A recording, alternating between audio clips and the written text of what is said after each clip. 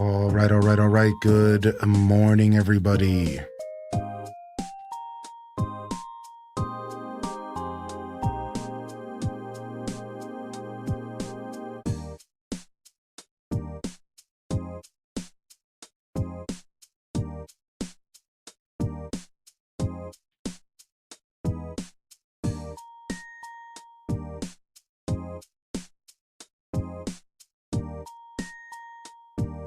Thanks for your patience. Took my time this morning.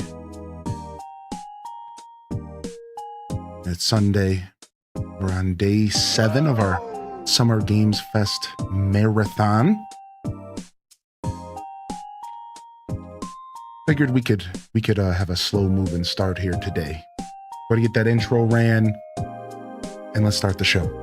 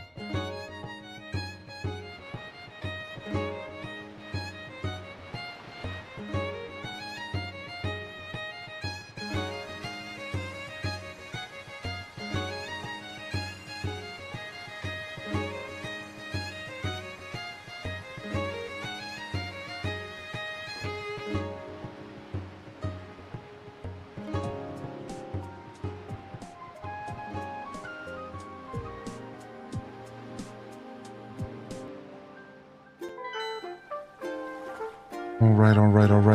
I think we're all set here. Good morning. Welcome on in. Some waves in the chat here. I'm going to make sure all my T's are... You know what needs to happen. Give me just a moment here. All right, another day of kind of mixing up my stream setup, so patience will be rewarded. Thank you. Thank you very much. Yo, what up, YouTube chat? Let me go to make sure YouTube's firing off as well. Make sure YouTube's firing off as well. Okay, it is. Okay, 666. Let's jump over to this one.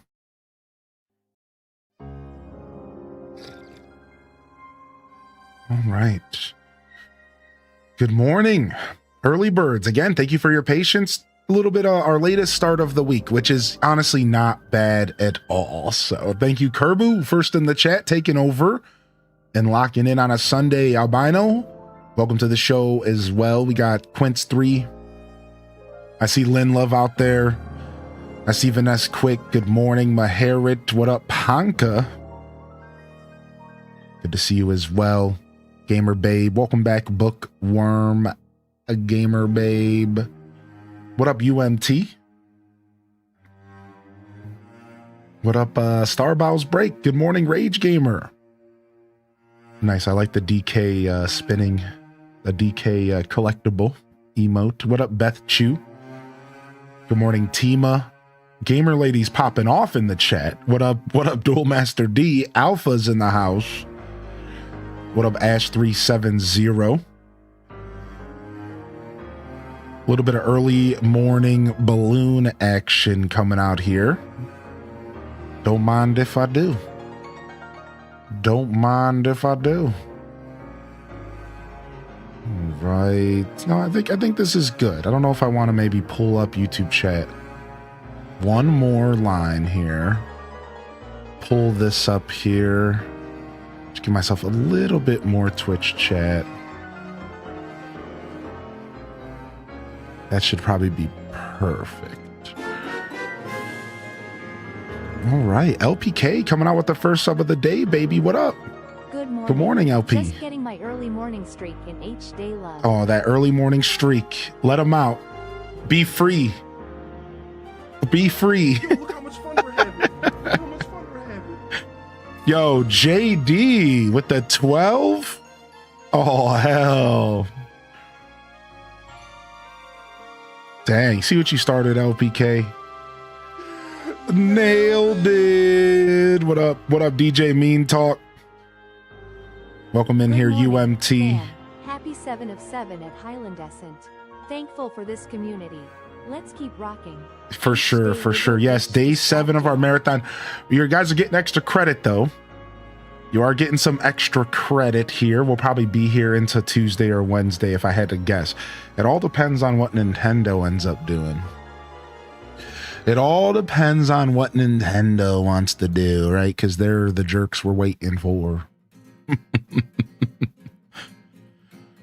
Ooh, sorry to hear that, Maharid. I hope you're feeling a little better, but it's not always like that. It's not always that simple. So instead, be easy, take care of yourself, and thanks for tuning in. Hopefully we can be a bit of a distraction.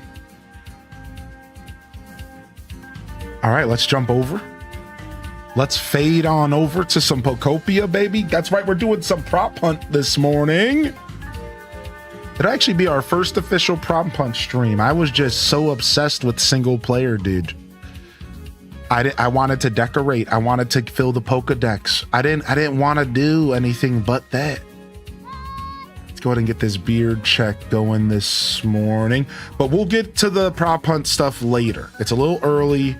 It's the weekend. People aren't quite here yet. So instead, we're going to start off by just cruising into the game. We're going to chill out a little bit. We're going to see what's going on with our islands.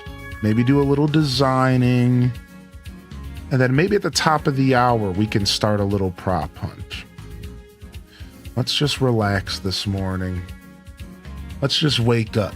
I'm just waking up. I'm dragging massive booty today. And I ain't talking about the size of my rump. I ain't talking the size of the rump. Dang, dude, I didn't brush my beard at all. Holy heck, dude. All right. I hear you, Midna. I hear you, homie. I hear you, dude. Thank you, JD, for 12 months. I hear ya.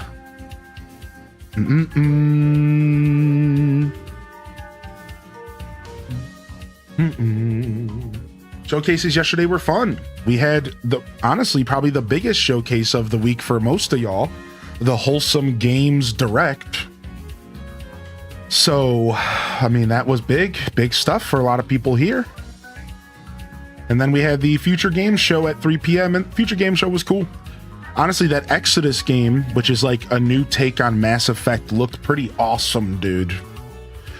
Pretty crazy. It kind of gave me an itch for Mass Effect that I haven't really had an itch for those types of games for a long time. So that's pretty cool. That's pretty cool. I see you over there, YouTube chat. I see you over there, Sai. What up, Trippy Unicorn? Good morning. Welcome to the broadcast. We got Xbox at 1 p.m. today. Exclamation point schedule will lead you to your time zones. You know, so if you don't mind clicking a link, that's just the easiest way to know what's going on today, because it's going to convert to your time zone. But 1 p.m. Eastern for Xbox, 3 p.m. Eastern for PC Gaming Show. There is one more showcase called N3. I have no idea what it is, and I didn't plan on watching it. I think I'll be skipping N3. That's at 11:30 a.m.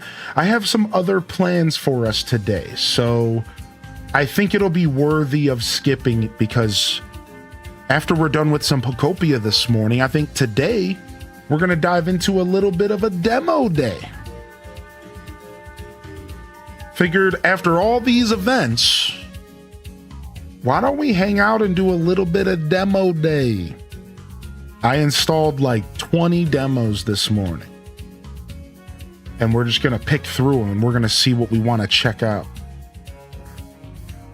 So hopefully y'all are here for that. Should be a lot of fun. We'll see. We'll check out some of these games over the past couple days that we've been We've been getting shoveled into our gullet.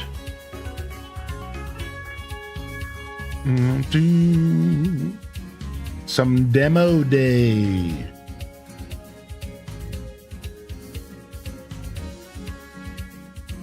Yo, what up? What up, Toon? Good to see you.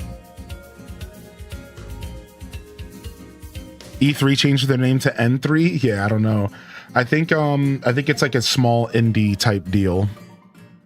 Yeah, I'm really not sure what it is. We could go look at the page. I'm sure it explains itself, but yeah, I don't know.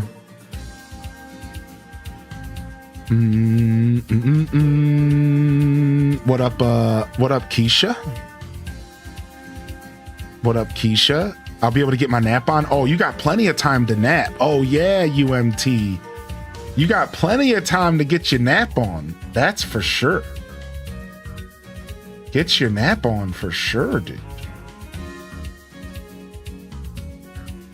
All right, we'll take the letter recipe. Don't mind if I do. We'll take the music note recipe. Don't mind if I do. And we'll definitely buy these 3 sets of flowers here. I don't mind if I do. All right, do I have any other flowers I haven't purchased yet? Let's just buy them all. Oh, it's just 1 set. Yikes. Let's just buy them all because we need them. Because we need them. Oh yeah, we finished the Pokedex in this game. That's right.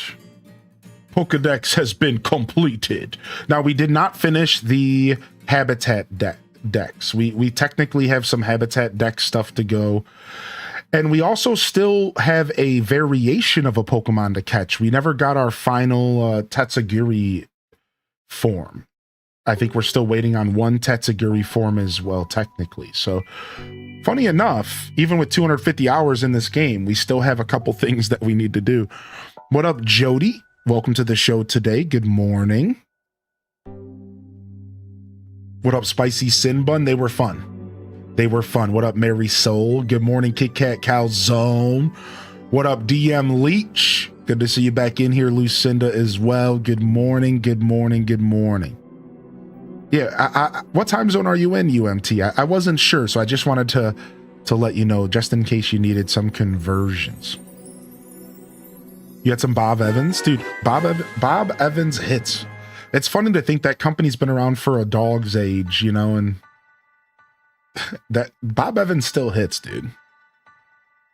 Yo, Lydia coming in with 15 months. Bring it in, baby. Bring it in, baby. What up, Lydia? Oh man, this song gets me in the feels. This song makes me feel stuff, which is rare for my cold, damp heart. Yeah, we need 1 more Tatsugiri to show up. We're still waiting for him. You're EST as well, you're in Indiana. You know, now that you said it, I instantly remembered knowing that about you, for whatever reason. You probably mentioned it in the past. Cool. Howdy, neighbor. Hello, neighbor. All right, no Tatsugiri today. I wanted to check real quick. No Tatsugiri today. Let's go to our Dream Island real quick. I'd like to go to our Dream Island and try to get some tulips. Where would I get tulips from, you think? Where do you think tulips could be found? Is that the Skylands? I think that's the Skylands, yeah? Pikachu?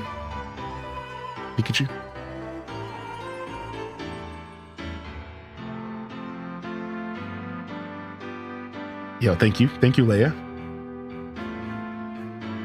What's up, Kenzie Koronic? Good morning. Working on your Sky Island right now? Nice, Jody.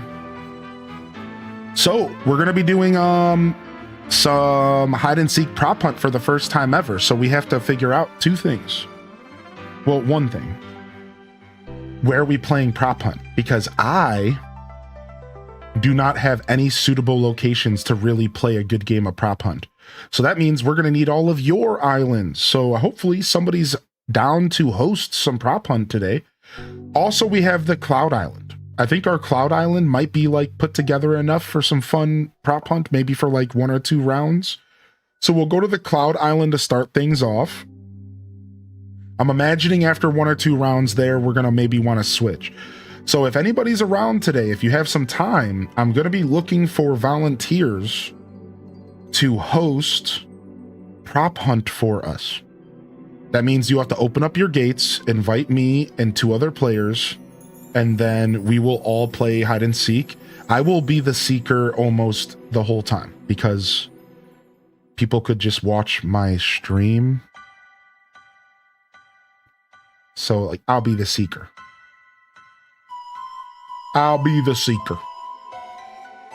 You're going to a concert next week called All the Feelings Tour. I'm considered it's not a name, it's a warning label. Dude, nice DJ. We love live music, man. Good to see you, buddy. Living up to your name. So yeah, some prop hunt today. I've never played prop hunt and I'm excited. None of my islands are pretty good for it though. Maybe my Pewter City would be okay, but what is prop hunt? It's a form of hide and seek where you can transform into props and then people have to find you even though you're a prop. So this first originated for, I think, most people, and I think in existence, this first originated in a game called Garry's Mod. So in this game, Garry's Mod, if you didn't know, hold on. First off, thank you for the gifted sub. Thank you so much for the gifted love. Enjoy your badge and welcome to the show. Thank you. So in this game called Garry's Mod, which was a mod of Counter-Strike, people can create games. All right. Now, Counter-Strike is famous for basically being a vessel for games. If you didn't know that, there's a lot of games built in the Counter-Strike engine. Half-Life is notably one of them. Counter-Strike was built because of Half-Life. Half-Life is actually the engine. That's what I should be saying to you. Half-Life. Then it goes from Half-Life to like all sorts of stuff. But anyways, so Garry's Mod is a form of hide and seek where you can turn into an item and then people have to find you and they shoot you with guns and you have to try to last as long as you can. Well, they built that into Pokemon Pokopia and you can play hide and seek. Right now, it's built into the game with the NPCs and you can like play with the Pokemon, but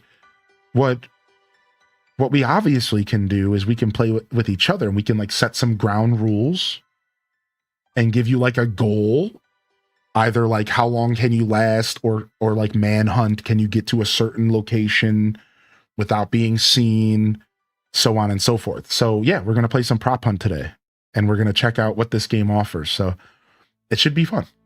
It should be fun. Isn't your Palatown littered with random items? Yeah, but there's not enough space. There's not enough like space. Like we need like a nice big place to play prop hunt, I think. Yeah, like pretty much after you leave my starting area, it's just empty.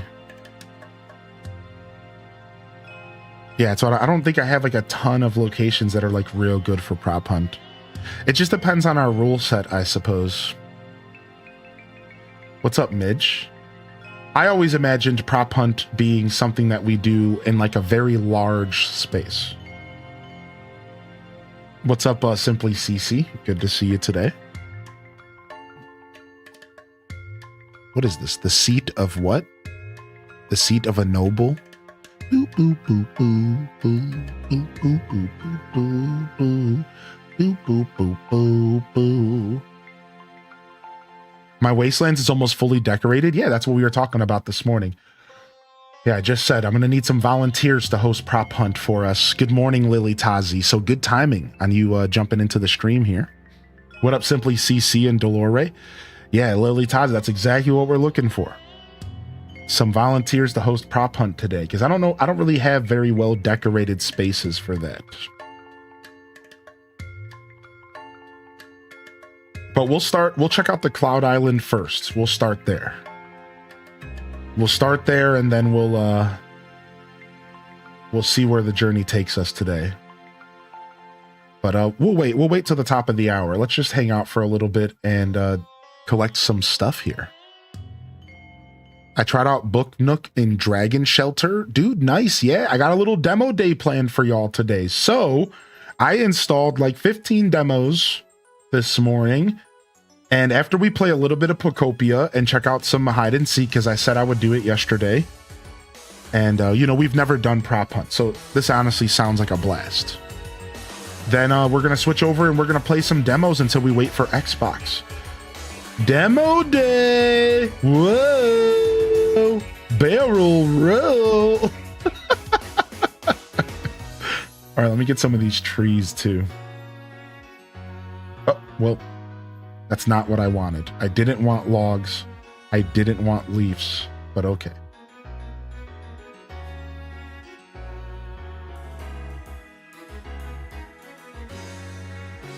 Nice. Did you enjoy Dragon Shelter, Delore?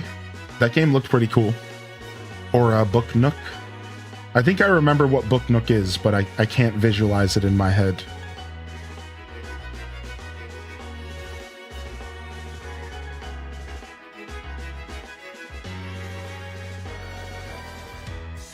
Do. All right, I definitely need some trees and stuff, so I'm gonna snatch up everything I can. I gotta take advantage of my islands to finish my projects. I need a lot of foliage. Disguise as a tree branch? Yes, LOZ junk. That's the kind of stuff you can do. Yeah, dude. It's about to be fun. Just stick around for a little bit, y'all. I just wanted to give people time to wake up, because I don't even know how many people are interested in playing, to be honest. We're gonna find out. We're gonna find out, aren't we?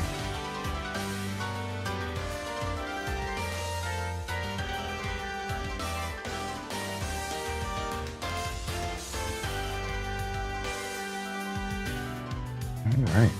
I could use all this dirt as well, but that's a job for Graveler. That's a job for my boy Gravely. That's a job for Graveler, the Graveler, the gravelly ball of gravel.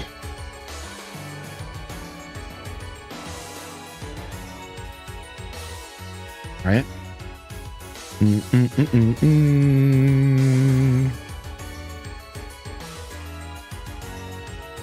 Also, Tamper, that Moss the Forgotten Relic game doesn't actually. So they reached out to me with a key for a demo that I installed that disappeared from my Steam library. So they must have delisted the demo. And it's funny because the email said that there was a content embargo in which you weren't allowed to stream the game until like Monday this week coming up, tomorrow. So I'm wondering if some jerkwad got sent the key and streamed the game. I bet you that happened, dude. I bet you. So then they took the demo off Steam, pissed off. This is my own little headcanon, and I'm sticking to it. Because all of a sudden I can't even play the demo, and I'm like, what happened? So I'm hoping Monday it shows back up in my library. So I'm hoping Monday the demo shows back up in my library and I can play it for y'all. But that one's not in the list for today, unfortunately. It just doesn't even exist anymore. I did, however, install Brazilian drug lord dealer of the third, fourth to the power rhombus squared, or whatever that 18-word long game title is.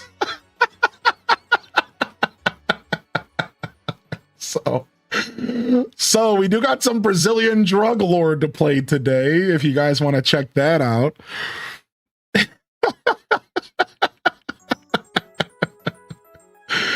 So we'll see. I'll let y'all pick later, though. I got a bunch of stuff installed. I'm just gonna let y'all pick a couple of them. Are you calling me a jerk? I ain't calling you a truther. Wait, that's not. Anyways.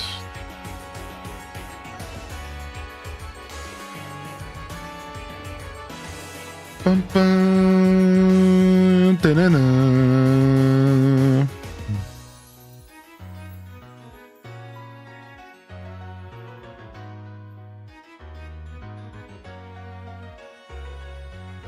when you fart in the bath and then bubbles appear. Zach? Good morning. Good morning, YouTube chat. Okay. All right. Happy Sunday.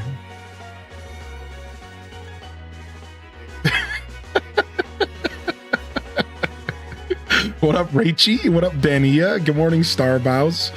How is everybody? Happy Sunday, y'all. Good morning, Sita Man. How you been, Sita? Yeah, good to see you, man. Do. We're just collecting some foliage for our builds, all right? Do. Yo, I heard this is Dazabound's favorite Pokemon soundtrack. If the next time you see Dazabound, you should say to him, "Hey, I heard how much you love Legends Arceus, and you're Legends Arceus's biggest fan." You should say that to him in our chat. All right, everybody. Yo, what up, Frostlass? Done with the Bleak Beach. Now time for rebuilding. Nice. I'm well. Second week on the new job. Dude, you got a new job? Congrats, man. 13-hour shift yesterday? Sheesh. As long as you're getting some time for yourself, dude. But sometimes you got to get out there and grind, right? I'm not in a position to tell you when that is, but sometimes the grind's worth it. Sometimes the grind is worth it, dude. Right up there with Bubblegum KK. I forgot that Daza had a bad Arceus take. Whoa, YouTube shooting. Shots fired, YouTube chat. Whoa. I mean, you said it, not me. Oh, you said it, not me. Oh.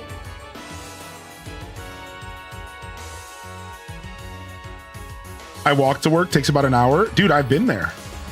Dude. Cedar Man, you were not alone, man. That's what I want you to know.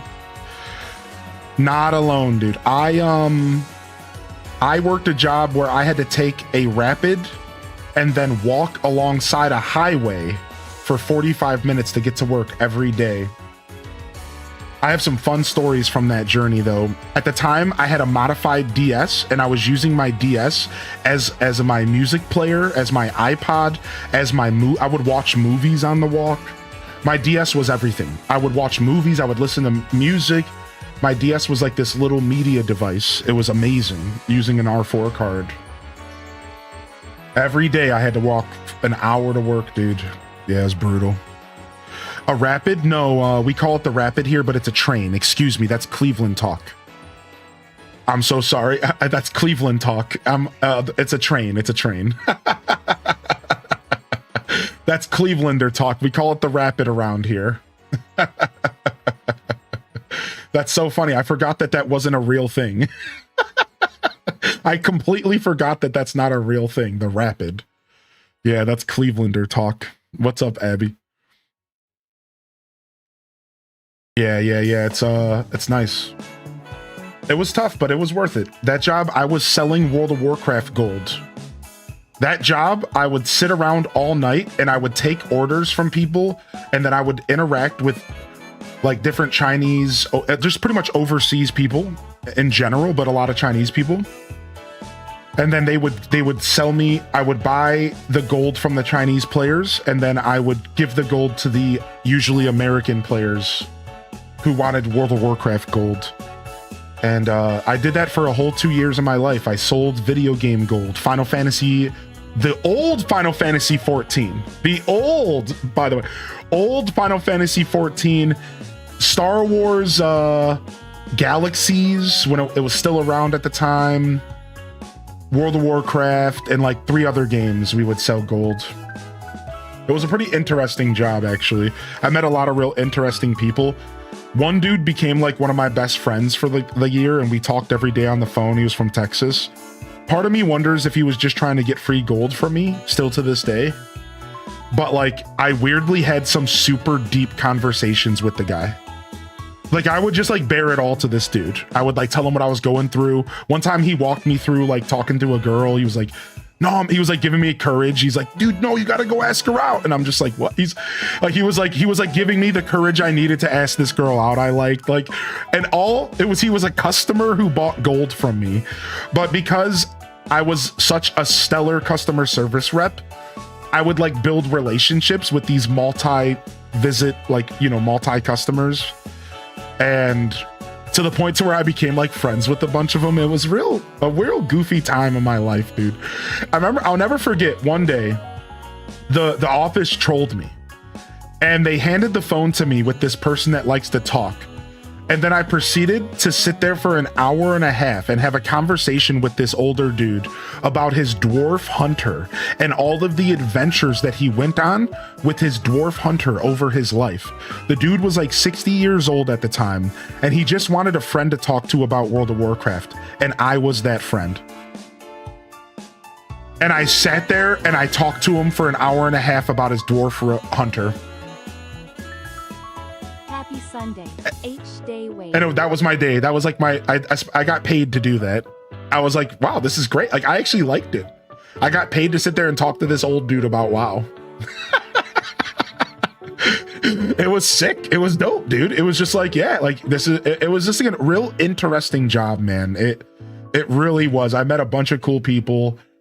You know, meeting people passionate about gaming is what I get to do nowadays. And that's what makes this all worth it, you know, like meeting up fellow passionate gamers. So, yo, thank you, Meg Petrowski, for the 44 months. Holy heck, can we get some love in the chat, dude?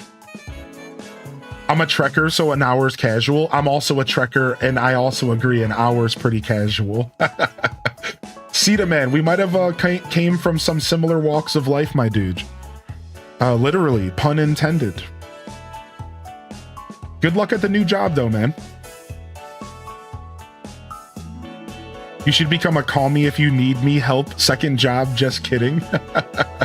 I would love to have a job where people called me for help in video games. Like, that would be super sick, dude. The Hylian Descent hotline. So I'm playing some Call of Duty and I just need, can you take 3 strokes off my shot? All of a sudden, it's a Meeseeks moment.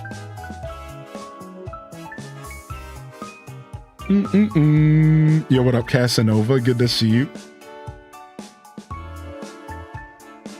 Yeah, that's rough, Armazel. That definitely understandable. Taking breaks, though, that's not a bad deal. Still getting out there, connecting with nature.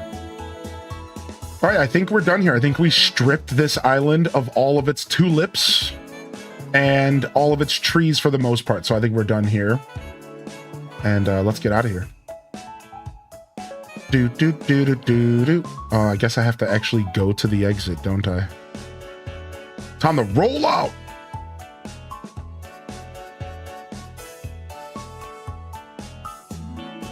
Oh, this stuff's gross.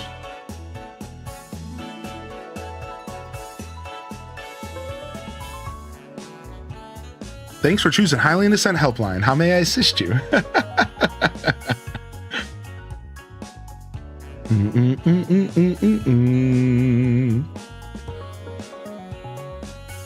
Get me out of here. I'm trapped.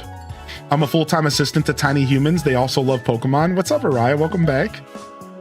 Meeseeks moment, yeah. Yapping, customer service, hacking your 3DS. No wonder you became a streamer. Yeah, I've been living this life for a long time, Ryokin, for real, dude. Is anybody in chat from the UK? Yo, UK, sound off. We got a lot of UK heads out here. Someone told me that when you get to 10... Oh, when you get to 10 on your area, it doesn't go down. It does. Yeah, that's not true. When you get an area to 10, it can still go down. It can still drop. You actually do have to pay attention to your area level. If it goes back down, it can go back up again. So don't stress out about it too much. It's not that big of a deal, actually. But yeah, it can. Your ranking can lower. And now here is the deal, though, that you need to worry about. If your area drops, you get locked out of purchases from that rank. So if you haven't purchased all of the level 10 stuff, you're going to get locked out of purchases.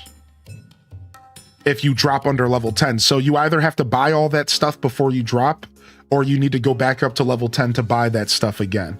That's the only problem. That's the only problem. Otherwise, it's not that big of a deal. When you play Pokopia, is there an age limit for playing Prop Hunt with you? No, not at all. No, not at all. All we encourage you is to, you know, nobody share ages. I'm big about, please keep your age to yourself just to keep people safe. So we don't need to know that you're younger. You can come and join us. If you have kids, if you're a family person and you have kids and they want to come and pick up the controller, all that stuff's super cool under your supervision. That's all on you. That's totally rad. I have no problem with that stuff. I'm here to have fun. And the kiddies are included, you know, but again, we don't want to know ages. We don't want to know, you know, if that stuff, if you're a kid watching the show, you're supposed to be 13 if you want to watch on Twitch. I don't know what YouTube's age limits are. So if you tell us how old you are, we could have to ban you, like literally have to ban you. So like keep all that stuff to yourself. That's my only request. All right. But I don't care who plays with us. That's fine. Yeah, that's the only rule I have with youngins around here. Because I want to try to protect y'all. I know it's not really necessarily my place, but I think it takes a village. You know, that's what I was raised. It takes a village. So I'm going to do my diligence as a creator to make sure that I try to keep somewhat of a safe space around here. A lot of weirdos out there. Let's just leave it at that. Lot of weirdos out there. Can I craft another chest? I might need to. Yeah. Yeah, even when people joke about their age. Yeah, correct. Like, that's actually a Twitch policy and YouTube. Like, if somebody's in my chat and they're like, haha, I'm 7 years old, you're banned. Like, I have to ban you. Like, I know that sounds like super ridiculous, but like, no, like that's the rules of engagement. like that's actually not a funny joke, and I have to take that stuff super serious. So if you guys want to test me, go ahead, but it's gonna happen. Like, believe me, this has happened before. Like, I've literally had this exact conversation. Somebody made a joke, they got banned. We never saw them again. So, like, yeah, that's not, unfortunately, you know. Yeah, what up, Tam perpetrator? I'd be watching my daughter. Yeah, of course. Like, if you have some kids around the house and they want to come and jam with us, that's, dude, we do a lot of Mario Kart here, Araya, and people always have their little ones come and grab the sticks and do some races, and I find that to be so charming. Like, that's so cool. So that stuff is welcome for sure. Oh, that would 100% be a phone number on the back of the Nintendo Power magazine. That's exactly what I was thinking. All right, so let's go ahead and try some Prop Hunt out. I think we're going to go to the community island first and start there because there's been a bunch of love put into the community island, and I think it would be perfect for Prop Hunt to start things off. So we're going to start there, and then after we figure all that out, then I think we're going to go to your islands. Anybody who has an island that wants to try some Prop Hunt out, and if you want to invite us, me and 2 other players, we could check out your island. Not only can we check it out and see your wonderful designs, we can also play some Prop Hunt. So if that's something that you want to do, stay tuned. Let's go ahead and jump over to mine first, and let's go see what everyone's been working on. And we will do first come, first serve. And since some of you have already been to my Cloud Island,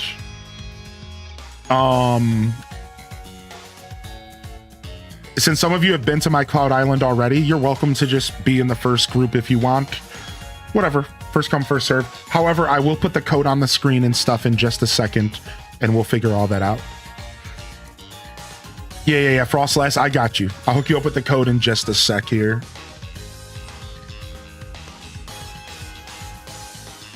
Yeah, I saw Lost and Found and Until Then. Yeah, we watched the Southeast Asian showcase, and I think both of those games were shown there. I think so. All right, let me get my stamp today. Ooh, Mewtwo stamp. Sick. All right, now how do I pull up the code? Here it is. So here's my code. Here's my code here. All right, FHBHPYS5. All right, so let me go ahead and update the code command with that. We'll use the code command today.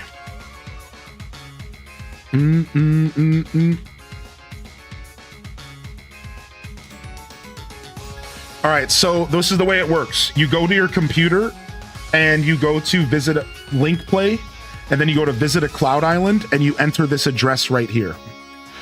And if you want to host, I can tell you how to host later, but if you want to join, just go to your computer, go to Link Play, and then go to join a Cloud Island and enter this address right here, all right? So we're going to do first come, first serve for now. And then again, I might have other people host if other people are interested in hosting. And then otherwise we will keep playing on either my islands or whatever we want to do. I'm just going to go ahead and take all this stuff out of Lost and Found and dump it in a chest somewhere. Can we got to get a dump chest. We got to get a dump chest for the Lost and Found so that I don't have to, you know what I mean? Like, we got to get a chest where we just like put Lost and Found stuff so that we can clear the Lost and Found out. Cause I think I'm the only person that can do Lost and Found. So we got to get a dump chest. I don't know if I have any materials, or I don't even know where a crafting station is around here. So anybody who's joining for Prop Hunt, give me just a second to explore a little bit and see some of the designs around here. We'll start in just a minute, all right? Let me just look for like a chest or something. I need to find a way to dump this stuff out of my inventory. I just started Pokopia a couple weeks ago, and now I'm obsessed, but I haven't had a lot of time to work on my island. But it's nice to find a streamer that plays it. What's up, Bitsy? Yeah, I'm trying to play 1 day a week or so, but I would like to play more. Just keep that in mind. I'm doing a lot of designing in this game, and I have a lot of plans that I'm looking to fulfill. So looks like we have a lot of dump chests around here. Looks like I'm not the only one that likes to take advantage of a good old dump chest around here. Dang it, dude. We don't have any public crafting stations, dude. What the heck? All right, let me I guess I just need to actually explore. Let's go ahead and start exploring. Cause all right, you guys can take the time to poke around, of course. Don't destroy anybody's stuff, please.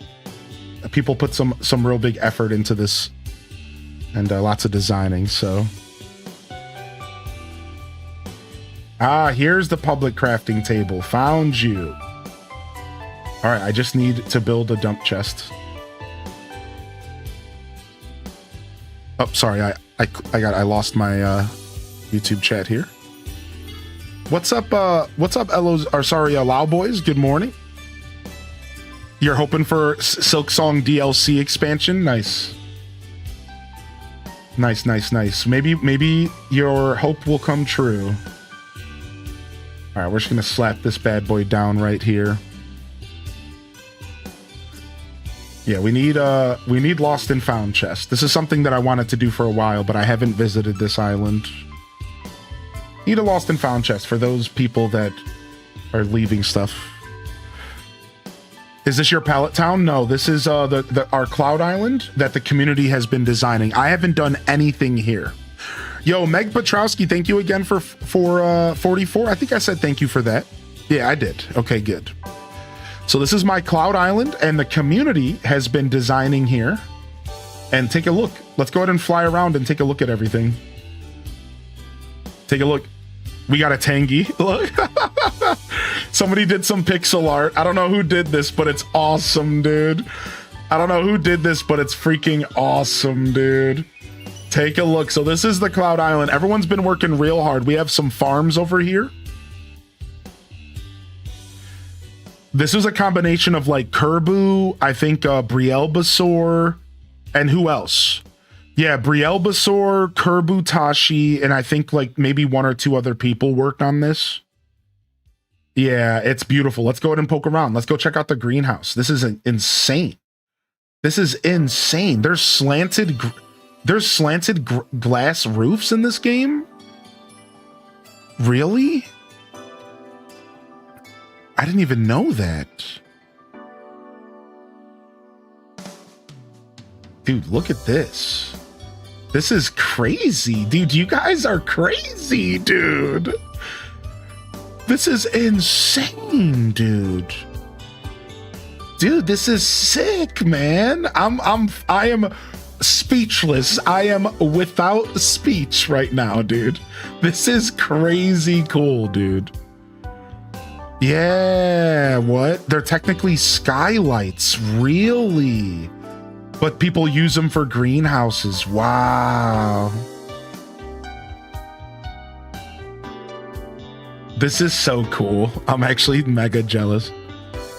I toured this island last week and was blown away. Think I'm good at this game, and then I see what other people are doing. Yeah, you and me both, Geeky. It's good to see you in the chat, by the way. This is sick. Yo, what's up? Are you taking pictures?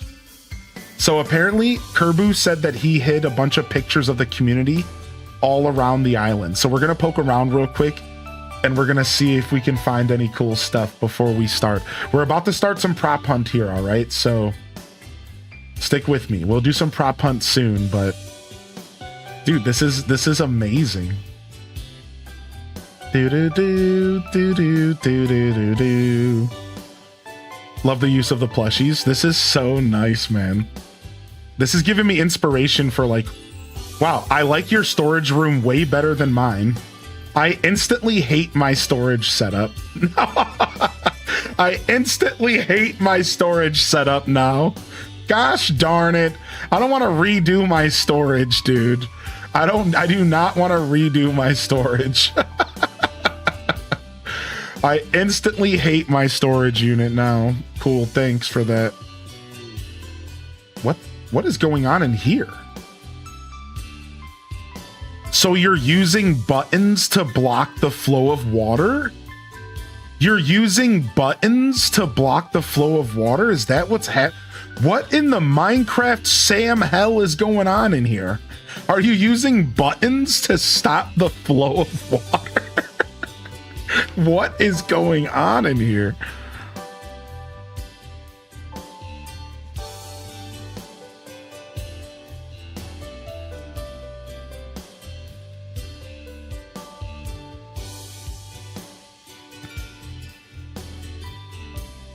This game has buttons? I think so, yeah.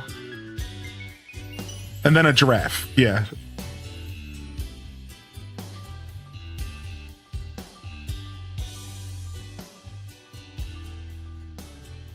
All right, let's go upstairs. Dude, what is this loft? What is this loft? Dude, this is crazy. Oh my God. I was not expecting. Wow, and this is what it looks like from up top. This is what it looks like from up top, dude. Cute little bridge over there. I like that bridge a lot. Yeah, the furnace into a fireplace is super neat. I agree with that. Dude, I like how some of the windows are open. That's a pretty cool touch. Some of the windows are open, some are closed. That's a cool touch. I like that.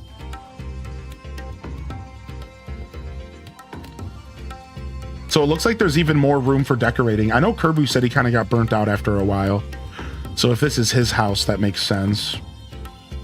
Now there's more though. There's an underground bunker here that I haven't visited yet.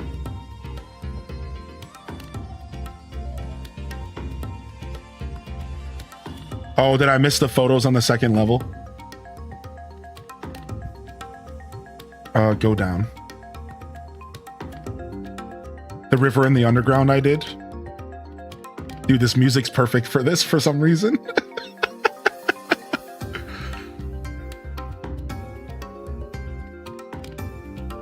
You've arrived. Sick. Oh, you know what? I've been down here partially. At one point, I came down here and I saw a little bit. I'm not sure if I've seen it in a while. I'm remembering some of this now because I love this front room. I love this front drop-off room. So I just, it's distinct in my mind. I remember this drop-off room. Dude, oh yeah, this is the farm, dude. This is the farm. I don't know how it works though. I don't know how to like activate the farm, but this is the farm. Oh, is it just activated by me walking around?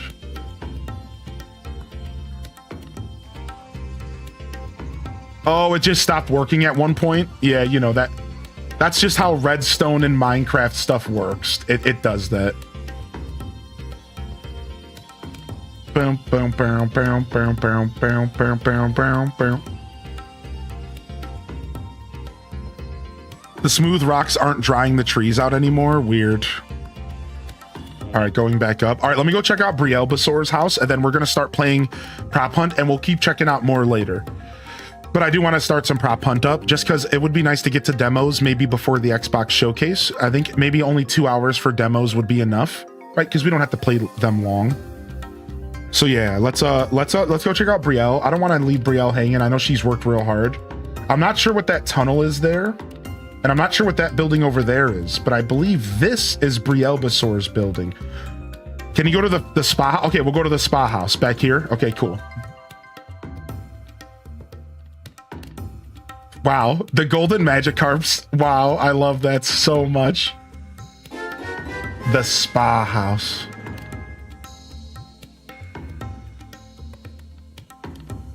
Dude.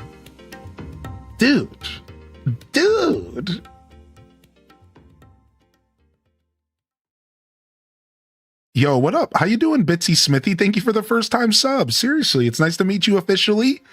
And welcome to our community. We fell in love with this game on release. We played it for 3 weeks straight, got a little burnt out, and now we're picking at it and we're trying to wrap up some of our designs and just looking for a reason to play it. You know, it's such a beautiful game.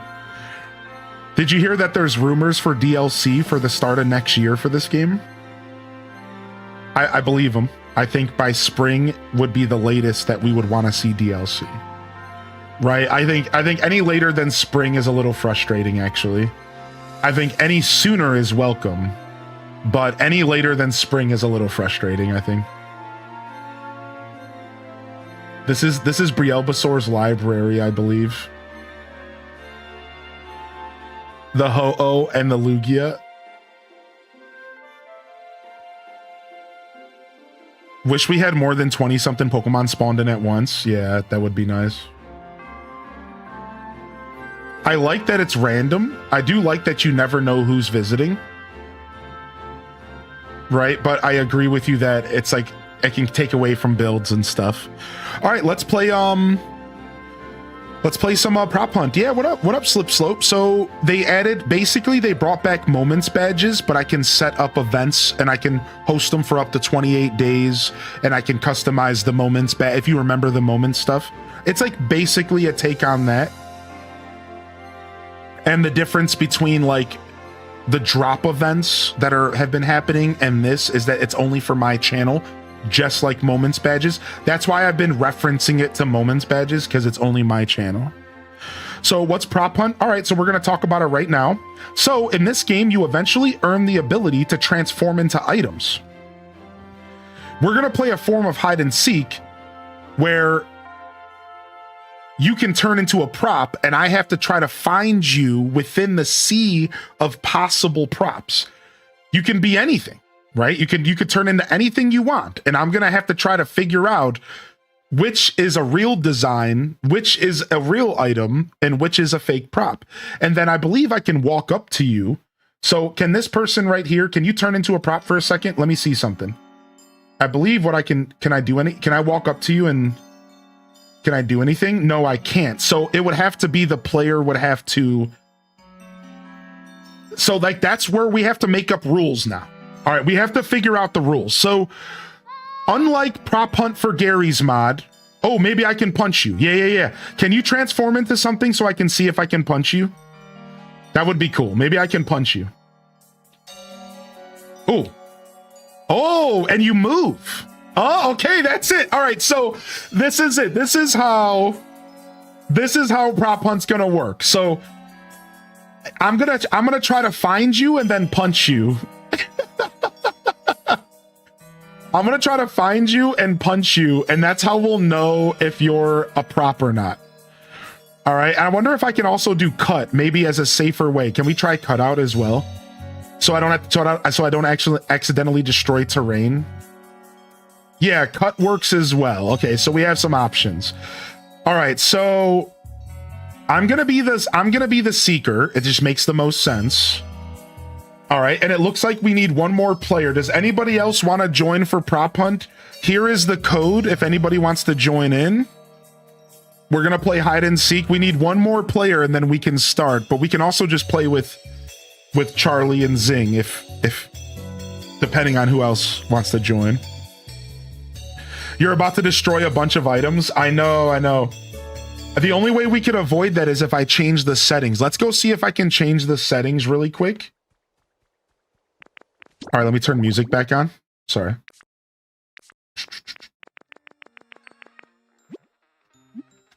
All right, let me go see if I can change the settings to make it to where you guys can't destroy stuff real quick. Because I might actually just be able to do that to make prop hunt a lot better. Let's go see. All right, link play, check settings. All right, I can't change this stuff maybe because we're online. Okay, it doesn't look like I can change the settings. Does anybody know why? Is it because I have people visiting?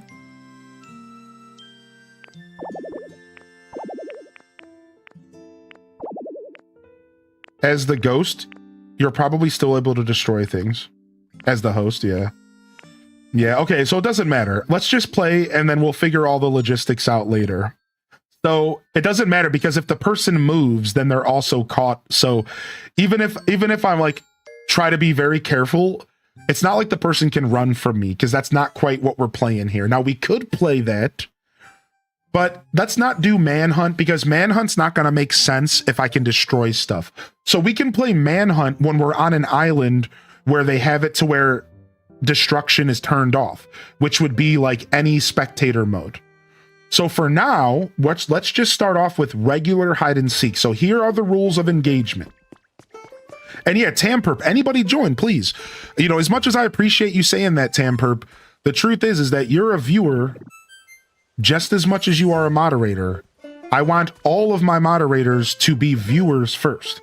So when we're doing fun stuff, it's not your obligation or duty to step back and pretend like you don't get to have fun because you have a stupid green sword next to your name. So just a heads up to all my moderators, but to Tamperp, don't even have that mindset.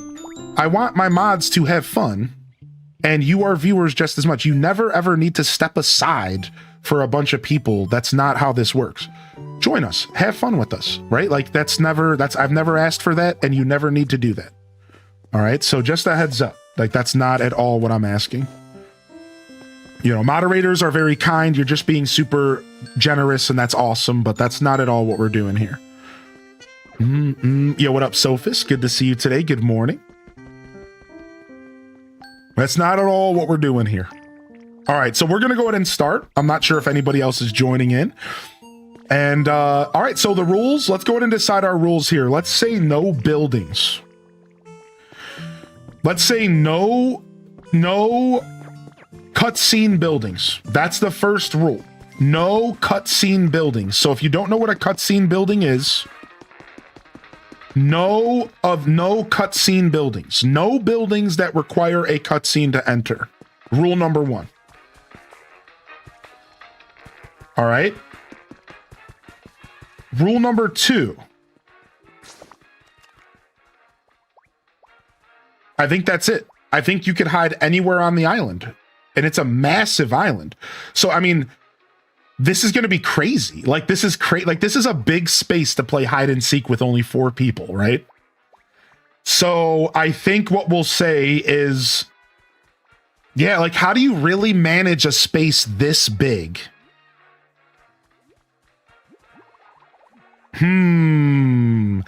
Like, I guess you would want to maybe build boundaries to some extent.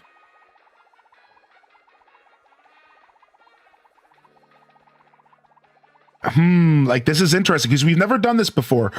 Because this seems pretty big. Like I could play hide and seek with the map this big, but there's no way you could play prop hunt with like a map this big because you could just be any tree anywhere, and that would take me 1,000 years to find you. So unless we were playing manhunt, that wouldn't work. But playing manhunt, a map this big works because manhunt, your goal is to get to base.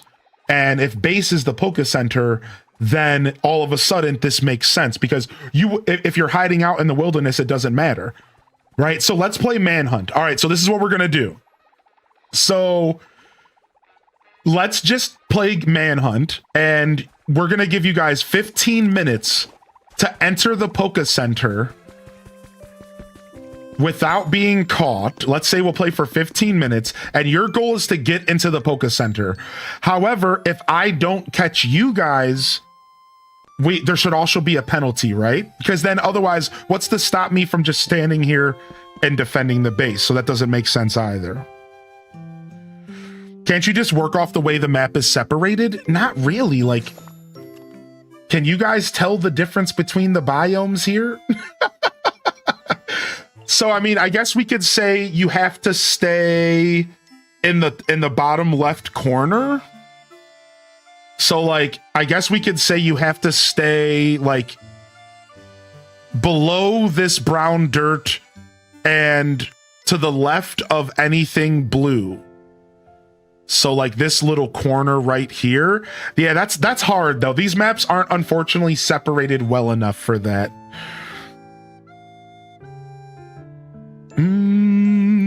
There's a green and a bluish. Yeah, like you can't really be like, oh, don't enter the bluish area, like, right? Like that's a little weird. So yeah, let's try it though. Let's try that. So we're gonna say don't go past the sand to the north. Stay within this color green right here. Stay within anything that's within this color green right here. All right, so only this bottom left corner is playable. Let's try that. Yeah, like, unfortunately, when you're trying to play hide and seek and stuff, you want to have the most simple rules possible. I've learned this. Because if you don't have simple rules, then the game is not going to be simple. So, like, yeah, like, we got to have, like, simple rules. We can't do, like, oh, restrict, you know, it's just too much. You could say restrict objects, like no nature objects. Okay, that's a really good idea. All right, so how about we say...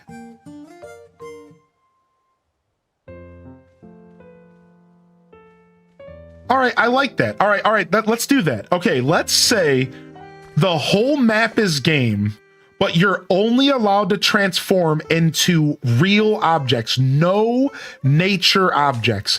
No trees, no flowers, no grass, no sticks, no stones, no leaves, nothing. All right, I like this. So let's play prop hunt. The whole map is game.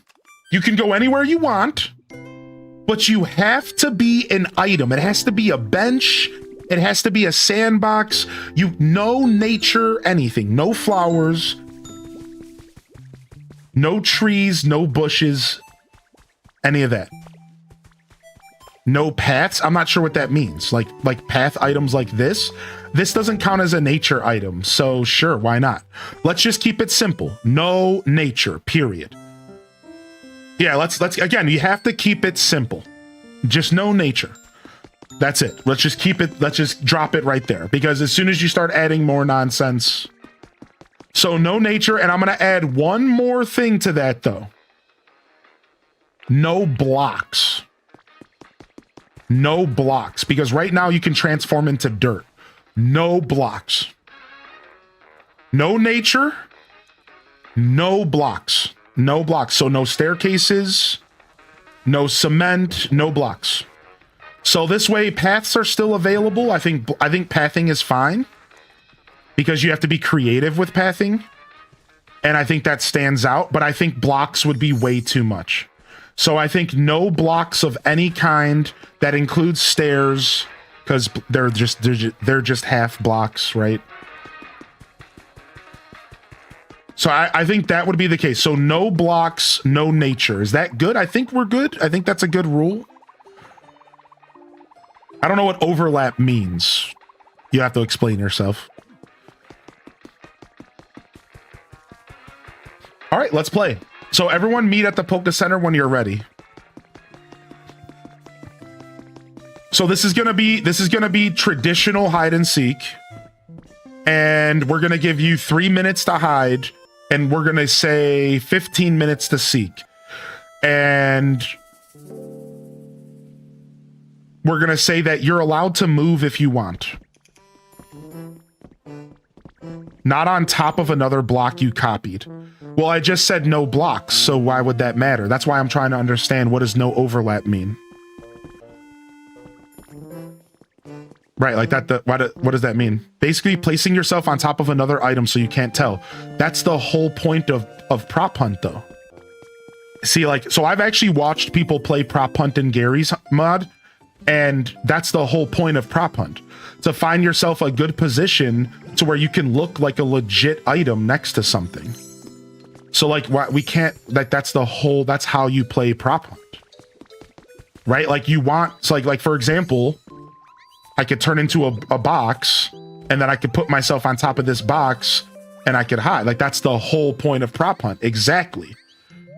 It's like you want to blend in as an item. So as long as we block any kind of, and as long as we stop any kind of block items, and as long as we stop any kind of nature, I think we're good. That's how Prop Hunt is supposed to work. Right? You want to give people an option to be good, like. So I guess we'll take pathing out as well, since pathing looks like it can be gamed here. But even then, I can technically tell. Look, I can tell that you're fake here. But I would have to look really closely to, like, every single path. So thanks for showing me that. Pathing is out. Pathing is out. Pathing is not gonna work. Yeah, pathing is too easy to game. So yeah, so Aquana's I think Aquana was right with no pathing. I didn't think pathing would matter, but this feels pretty cheap. Yeah, this feels pretty lame. Yeah. This feels pretty lame. So yeah, pathing has to go. Pathing, no blocks, no nature. Thank you, Summer Breeze, for 17 months. And good morning, Summer. Thank you very much. Yeah, so no pathing, but I don't think overlapping is gonna matter much, right? Can you guys picture anything else that would matter with overlapping? Like, there's no way, right? Like, you can't turn into posters, let's see. Yeah, you can't really turn into posters. I don't think overlapping is an issue outside of pathing. Right, you can't turn into posters. What about a rug? Let's see. Can you overlap a rug? Can you rotate yourself? You can't rotate yourself, can you? No. Let's try this rug. Okay, so why am I... Okay, here we go. Yeah, you do it. You do it so I can see if it looks bad. Wait, try again. Press R. Press it again when you're like... Yeah. You gotta, like, be facing it. Yeah, you got it. Or, like, the other way around, maybe. It's so silly how it's, like, upside down. Yeah, I think you gotta be facing me if you want it to work. I think so. Yeah. Let's see. Is rugs... Overlapping rugs seems pretty cheap as well. So, I guess if that's like, I guess that style of overlapping is pretty lame, but it's only something you can do on rugs and paths. So I guess wouldn't it just be easier to say no overlapping for those? Yeah, no items that you can just, like, copy paste on top of each other. Yeah, you can totally use camouflage in spectator mode, I'm pretty sure. Yeah, that's what I'm hoping. I'm hoping that works. Yeah, nothing flat. I suppose that would be the only problem, right? Because there's nothing else you could overlap on that could be a real problem, right? Like you couldn't overlap books. No.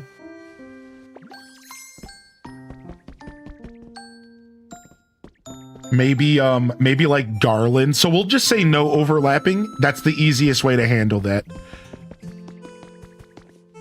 Other items that you could like walk through. Yeah, I'm thinking like garlands or something. All right, the best way to figure this all this stuff out is to just play though. We've been talking for 30 minutes instead of just playing the game. It's like, who cares, dude? Let's just play. All right, everyone meet at Poke Center and let's just actually play the game.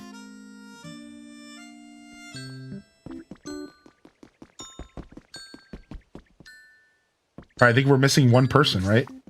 Yeah.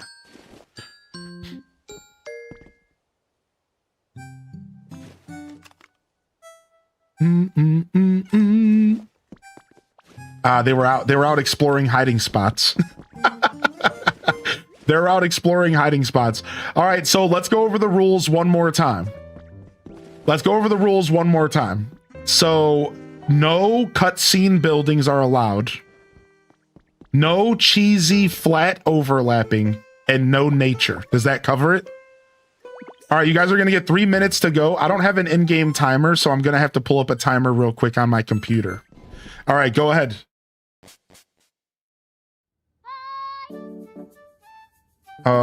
Do I have a timer? I thought I did. I thought PC came with a timer. Clock. Here we go. Oh, am I still in display capture? Whoopsies. All right, you guys get 3 minutes. You guys get 3 minutes to hide.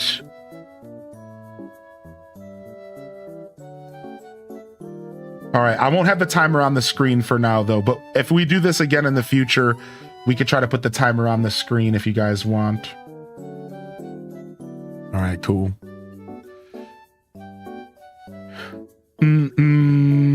If you get desperate, you can use the mini map to narc them out. I'm not sure. Does that work even if they're in prop hunt mode? All right, quick. I'm not going to look. You guys tell me. All right, I'm going to press start and the chat can tell me.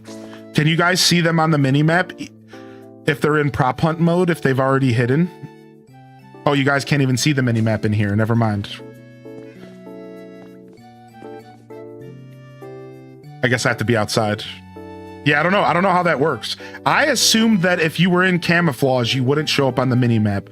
But bold of me to assume that they thought this system out. You know what I mean? Bold of me to assume that they thought this out. You know, it's probably not that fleshed out.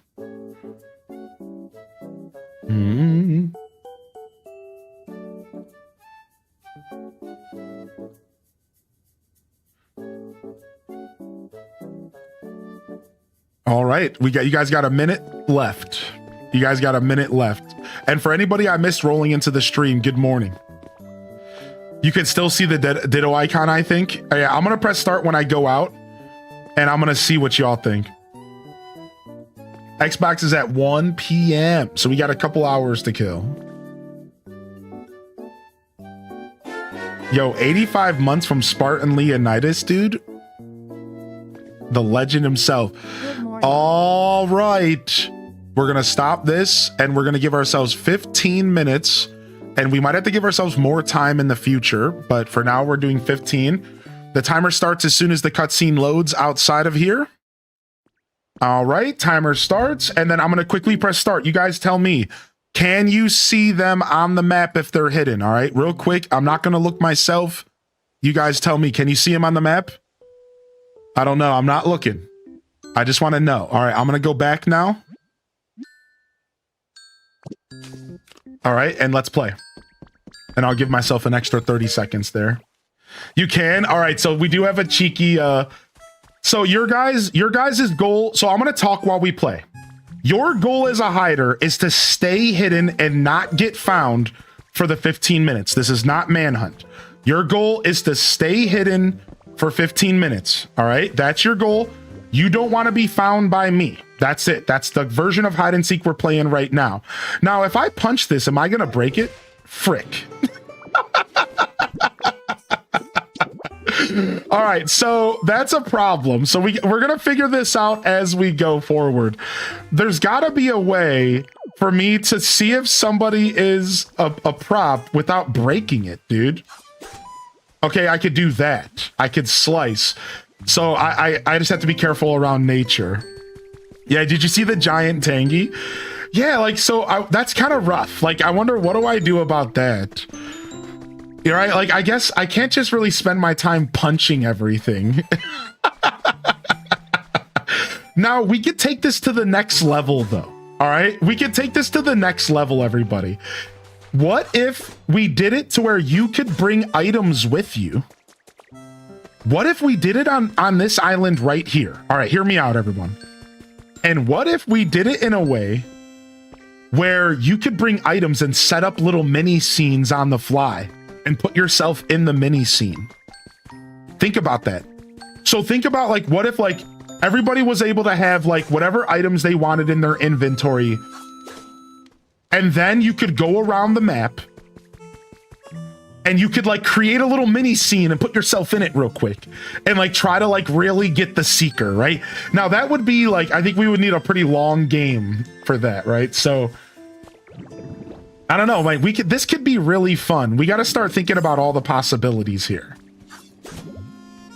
All right, now remember, no nature, no blocks.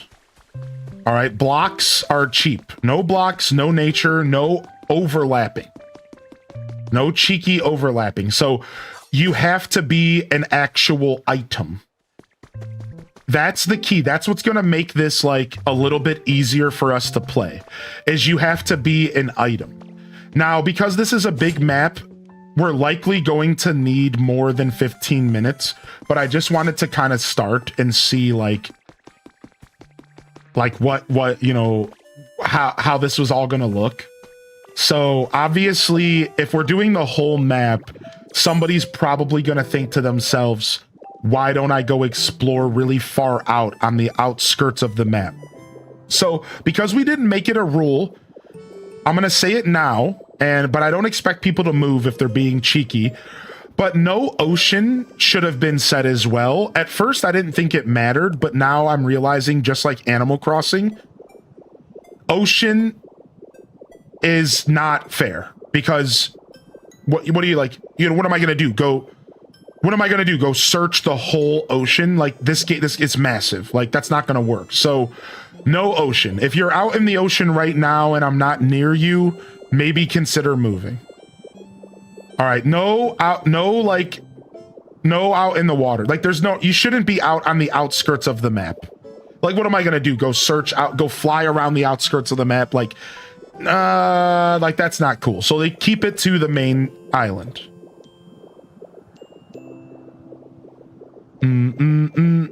Yeah, we talked about setting a parameter, but setting a parameter doesn't feel good because there's no real solid way to do it. Like, the hide and seek islands map is like a jumbled mess of, like, biomes. So there's not, like, a real solid way to set a parameter. Like, not really. So, like, yeah, it would be easier to set a parameter if we had something that was built, like, for hide and seek. But, like, the cloud, it doesn't really feel good. Like, it's hard to say. We could try the parameter stuff, though. We were gonna try it, but I wanted to see how this felt first. We were gonna try it, and we will try the parameter. But, like, I don't think the parameter is a good solution, personally, but we will try it, though. I just wanted to see what this was gonna be like. So, interestingly enough, in buildings originally felt fair. I was like, yeah, why not let them go inside of buildings as long as it's not a cutscene? But now that I'm in this building right here, I can't help but think to myself, like, there's a lot of stuff in here, right? So, like, when you play Prop Hunt normally, your goal on, like, Gary's mod is to look for stuff that's out of place. Look for, like, little teeny imperfections. That's how you play Prop Hunt. So I like this. I like people being able to go inside of somebody's build and just, like, put down a computer and be like, I'm a real computer. So I do like this, but like, boy, I think I'm gonna need more than 15 minutes. I think that's what I'm trying to say here. I think 15 minutes is rough. Now, Dragonite is faster to fly, so it would actually make more sense for me to switch to Dragonite while I'm flying. What the heck is over here? Wait, how do you fly fast? How do you fly fast again, dude? I haven't played this game in so long. I don't remember what buttons, dude.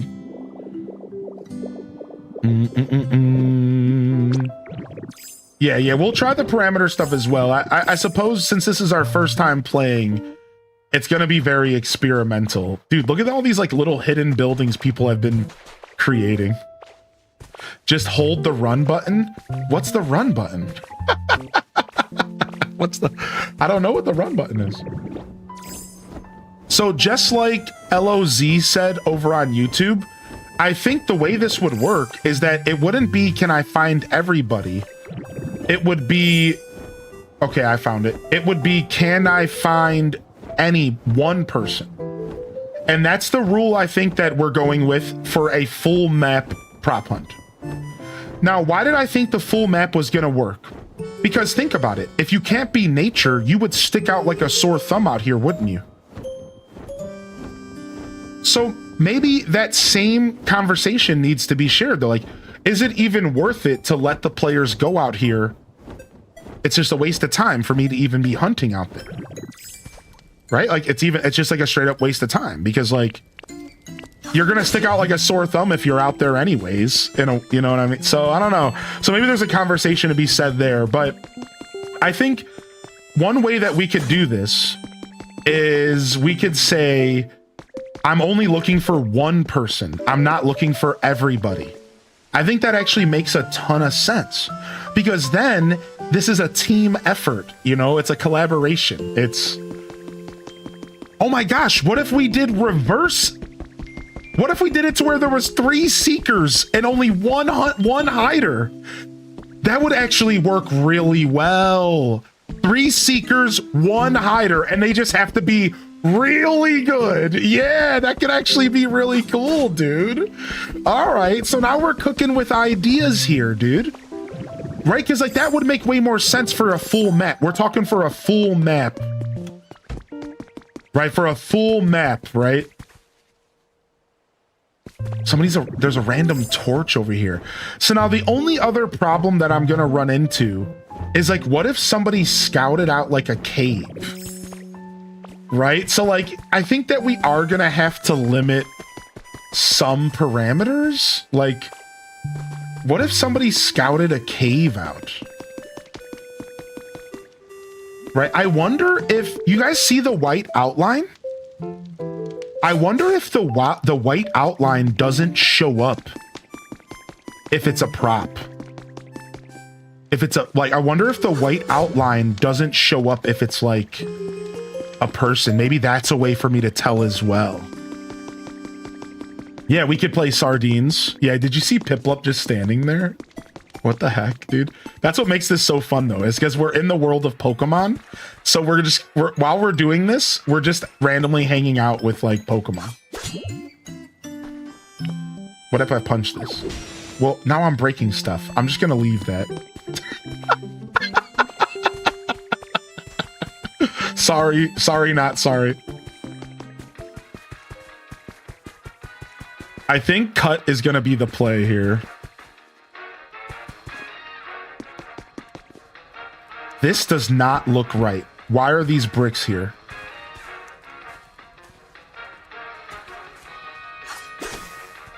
Frick, I killed the flowers. Dang it. Yeah, this is hard without spectator mode. So we might need to try spectator mode next.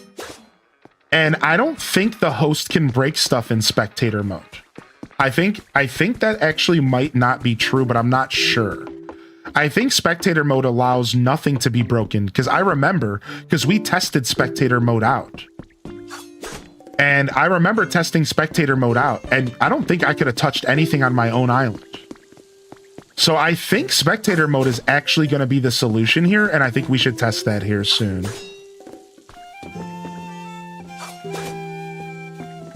It helps that nature isn't allowed with using cut. It does help. It does help. Right. It does help. The problem is that there's a bunch of nature next to stuff that I want to test and see if it's a player, right? So it's a little rough. It would help if I couldn't destroy anything. So we're going to kick everyone out and we're going to try spectator mode as well. I mean, it would make the most sense for you to, if you were a hider, to go inside of this building in this mess of stuff. So let's start going in. I wonder if somebody took the elevator cheekily. But would the elevator be up here if somebody took it down? No, it wouldn't. Hold on a second. That's wrong. Unless they sent it back up and they're super cheeky. Does that white outline? No, I'm not sure. That's a really good question. That's what I was just saying too. I wonder if the white outline is a way to see, to prove. But the problem is not every item has a white outline. That's one of the problems. Is not every item has a white outline. Like, not everything has that same hover effect, unfortunately. I also don't even know if my cut's working on stuff that's, like, stacked. I guess I would have to pan my camera.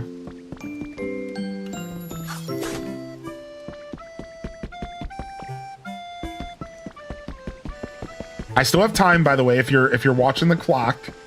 I still have time, even though I'm probably gonna lose. I still have time, even though I'm probably gonna lose here. Was this camera actually here before? Hold on a second. A camera in here would have been a really good idea. A gravestone in here would also have been a really good idea. Dang, dude, I don't know. These all seem pretty placed, pretty purposefully placed. No, you shouldn't feel bad at all. We're just having fun. We're not even sure if this is going to be the way that we play hide and seek officially. Yeah, like this is all just an experiment right now. Where I'm not even sure if this is how this game is going to work. I'm just trying to see what's the best. And because I'm kind of on a timer today, unfortunately, I wanted to just play. I don't want to sit here and just talk about it.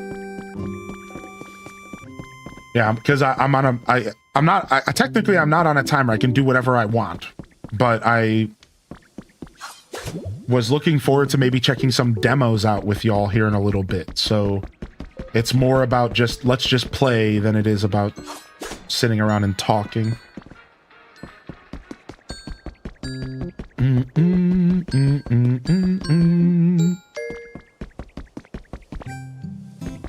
Interesting. Is this seat taken? I'm hip to that game. Yeah, it looks cool. We saw it during some of the events yesterday.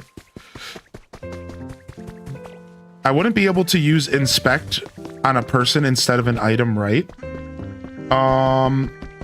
Sure, but again, we don't know the rules. We're not sure. There's not really an inspect option. Yeah, that doesn't really exist. There's not really an inspect option.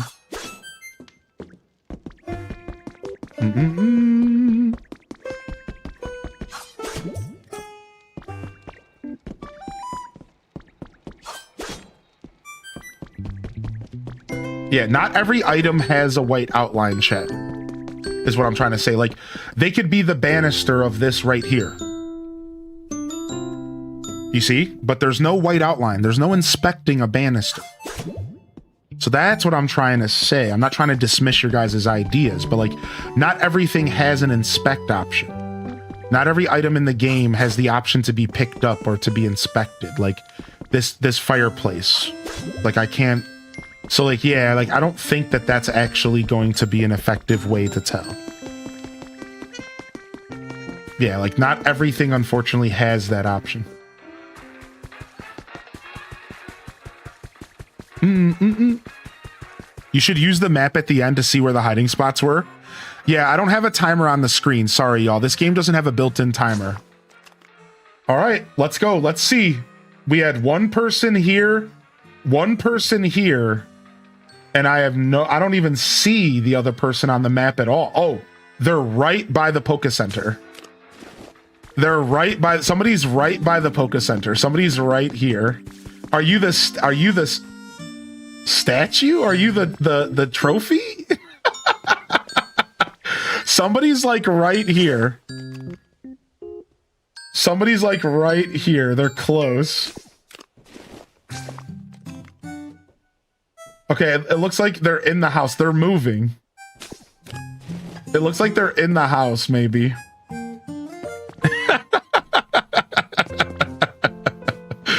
It looks like they're moving. Looks like they're maybe in the house. I think I'm facing in their direction.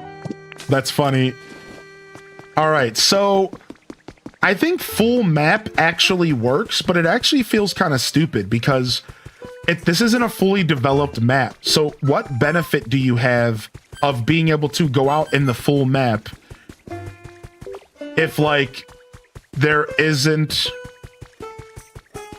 know what I mean? Like that doesn't really make sense. So I think what we do is we try spectator mode next and we see if also adding parameters helps.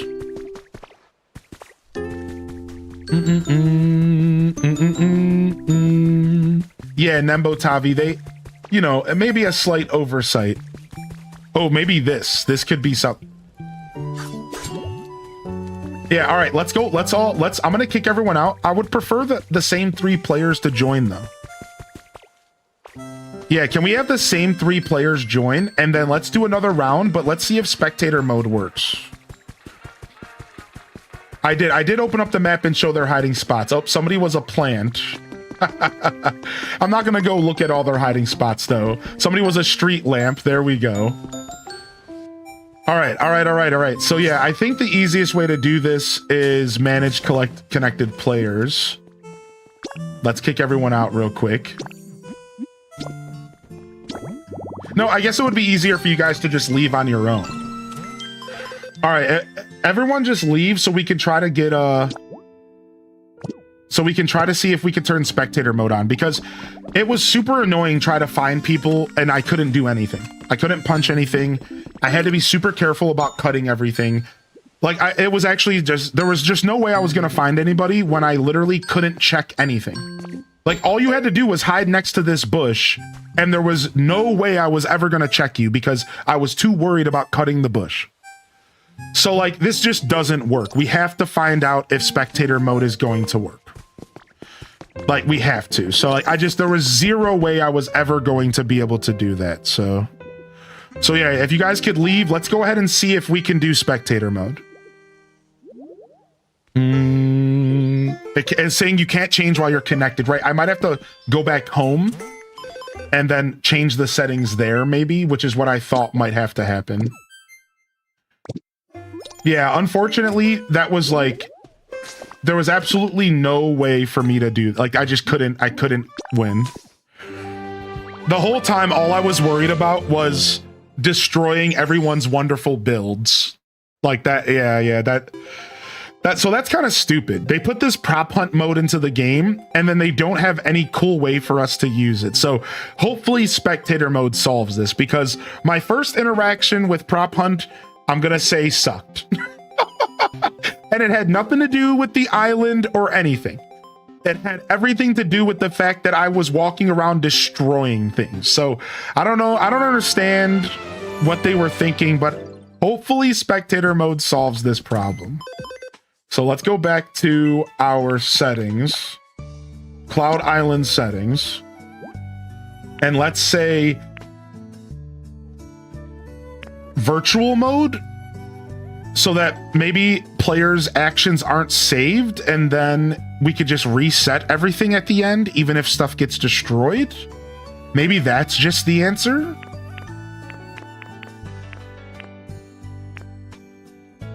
Or is it share with others? I don't actually know which one we want. I guess both. Oh, wait, then I can't let other people play with me. Oh. Right, because then all of a sudden it says set link code is gone. So does share with others just make it to where nobody can join? I don't know.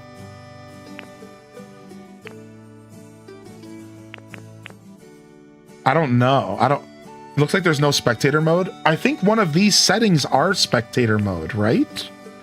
Does anybody know what the share with others option even does?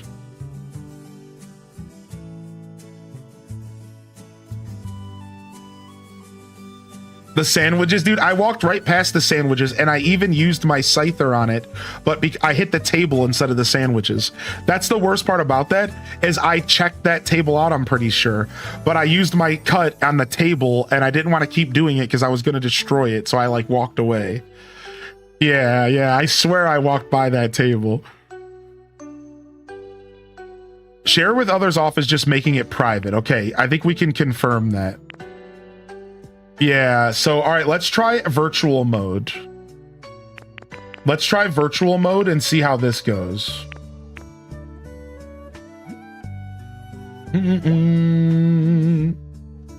Change your settings, yeah.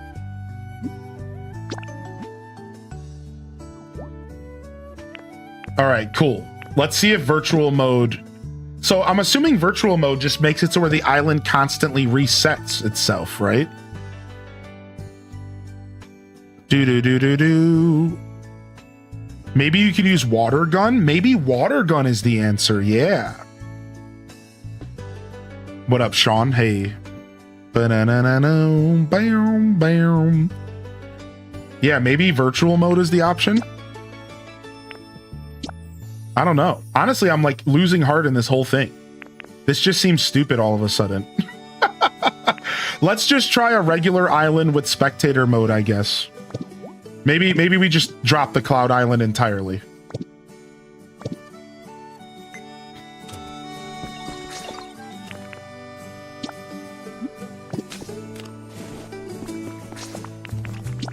All right, let's try my Sparkling Skylands. That was a good idea earlier. Because the Sparkling Skylands has a lot of junk scattered everywhere, so this could be really good, actually. That was a super good suggestion.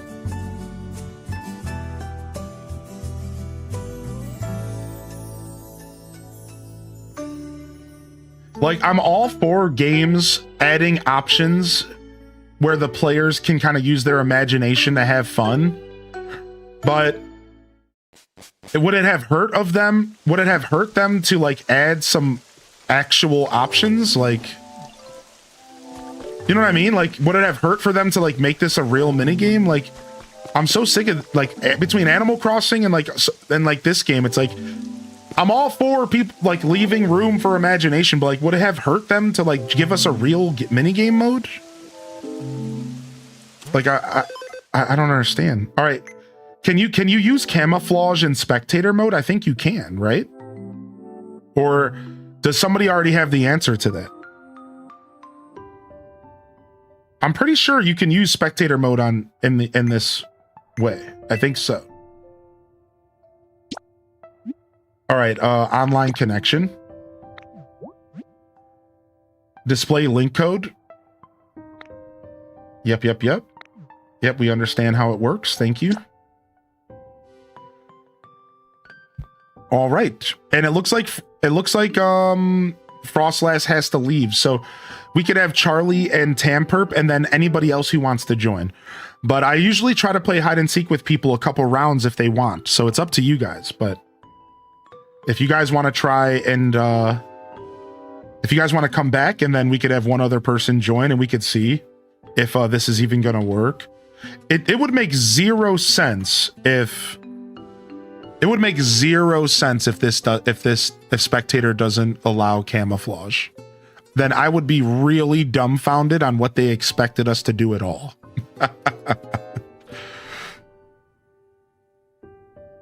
So yeah, if Charlie and Tamper, I don't know if they're still playing, but if they want to come back and then, yeah, it would make zero sense. So hopefully this just works, because I would be at a complete loss. No, I'm just doing first come, first serve right now. We're just trying to figure out if this is even something that's even, like, cool. Like, we're not even... All right, it looks like I can use camouflage, so I think you guys should be able to. Yeah, I mean, if I can, I think you guys can. And then I'm pretty sure I can't destroy my own stuff. Yep, I can't cut, I can't punch. So wait then, how am I going to find out if you're a prop? Can you stay as a prop for a second so we can test, please? Let's see. Just stand right there for me. Let me see if I can figure something out. Does water gun work? Oh, maybe if I can't camouflage into you. Oh, hold on a second. That might be the answer. All right, so the white outline is an answer, right? Can somebody transform into... So the white outline as Magnemite actually is an answer. Oh, so as Magnemite, because Magnemite technically can pick anything up, I think if you are a prop, I do not see a white outline. Like, I think for any, like, what about for this dirt right here? Okay, so this wouldn't work, but that would count as nature, so we don't have to worry about a slime. So the white outline trick actually works, I think, as Magnemite. It doesn't work as a player because players can't pick up, like, it's just weird like that. So maybe I need to be Magnemite the whole time. All right, and then the other option is I can't camouflage into another prop. Look, I can't camouflage into another prop, right? I can't turn into this to you if you are a prop. So actually, just running around and spamming camouflage actually could be how I can figure out if somebody is a prop or not. I think this works really well.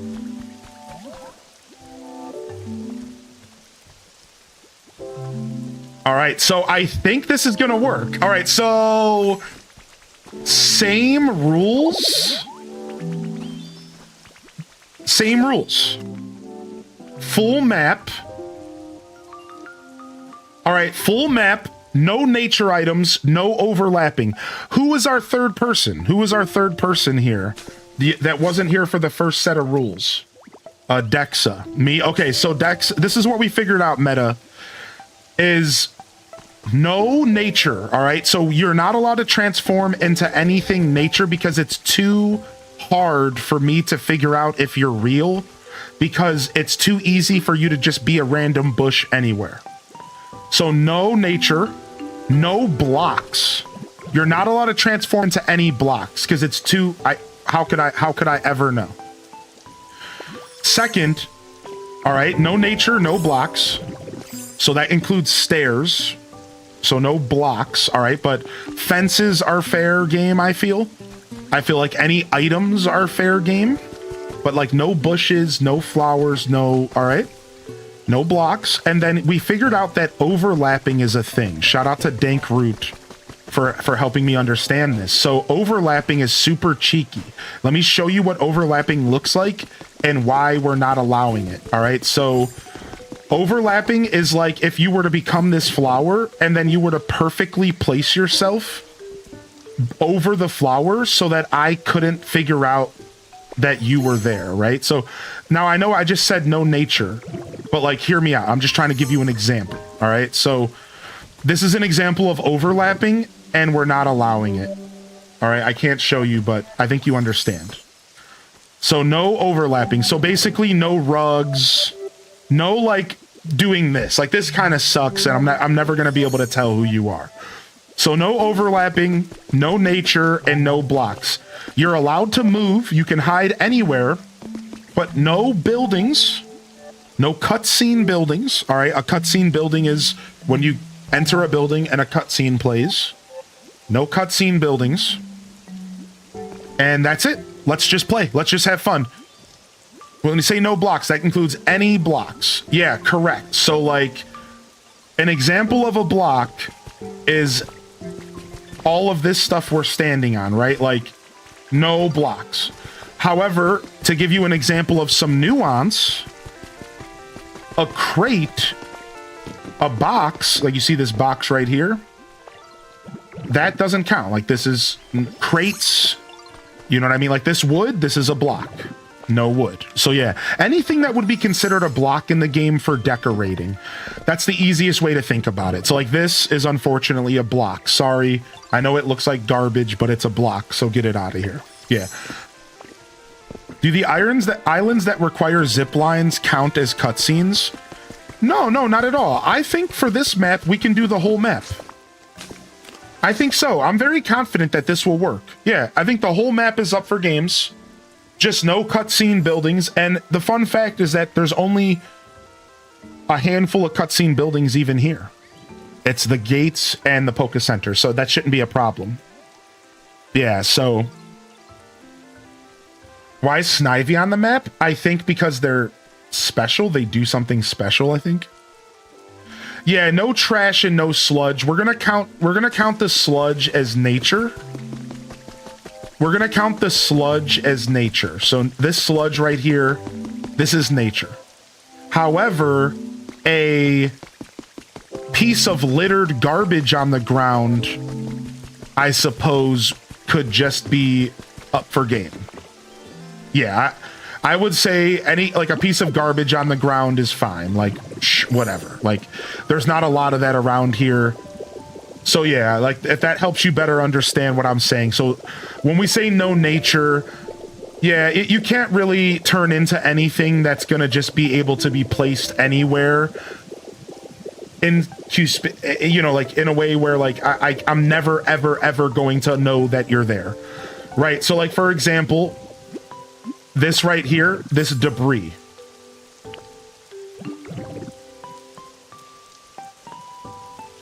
I think that's fair game. We have to keep the rules simple. That's fair game. Just no nature, and we'll include sludge. This garbage right here, fair game. That's fine. Yeah, just no nature, no sludge. Thank you for asking. All right, let's go. Everyone meet at the Poké Center, and let's go ahead and start. What about trees? Yeah, no trees, no nature. Nature is anything that would be considered nature. Don't overthink it. No nature. So no bushes, no hedges, no flowers, no little petals on the ground. No nature. Yeah, just period. It's too easy for people to game the trees and stuff, so we're just not going to do that. Now, in a controlled environment, maybe in the future we can do that. In a controlled environment where we have a design that's built for hide and seek, then we can bring nature back. But right now, since we don't have a controlled environment, nature is just too cheap. Think about it. I'm giving you the whole map. You could literally just go to a mountaintop somewhere with no trees and just be a single tree. Just really wrap your head around that for a second. So it's super easy once you think about it that way. That's just not gonna work. So, all right, let's go. You guys get 3 minutes to hide, and I get 15 to find you. Good luck. Good luck.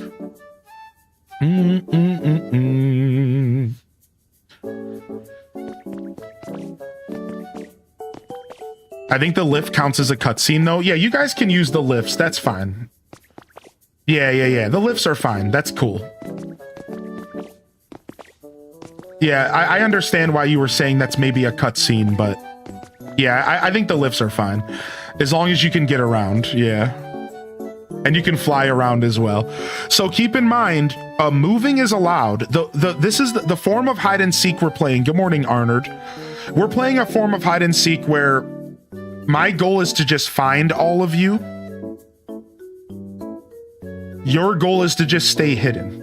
And because we're doing the whole map,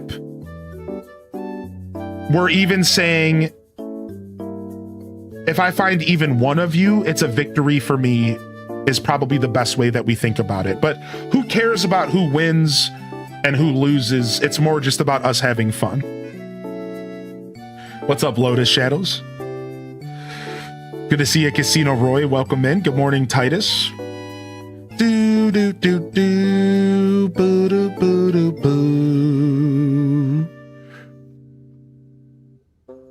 Yo, and what up, Quelth? Yeah, Xbox Showcase at 1 p.m. We'll be diving in.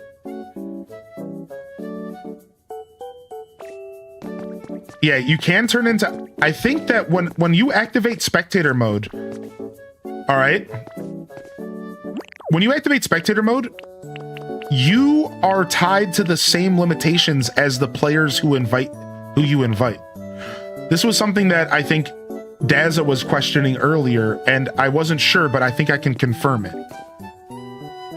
All right, like when you turn on spectator mode and you invite someone to your main islands, you as a player are completely limited, just like your guest are. I cannot destroy anything. I can't pick anything up. I can't use any of my abilities at all. The only abilities I can use is Dragonite, Magnemite, and Camouflage. That's it. Oh, and Graveler is an option. You can use Graveler as well to like just move around faster. And I think Lapras probably, right? So like to be clear, like spectator mode, it seems to be perfect for this. Now, the only problem that we haven't solved yet, everybody, and thank you so much for the gifted sub, Shadows Benji. And here's the only problem that we haven't solved yet. Good morning, Flip Toast as well. And good morning, Minty Mont. Hearty welcomes in the chat. And you guys are all out of hiding time. Let's go. Here's the only problem that we haven't solved yet. All right, here it is. It's in spectator mode, I can't punch you. I can only confirm that you are a prop by using the systems we just discovered. If you're a prop, I can't turn into you. And if you're a prop, you don't have a white outline when I use Magnemite. You see the white outline? That wouldn't be there if you were a prop. So, you're gonna have to be listening to the stream. Because if I believe you're a prop and I walk in front of something and I say, hey, I found you, you have to admit that you've been found. As long as, you know, I'll say the item. I'll say, hey, I think you're in the lamppost. And then you're going to have to look at the screen and say, okay, he got me. It's an honor system, right? Like there's no way I can push you around or anything. That's the difference between the Cloud Island, is I can't like push you around. All right, here we go. I'm coming. Right, so you see that white outline? So I can use Magnemite pretty much to find props by simply flying by them and seeing if there's a prompt here, right? So like that's what I think my job is going to be as a hider, as a seeker, is I'm looking for stuff that looks out of place, and I'm looking for stuff that doesn't have an outline. So I kind of have a way to really gauge if somebody's a prop. Now, this is why we limit it to 15 minutes, because this is a big map and I only have 15 minutes to either see something that just seems out of place or to just sit here and try to go next to every single item meticulously until I get lucky enough to find you. Now, here's the key, though. You guys can move. So if I go into an area and I look, and then all of a sudden I don't find anybody, you as the player could get real wise, and you could try to go to the places I've already looked, turn into a prop, and then all of a sudden you could be free, right? So this is where the game I think could be interesting, is I think the players have the ability to move around and maybe get a little bit freaky with it and try to figure out like, ooh, can I game them? You know, and meanwhile, if I see you moving around, obviously you're out. Right, if I see you moving around my screen, I'm going to call you out. So this is where this is going to be fun. I think this is actually going to work. I'm really getting excited. I'm really getting excited here. Yo, thank you, Celestial Ray, for 42. And thank you, Buka, for the 80.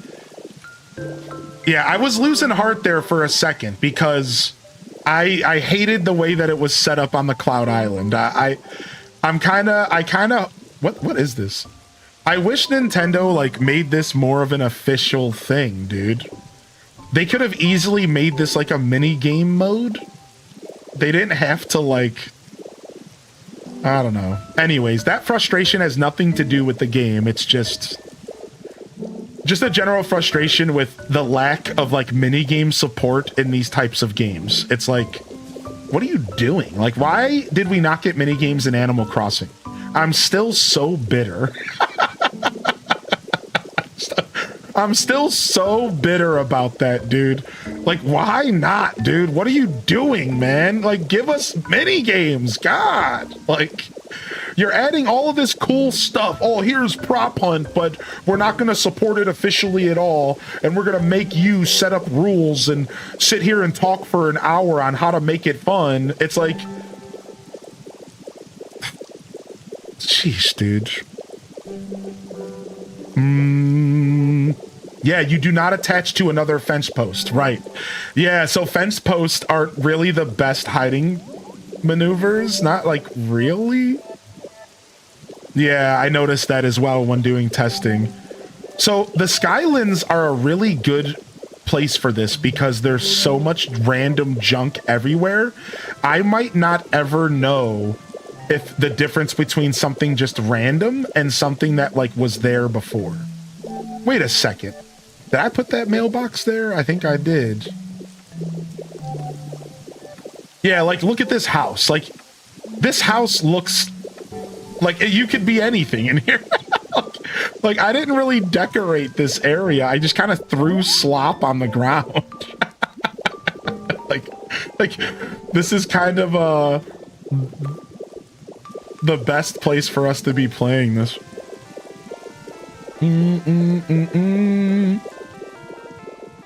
Yeah, like I like you could be anything. Like you could literally wait a second. Yeah, you could literally be anything, right? Hey,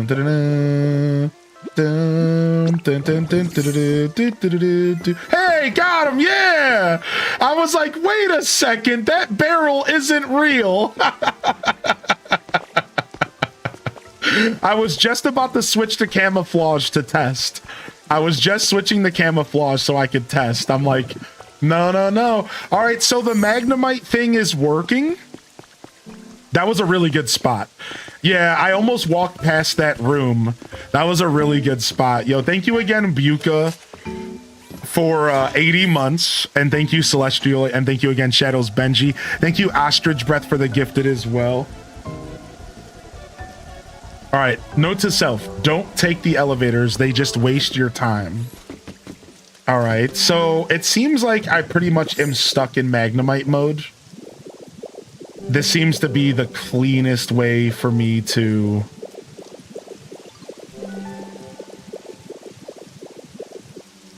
Like, I guess you couldn't, you would have to be able to sit here. Man, I'm thinking about all the places I would hide if I was playing. I'm thinking about all the different ways you could kind of get super cheeky with your hiding spots, right?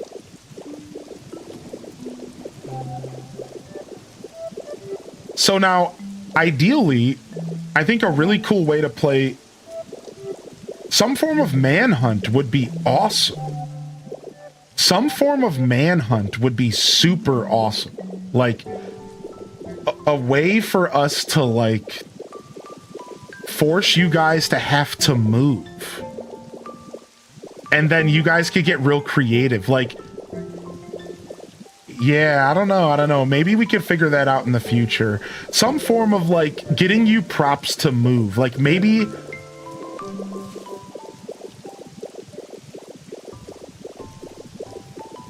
Maybe, like, getting found isn't enough. Like, maybe it could be some sort of, like... Maybe it could be some sort of, like,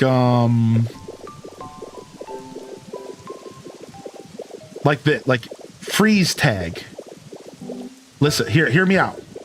Once somebody gets found, they have to stand in that position. but another player can come and save you. And like, if another player makes it all the way back to you, then you can go back into hiding again, and I have to re-find you. Or like something like that. Like, something to get players moving. Because I think the fun of Prop Hunt and Gary's mod, is like, you have to kill the prop. So once you find a prop and you shoot him, you still, like, you don't kill him right away. So the prop can run and like get away from you and re-hide. And the goal is to kill them. But unfortunately, I can't murder you all. Unfortunately, murdering you is not an option. So it's like, I don't know, maybe we can figure something out like that. Right? Like,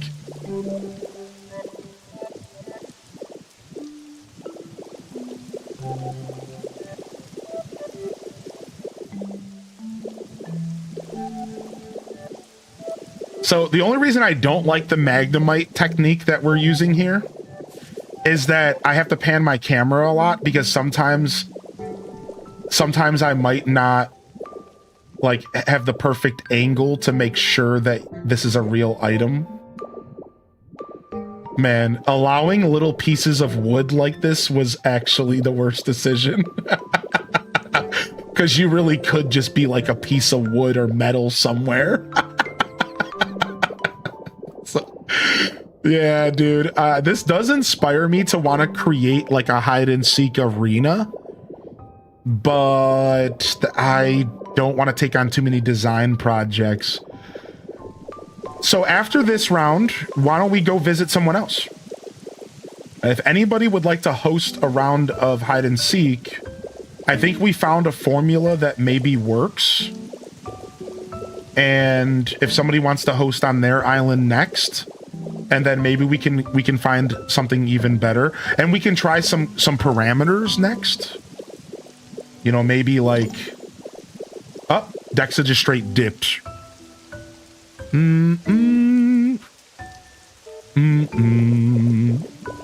Yeah, like maybe like we get to a property that could be like a little bit better, because I do think the whole map is simultaneously good, but also it's like a little bit much. Should I go get ice cream? Yeah, why not? Yeah, like on one hand, I love the idea of the whole map, but on the other hand, it's like, it is a lot. Like maybe parameters really is gonna be the play here.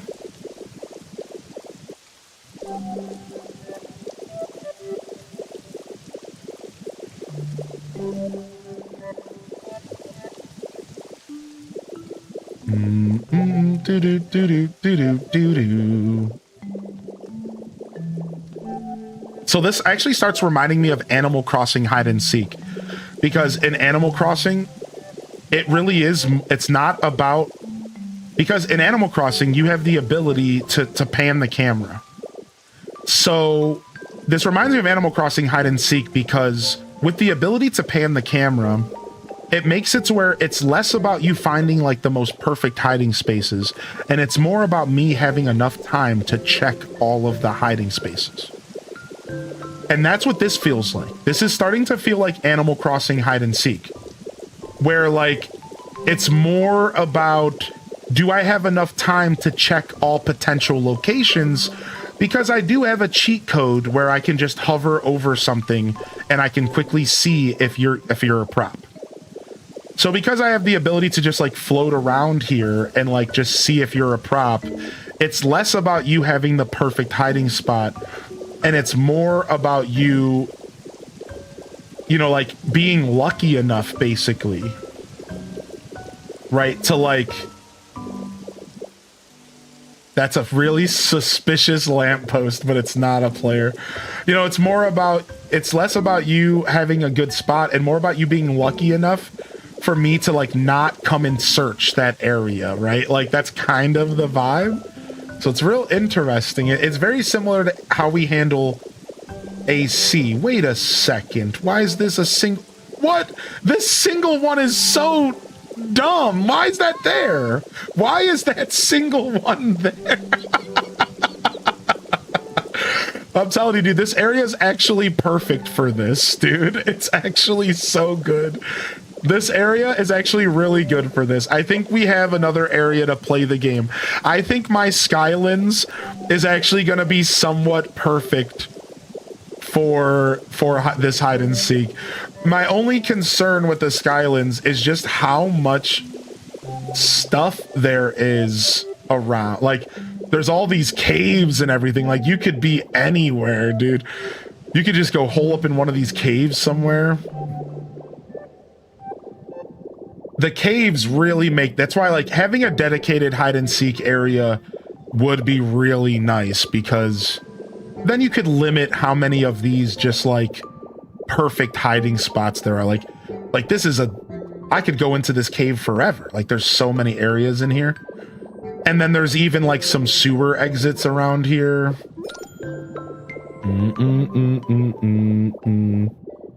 Oh, your console went to sleep. Who did I find? Who was the barrel? Was that Dexa, or I don't know if I'm searching for one or two people.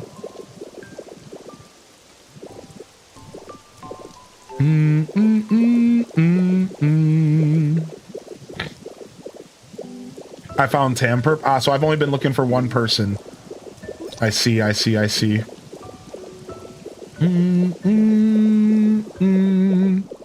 Turns out if you idle too much, your console goes to sleep. You can actually turn those settings off in your Switch settings. For a streamer, as a streamer, for example, I've turned off all of my sleep settings on my Switch because I don't want my Switch turning off in the middle of my stream.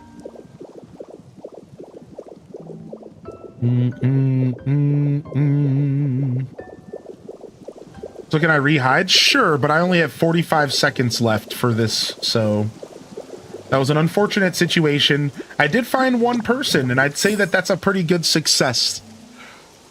I'd say that's a pretty good success. Is everything I'm seeing places you've designed? No, mostly stuff the game generated, Sophis. I do have some design stuff, but what you're seeing at this very moment is not designed stuff. What's up, Renee? Good to see you. Yeah, this game starts off, it's a story-driven game with like a post-apocalyptic world. So most of this stuff was already here, but I do have some stuff I designed as well. All right, so we're gonna go ahead and switch gears here. Let's go ahead and try on someone else's island, and I guess just type a 1 in the chat if you want to host me and 2 other players, and then I will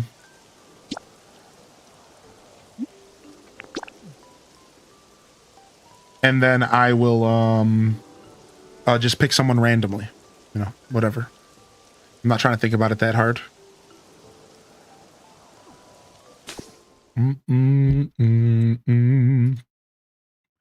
Not trying to think about it that hard. Yeah, good to see you today, Renee. Welcome in.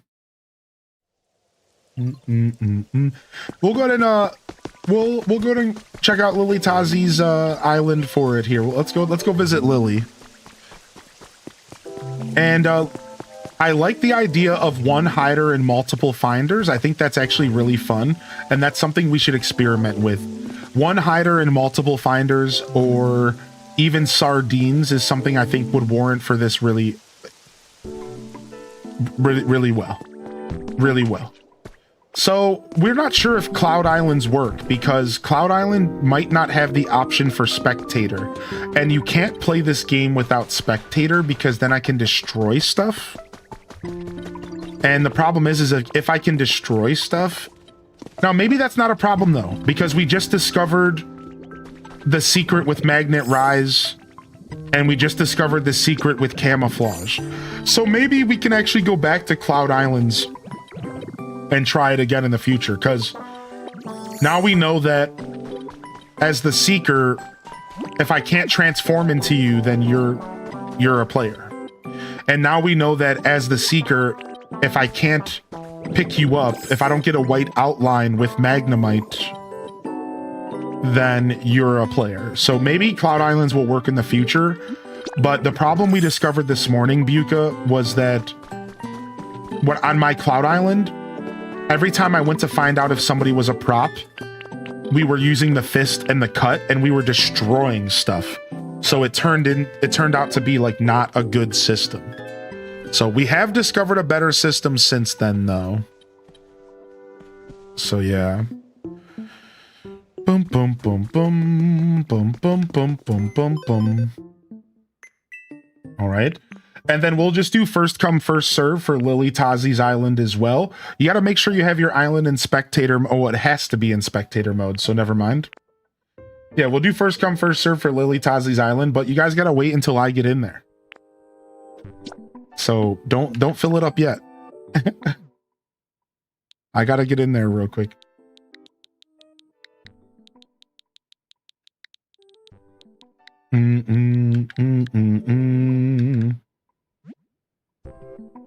Oh.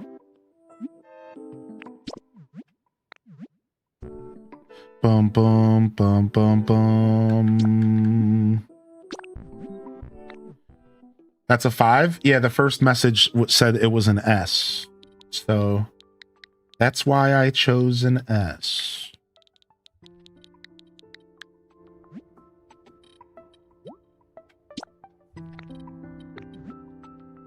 Right. Okay, first come, first serve. If 2 other players want to come and join us for another round, and I'm gonna go and get some more coffee, I will be right back. I'll be right back.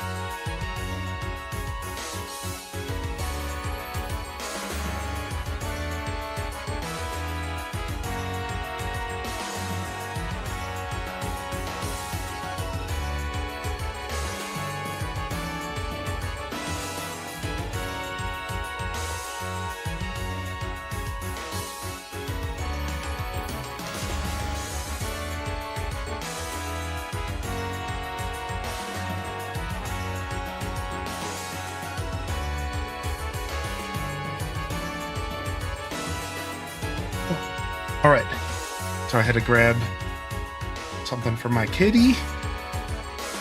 All right, had to grab something for the kitty.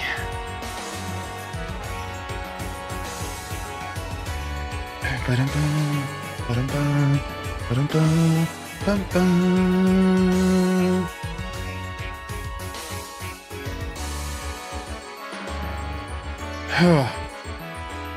Nap time or playtime? It's meow at me for attention time. So I don't know. Again, I think she wants some playtime.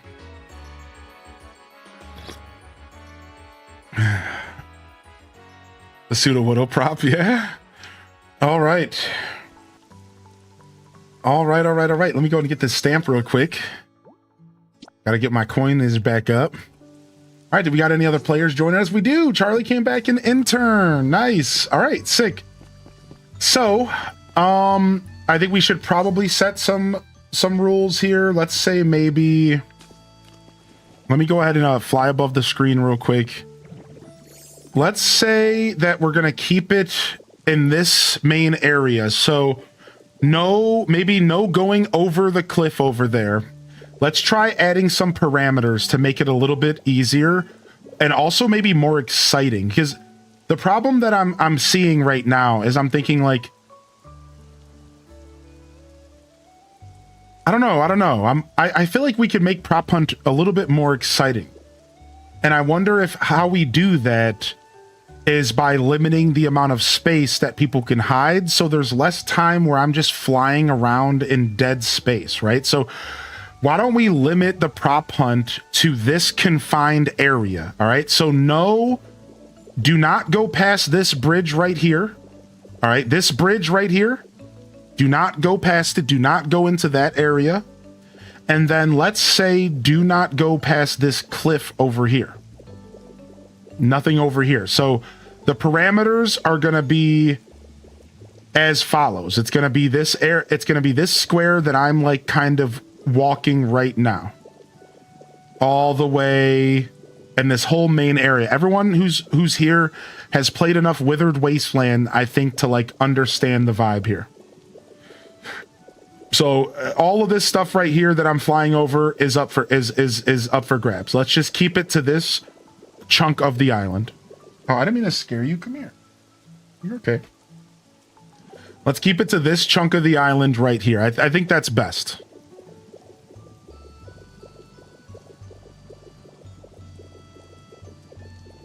Tighter areas would be fair because you never even looked where I was. Yeah, I was also distracted, and then you also...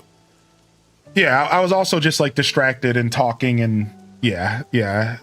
I wasn't really hunting too hard that last round, I'll be honest. I was just kind of distracted, and I was just like talking, and it was just like whatever.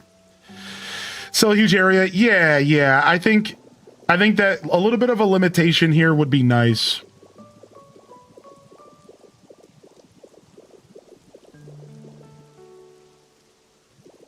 And then I think in the future, maybe even like 20 minutes instead of 15 would be nice as well. But yeah, I'm trying to wrap my head around how prop hunt could actually be fun. And I think I might have to sit down and like think about it off stream, because on one hand, I think it's just about as fun as like Animal Crossing hide and seek, but on the other hand, it's a little weird. I'm not sure. I feel like for some reason this is less exciting than regular hide and seek, because with regular hide and seek there was always the chance that you would see somebody, so the viewers, all of you, would be like, oh my gosh, are they gonna pop up on the screen? Where are they gonna be? Whereas I feel like prop hunt is kind of boring because it's just me running around and hovering over items.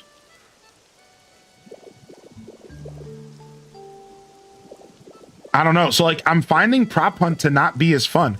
I was wondering why people weren't ever playing prop hunt on this game's release. I think I might have accidentally found the answer. I just think it's not that cool, unfortunately. I really hope we can make it cool, but like I was wondering, I'm like, dude, why is no one on the internet at all playing this prop hunt thing that seemed to be so neat? And I think I might have accidentally found the reason. I think it just might not be cool. I don't know. Like, I don't know. At least not from the content perspective. Yeah, like, I almost wonder if regular hide and seek would be cooler. There's more dedicated prop hunt games, so everyone just plays those. Well, and it's because those dedicated prop hunt games are actually fleshed out. That's the problem. We're here trying to make this work with our imaginations. Yeah, exactly. That's the problem. It's like they gave us the prop hunt tool, but they didn't give us the prop hunt foundation. So we're sitting here trying to like figure out how to make it fun instead of them just giving us a game mode. It's so frustrating, dude. It's like, why do I have to sit here and like become a game designer to play the mini game? Like, why couldn't you just give us the mini game? Yeah, exactly. So it's like, why would you bother playing Prop Hunt in a game where like nobody cares at all? Like, yeah, like there's no way to make it fun. Yeah, it's weird. All right, let's go ahead and try a more limited space. I also think most prop hunt games have hint indicators. Like Call of Duty and I think Gary's Mod both have prop whistle every 45 seconds, and it gives hints to the seeker. I know, I've played Gary's Mod, or I've seen Gary's Mod get played, and I've been thinking about that the whole time. I know, and that's what I was just saying earlier. I was like, I wish there was a way for us to figure out how to create a mini game where the props have to move. I was just talking about that like 10 minutes ago. Like, I was like, how could we figure out a way to play this where like the players have to move? Because like that's what makes prop hunt fun, is that the players like are moving, and like there's the whistles, and I didn't bring that up, but like that's what I was trying to figure out in my head. It's like yeah, like this is not as entertaining as I would want it to be. There has to be a way to like, we have to figure out like a game mode where like the players are forced to move every 2 minutes or something, like, but then we would be stuck on an honor system, and then it like, again, it's just imagination, and it's like not a real mini game. Like it's just not real.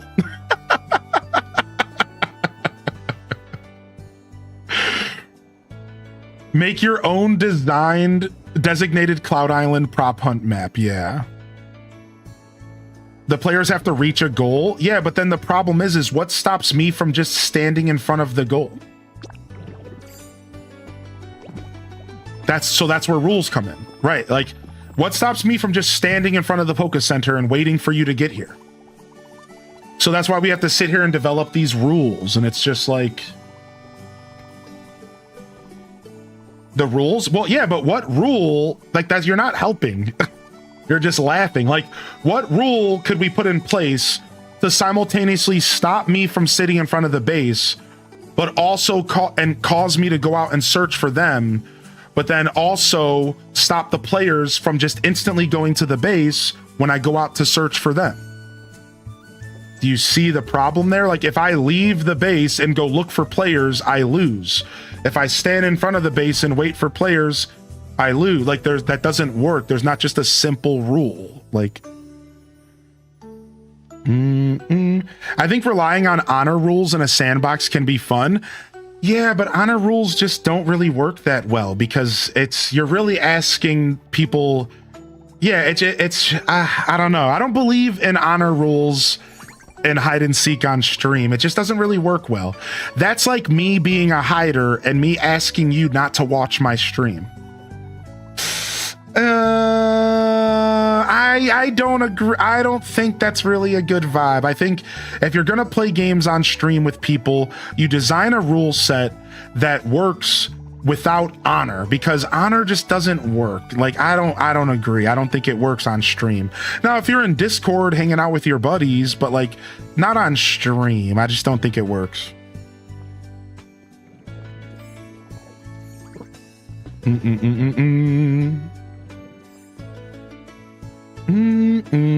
Each hider you find could be a bonus 10 seconds to seek. No, the Xbox showcase is at 1 p.m. There was a video of someone playing Prop Hunt, and his friend was walking around pretending to be a Graveler NPC, and he never noticed, and it was hilarious. I've seen that video on TikTok, yeah. You could put like a square around the building that you can't pass, but they can. Yeah, this isn't something the player should have to figure out, especially since this was something they advertised before release as a feature. Yeah, like, I just can't really wrap my head around how this is going to be cool. So basically, I think the best way to play this is just as bare bones as possible.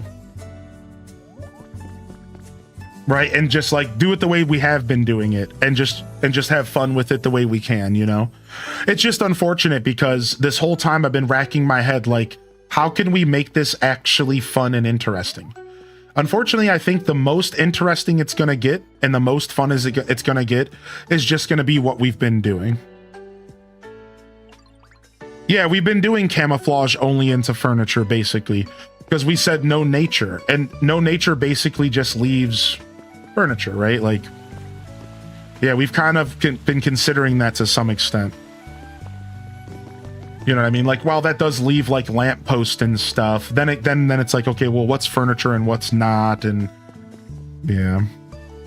So yeah, I will say, like, I love just standard hide and seek. I do love just like standard hide and seek, and I am having fun with you all. I'm just frustrated because like I see the potential for this, and the potential is nowhere near. And that is just, it's like, come on, dude. The potential for this is so good. You can start with one seeker and each person gets to help the seeker out. Yeah, we were talking about multiple hiders earlier. Yo, have a good day today, Zella Zephyrah. We were talking about multiple hiders and one seeker earlier, and multiple seekers and one hider. And then everyone's running around looking for the prop. And then even like a form of sardines where once you find the person, you try to hide with them. So why don't we try that? I think sardines actually would work really well for this. Yo, what's up, Pessimosaurus? Yeah, let's try sardines. I think sardines would work really, really well for this game. So everyone meet up at the Poke Center and let's go over our quick list of rules and let's try some sardines. No, you don't have to transform into the same item, but you have to hide near the person. That's the key. So let's play sardines. So here's the rules. No nature and no blocks. So anything that's a block is not allowed. So like this is a block. No nature and no blocks. All right. Then we're going to say no nature, no blocks, and no cutscene buildings. So none of these cutscene buildings. You're not allowed to go in any cutscene buildings. No nature, no cutscene buildings, no blocks. All right, now we're gonna mix it up though. We're gonna play sardines. Here's how sardines works. One person is going to be the hider. We're gonna let Lily Tazi, if they want, be the hider. And we're all gonna look for them. All right, and here's the key. Once you find them, you have to find a way to hide somewhere around Lily Tazi. Let's just keep it somewhere around her. Just whatever you think, just somewhere around her. And just try to hide. And as more players find the hiders, the more kind of goofy it's gonna get. And it's gonna be even easier for you all to be found. The goal is for you all to stay hidden. My goal is to try to find all of you. In the end, you know, or I guess the goal is the goal of sardines is to have one seeker left.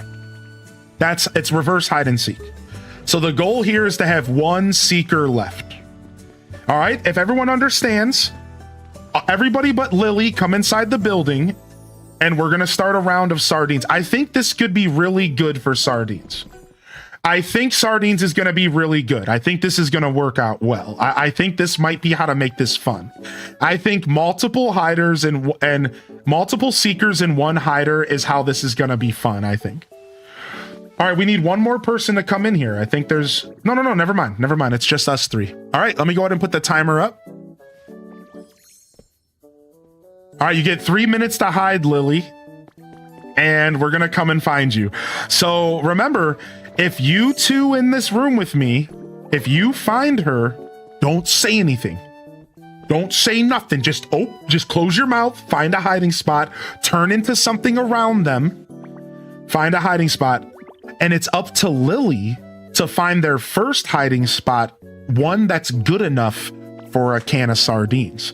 So that's why it's all on Lily to find a hiding spot where all of you can intermingle. Now, I love what Lily presented. While we're sitting here, let's talk for a second. Lily presented the idea, what if everyone had to turn into the same item? Now, doesn't that sound fun? That sounds like a blast. Like, what if everyone had to turn into the same item? So it got real weird. And by the time like the third person found the hiders, it was like, wait a second. Like, now there's like 3 boxes instead of 2. Like, wait, what's going on here? And it's like a little bit easier. It starts providing natural hints to where you all are, right? Like natural hints, basically. So I really like Lily's idea, and I think you might have just struck gold there, Lily. And we're going to try that after this. After this, we're going to try one of those versions. So for now, let's just play Sardine's original. You guys can transform into anything around Lily. And then let's try a round afterwards with Lily's idea. All right, because I think that's really good. All right. All right, let's go, everyone. Lily's ready. Ali Ali Oxenfree, ready or not, here we come. 15 minutes on the clock. Here we go. We're coming to get you. And if I find Lily first, I will hide my screen. So the 2 people with me, you guys can't be watching the stream, all right? Do us a favor and just watch the game. Don't watch the stream. And if I find Lily, I'm gonna have to turn the game off the screen, and we're just gonna go to full camera mode. we're gonna go to full camera mode, and we'll just sit here and like close our mouths. All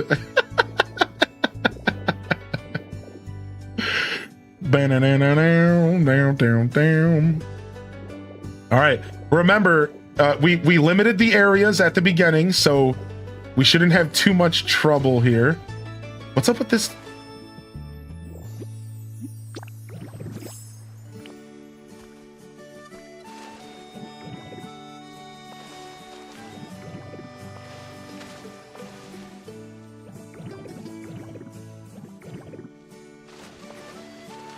Okay, no. All right, that was a weird one. We might have to say maybe no to trash and stuff later, because it's like real hard to transform into them. Dude, for a second there, I was like, dude, what a diabolical spot. Dude, I tried to set up a little spot for Midna to come and relax, but I don't think she liked my energy today. Oh well, sometimes my energy's a little off. It is what it is. I'm such an energy-based human. I'm pretty sure my cat can pick up when I'm like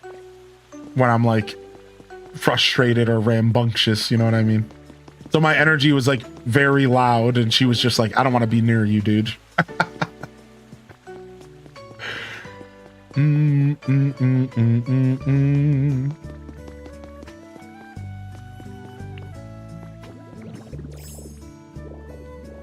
Ba-dum-bum, ba-dum-bum.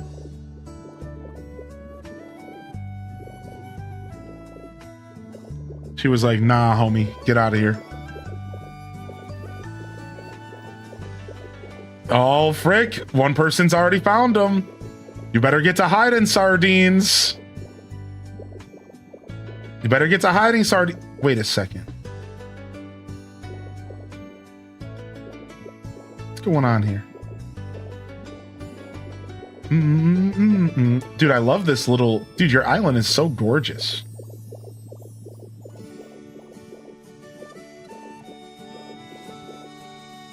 Your island's so gorgeous, dude.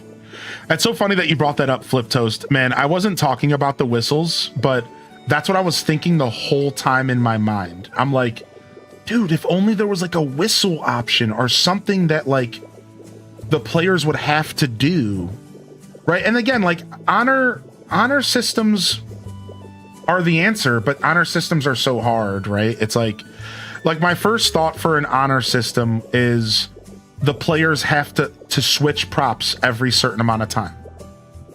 That right there would solve a lot of problems, I think. What do you guys think about that? Like, let's go ahead and talk about the honor system options, because I didn't talk about it. I was just kind of dismissive of it. Right away, the first honor system idea I have is like, you could every 2 minutes, the players have to switch props. This would put you in real precarious positions where you could end up having to switch your prop and like maybe like I'm in front of you or something. And you know what I mean? Like maybe something like that. I don't know. Do. Like something along those lines could maybe work.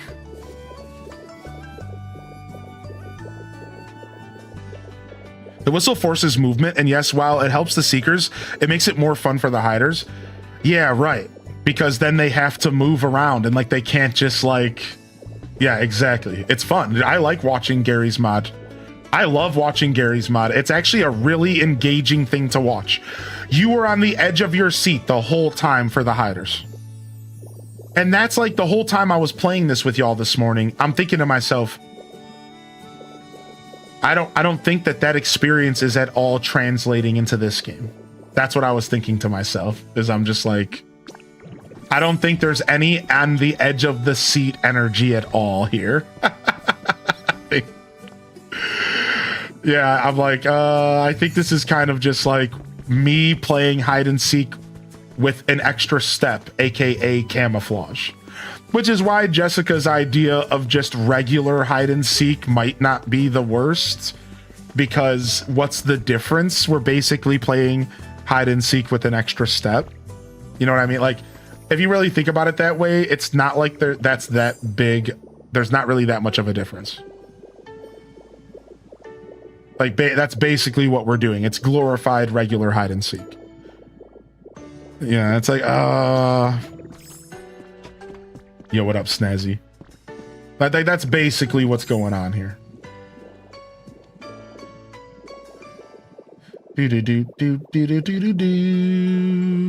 Nature House doesn't seem to be anything. All right, let me go this way. We haven't checked down here yet. We still have... No, I still have time. Wait, hold on. Frick. I gotta scroll down. I still have 8 minutes, so we're good. So limiting the space feels really good. Limiting the space feels wait. No, did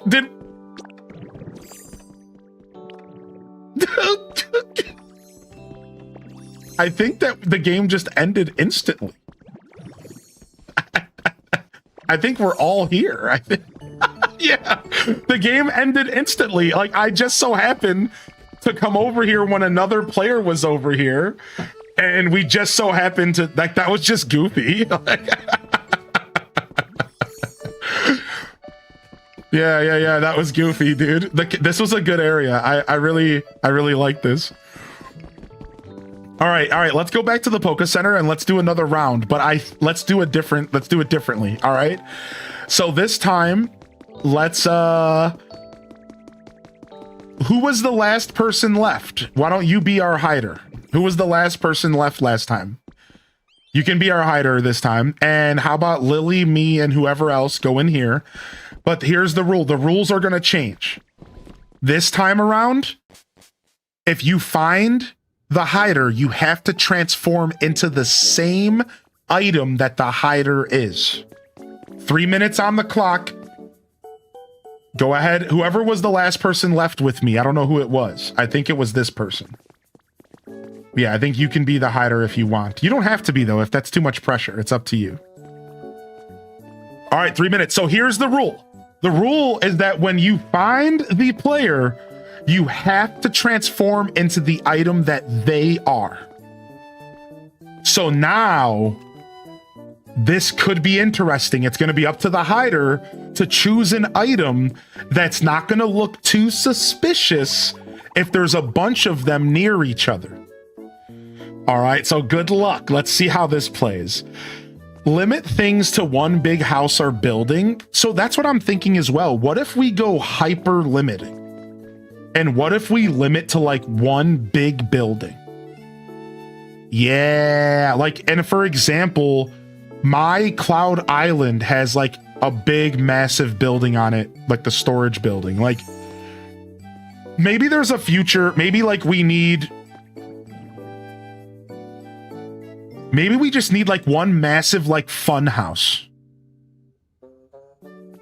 Yeah, like one big fun house where it turns into Spot the Difference. And like, yeah, because then it's easy, it's limited. It's limited in scope. We can cut it down to like 5 minutes and we can make it like faster paced and a little bit more exciting.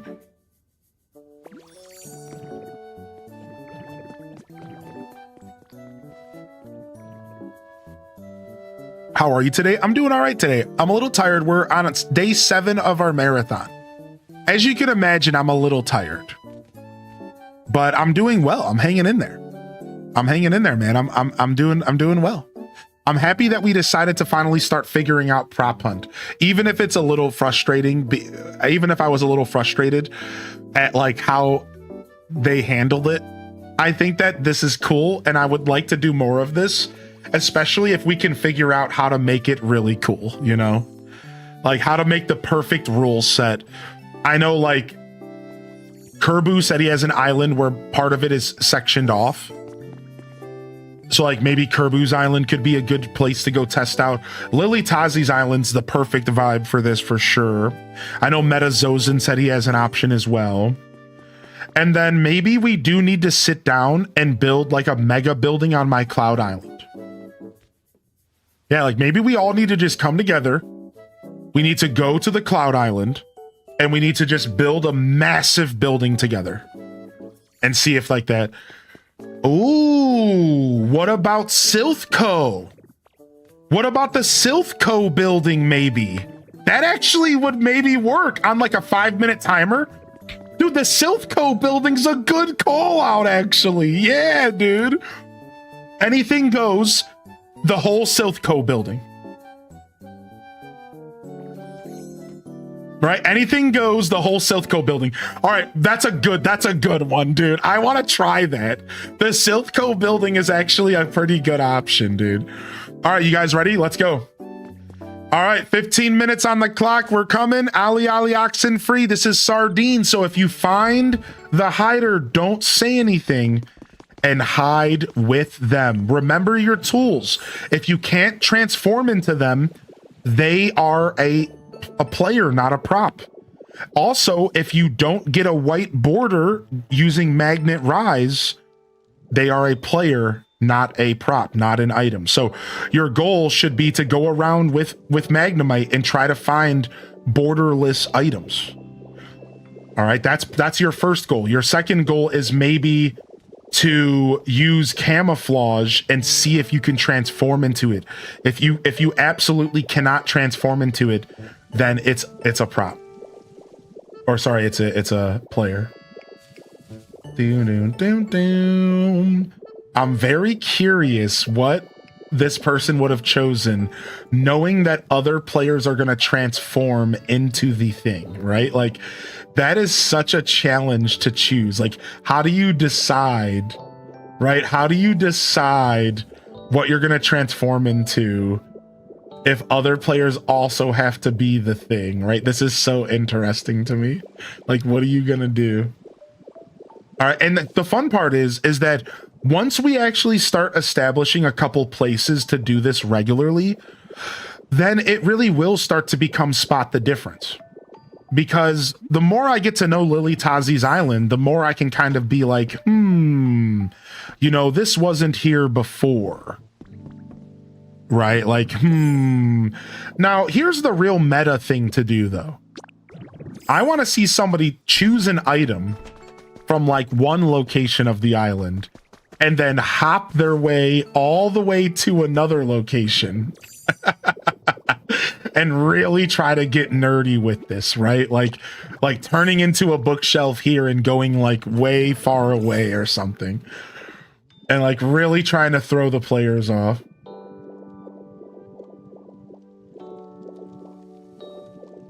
Dude, I wonder if like wall items aren't really a good choice because you can't hang yourself. Well, not like that. That's gonna get me in trouble with Twitch. Because you can't put yourself on walls. Wait, what? What the frick?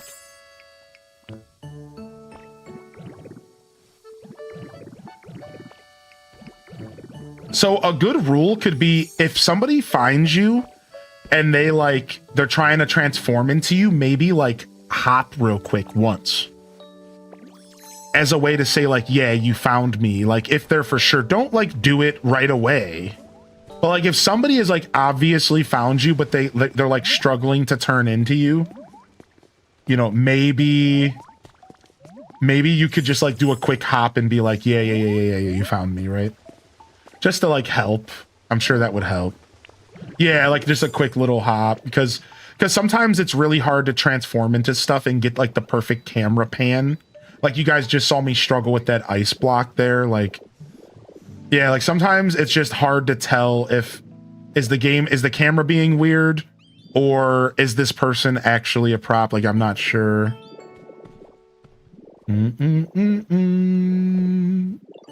I'm so curious if anybody's been found yet. I don't know. This person could have chosen a really good hiding spot. I mean, there's still plenty of time on the clock. 10 minutes. Right, this is another example where I don't think this is a prop. This is just a situation where I couldn't transform into it because like the game's weird. Yeah, see, like I just can't transform into this because like the game's weird, but like it literally gave me the option to turn it on and turn it off, so I'm pretty sure that's not a player. So yeah, our little Magnemite trick and camouflage trick can get a little dicey sometimes. Maybe even Jessica's idea of limiting the furniture somehow is actually a good call out, Jessica. Maybe we should like figure out a word to use that is like a category of item that we limit to. Like you said the word furniture, right? Which feels like a broad stroke term, but like just in general, like what if we said, you know, only chairs? And then that would like kind of change the dynamic on how we all go hunting or something, right? Like only things you can sit on. Right? Only things you can lay and sit on. Like then that really does kind of start to like adjust how you might approach your hiding and stuff. I don't know. I guess what I'm saying is I think there's potential for even more interesting rules that we could go for.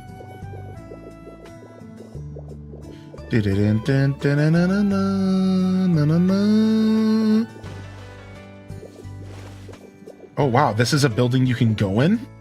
This isn't a cutscene building? Wait a second.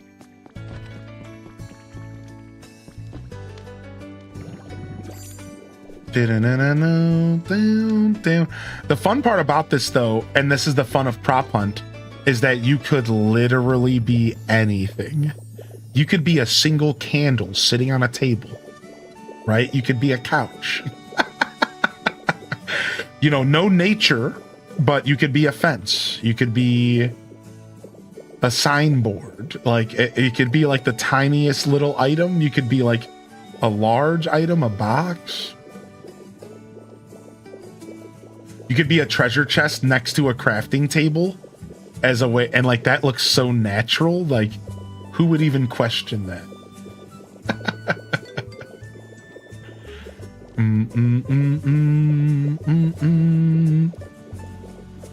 You could be the best ogre in the swamp. The possibilities are endless. Okay.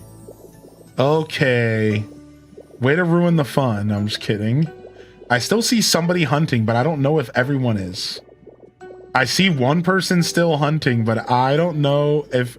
I think one person might have found somebody. I wonder if there is... Oh, wow, okay. There's nothing under there.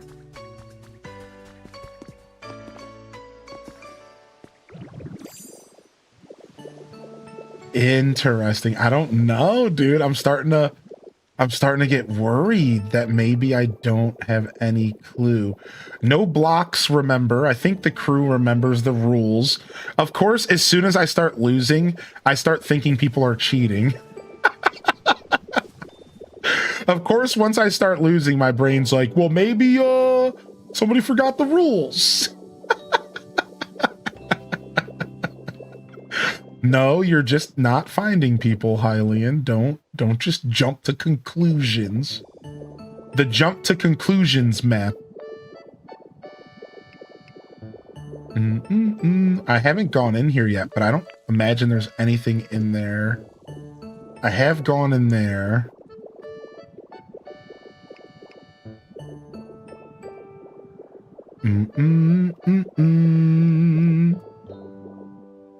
I feel like I saw, now I'm using different knowledge. I feel like I saw a Magnemite go up here and then not come back down, come back out. So I'm using some meta knowledge here. I feel like I saw a Magnemite come up to this area and then not come back down. I still have some time here. So I'm wondering if they found him and they saw, oh, never mind. There they are. Okay. You were right on me while I was hopping. People have been right next to me a couple times and I've been hopping. Really, dude? What? People have been next to you? You punk? I didn't even see you hop. That's crazy. Well, I guess that's on the hiders. I thought I saw the putty cat. I thought I saw the putty tat. Dude, what? This guy, where? So it's somewhere I've already been. That doesn't help. Wait a second. What are you pushing around Ivysaur? Why did that Ivysaur? That Ivysaur was so stiff.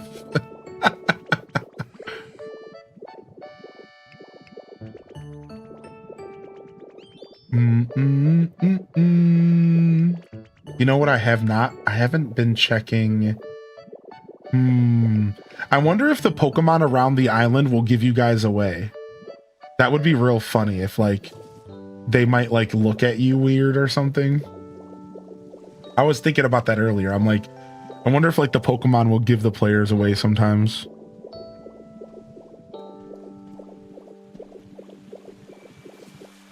Dang, I feel like...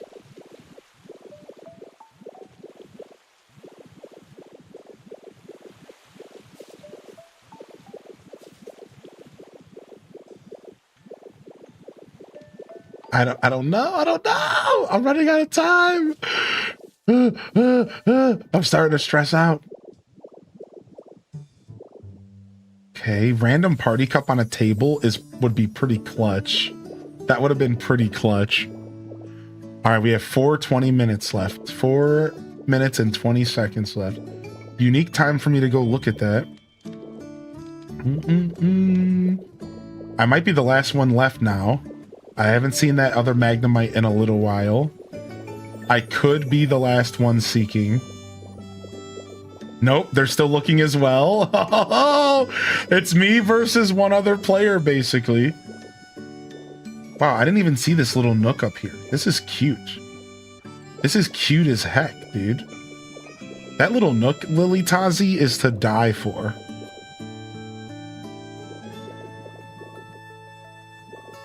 That is super cute. I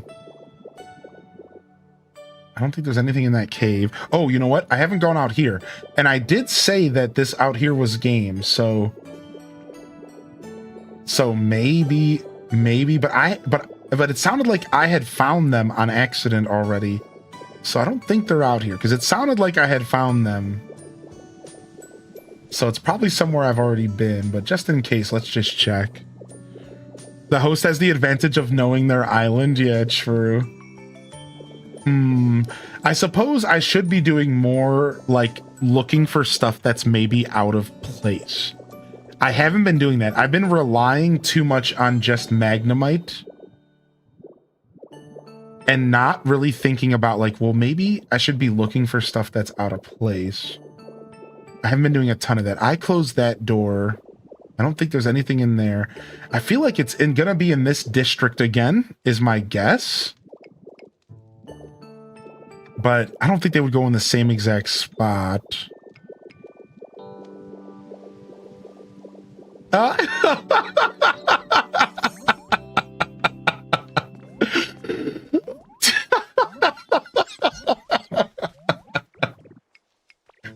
You guys were plants, dude. So hold on. Where were the two of you? Where were the two of you before you guys just got found? I want to know where you two were. Okay, one was like, where were you two sitting? One person was on the table, I'm guessing. Where was the other one at? Because I swear I didn't see these plants at all. Like where was the original plant at? Are you taking me to the original plant? Did you get diabolical? Dude, no way. Where was the original plant? Because I don't remember seeing this at all. It was in here, sitting on top of that little thing, like right here. You walked right on top of one hopping earlier. That's what Charlie said. Yeah, I didn't see the hopping. I was wondering why all the mons were over there. Yeah, I was wondering if the mons would start giving you guys away. Yeah.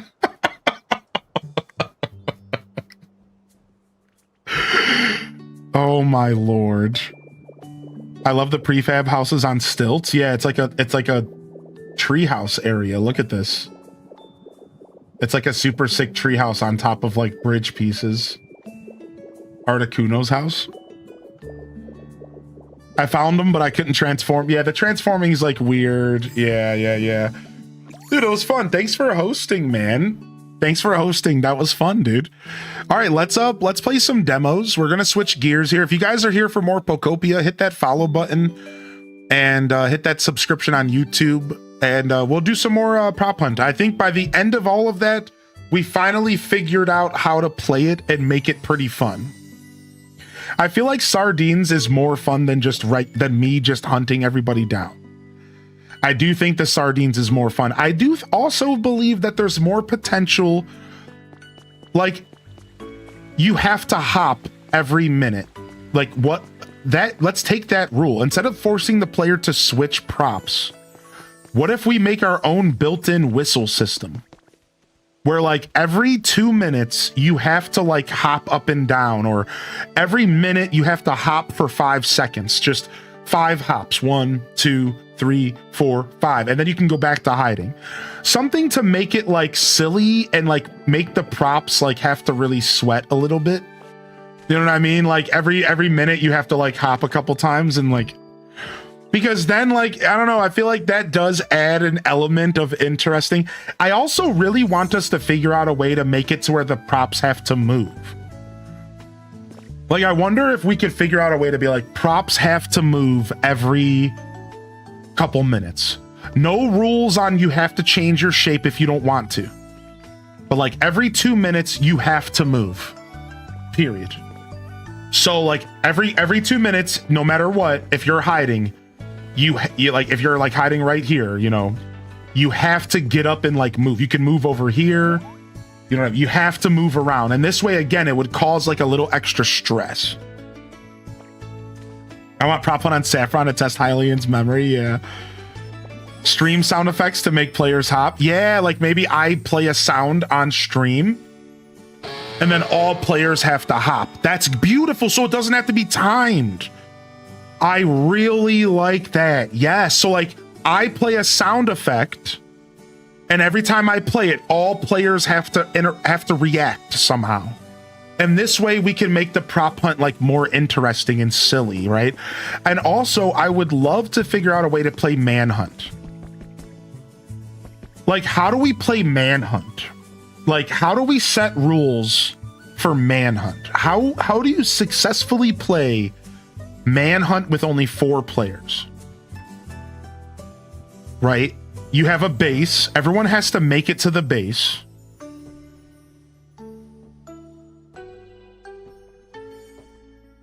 But if I see you moving on the screen, you're out. If I see you moving on the screen, you're out. And then what's my incentive to leave the base? Would it be like a timer?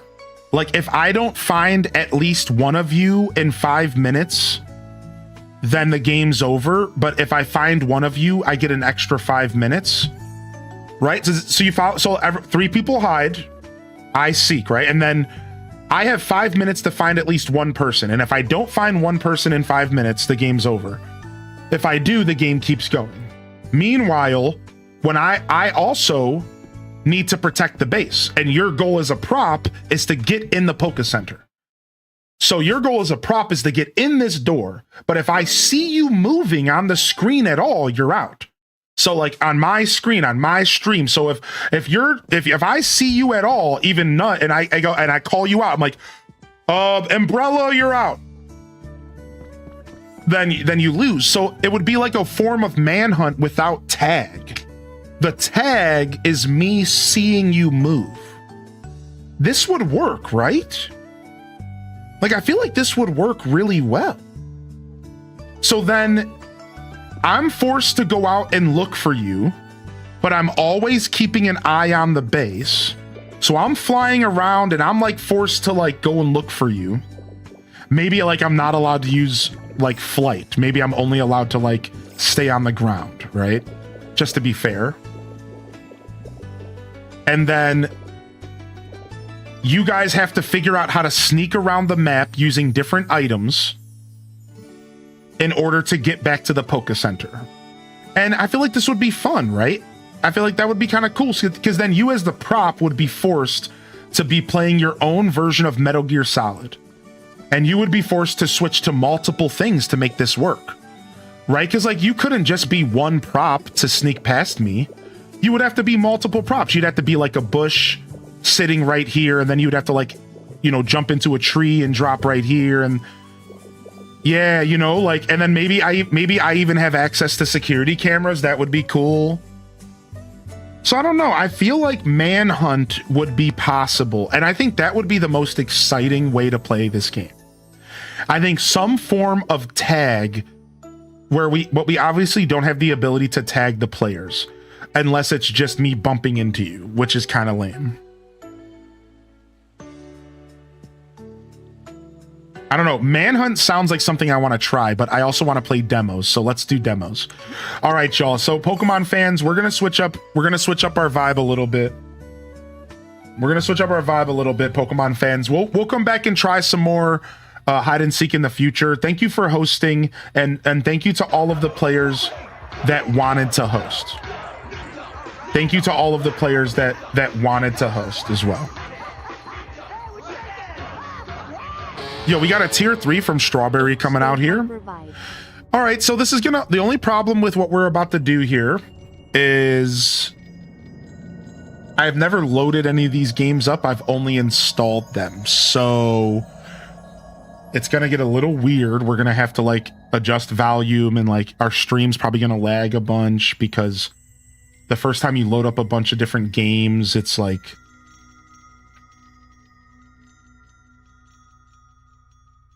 the first time you load up a bunch of games, it's always like weird. Well, I installed a bunch of demos, and I think we're gonna go ahead and we're gonna check out a bunch of demos here while we wait for the Summer Games Fest Xbox Game Showcase to officially start. So we're gonna go to the demos category here, and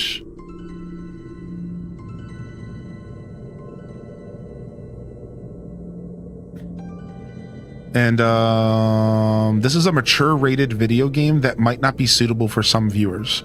Games and demos. Okay. I guess we're going to the mature category, everybody. Even though every game I'm going to play for you all is the cutest ever. All right.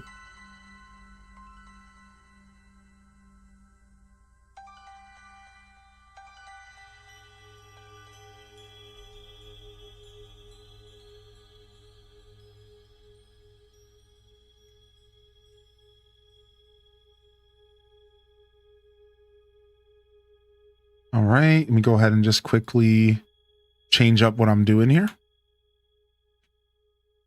Just changing my titles and stuff, everyone. So I got to do all this stuff myself. I don't have any help on this stuff at the moment. Maybe one day I'll be able to get someone to just do this stuff for me while I'm streaming. That'd be nice.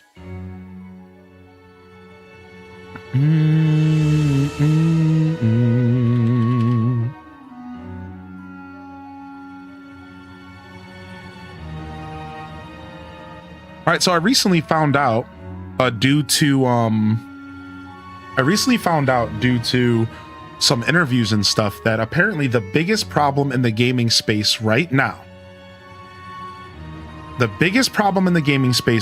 apparently, this is what I heard. The biggest problem in the gaming space is that there's not enough ways to get games in front of players. That's apparently like a thing that's like a problem. Is there's too many games and there's not enough ways to get those games in front of the players that want to play them. So I heard this recently and it really made me think, and I wanted to share that idea with all of you, that I guess doing these events and hosting this week is actually even more special than I ever could have known. Because apparently that is one of the biggest problems with the gaming industry right now, is that they're struggling to get games in front of players.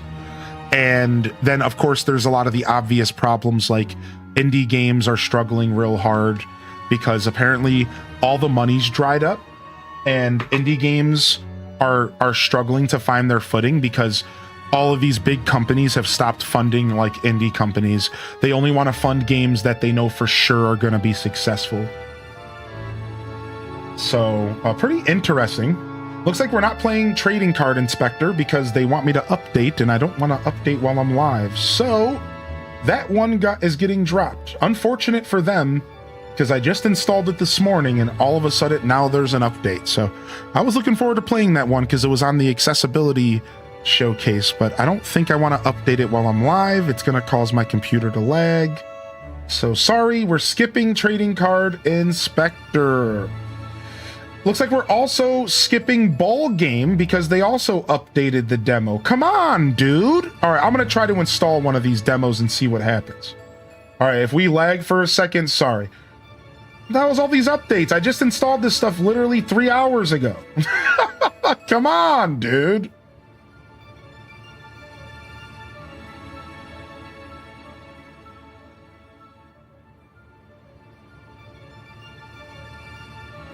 Okay, that one was super fast. So that we got Trading Card Inspector back.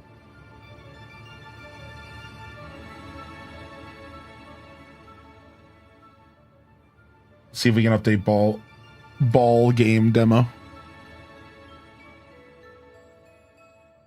Okay, we got that one as well. So the problem is not the downloading, it's the installing, and the installing was nothing. So we're good. All right, so I'm going to choose our first demo, then I'm going to have you guys choose the next. So let's go ahead and choose the color-bound demo to start things off. And this is going to require me to jump over here so we can choose a game capture. All right, first time loading the game up. It could just like completely lag my stream, so just be warned. Anytime you're loading up random unoptimized games, it becomes a problem. All right. All right, we got our first game here. We're going to check out Colorbound. And then again, I'm going to have all of you choose the next game. All right, so let's jump over. All right, we're checking out Colorbound, and I'm gonna go ahead and run a poll real quick for the next game that you guys want to check out here. So do you guys want to check out, all right, which demo next? Do you guys want to check out Ball Game? Do you guys want to check out Brazilian Drug Dealer? Do you guys want to check out Froggy Brews? Do you guys want to check out Kodama Slumber of the Gods? Or do you guys want to check out Lose Lagoon? Obviously, we're going to try to play more than just like 2 demos. We have an hour and a half until Xbox. I'm fairly confident we can squeeze in like 5 demos. We're just going to play for like 15 minutes. Does that sound cool, y'all? We're just going to play for like 15 minutes. Let's try to play a bunch of demos. Does that sound fun, everybody? Are we feeling good about this? Vote on whatever one you guys want next. Thank you again, Strawberry Grass, for the support. And Pokemon fans, I hope that the Pokemon segment didn't feel too short this morning. I tried to stretch it out as long as I could, but I think that demos are the priority today. I really feel confident that this is the right thing to do. This seems fun. All right. I always like to go to audio and turn down sound effects because I've learned my lesson with too many games. Let's go. Let's go. Let's see. Let's see what this game's offering. Hopefully these demos don't just dump us into a bunch of story for 15 minutes and they just let us play the game. Like if you made a demo, you probably just want the players to play the game, right? So don't hit me with any expositions, please. All right, sick.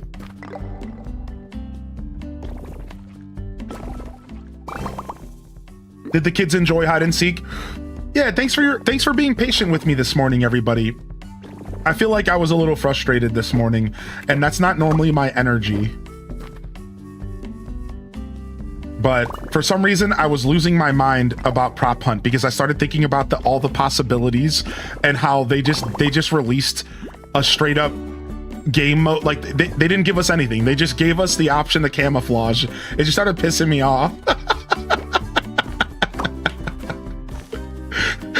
I was getting in my head about it, dude.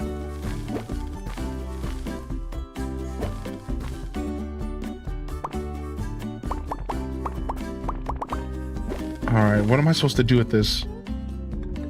Undo. All right, I don't understand how I got that flag, but let's keep going. I should have read mission 2. I didn't read what they said. Let me go back to mission 2 and read this. So what are we doing here? How does this work? If you don't see it, it doesn't affect you. Okay, so if I see it, it does. So what does this do? Move your cursor, select the color, paint. So I'm painting it out of existence. All right, so that's what I needed to do there. So I have to paint. So we have to use the background, the back wall, as our like guide. It's like the color in the back matters. This is cool. All right, let's see. See, so I have white and I can paint the tree white so it goes away. Then I can have yellow and I paint the tree yellow and then I can actually climb on it. This is cool, dude. Yeah, I'm playing all Steam demos this morning. I didn't feel like loading up the eShop and looking for demos. It was a lot easier because I was using all of the links from our Summer Games Fest channel. Yeah, I was using all the links from the Summer Games Fest channel to do this, so it just made more sense. If you guys would like to see like Switch demos in the future, we can do that as well.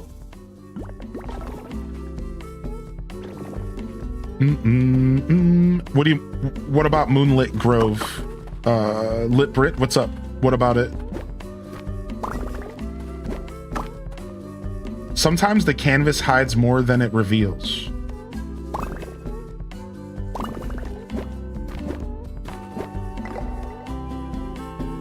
Yeah, what about Moonlit Grove? How long do we have to earn the Celeste badge? Until Monday at 9 a.m. Tomorrow at 9 a.m. So you have the rest of the stream today and then an hour tomorrow morning. And I might even try to show up a little early tomorrow if I can.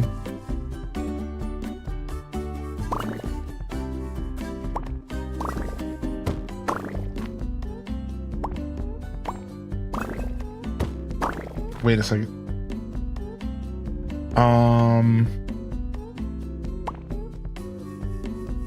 I can't. I have to click both at the same time. The dark refuses to be painted. I understand that.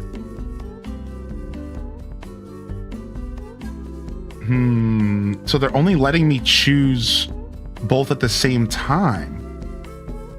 How do you guys... What do you think do I click it and click it again? No, I can't do that fast enough. Trying to find the name of an upcoming game. I was thinking Moonlight Peaks. Yeah, Moonlight Peaks looks good. Are you doing an evening stream? I'll just be here until about 5 p.m. tonight. Yeah, and then we'll probably wrap up then. Probably. We'll see. But I'll be here all day. Oh, thank you, Didius, dude. Anybody have any ideas on how I can get past this? Let me just reset the whole building. Because I think I messed up. Yeah, I think I just needed to reset. I just needed to reset. Okay, so I didn't realize that resetting was that important.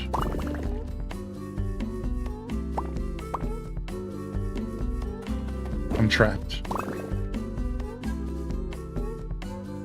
Now I'm out of paint. You can only use paint once. Oh, you can only use paint once. Whoa. So what do I... So we're gonna go here. We're gonna grab this paint down here.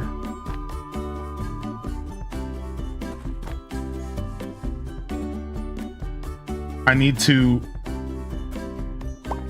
I don't have any white paint though, so I can't get rid of this. So what if I turn this green? That doesn't help me. This is interesting. This is a puzzle, dude. What am I doing here? I need to get to the other side, right? Am I trying to get over here and then jumping up there? I think so.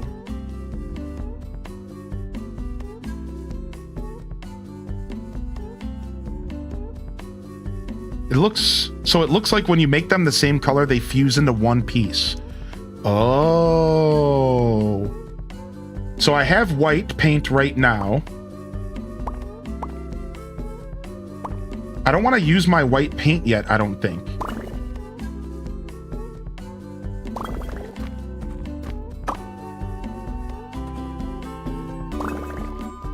But then I can't get out of here. I think I'm so close. Wait.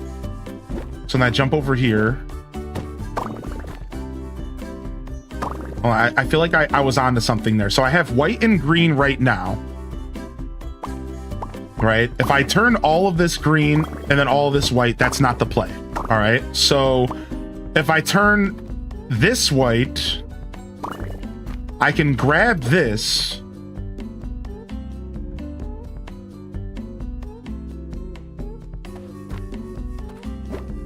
But see, now I can't get over there. This is the problem. Right, I need to be able to drop down to this bottom piece.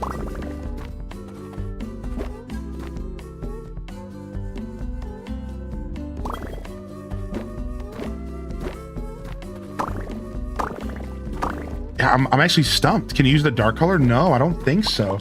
It seems like I only have two colors here.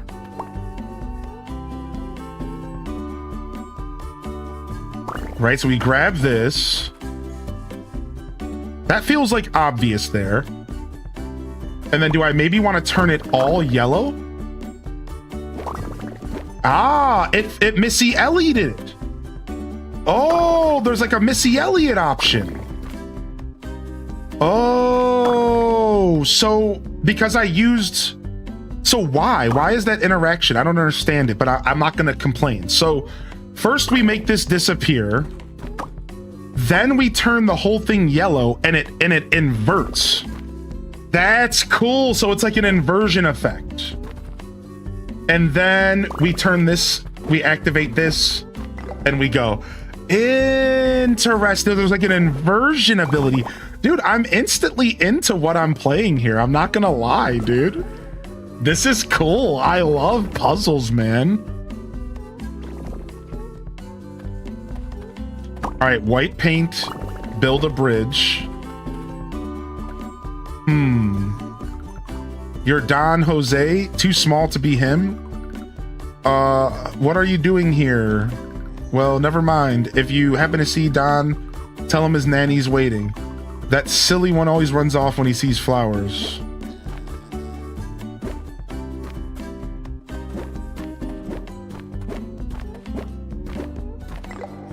Okay, so that was less of a puzzle and more of just like a story moment, maybe? The name of this game is called Colorbound. Yeah, we're checking out demos from this past week. I installed a bunch of demos. I installed a bunch of demos. Everything is connected by color. Right? So if I make this disappear and I turn this red, that doesn't do anything. But if I make that disappear, so what I want to do is turn this red and then make it all disappear. They're teaching me.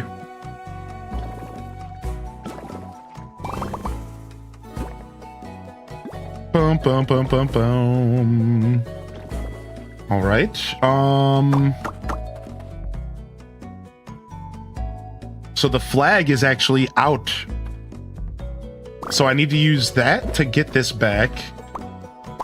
Then bring this back.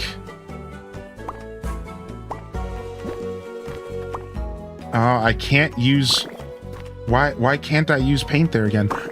The thing about this game is that I'm not fully understanding the mechanics well enough. Unfortunately, I don't think the game is explaining the mechanics well enough. They really are expecting you to just sit here and figure it out, which I personally am willing to do. But I just can't help but wonder how many people would actually not be willing to do that. I think that disappearing this makes the most sense.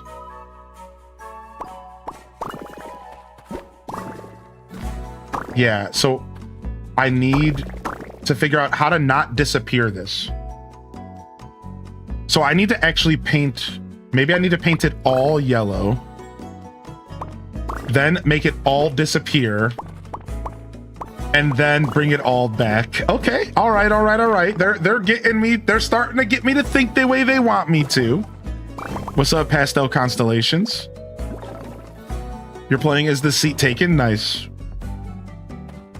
All right, they gave me white, white, or yellow, yellow, white.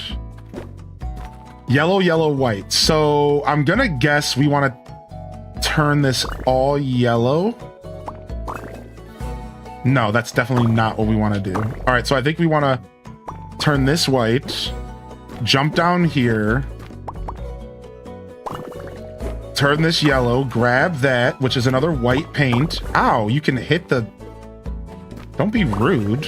I didn't know I could hit the freaking cactus. Then we want to go back to white and... No, it is all white. Oh, so I have to turn it yellow to delete the background. Maybe I just need to delete the cactus. But then I can't get through here. Okay, they got me. I wish there was just a reset everything button. All right, they got me.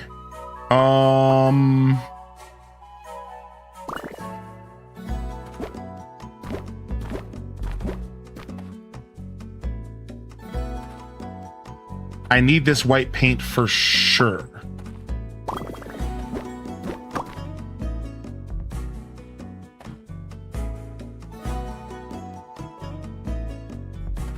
Oh, there's a path down here. So do I activate this path down here? Yep, I didn't see that until just now. And then... You see, I'm changing the color of the background. I'm just kind of realizing I'm changing the color of the background sometimes. Why do I change the color of the background sometimes, but I don't other times?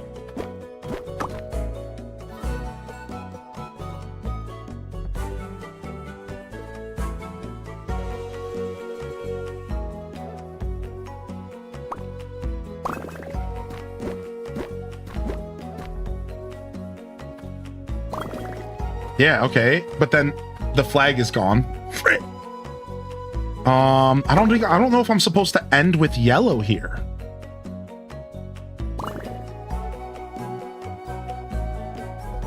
But it feels like that's the only option I have, huh?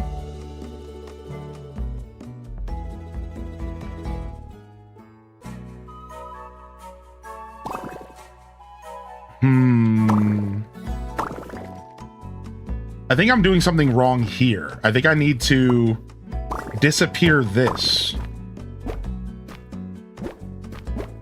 What if I disappear this entirely?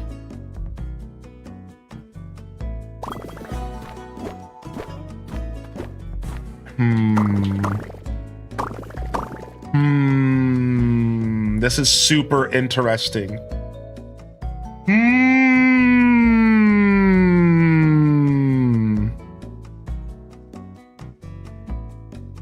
So we don't have red paint, so red is not an option. We have to get to the flag, but the flag is currently... Do we like maybe just phase the flag out? No. I got a mature content where apparently the games and demo section is full of bunch of boobas. So I went to the game and demos section of the category and they're like, oh, it could be mature. It makes sense because I'm sure people sit in the games and demos category and just play a bunch of boobas. Let me just see if this game has its own category. It does. Let's just go to the category of the game because I don't like the mature filter. That's so stupid.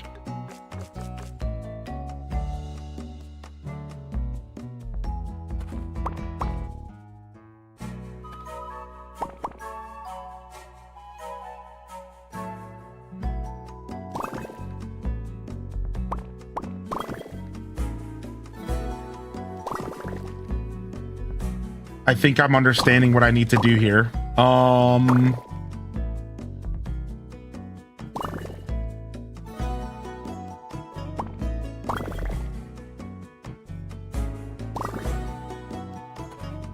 I think I'm kind of understanding. I think I need to keep in mind, I need to be thinking with inversion.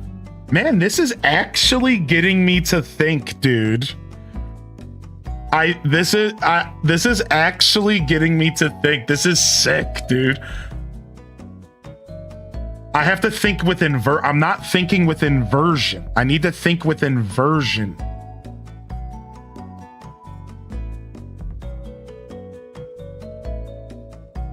So we need to like turn this yellow.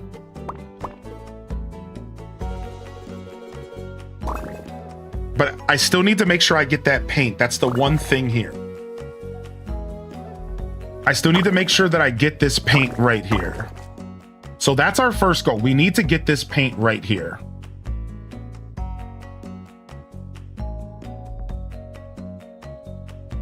I do wonder if turning this yellow and then deleting this...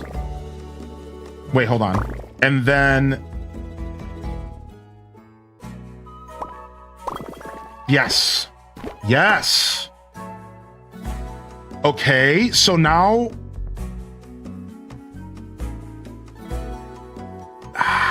So the problem is that the flag is connected to this whole mass of land now.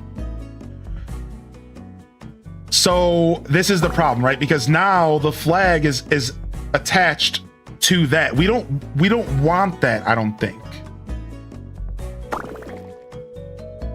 Plus, we can't get past the cactus here.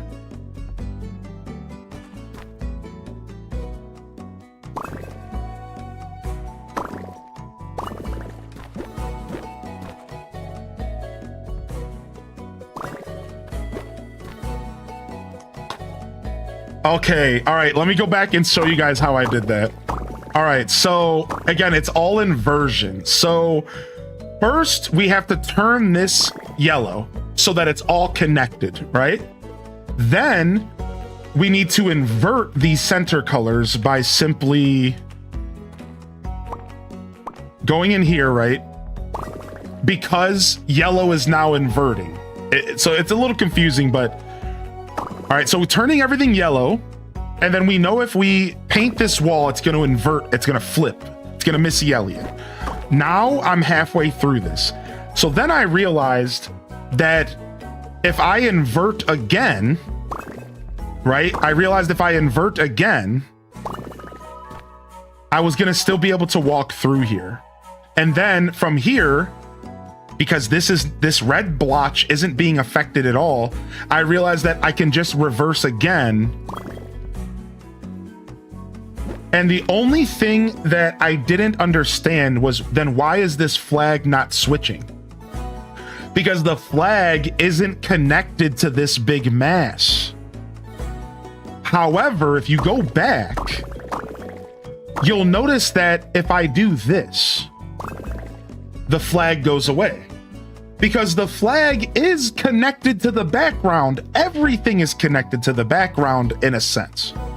So if I change the color of the background to yellow, the flag goes away because the flag is yellow. That's what I had to avoid. This is where I learned about inversion. I had to avoid changing the background yellow. So then it started getting me thinking, well, then what else can I manipulate? This is where I manipulate this. Then I switch to white and I get rid of it I invert to yellow here. The inversion is such the key. So then from here, we can go back and we can invert again. Go back up here and then one more time and the flag's not getting touched. So that's sick, dude. That's sick, dude. That is really, really, really cool. All right, let's do a couple more, then we'll switch games. All right, so we're grabbing red, white, green. Okay, this one's gonna be a brain bender. So do I want to switch them all to the same color and then just delete them all, right? But I only have 2 things of red paint. How do I do that?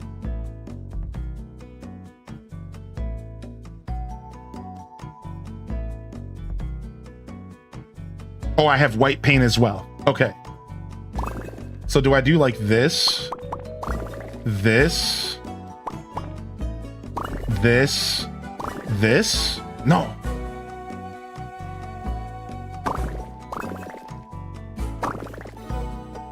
No. I think I'm gonna want to save red for the background.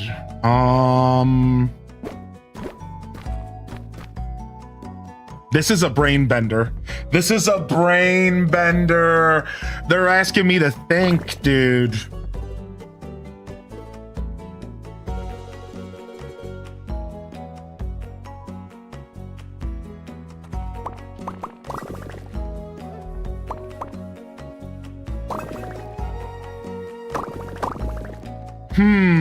I really need to sit down and like wrap my head around this. So we're starting off with a white background. So anything I turn white's gonna disappear right away. I have 1 thing of green paint.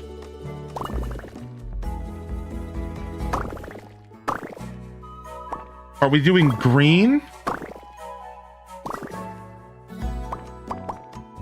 And then white? And then red? Okay, I can't because that's killing me. Because that's bringing back this spot here. And then...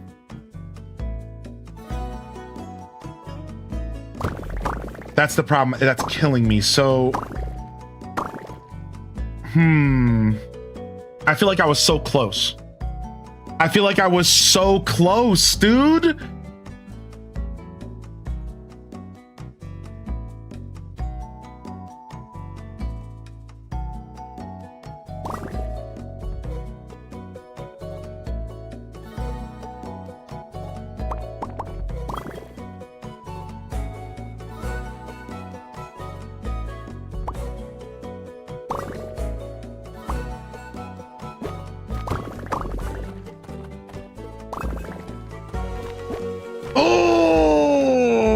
I'm so close. Okay. So let's do this one instead. Green. Red. White. No, it's not going to work again.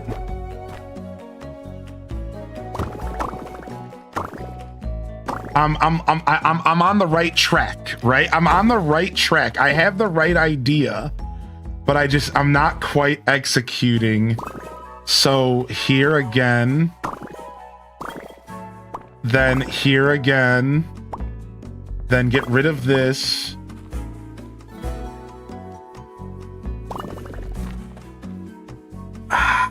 The flat, okay. I think my original idea, this piece right here has to go. This piece right here has to be green or red.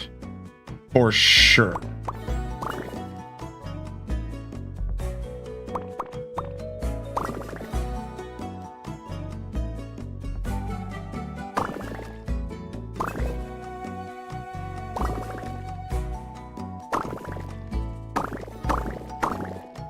I think I want it to be red. Right? I think we want this to all be one big mass. Yo, thank you, Casino, for the 5 gifted, dude. This is epic. That's not gonna work. This would work. Would this not work? Right, I'm still trapped. I can't figure out how to get below. I can create a path, but I can't figure out how to get below. So is it just a matter of this?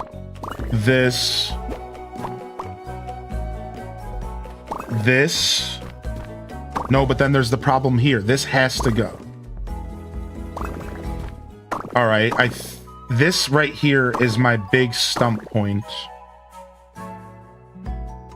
So is it maybe like green, red? Thank you, man. Thank you for the 5-pack. Any ideas, chat? Any chat room ideas?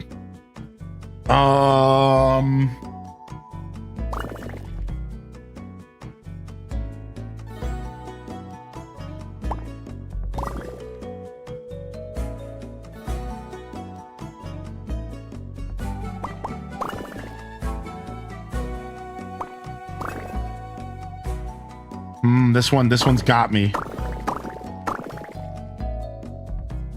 It doesn't help that I'm trying to rush because I want to play other games.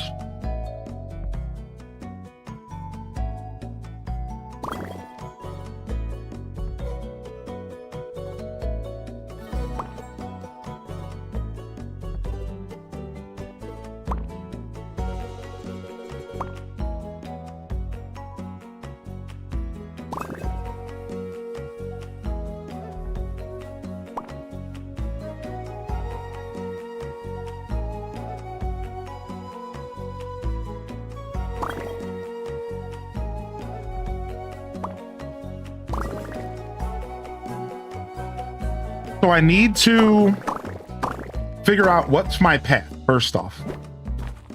This piece has to go. It has to. And then I need to figure out how am I going to be getting down into there. This piece right here is a priority no matter what. That is the guaranteed. This has to be gone.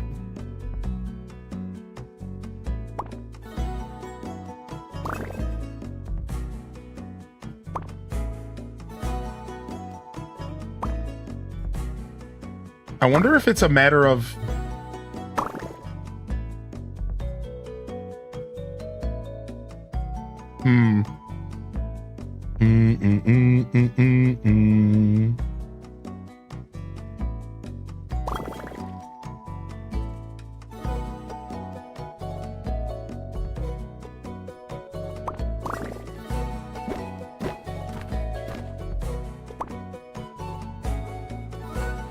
Well, turning this white doesn't help. Turning this red doesn't help. Turning this green doesn't help.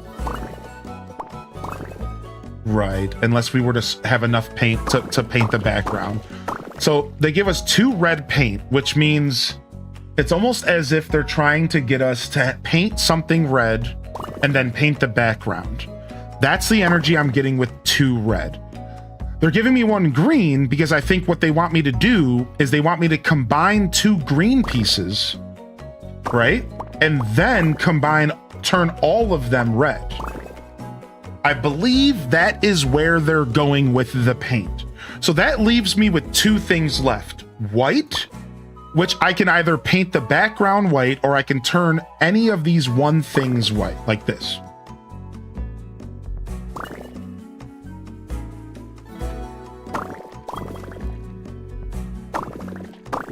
I think yellow and orange are kind of like a ruse here. I can't really do much with yellow and orange, but I have to be able to break down yellow. Because again, I have to get in here.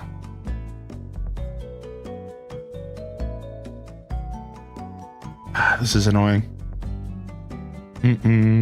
I think you might have to turn the bottom yellow green. Okay, so I've tried that. Let's do that again. Then the green and yellow atop it red.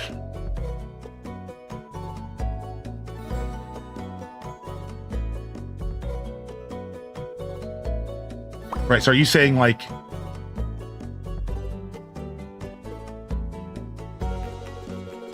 Because I've tried this, so I can turn all of this red. Right? But the problem is that if we do this, we can't get down there.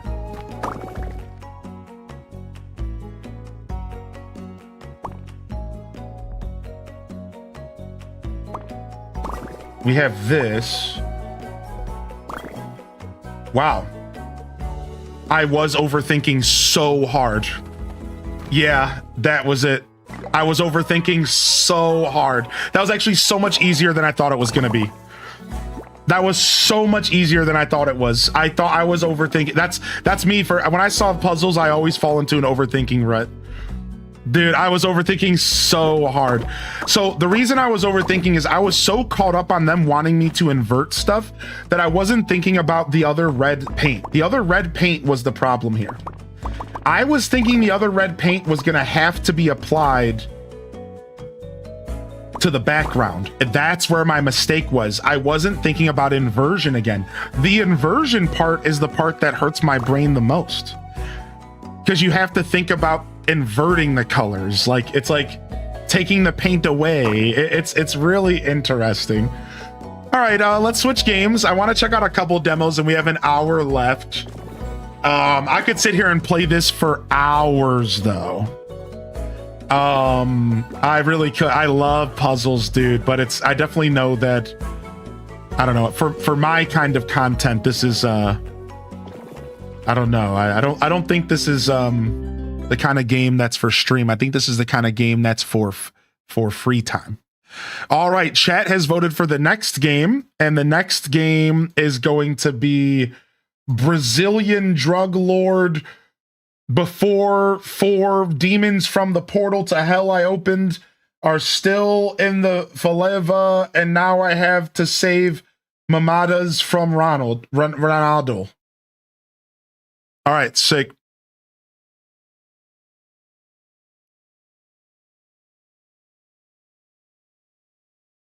All right, sick. And then we're going to have you guys vote on the next game as well. So give me just a second to set this up. All right, I think that's what this is right here. No. Options. Sound.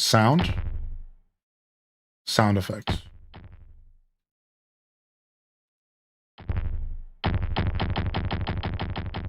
All right, we'll do that. That's fine. Okay. Did that? I hate the UI. This is obnoxious, but okay. Let me get you guys the game on the screen real quick. I think this is the game here. Yeah, this is they're definitely doing something here with this UI. I'll tell you, I don't know what's going on here. Can we do borderless, please? Apply changes. Thank you. Okay, okay, we're in. Why is it still not fully on the screen? I'm just gonna reload it. You know, we're expecting some problems because, like, anytime you load up a game for the first time, it's kind of a nightmare. So just bear with me here. I guess there's no option for borderless that makes sense. 1080p. Here we go. Apply changes. Okay, we got it. All right, cool. Okay, what is all this stuff? Can you just pull up the screen? God, I hate this. I already hate this game. I already literally hate this game. It's super obnoxious, and I'm not even in the game yet. It is super obnoxious. All right. I can't delete the poll, and I can't make any more polls. So now Twitch is also screwing me. Okay, sick. So let me try refreshing this page really quick. See if I can make a new poll here. Okay, new poll. Thank you. All right, let's go ahead and see. You guys can vote on the next games. So, next demo. All right, let's go ahead and put. All right, trading card inspector. Toda Brava.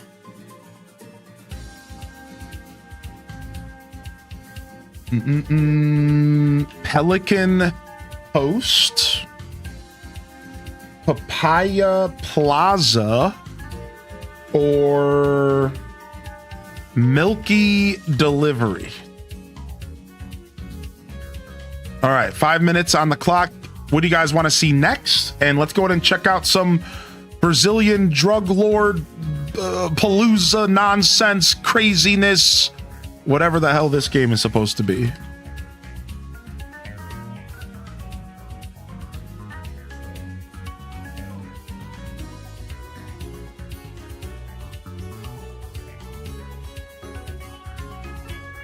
All right, cool. All right, let's check it out. Single player, new game, normal. Auto aim if using a controller, no.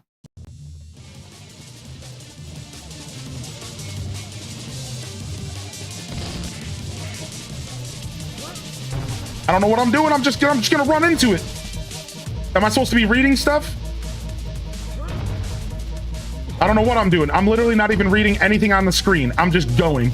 I'll figure it out as I go. Is this a loofah? Am I bashing people with loofahs, dude? Get loofah, nerd. Get loofah, nerd. Let's go. Brazilian drug lord.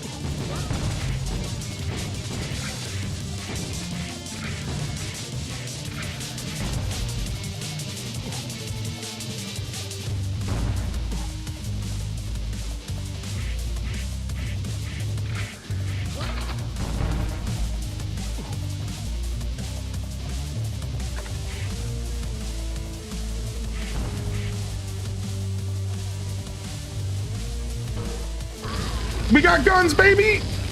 We got guns!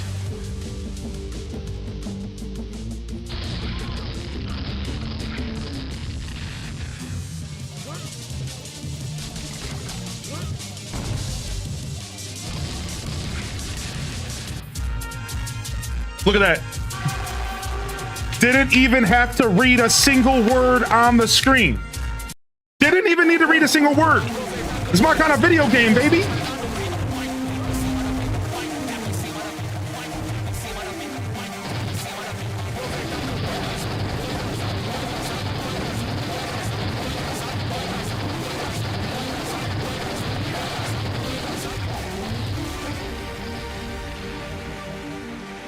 Let's go, baby!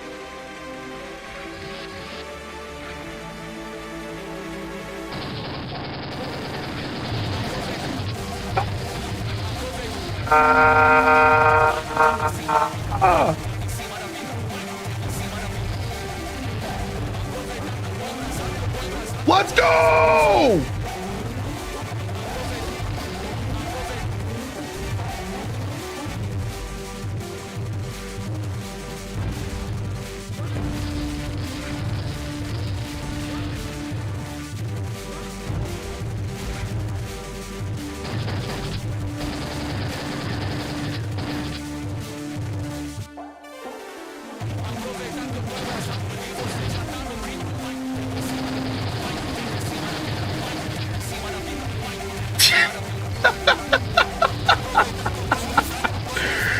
Let's go! Eat fucking lead!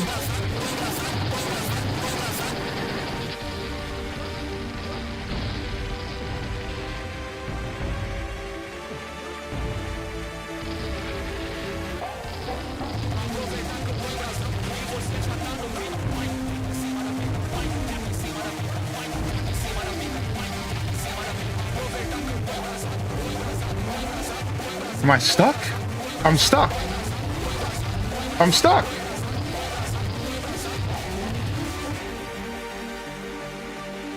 Brazilian drug lord.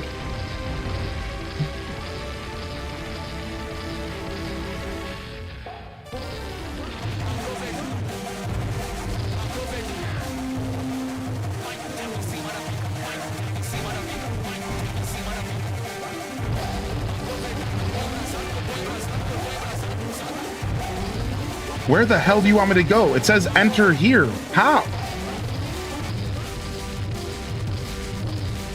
I don't understand. What the hell do you want me to do? All right, this time they got me stumped. I'm looking for some kind of button, I think, but up there it is. I see it. I see it. Got it. Press the button. Blow it up, baby. Let's go. Progress, dude. Let's go. Sick. Sick. All right, everybody. Brazilian drug lords. Sick.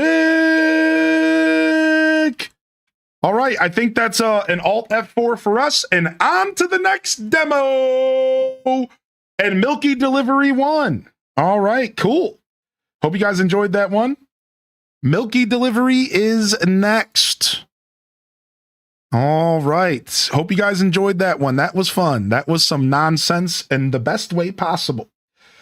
All right. Next up, Milky Delivery. Let's go see what this game's all about. I don't recommend you go search for Milky Delivery on Steam without having safe search on, because boy, did I see some bazungas this morning trying to find this game. Milky Delivery was not a good decision for the name of their game, because there's a lot more milking going on Steam than I realized, and I'll leave it at that. I'm telling you, don't go looking for this game with the kids in the room. I had no idea there was a subculture of milkers over on Steam. I had no idea. All right. So just throwing that one out there real quick. I went and I turned safe search on real fast. I never clicked safe search faster in my life. I was like, get this out of here.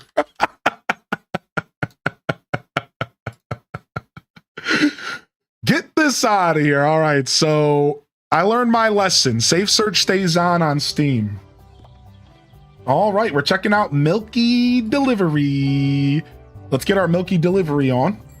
And while we're doing this, we're going to run another poll, and we're going to let y'all decide what you guys want me to play next. All right, so next up, you guys can choose between next demo. You guys can choose between Lose Lagoon.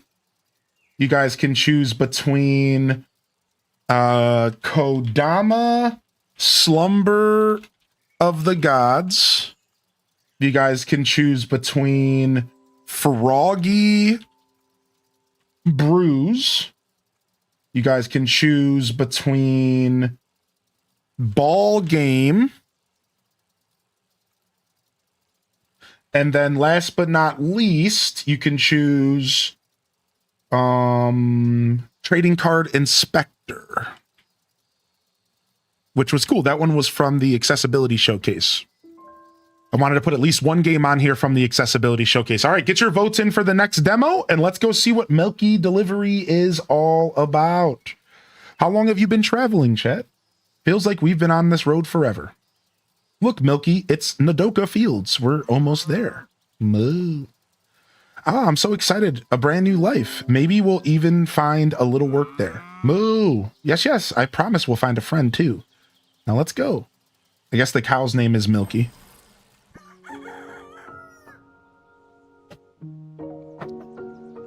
All right, look, we're here. Wow, check that out. We're gonna have a great time here, Moo. I know your future cow best friend is out there. Can't wait to meet her. But first, you need to eat something. You must be starving. Moo. New quests. Pick food item. Lock. Pick food item. Looks like I'm trying to feed my cow here. Feed. Milky is happy. She made this for you. All right. Welcome to your new home. I'm Yo-Yo. I own a repair shop nearby. Guess who fixed up the barn before you arrived? It's your girl. I also set up a room upstairs so you got a cozy place to sleep. When you're settled, come and say hi. You can find me at my workshop east of here. It's your girl. All right, we got some milk. We got some inventory. We got a nice little mat. Got ourselves a quest. We got to deliver a bottle of milk to Yo-Yo. And we got our Paul's menu.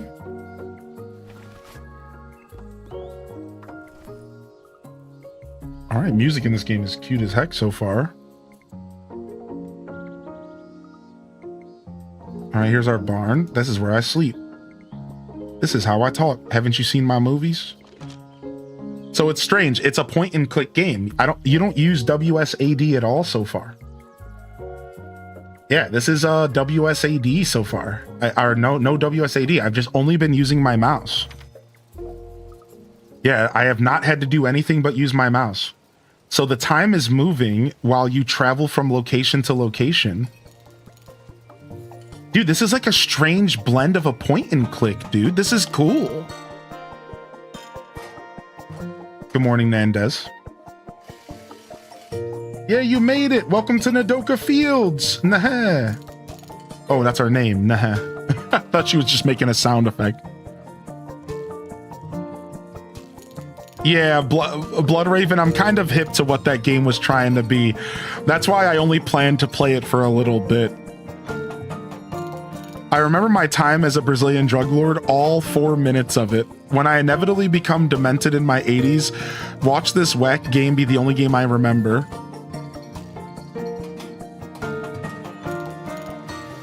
Did you guys enjoy it, Brazilian Drug Lord? Thank you, Kiara, for the 7 months, by the way. Can we get some love out there for Kiara? Dude, did you guys enjoy it? Did I do a good time? Did I do a good time? I feel like, did I do a good job? I feel like I was doing a good job. I feel like I was doing a good job, all right? I was slapping people with loofahs. Like, I feel like I was doing a good job. Best 4 minutes of my life. I had no idea what was happening. Yeah, either did I.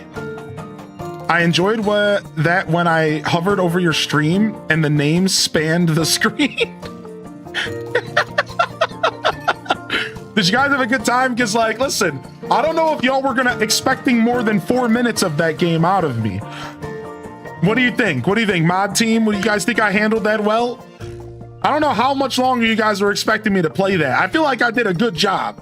I feel like I killed it. And then I died, and then I turned it off.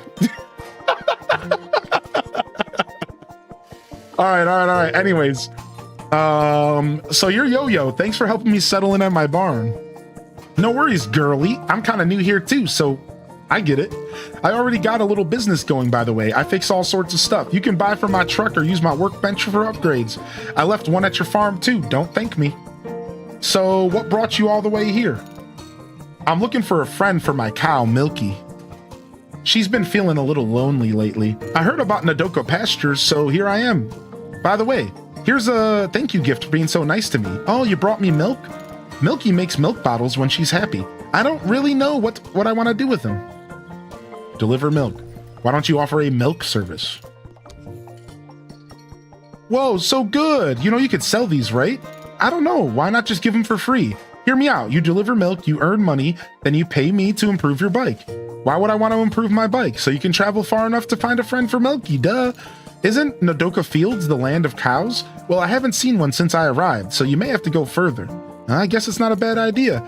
My own delivery service. That's my girl. Take this saw as a welcome gift. Might come in handy. It's a bit rusty, but I've got more in my shop for a low price. Ready to start your delivery service? Oh, wait, I need a company name first. How about Milky Milk Delivery Company? I like that. Let's say Milky Delivery for short. Nice. Now, if you want customers, you need to meet people. There are a few villagers left around here. They will only order for you once you get to know them. Go and explore. New quest. Welcome. I can buy resources. I need this random currency. I have 4 of the currency. Okay. All right. This whole game's point and click so far. which is kind of neat. All right, let's go explore.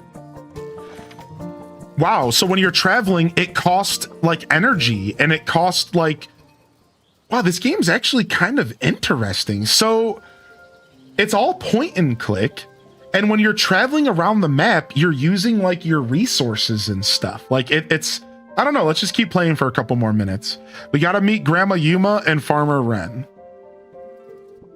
Welcome, dear. I heard you brought milk back to us. At your service, ma'am.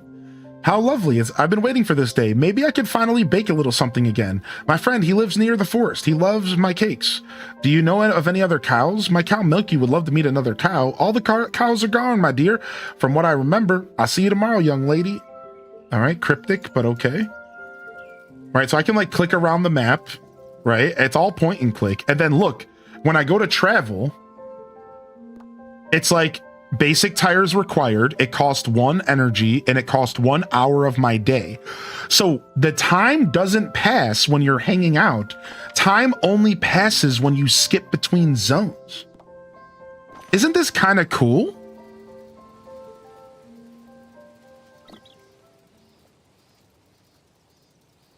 And then you can like fast forward if you don't want to sit here and watch the cutscene the whole time.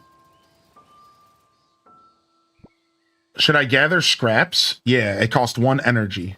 Oh, so maybe it's like Littlewood. And once your energy's done, you have to sleep. Like you're done for the day. Vending machine's out of order. Maybe Yo-Yo can do something about it. All right, so we're like opening up the map now. Let's go back this way. Takes another one of our energies. And we can like fast forward if we want. I guess I'm attacking birds for their money. These people have been living without milk. I heard you're the new kid making delivery rounds. You love the mechanics of this? Yeah, isn't this cool? This game looks like a sweet little game, dude. I heard you're the new kid making delivery rounds. News travels fast. Have you seen any other cows around? My pet cow Milky is looking for a friend. Sorry, kiddo, I haven't seen a cow in ages. But if you're supplying milk, I'm in. Lifting hay all day makes me thirsty. Then drink some water, weirdo. Oh, I can rest to gain stamina back. So I took a 2-hour nap and now I'm back full up on energy. Oh, and the hay is like gather resources. Let's gather some hay. All right, cool. We got some hay. I'm still trying to... Oh, I got to go back to Yo-Yo now. All right, let's go back to Yo-Yo. Oh, I guess I can't travel there. I have to travel home. I have to go like in order. Okay. What if the cow gets a cat friend? That would make me the happiest. All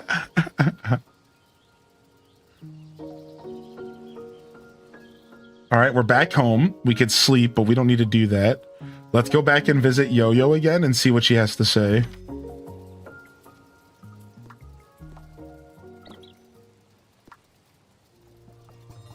This game definitely seems slow-paced slice of life style. Already back? That was fast. At this rate, you'll get tons of deliveries in no time. If you have no deliveries yet, just wait till tomorrow. You must be exhausted. You deserve some green tea. It's delicious and gives you extra strength when you're tired. Quest complete. Good job finding the new customers out there, but 2's barely a start. Grandma Yuma told me her old friend lives near the forest. Really? Go find him. You'll need a bike upgrade first, though. Those dirt roads are hard to cross without proper tires. All right, so we need a bike upgrade, so we use the workbench. All right, we need 4 scrap and we need 15 gold or bottle caps or whatever the hell. All right, so we need some cash and we need scrap. So I think now we can leave, go back home and sleep. Maybe start our deliveries. Maybe start our deliveries here. All right, let's talk to our cow. I already fed you today. Moo. Am I done for the day? Okay, sleep until tomorrow. All right, distance. Milk, so just like a end of the day screen. All right, let's feed. Pick food item, pick food item. And let's get that milk, baby. Level 1, we got 1 bottle of milk. Just a single bottle of milk. All right. I suppose we should go look for some more scrap. This guy wants milk, but he wants 3 bottles. I can't afford 3 bottles. You thirsty therma? I don't got 3 bottles of milk, dog. Let's make that delivery. All right, we got some money for that. So we're close to our bike upgrade. We need $2 more and we need 2 more scrap. I bet you the scrap fields will work today again. Let's go buy grandma here. They're not giving me any more birds to click for cash. Now his cereal's gonna be dry. Not another case of dry cereal. Yes. I love that game so much. All right, let's collect some more scrap. It takes some energy, but we just need 2 more pieces and we can get our bike upgrade. I like that the game has like this theme of collecting scrap. It always makes me think of like Fallout, right? All right, we should probably explore somewhere new. I mean, this feels like a lot of game for the demo, but I wonder where it's going to cut me off. All right, we can gather some wood. Now, what happens if... Oh, I might have to rest here. I was about to say, what happens if I run out of stamina before I get back home? There's a bunch of resting points, I see. All right, so we're here to collect... So it seems like you want to go around the map and you want to collect as much stuff as you can every day. And then you want to spend time resting. And so it seems like you want to find all the different gathering nodes around the map. Oh, bird. Got one. All right, some more scrap. Don't mind if I do. So it seems like a lot of these are like gathering nodes more than anything else. And then some places might have people. So I will say for accessibility, this game's actually really cool, first off, because the whole game is being played with the mouse. Secondly, I'll say that this game is just like has a charming pace to it where it seems like you can just pace yourself to play this game at all. Oh, did I just stumble across like a... Oh, wow, I found like a special event on the road. It's getting late. I need to sleep soon. Nah, don't tell me what to do, all right? I'll do whatever I want. I'm going to upgrade my bike first. Yeah, this is incredibly chill, right? All right, bike upgrade locked in. Bike upgrade. Now the next upgrade costs 99 each, so they're definitely expecting me to play the game, which isn't a bad thing. All right, now we can explore further. So pretty cute game. I'm gonna go ahead and switch to our next game. I think we got the gist of what this game is offering. I imagine it doesn't get much more complicated than that. But what did y'all think about this game? HDES good or bad in the chat? Pretty cute game, right? Yeah, actually kind of bringing something to the table that's like interesting. I don't know, dude. I thought it was cool, yeah. Thanks for playing our demo. How did you like it? The full game will take you further through the forest, the mountains, the seaside village, and you'll have more colorful characters to bring the region back to life and uncover its mysteries. Here are more cool things you can expect. Bus stops and a tent, new milk recipes, hidden collectibles, little surprises. See you in a few months. Blip, loop, and doot. Aw, cute. Blip, loop, and doot. Aw, very cute. Very cute. All right. It looks like Froggy Brews is next. Looks like Froggy Brews is next. Let's go check out Froggy Brews. And I think we'll have time for one more poll and one more demo while we load this up. Let me make sure I get everything set up. And I'm going to have y'all do one more vote. So let's see what this game is bringing to the table here. Froggy Brewing. We're Froggy Brewing out here. So Froggy Brews demo is locked in. I'm gonna fade over here and just fix my game real quick. I could do it and make it to where I don't have to move this, like leave the screen, but who cares? Like we're just trying to do this efficiently. All right, and then let me just set this poll up really quick as well. So Last demo question mark while we wait for the Xbox Game Showcase in 30 minutes. And our last demo is going to be Chat Chosen, and it's either going to be Ball Game. It's either going to be... All right, what else do I have left? Give me just a second. There should be 5 exact games left. It's either going to be Kodama. It's either going to be Lose Lagoon.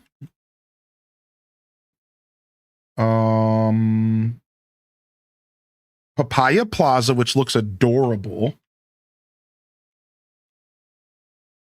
Or Pelican Post, which also looks adorable.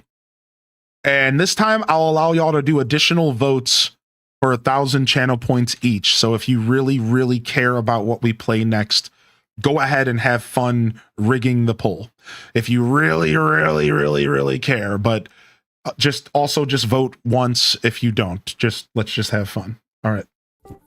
Let's check out Froggy Brews.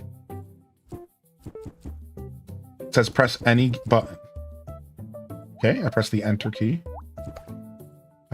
Sound effects down. Music up. All right, this game has controller support, but we're playing with keyboard and mouse. All right, let's go get our Froggy Brew. Let's go get our Froggy Brew on.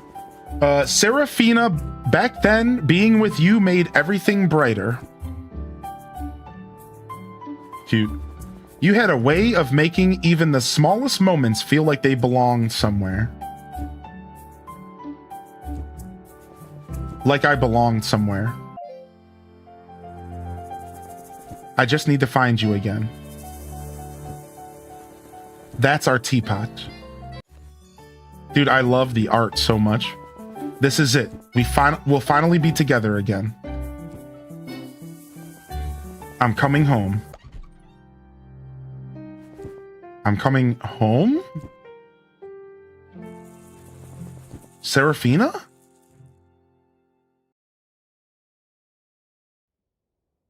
All right, we're home. It's WSAD. So, all right, so we're back to WSAD. What you got over here, F? Hey, Froggy, having a good day? I am. All right. Shift. We're shifting, so we move a little faster. There's no jumping. That's always a slight disappointment. I do love jumping a lot. All right, F. We're going outside. Now isn't the time to go out. Okay, then what do you want me to do? Am I drinking some tea? Oh, I'm brewing. No way, a new face. Someone's finally reviving the tea house. This is great news. Just wonderful. Fantastic. Quick, make me some tea that will calm me down. Earthly ingredients can do it. All right, music kicks in and I'm feeling good. Pay attention to the customer request. Their words hint to the kind of tea you can make. To choose a tea base to begin brewing, each base has different layouts for placing ingredients. Ingredients are in the tray sorted by flavor. Select, rotate, and place. Oh, a weird Tetris game. The flavor indicator shows which flavor your brew has. Each flavor has its own effect on customers. Hold spacebar to brew. Get rewards according to how you perform. Good luck, tea masters. All right, we got our base. All right, what are we doing? We taking some elder twig? Yeah, we're playing Tetris, dude. Sick. Elder twig. All right, we could just put it in here. It probably doesn't matter, right? And then we're brewing. Serve. This game is called Froggy Brew. Sip. Not bad. There are 5 flavors. Each flavor has a specific effect when consumed. Earthy is calming. Sweet is uplifting. Spicy keeps you alert. Don't worry, you'll learn all this along the way. Successfully serving the desired tea will increase your popularity and money. Keep this up, and you'll have your tea house will be the best ever. First achievement, we brewed, baby. Oh, we got our first customer. All right. Hello? Can I ask for a favor, please? You see, my friend Scamper has been kind of down lately, and I want to do something nice to cheer her up. Can you? Can you? Can you please use this love berry for her and make it pretty too? Okay, thank you. Bye. All right. All right. Did he leave? What? Hey, I thought the previous owner came back. Well, since I'm already here, give me something that can lift my mood. All right, we're mood lifting. What flavor lifts the mood? Do you guys remember? I don't know. Is this the person I'm supposed to give the love berry to? Wait, is this the... Yeah, I think so. All right.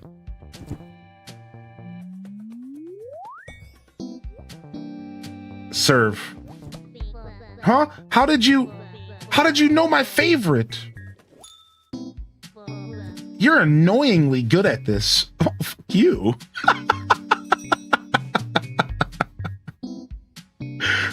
$23 votes for Papaya Plaza, so nobody even flexed their channel points. So it was a pretty fair vote. Oh no, it was 44 votes for Papaya, so somebody probably flexed their channel points, but I'm not going to call them out. I'm going to let them be silent. All right. Tea house closed. Exit. All right. Am I leaving now? Is that it for today?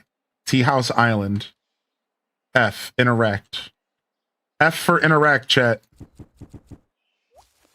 I found some Germy nut. Ooh, nice. Just got into the game and I'm already finding nut. I love it.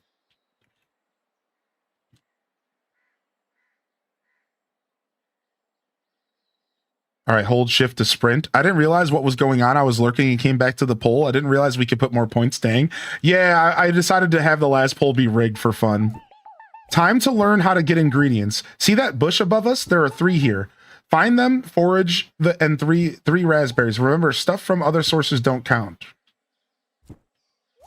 Raspberries, 2, 3, done.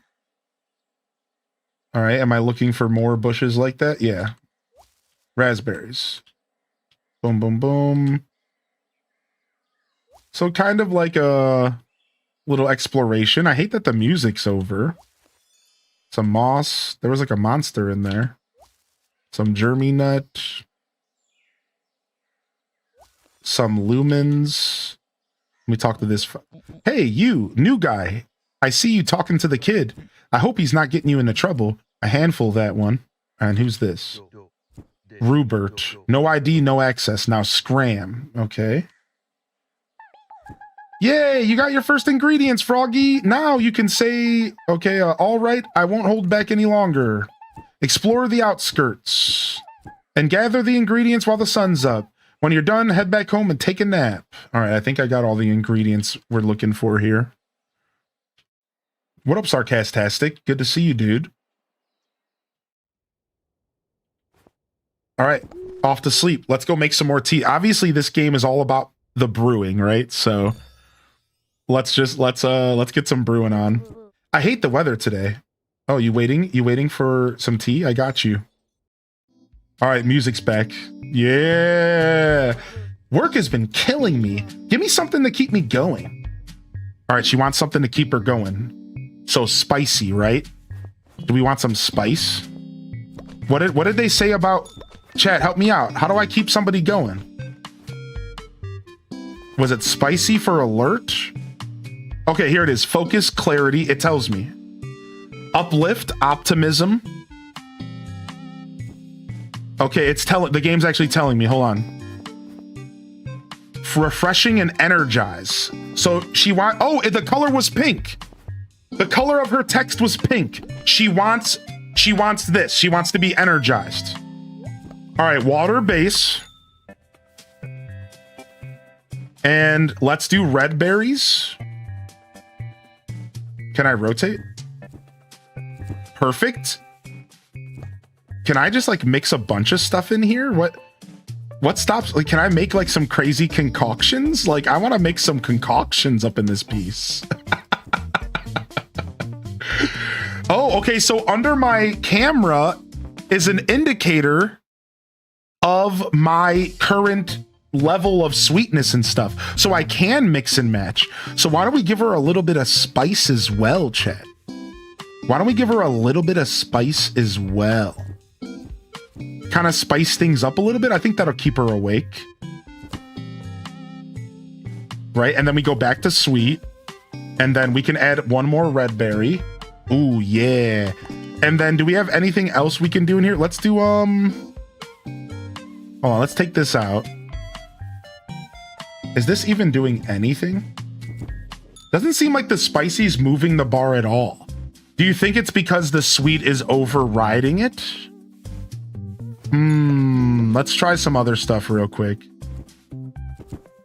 Yeah, maybe you can only have one flavor profile per thing. Because it doesn't seem like I can get other flavor in here. Let me try like a couple. Let me try like 2 here. Yeah, it doesn't seem like you can overlap flavors. So we might just want to stick to the red berry and just make it super energetic for them.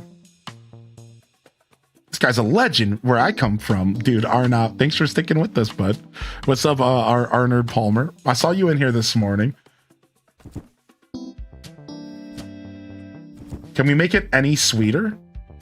Okay, the bar's not moving anymore. So I don't know if we can make it any sweeter than it is.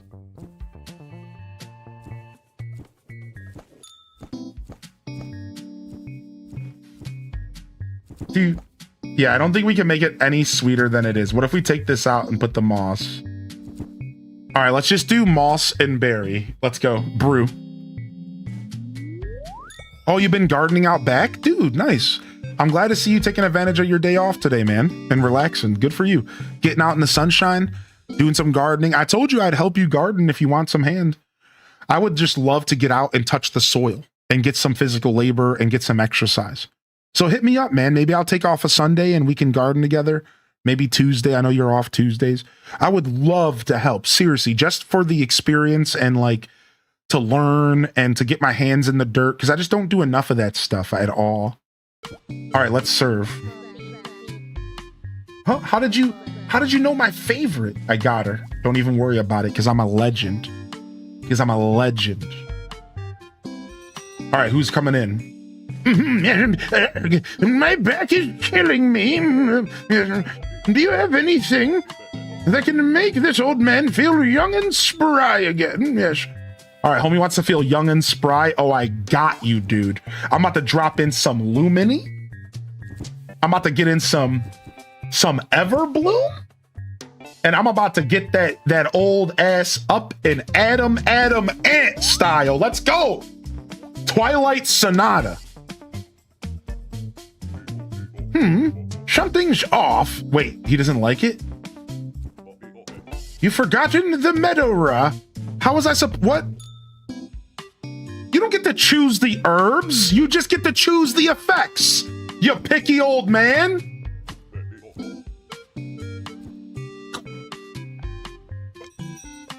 I hate him. I already hate him. This game is called Froggy Brew. We're going to switch to one more game, but Froggy Brew, everybody. Check them out. Remember, you can go wishlist this stuff, man, and it helps the indie market, man. I'm going to talk about this for a second again, because I talked about it earlier. Hear me out, everybody. I recently was watching a video from a really nice source, and they were talking about how apparently right now in the gaming industry, there's like a problem. And the problem is that it's hard to get games in front of people, and that apparently a lot of indie studios are like not getting backed anymore because no big corporations want to support potential like small games that aren't going to become the next like Fortnite. So it's real frustrating because apparently the indie market's in a bad place. It not only are they struggling to get games in front of players, apparently that's a big problem.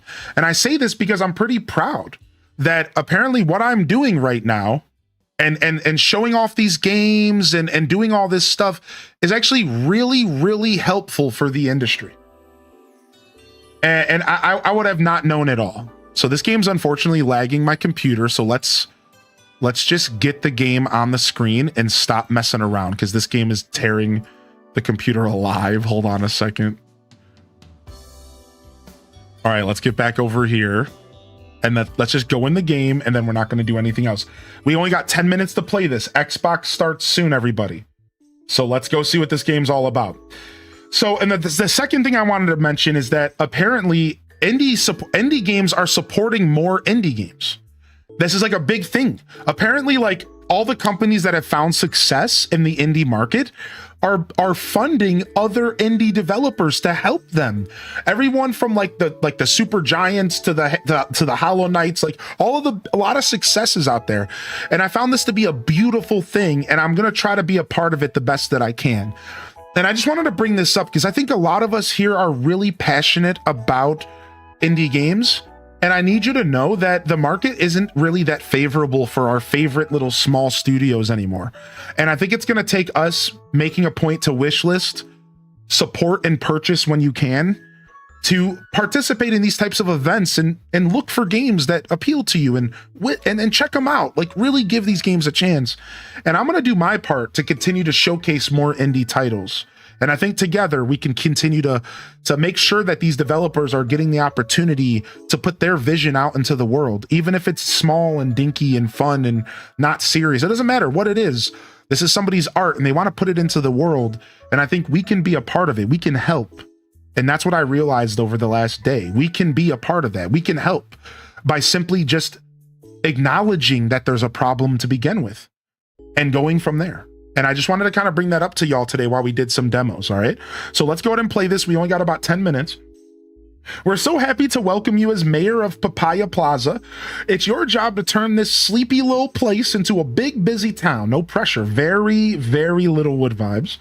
Start by building cute shops and putting villagers in them so we can earn shiny coins every day. The more you build, the bigger our town score gets. And then we unlock even more fun stuff. Yay! Mayor, let's work hard and grow our town together. From Daisy. All right, so we have a quest up top. Press E or enter to interact with an object. So I got myself some oranges. All right, cool.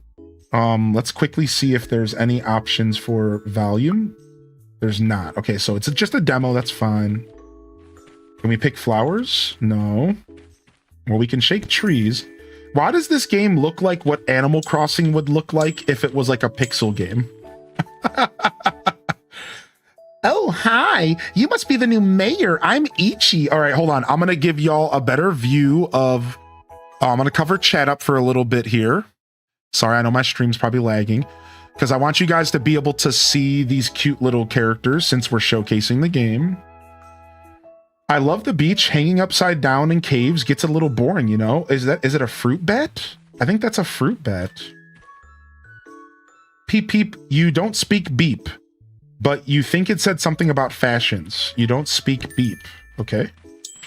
I, in fact, do not speak beep, chat, so I'm not sure if I can help there. Buildings, villager assignment, none. Okay, so let's go ahead and assign our fruit bat to this building. And now they're gonna run the juice bar. Okay, cool. So I get to assign the characters to like where they're gonna work. Jack, oh, I love Jack.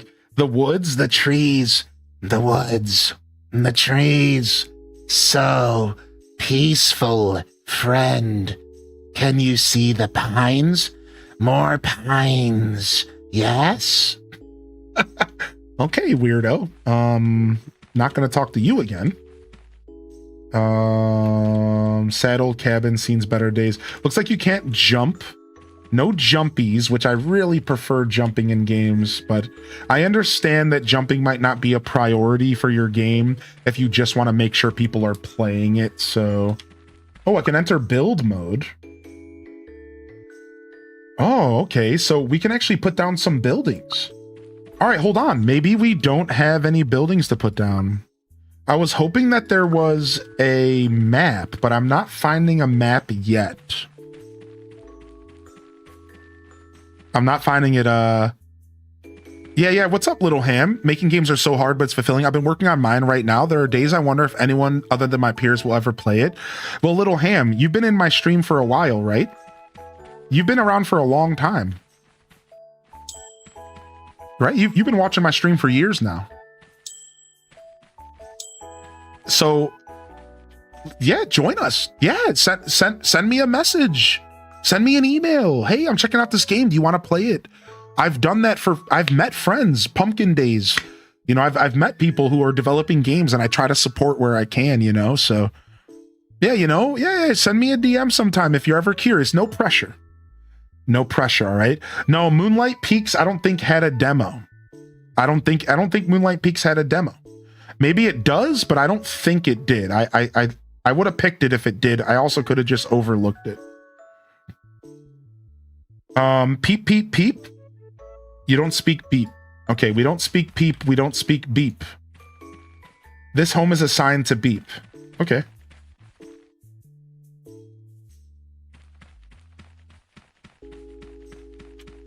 Yeah, I was rushing this morning, so I might have missed some stuff. I was like rushing to like install these games because I slept in because I was so tired after all these long streams. Okay, let me pick up this trash. So I might have overlooked Moonlight Peaks, but I tried to use the Discord and I looked at Wholesome Games mainly and a bunch of other stuff, and I tried to grab any demos that like made sense to play today. Knowing that I wasn't going to be playing the games for too long, I was like a little picky about what I was presenting because I wanted to do like a kind of a rapid fire. Hi, finally someone here to help clean up. Every day new rubbish appears. Look at all this. It's giving me anxiety. All right, so I think what I can do is I can build another shop. So we can build the egg bar.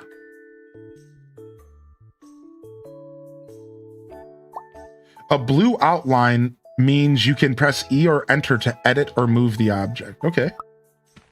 So now we can give somebody else this job. So the egg bar, we're going to have beep working because it's a chicken. It makes sense, I think. I don't know if my logic is sound, but we're going to go with it. And then we can also make a clothing shop. So why don't we put the clothing shop up here? Doesn't seem like there's much going on back here. And then let's leave build mode. And let's go give somebody the job here as well. So this game is definitely looking like a Littlewood style game. All right, clothing's gonna be Daisy, and we're gonna keep Jack unemployed because he's a freak.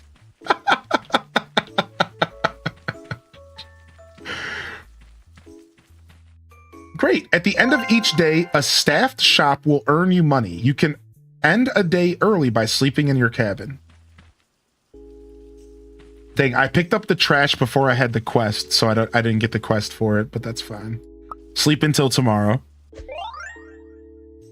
Am I destroying flowers? Wait, what did I do? No new villagers today. Population 4 out of 5. Trash penalty, -8, so I missed some trash. 44 town score to the next rank. All right, next day. I'm not destroying nothing. All right, next day. So we have to go around and pick up trash. And it looks like this person has a question for me. These new clothes are great. I'm a little worried I'll get them muddy though. It would be nice to have a few paths to walk on around here. Oh, so they want me to mess around with pathing. Oh, look at this. Oh, there's a lot of stuff to decorate with. All right, dirt path. Oh, all right, nice. All right, and I suppose we need a path from here.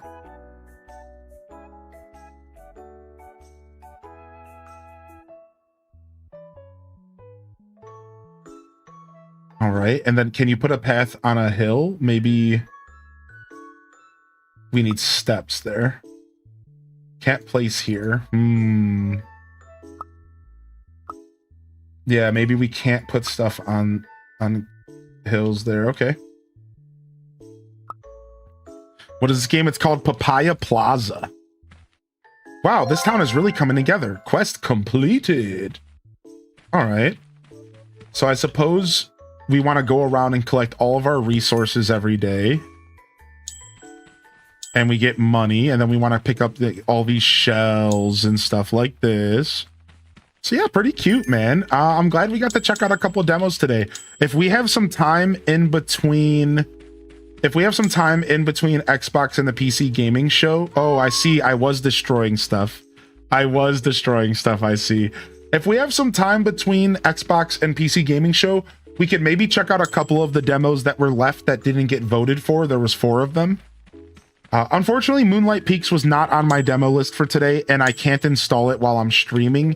It's likely going to be a problem. So I do apologize, but you're going to have to wait on Moonlight Peaks. But Moonlight Peaks is the kind of game that I might play on the channel. So in all reality, like, wouldn't it be better if we just played that game when it came out anyways? You know what I mean? I think it would be better. All right, we can delete the broken down houses, they said, that have been left behind. They said delete the broken down houses that have been left behind. All right, gather some fruits. Oh, build pine trees. I didn't realize he was asking for pine trees. That makes sense. So we go into here. Pine tree. One here, you know, whatever. All right, we have to watch Xbox. But yeah, cool.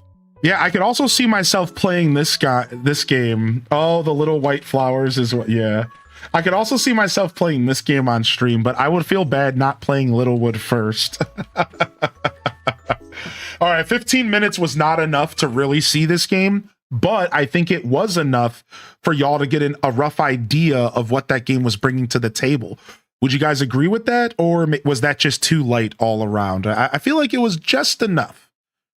Just enough to kind of for you to get the idea of what was happening. So, all right, let's go to YouTube and let's get Xbox going here. And we're like right on the edge of Xbox's show here. So, it says, thank you for an incredible 25 years. All right, it started, chat. It started. Thank you for an excellent 25 years. And here's to the next 25. We're going straight into the show, baby. Let's go, everybody. Xbox game. I think this is going to be big.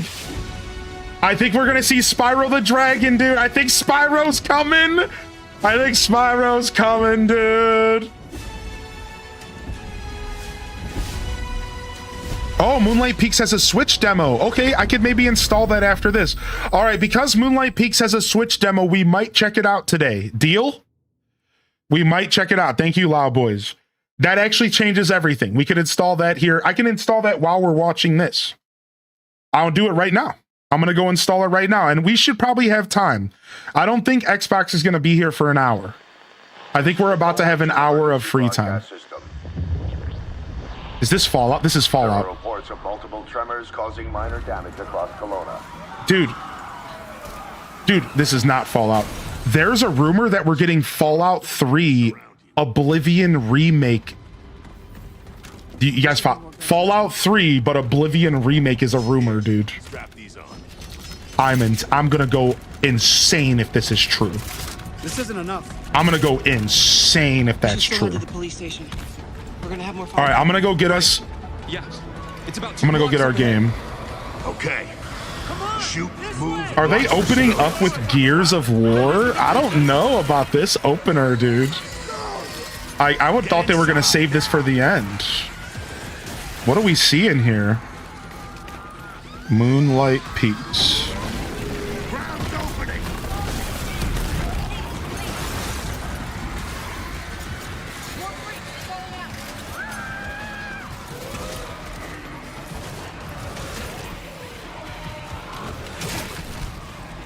Download demo. Got it. Got it.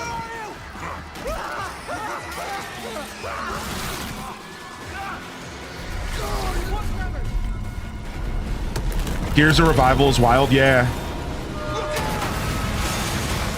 Yeah, the only reason I said I think it's weird to start with Gears is because there's a whole Gears showcase at the end of the show today. That's the only reason I said that. Starting with Gears makes sense. It's been a long time. but there's a whole showcase dedicated to Gears of War at the end of this showcase. So that's why I was like, wouldn't you end with Gears and roll into that? Why would you start with it? Anyways, it's not my business. It's not my business. Any Gears out there? Anyone that can hear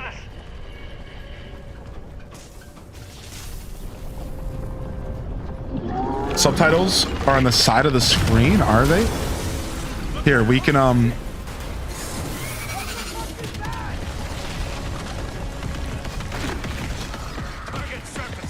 we can go up here for y'all. I got you guys, no worries. I said I would do this.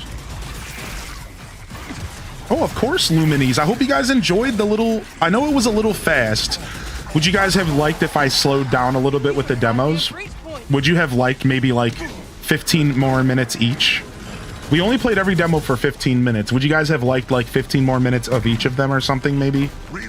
I mean, besides for Brazilian. Yeah, I wanted to try out like rapid fire demos today. I wanted to see how it felt to just play a bunch of demos for like 15 minutes. I think in hindsight, I didn't like it as much as I thought I would. I think instead doing a 12-hour variety-a-thon of nothing but demos was in fact cooler. And you know, I wasn't thinking I was going to do that. I wasn't sure if I wanted to do a big 12-hour variety-a-thon because I would have to wait till next week. So my thinking today was the sooner the better. All these games are fresh on our minds. Let's just do a rapid fire demo day today. So I wanted to try this out, but I agree with you. I think maybe a more dedicated stream to demos is actually the play. And then we can sit there and play them for 30 minutes to an hour each. And that feels a lot more fun, I think, for me as well.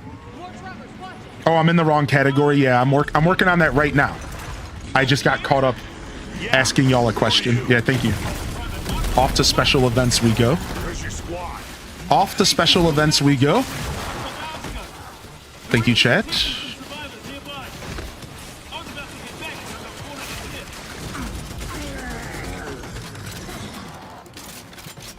There could be an ad for anybody not subbed, but it's only Gears of War, so this is the best possible time.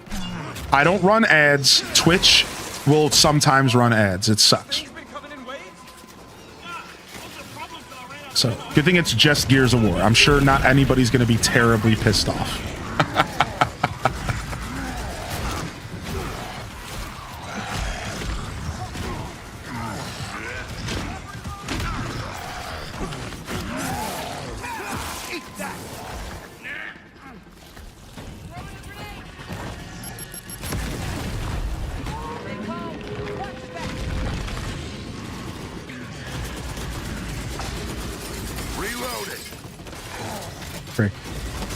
I'm super happy this is actually the first game because I need to switch the category and I forgot to download an image for this showcase, so.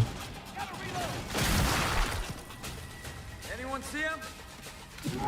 I'd like a quick image here.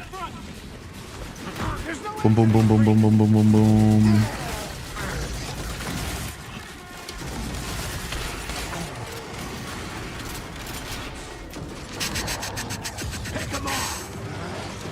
This is a lot of Gears of War for them to have a whole showcase at the end that's also Gears of Wars, though.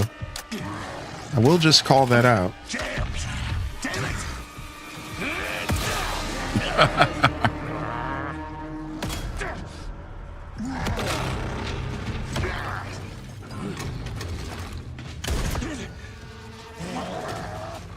If this showcase is only 30 minutes, this is a long time. I'm thinking in the terms of like Nintendo Direct, right?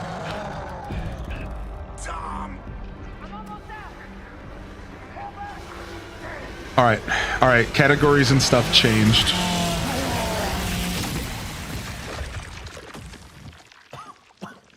Yeah, Moonlight Peaks just released, yeah. I saw that when I was downloading the demo. Our roads converge again. Marcus Phoenix.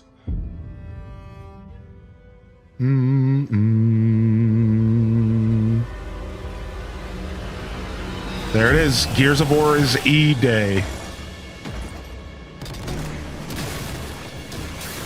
What are we talking about in the chat? Hylian usually handles though. Is there a reason mods don't change category / gen Q? Sorry if this sounds rude. Yeah, just not something that I have my moderators do. My moderators are here to focus on the chat, not on anything else. It would be nice to not have to think about that kind of stuff, and maybe in the future I could set that up with my mod team, but Welcome to the Xbox. I just don't run that kind of ship here. For the past 25 years, Xbox has delivered some of the greatest games. I do of everything all time. myself here. Games that changed what was possible, games that brought players together, and games that defined generations. Xbox was built on the spirit of creativity and heart. And as we kick off the show with Gears of War E-Day, it's only fitting that as we return to Xbox, we return to Gears. So today, we're announcing that Gears of War E-Day will be an Xbox console exclusive. Oh, they had to drop the word exclusive right away. They know people are pissed. Xbox is great games, and that's what today is all about. We're going to They show had you more to do than it. 25 Because titles from Xbox creators around fans the are world, pissed. You followed don't by our understand. Gears Direct. Enjoy the show. Yeah, like they had to do that because Xbox fans are freaking out right now. Like, you guys don't understand. Like, I've been on the internet and Xbox fans are freaking out about no exclusivity. So she had to do that to shut everybody up. Do I remember? Like, I promise you, like that was a big PR move. Well, I was being crushed to death with seawater and mud and manure whilst holding onto my sister's hand. I remember her fingers gripped so tightly in mine that her nails drew blood. Until I lost her grip. But she stayed away. No idea what this is. This has got to be like a world premiere, right? Does stick in the memory a bit, yeah. Isabel, hero of Wrathmarsh. I know why you're here. What the heck? Yo, thank you so much for the gifted. Appreciate you, Fudge. They're not real heroes. You ever seen a legend in the flesh? All that power, how do they use it? Killing mindless beasts. Fighting. How many games are Playground working on? I have no clue. This is the first I know of. A real hero knows how to wield power. They don't waste time on trivialities. You're back and dressed like a twat. Got more important things to worry about than vegetables. A hero knows how to live with their choices. Oi! What the fuck was that? Well, I was just Sent my brother into the infinite fucking abyss without even asking permission. Remorse? Fabled? No, not Fable. Remorse is for the guilty. They said it's Isabel, the Wrath of something. Look, I will tell you what I told them. Albion is broken, and I'm going to mend it. I'm adjusting the volume as I go. When there's talking, I turn it up. When there's not talking, I turn it down. Otherwise, you got to use the CC, because I'm not going to have our ears bled by jump scares and slashing and gunshots. So yeah, I'll be handling things. But there's captions for a reason. So a little bit of reading won't hurt you. Is me.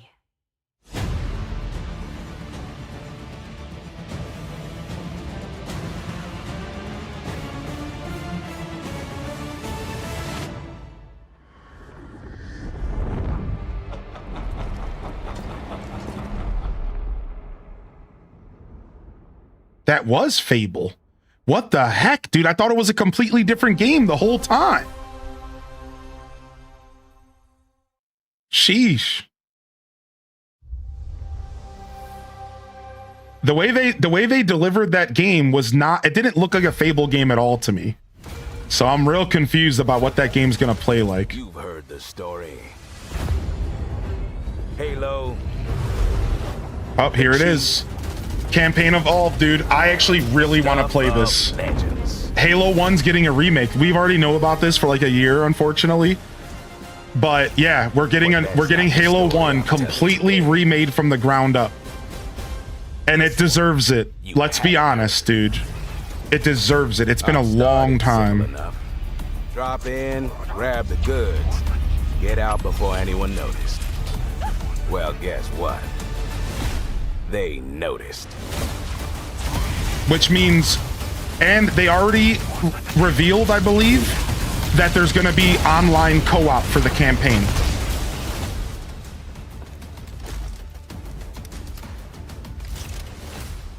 Now you ready to get to it? Yeah, I'm pretty sure there's going to be online co-op for the game, dude. I'm pretty sure you're going to be able to go through the co-op with your buddies online. This place, more of a freak show. And trust me, I know freaky. Have you enjoyed your stay so far, Demon? Sorry to interrupt, but we're on the clock. Yeah, co-op was the best part of Halo, for real. And also multiplayer. They always get complicated. Plans change. Odds get worse. My advice, bring a Spartan.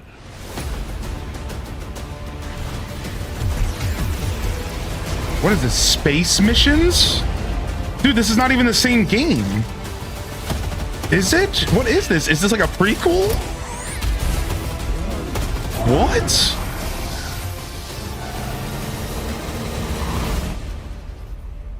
Campaign evolved, not combat. Tired of being a strong, almost silent What? type? No. July 28th. Wow, soon.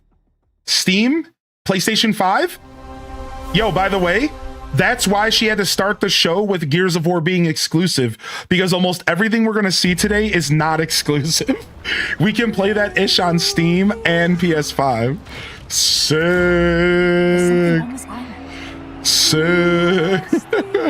Yeah, Halo's coming to PlayStation 5. That's why the fanboys are all pissed off, because that announcement was before the new CEO. This than you understand. More than you can handle. I've proven myself. Have you? Have you really? A sword keeps you alive.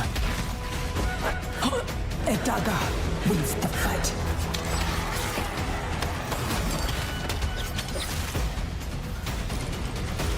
Look at this place.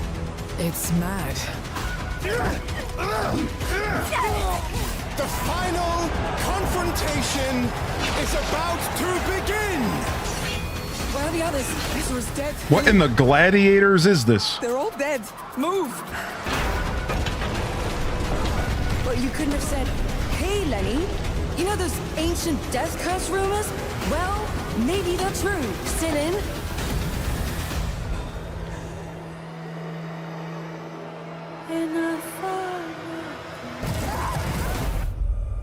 Residents of Plague Tale Legacy. I don't know anything about that, but PS5, Steam, Epic Game Store. Look at that. Look at that. What, the subtitles are usually in the middle of the screen. Are you guys, are the subtitles under chat? What? Sorry, I didn't know. Domino might have been on that Midnight Channel before she died too.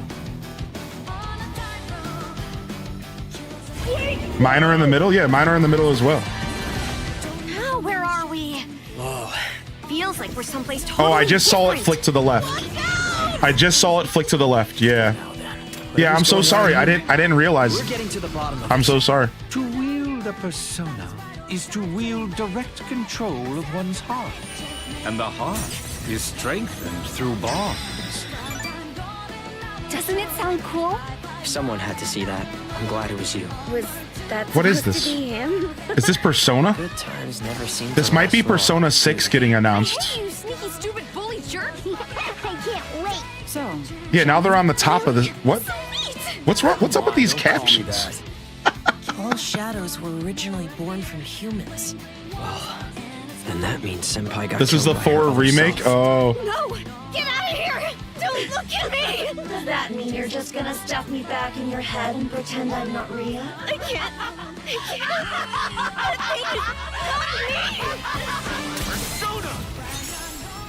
is... Persona 4 remake. Persona 6 is rumored for today's show too, which would be insane for them to announce both back to back. So I have a feeling Persona 6 is not going to happen. So yeah, I'll be counting on you, partner. And let's team up and catch this jerk. Let's end it. Here, go, Persona.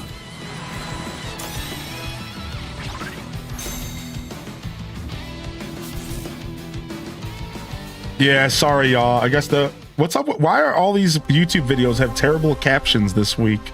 Not all of them, but like 2 or 3 times we've had some struggles. Doing my best, y'all. I could just hide my whole face. I could just take everything off the screen if you guys want. At this point.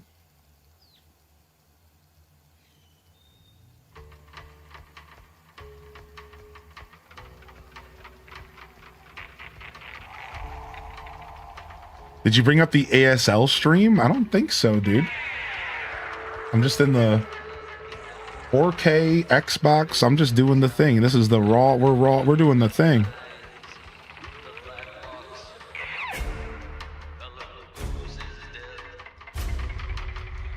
My friends and I used to argue about what ended the world. A weapon. Hey, thank you, Mycroft. Something worse. Thank you, Mycroft. Thank you, dude. Started State of Decay 3. Yeah. Places the world forgot. I bet you this is State of Decay 3.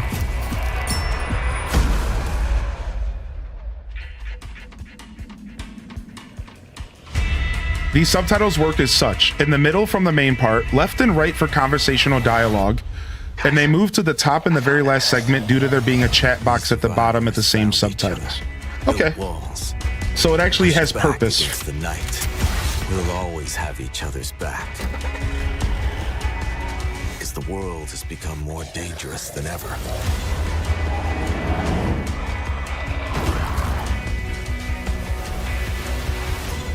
Dead aren't just wandering anymore. They hunt.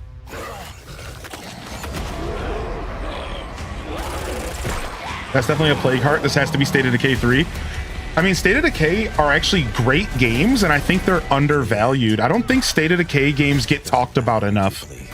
And from like the zombie fans' perspective, I feel like these games are really good. I'm not a zombie fan, but every zombie fan I've talked to likes these games.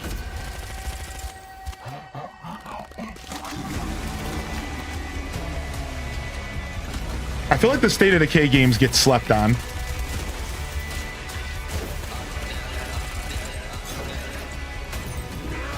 And they've only gotten better. Like, 1 was definitely a little rough, 2 was less rough, and this looks pretty polished if this is State of Decay. So they've only been getting better.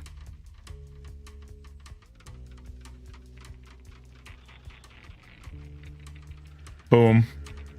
Boom. Zombies Ate My Neighbors ruined zombies for you? Yeah, pretty much. You know me a little too well.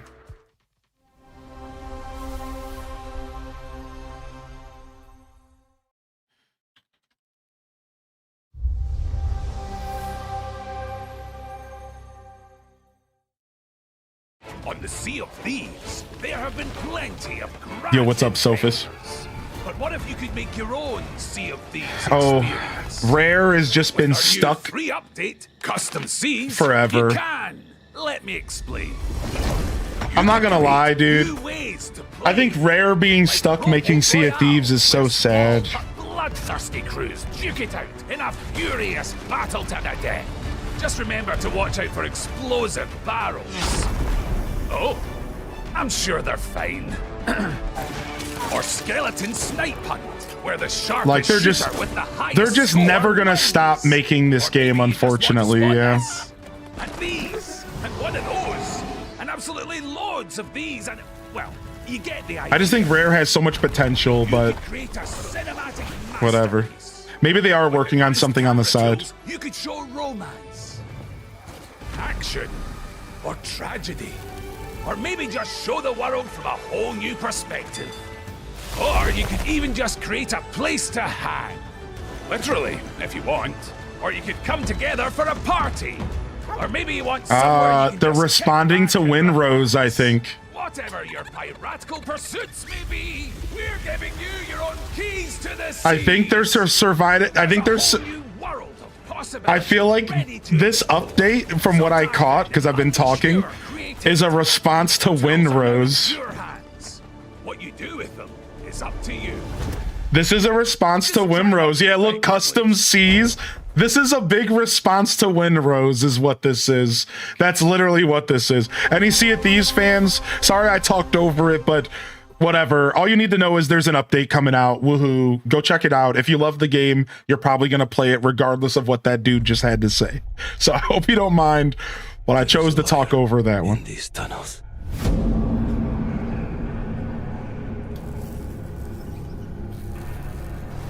They call him Führer.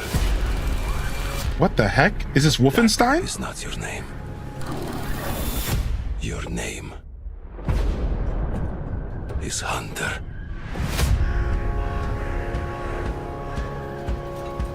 As a Spartan, you were a legend.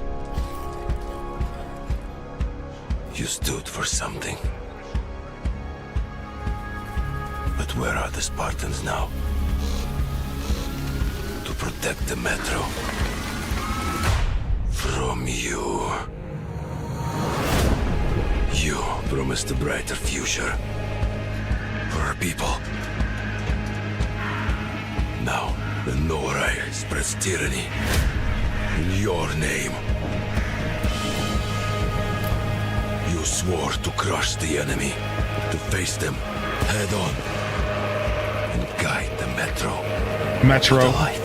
They dropped it. They dropped it. Radiation slop. I don't even know what the Metro games are like. Are Metro games like post-apocalyptic? I don't know much about them. Spreads like a plague. I'm so hip with Xbox. Yeah, me too. Or unhip. I feel that way about almost all these game shows, though. I'm gonna be honest. I just... Yeah, like I'm so out of touch with everything that isn't Nintendo most of the time. And the funny thing about that statement is that's not fully true. Like, I do actually watch a lot of gaming news and I keep myself aware of stuff that's releasing, but I'm out of touch when it comes to like what modern games look like. Like, you know, I might know about a new God of War game, but I couldn't tell you the difference between God of War 1 and 3. I don't know, you know.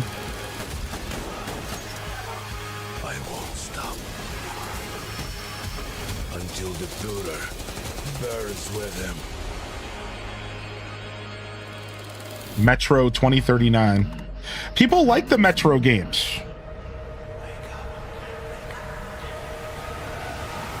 What's up, Lone Blonde Wolf? People like these games, so I mean, February next year is getting stacked. Spring next year is already starting to get real stacked. You guys notice that? Spring's about to be world premiere.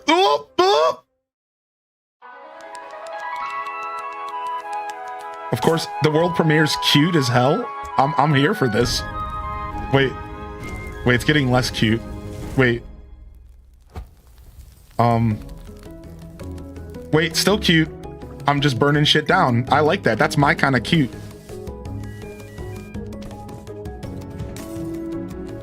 In hell.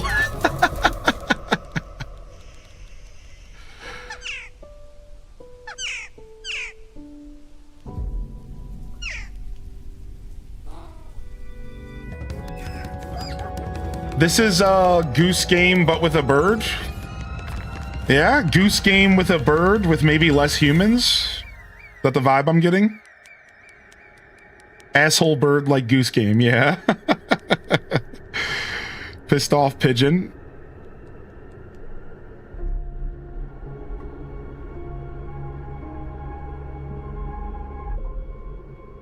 Does that imply geese aren't birds? Are they? Cute. Geese are terrorists. All right, back-to-back world premieres. Here we go. What you got for us? Wait, Spyro's looking real different. Wait. Wait a second. Wait. Countless wars have been waged. Oh, Koei Tecmo. Is this Dynasty Warriors? A champion rises, destined to quell the chaos of this senseless cycle.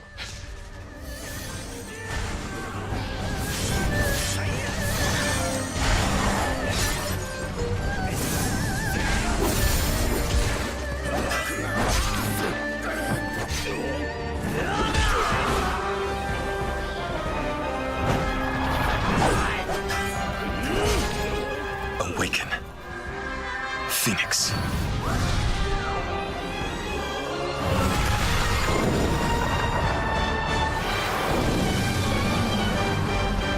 Wolong 2. I never even heard of Wolong 1, but I mean, that looks badass.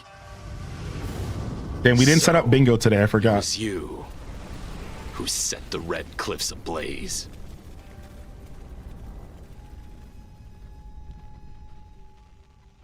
Mood, Reina B.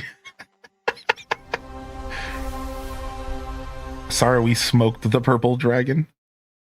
I like all these play it day ones. You're ready for the challenge. What tier? The reward of opening your very own cult. Nothing can beat us, nothing can break us, nothing can shock us, nothing can shake us.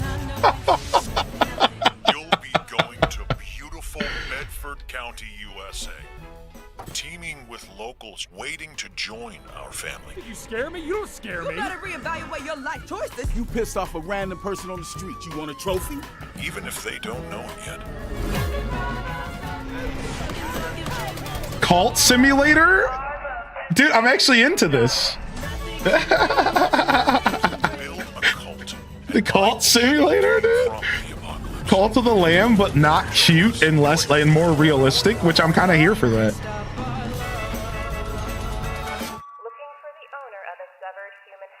Join us, thrive, duh. That's so silly. What a goofy game, dude. He had the Negan bet. Yo, what tier of Game Pass do you have to play games on day one? Isn't that like the second tier or the third tier? Ultimate? Well, here's a better question. How much is that tier? I'm just trying to figure out how worth it is, because these are a lot of games coming to day one. Definitely upping the value. 30 bucks, 25. Yeah, like definitely a lot of value, right?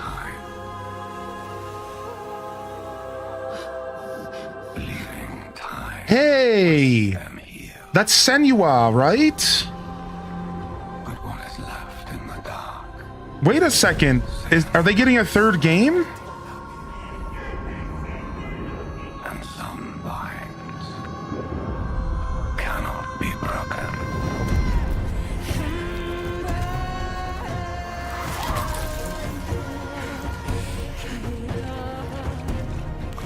Yeah, Senua's Saga and stuff. Right, those games that like dip into like mental health.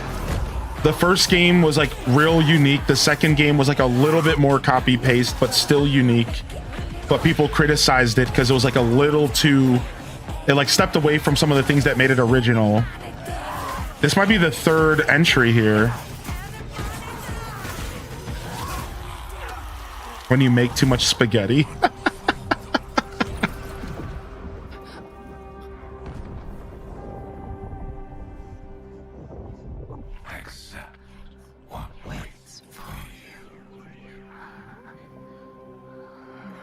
She's just leaving the Matrix. She's fine. She's fine. She's just leaving the Matrix. That's what it looks like. I've seen the movie. See? She's good. She's back.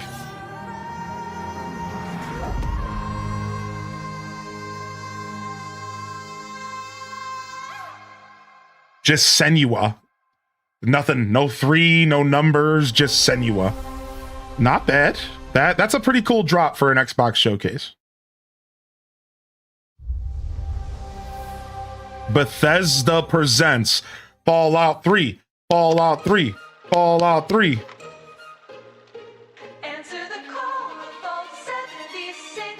Listen, I understand Fallout 76 is really cool and it's really fun, but I'm so sick of hearing about updates for it. Share your stroke of luck with your pals. All aboard. Build your camp as a team. Hey, life's pretty well, but in this Appalachian wonderland, all is not well. Yeah, that's right, Legend. Gadzooks! It's worse than expected. Enemies are waiting in places undetected.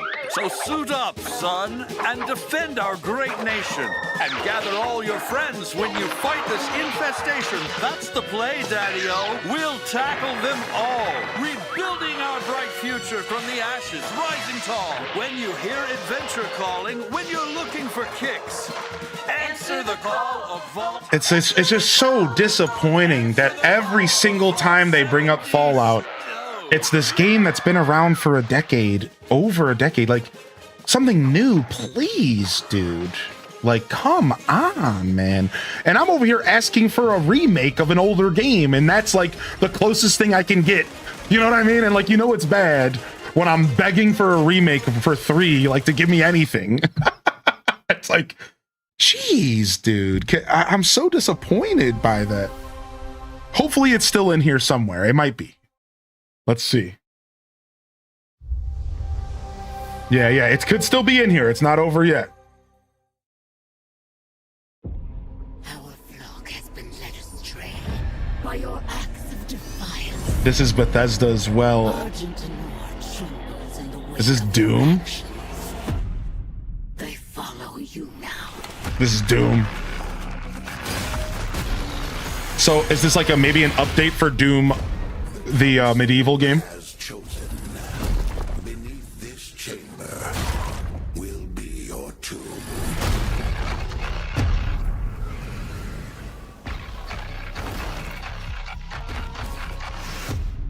This place. Dude, the Fallout TV show was great, Sophus. Yeah, the Fallout TV show was so good, dude. It holds many secrets.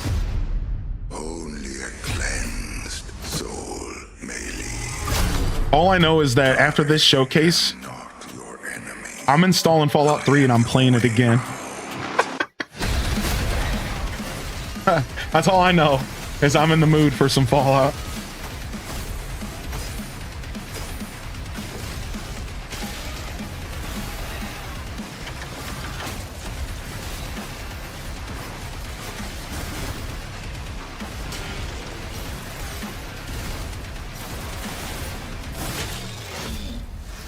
With the Slayer gone, have you not found peace?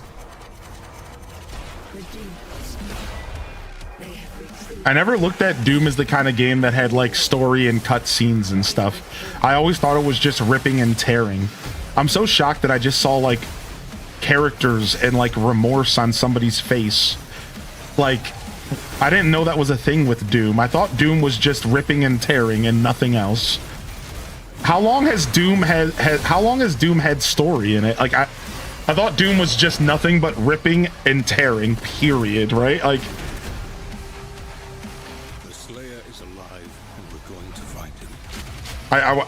I didn't know there was like depth, right? It's not Doom, it's Mood. The Dark Ages Revelations, yeah, they're doing like a DLC or a free update. No one plays it for the story anyways, yeah.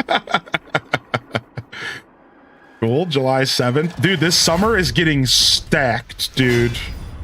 Was there a decent story since Doom 3? Yeah, I wouldn't know that at all. I was genuinely asking. Yeah, I didn't know that. Good to see you, BU, by the way. No more Bethesda Presents. No, please, go back. No, please. Dang, the rumors about Fallout 3 getting the Oblivion remake. Wait, hey! Wait, Crazy Taxi! Yo, wait a second! Alright, I gotta turn this down. I'm gonna get muted. Sorry, y'all. This looks like the original Crazy Taxi just remade. I wonder if this is the new game or not. I wonder what's going on here. It looks good. I'm not gonna lie, it looks good, dude. It looks good, dude. Dude, this looks like the original game. I think it might be a remake, which would be cool. I know, I own this game on Steam and I play it like once or twice a year for just a little bit on arcade mode. You know what I mean? It's just the perfect game for just an arcade mode.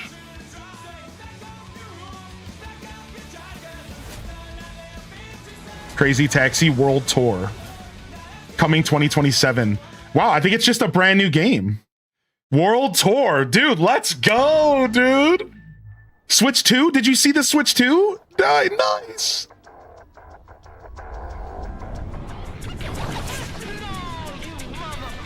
No way. You don't start off a video with that song. Okay. What is this? An Xbox 25th anniversary. That's what it is. Xbox loves their hardware, so I knew something like this was coming. Yeah, they love their controllers and consoles. That's a big Microsoft thing. It is a nice screen, I agree. Very sexy. That's the name of the game. The rumors are that Xbox's new Helix console's coming out next year. So keep that in mind. Any of you that already own an Xbox, you might want to hold off on this special edition unless you're obsessed, because we're supposed to be getting their new console as soon as next year. That's probably just a rumor. I would assume it would be like 2028, but Xbox Game Studios presents. In the frozen north. I'm here for transparent electronics. Yeah. Age of Empires 4? What a drop for an Xbox game showcase. What? We know the bite of cold steel. I do like this game. I've played just a little bit of Age 4. I'm not like a big RTS guy, but I do like me a little bit here and there. I bet you we'll see more about this game in just a couple hours at the PC Game Show.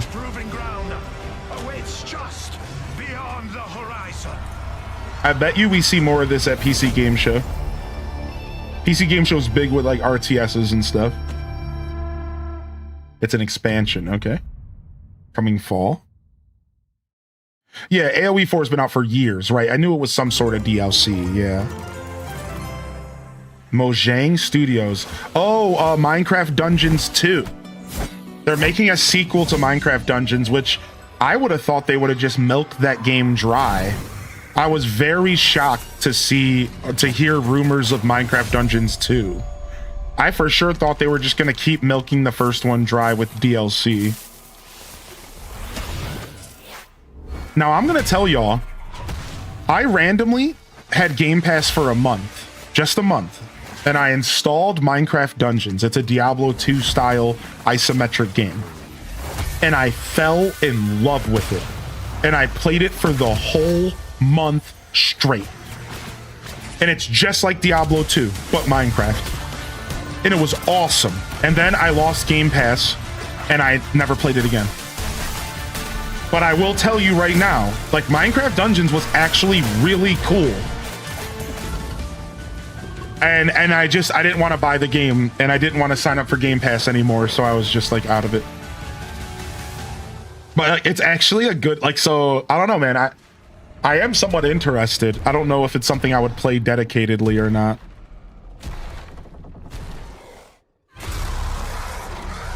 A warden.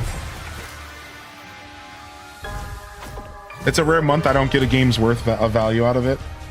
Yeah, not at all was I ever expecting a sequel to this game. I really thought they would just keep doing DLC. It just like felt like they were setting up for that.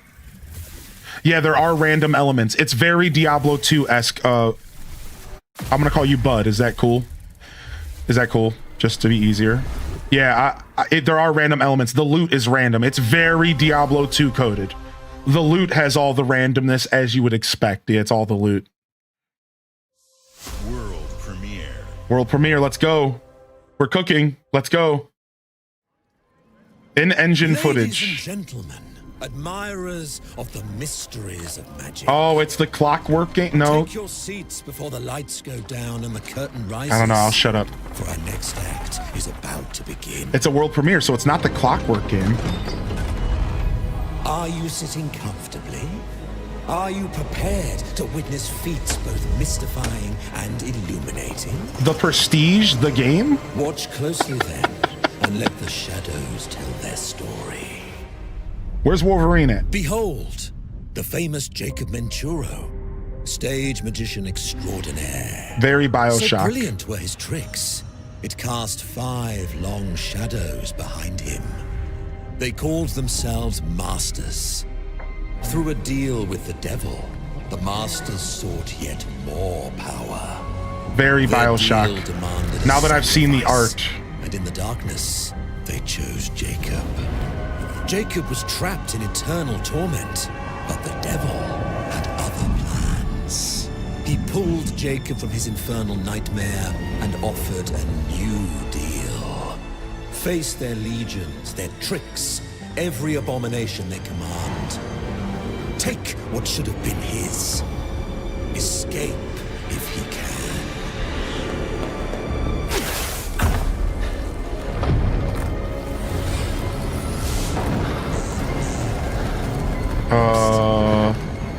You're in the wrong neck of the woods, buddy. Oh, is he in hell? Wait, it's in hell.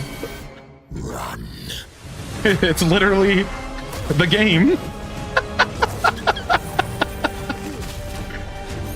This could be a brand new IP, everybody. And man, I just talked about it earlier this week. New IPs are cool, man. It's interesting to see what could be the next major IPs of the future of gaming. Maybe this is a new IP.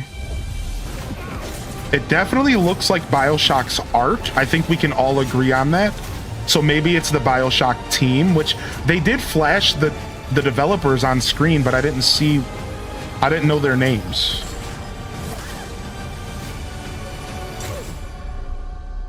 Magicians, the Devil's Deal. Dude, it looks sick, actually. Deal, Jacob. I'll see you soon. Steam, PlayStation 5, Xbox. It says Uppercut. Uppercut was one of the developers, and then something else. I missed it.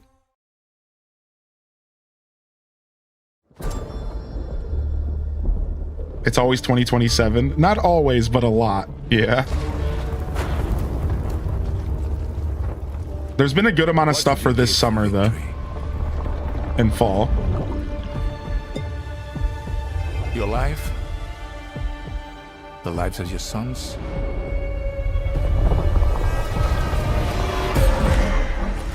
Oh, they got me there. It wouldn't it be insane if they just dropped, like, Bloodborne? That's a PlayStation thing, but still. What if you had within you power, terrible and divine, to destroy your enemies, break their will? Would you have the strength, the resolve to wield it?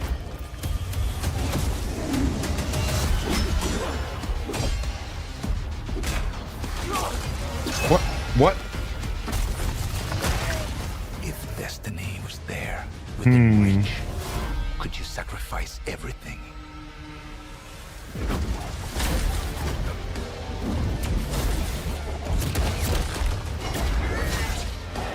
What is this? For your country. For your empire. The hell is this, Napoleon? For your emperor. Valor Mortis. Okay, I never heard of that one. Wait, Napoleon! I called it! I called it! It said starring some dude as Napoleon! I called it, dude! Is this an 18+ stream? No, it is not. No, it is not. You're good.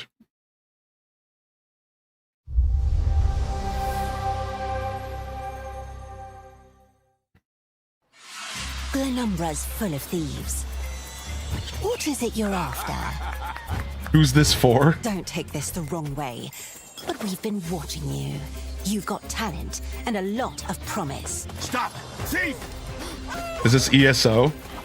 Don't tell me that my two favorite franchises from Xbox is only showing up with their live service nonsense. Son of a B word. Welcome to our Thieves Guild. Our members will show you the ropes. This job is going to need every trick in the book. I'm just gonna cry, The dude. caravan should arrive tomorrow.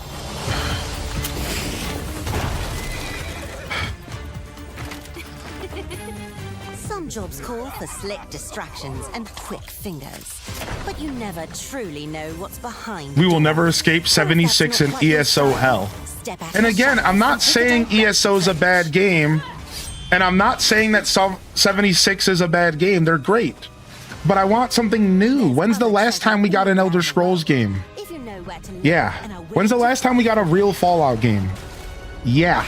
Like, come on, dude. Like, Oblivion Remaster was nice.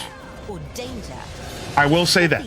That was a nice thing to kind of hold us off. As long as you're willing to take it. Don't mind if I do. Hands off the cheese. I got here first. Ugh.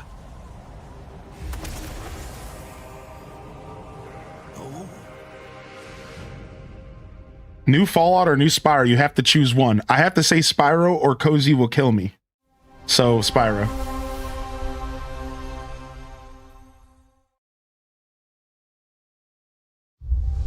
You didn't see it, but there's a knife to my throat. You didn't see it, but there's a gun to my head.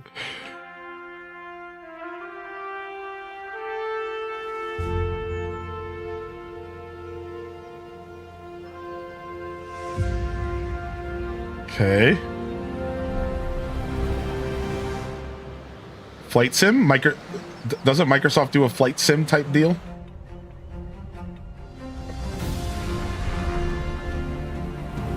Some kind of flight sim deal?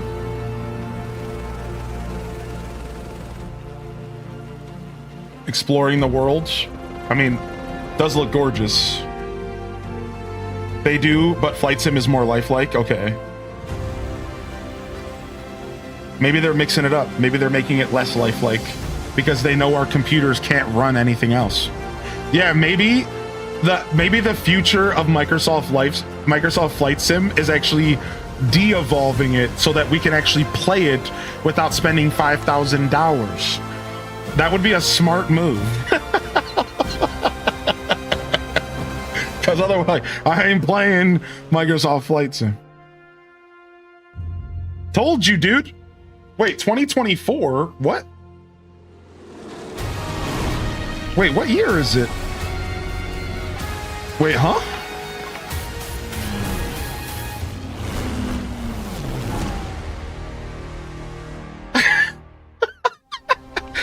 Did they skip 25? What happened to 25? What happened? That's not how math works. Here, yet it cannot be seen. The wind passes without a sound. People move within. What's up, Paul? Where Winds Meet? I just saw an ad for this game on Steam this morning. Of mechanisms. As the old order begins to fall, no one can remain untouched. When all is obscured, the battle has only just begun.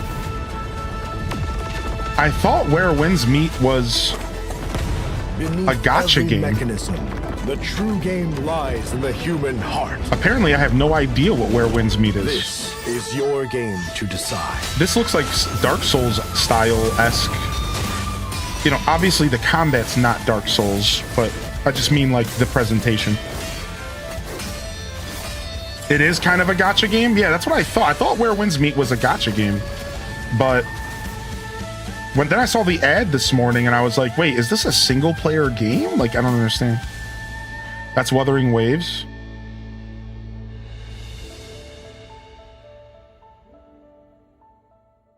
Hidden Mountain. Cool. It's a mountain. We're hidden. Dracula's castle is just... Ooh, 40th anniversary of Castlevania. I have come here to destroy you. Just like my father, mother, and their allies before me.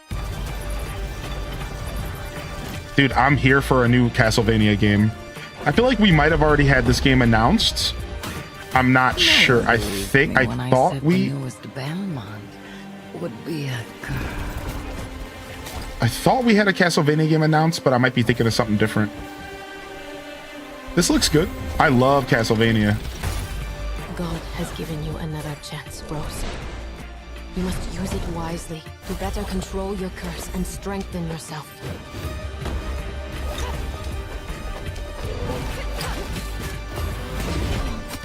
Dude, it looks good. It looks nice and polished. How's Midna doing? She's doing well. She's sleeping between my legs right now. Irritating thing. What makes you think you can stop me this time?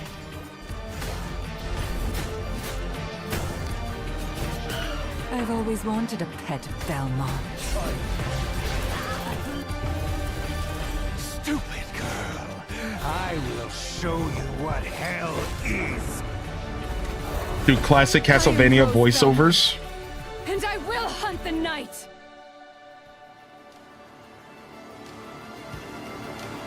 What's up? What's up, old Greymare? Ooh, this fall. New Castlevania this fall sounds fun. I'll be looking forward to playing this one. Apparently on Steam, because it's not coming to the Switch 2. Sag, ball drop. Come on, Konami. We know you got enough money with your Plinko machines or whatever, dude. You could have easily brought that to the Switch too. Color to them. Ooh, what's this? A haze that seems to fill the whole world.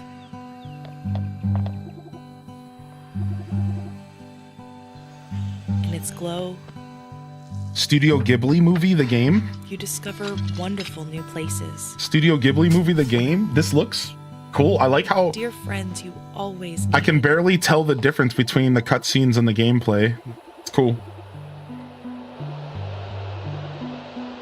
and golden moments which linger on the warm breeze.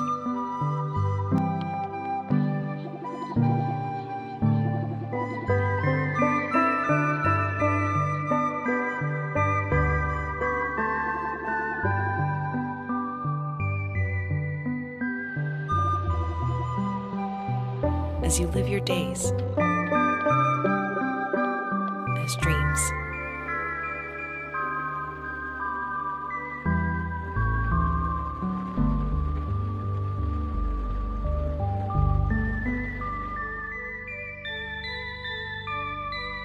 Viva Rum? Viva Room? Dang, no Switch 2. Oh, that's a ball drop there as well. We can play that one on Steam. World premiere. All right, world premiere.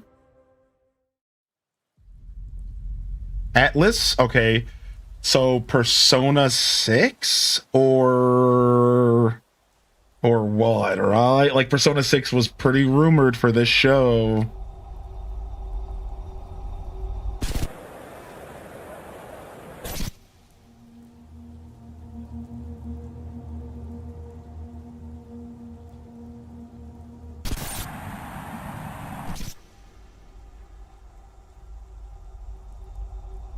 I don't know, this doesn't feel like Persona yet, but like,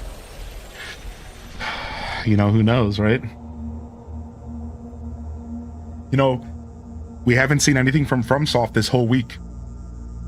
What if this is like a brand new FromSoft game? In fact, it does look like the vibes.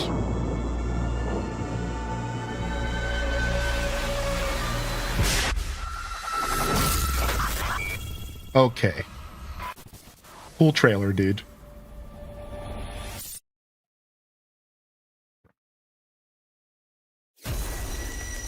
Persona 6. Dude, I wasn't sure, you know, like what a crazy... It feels like that's pretty dark for Persona, but Persona goes pretty dark places, even if it has a very lighthearted tone visually. So to be honest, I could see it. It goes to some pretty dark places. Persona's a pretty dark, like, themes and like conversations that happen in the game can get real heavy. So, but yeah, that they didn't show anything. They didn't even show. Yeah, they didn't show anything. That was just a title drop. Oh, here it is. Oh, cozy for sure. Yes, finally, Toys for Bob. Finally. This is gonna be my game of the show. For sure, dude. This has gotta be it, right? There's no way it's not it.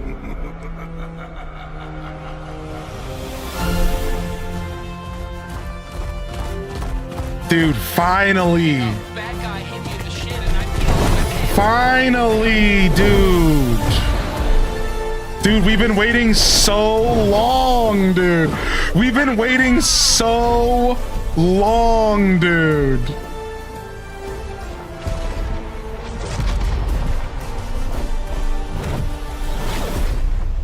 Oh, and you know what's gonna be good? Listen, Toys for Bob has proven themselves. You know it's gonna be so good. You know it's gonna be so good, dude.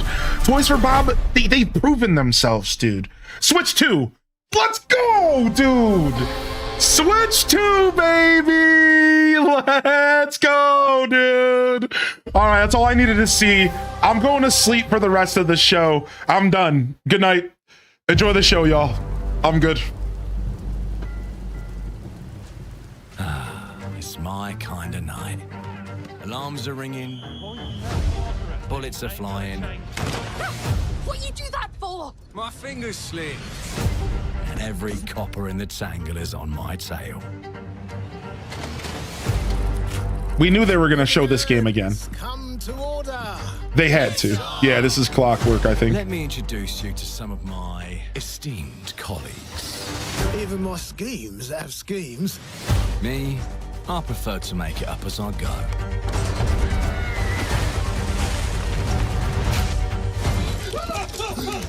Morgan! Oh, you'll have better odds getting through without me. Everyone knows you're easy pickings for someone with any sand. Then give my regards to the Sandman. Wow, this game actually seems like, the more I see this game, the more I'm actually kind of interested. Anybody else? In hand is I'm gonna be honest, like the more I see this game, the more I'm interested. We've been seeing it for like 2 years. Right, ships. We're not here for you. Not here for me. I'm Anne fucking Darrow. The game seems like it has a lot of character, We've been but they're not preparing to forcing rob it. Griswick's vault for months now. We're putting the heist tonight, yeah? And that matters, I think, right? You don't force it. Greetings. I am the Miracle Industries auto-loading crane. If you have the authority, I am at your service. What happens if Thank I you, find a Mycroft. few holes in you?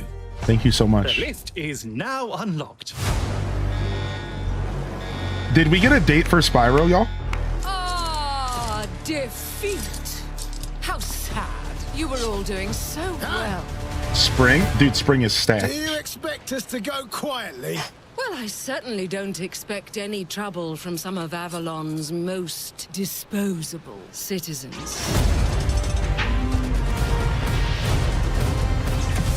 Hello, frightened human. I can get you out of this. First person keeps you away. That was the beauty of like Bethesda back in the day. They always gave you the option of switching between first and third. I really appreciated that. Back in time. This place, on this day, is ripe for changing the course of history. This life ain't one for granting easy choices, but I just found a way to control the past. Change who's in control. Make things unfair in our favor. Brought you a little toy with a big mouth. What a proper little villain. A better villain than you'll ever be, you decrepit old soak. Yeah, I'm telling you, this game has a lot of charm, dude. Who do we like the least? Oh, it's different how they do ya. The ways they stick it to ya. And when they're done with chucking it up, oh, downstairs, well, they're all gonna screw you in the end. That's about to be my theme song for 2026. And they're all gonna screw you in the end. That's just life as an American. Literal America life. A chance to steal it. What more could an honest thief ask for? Stairs, well, they're all going to screw you in the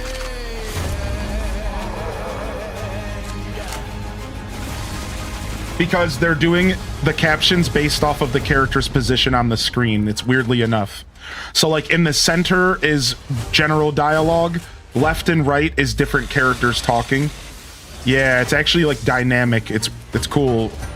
We learned about it from Abby May. Thank you, Abby. Xbox console exclusive. There's another one. Man, Spyro Spring is getting stacked because we're supposed to get Pokopia DLC in spring as well. Revolution is an original experience full of intriguing And Fable. characters and incredible world building. And it's an Xbox console exclusive coming in 2027. Thank you so much for joining us today. This is a milestone year for us as we celebrate 25 years with you, and we're excited about our lineup of iconic games. Record-breaking Forza Horizon 6, the return of Master Chief, rebuilt from the ground up, the extraordinary world of Fable, full of choice and consequences. Incredible games from our partners at Sega, 4A Games, Koei Tecmo, and more. Dude. And players can look forward to 2 upcoming exclusives, Gears of War E-Day in 2026 and Clockwork Revolution in 2027. In a moment, we'll dive into Gears of War E-Day, but before we do, one franchise that has been with us from the beginning is Call of Duty. Now, it's bigger than ever, with a new Modern Warfare later this year and a movie on the way. Last month, the teams at Infinity Ward and Activision gave us a glimpse of the story and gameplay. Today, they are back with a first look at DMZ, reimagined in a way that only Call of Duty can deliver. What's DMZ? What are they talking about? New Elder Scrolls is never coming. Yeah, we already knew that. Yeah, I know. I feel it. A new extraction shooter. They're going with an extraction shooter approach. SGF has been stacked this year. Seriously. This has been a great year. Man, I'm so happy that this is, of all years, is the year that I decided to do a big week-long celebration, dude. It's been good, dude. And we just got Crazy Taxi and Spyro the Dragon in one showcase, which is already nuts. That's nuts to me. I know I was pretty sad about Fallout, and I still am sad about Fallout, but that's why the leakers suck, because leakers build you up so that you can break yourself down. The leakers got me, dude. I really was convinced the Fallout 3 leak was real. I'm an idiot. That's my bad for believing it. Mycroft_Saw is continuing the gift sub they got from Cinderella 2014. Here is a present for you. Thank you again for the support, y'all. See if there's any weapons or gear laying around. I'm not going to turn it up too loud because it's just going to be a bunch of pew pew, y'all. I think we're fine not hearing about what they're saying.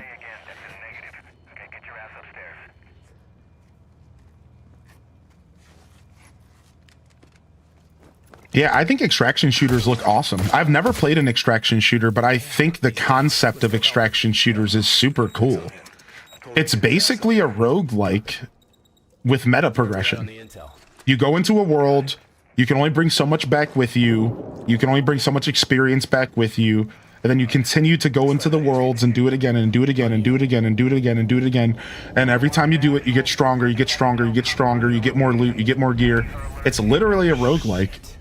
People just don't call it that because it got its own name, right? But like, if you really think about extractions, it's basically a roguelike, except for, I believe, like in Tarkov, you could lose all your stuff, right? Like, there is, like, you could lose everything you take with you and kind of lose progress as well. So it's not just gaining progress always, right? Like, that's the difference. But if you really think about it, it's like basically like a roguelike in concept.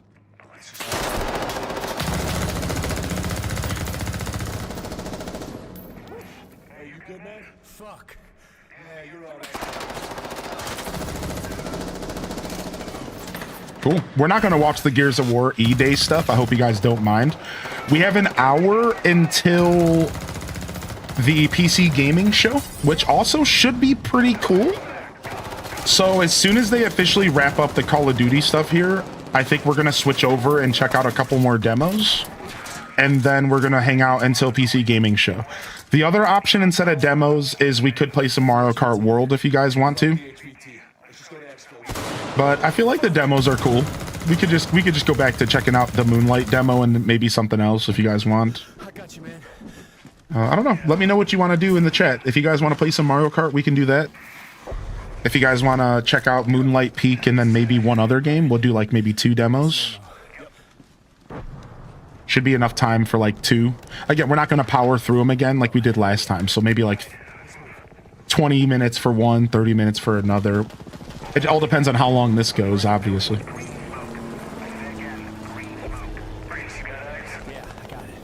But for those just tuning in, we showed off... This morning we started the stream with Pocopia, and then we showed off... Then we showed off about 5 demos. We showed off 4 minutes of Brazilian Drug Lord 4 Save Your Mama from the Depths of Hell before she queefs on your face. Something like that. And then we played like 15 minutes of a bunch of other games like Milky, Delivery, Papaya Plaza, and like 3 other games. So you can go back in the VOD to check that stuff out if you want. Copy. Please have medical. Oh, thank you. Wait, is that not the name of the game? Oh, sorry. Did I misspeak? I mean, the name is so long and obnoxious. I couldn't remember. It's something like that. I thought I was close. I think I'm close. I'm not sure. Somebody can correct me. I'm fine. Go ahead and correct me, but something like that. Yo, what's up, and 3D? Pretty close. I'm not too far off. All right. Nah, that's the name now. Yo, good to see you, Bliss baby. I know we don't get to interact too much. Thanks for supporting my stream always, buddy. I'll have to stay up late and come hang out soon. I know you be staying up late sometimes to come say hi. Did Cozy get her Life Alert subscription renewed? We haven't seen her since Spyro. Yeah, for real. Cozy might have dropped dead. Can somebody check in on her, please? Somebody send Cozy a message. Is she alive? Are you out there? She's not going to make it to play Spyro at this rate. I am deceased. Dude, we didn't think it was real. Think about it, man. We've been talking about Spyro 4 for how many years on this channel? And it finally became a reality. All right, we're going to skip E-Day. I don't really care about Gears of War, but if you do... check out this link right here. It'll take you right to the showcase. I'm going to hold off. I'm done with that one. I'm going to skip over here, and we are going to jump into some... let's do a demo. It seems like there was more demo people than cart people in that quick little comment. So let's check out Moonlight Peaks, which is cool because I just downloaded it to my Switch. And that makes life really easy because, you know, I like gaming on my Switch a little bit more than I like gaming on my PC. Just better for me all around. So one day we will not have to say that, and we'll have the proper setup where we don't have to pick and choose. But for now, we're doing a little bit of picking. We're doing a little bit of choosing here. All right, Moonlight demo, Moonlight Peaks demo. Now, the funny thing about this is this game is actually already out. So you could actually just go buy the game, but I'm not going to spend $30 on it right now. I'm not quite sure I want to play it. Like, I'm not sure.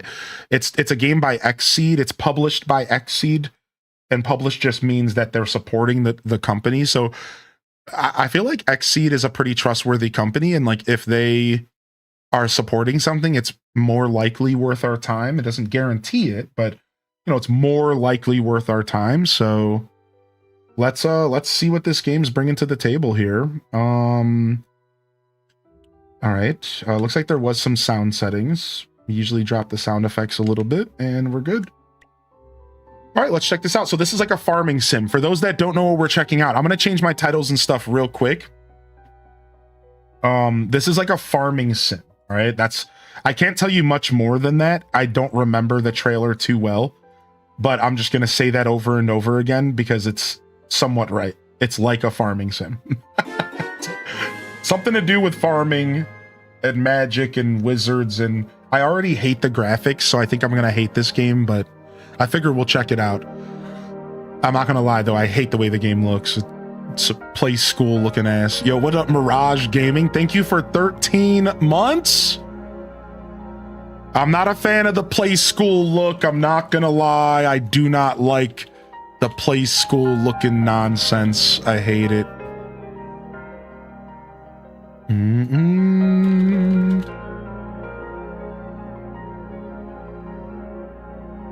Not gonna front. Not gonna front. I already hate the look of the game. You know, not talking down on the developers, though. I have a lot of respect for game development.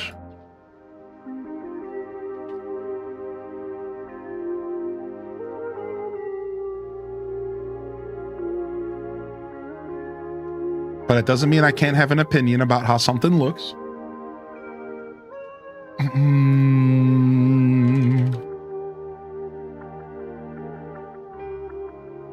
Boom, boom, boom, boom, boom, boom, boom. All right, we're locked in. Let's go. Moonlight Peaks. Elementary school looking. I know. I'm not a big fan of the look of this. What's my name? My name is Play School.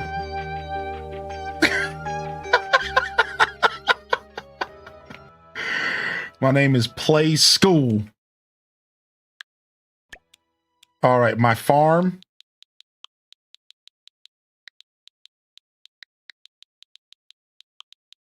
My toy chest.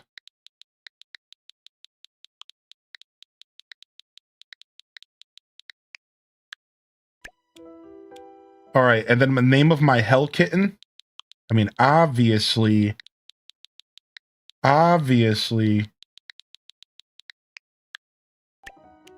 All right, let's go. So close to the upgrade, just clay and hardwood. Not everyone likes the chibi style. Yeah, I'm just not the biggest fan. Like, I liked Animal Crossing GameCube's chibi style, and that's usually my go-to for examples of chibi that I think is good. So it's not that I'm a complete chibi hater. I just don't think that all game companies handle chibi well. And I think sometimes it just doesn't appeal to me. Makes me feel like I'm playing a game I shouldn't be playing. Yeah, like a little bit. Yeah. But as we say here, listen, not every game aesthetic doesn't necessarily stop me from enjoying video games. I have always been a games first, a gameplay first kind of guy. Gameplay first. If the game speaks for itself, then I'm gonna keep playing it, man. Hey, that's that. You know, if the gameplay is there, I'm here for it. Yo, what's up, Alto Girl, by the way? Good to see you popping over to YouTube. Yeah, Spyro just got announced for spring. Alto Girl, Spyro just got announced for spring 2027, dude. Spyro 4, and it's coming out for Switch 2. Which is such a beautiful thing. Could you imagine that game not coming to Switch 2 right away? I would be so sad. Hopefully it releases on time for Switch 2. We don't get played. All right, so I'm a vampire girl. Could I have switched to a boy and I just didn't know? Does anybody know? Did anybody else play this demo? Could I have switched to a male character? I don't know. I'm assuming I could have, but you know, whatever. Change clothes.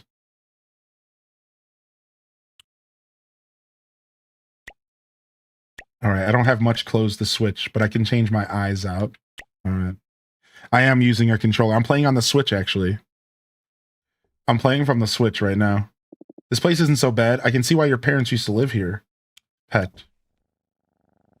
Nice, my triple-eyed Hellcat.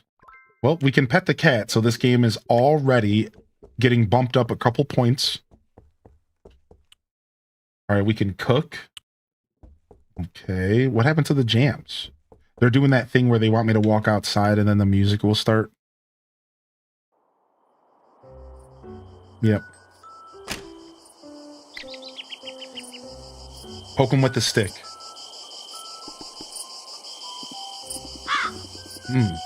Leave me be for a little longer, Jarvis. Poke him with another stick. Hey, that tickles. What? Come on, Gulliver, wake up. On guard!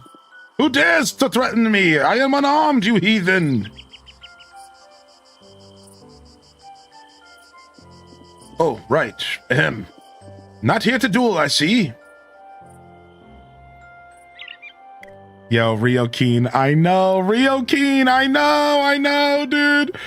I know, man. No worries, dude. You can go watch whatever you want. Did you have any specific reason why you went to the mainstream? That was my volume not working for you or something? Did you not like my commentary? Feedback is welcome, but I also know sometimes people just don't want to have any distractions. Like, I get it. I may have overindulged last night. Wait a moment. Thought Victor lived alone. Who are you?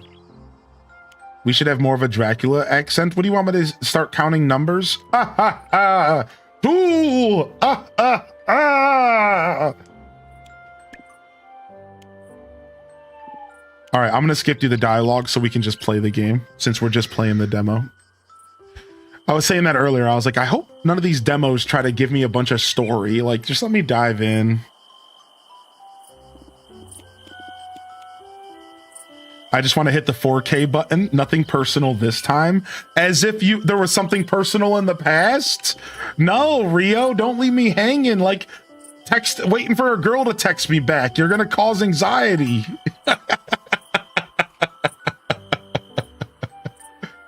Don't do me like that, dude. All right, something about red wine or something. I don't know what's going on. I don't care. I just want to play. What's up, Inky Doodle? All right, let's see what this game's got. He said K. No, he just sent out one single letter, a K. No, don't do me like that, dude. That's so funny. Nah, dude, I hope you enjoyed the show. No, I understand. I'm never expecting y'all to be here. I hope you know that. But I figured of all people I could ask for feedback, it would be you. So I just felt comfortable enough with you to ask.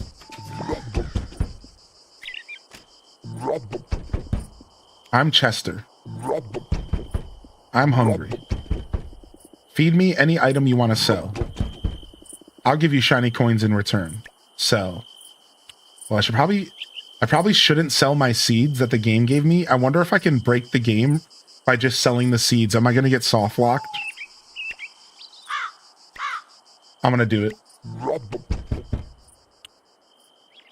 Goodbye. All right, what do I do now?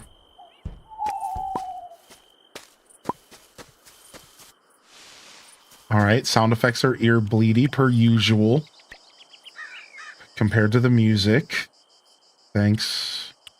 Man, I need to make a game so that I can show everyone how to design sound in games. I swear, dude. Per usual, the game's audio design is absolute nightmare. Like, what is going on? Even XSEED. Do you guys remember when I played Pioneers of Olive Town and the sound effect when you would dig up money in your field? We're talking basically a AAA company, and when you would dig up money in the field in Poot, it was like cha-ching! And it was like super loud in our ears, and we had to turn the sound effects down to play it because it was real bad. Like, what? Why is it so hard to balance audio? I'm like, I don't understand. Stony, give hat. Okay, I don't have a hat for you, dude. But I can pet you, though. Oh, wow, I have a bunch of tools. All right, so they probably started me off. So this is probably a demo build. Instead of it just being a demo where you like just play the beginning of the game, I'm starting to think that I'm playing a demo build of the game that is isolated because I have all these tools already. Yeah, I'm starting to realize I don't...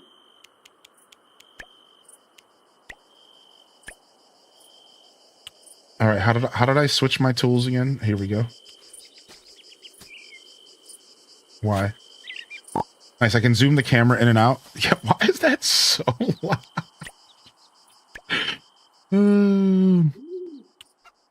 So I feel at live concerts, like turn the bass down.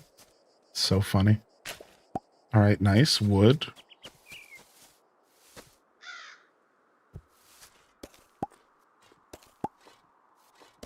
Pop, pop, pop. Pop, pop, pop, pop, pop. All right, dig.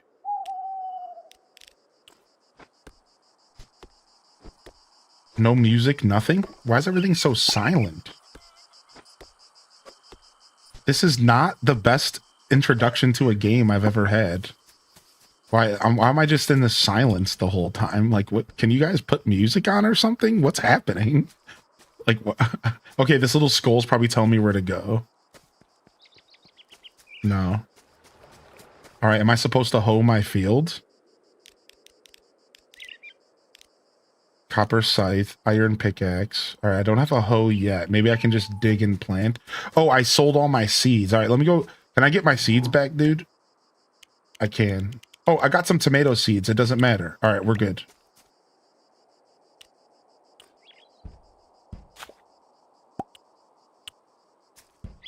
All right.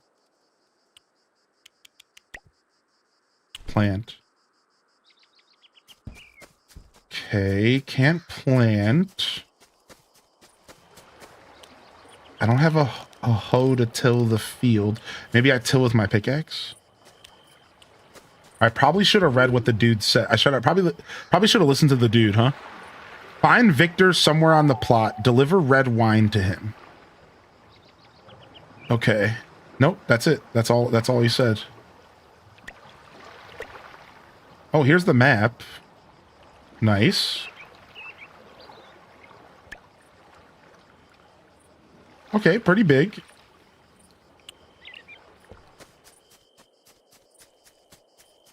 Enter crypt. Nice, we got some jams finally.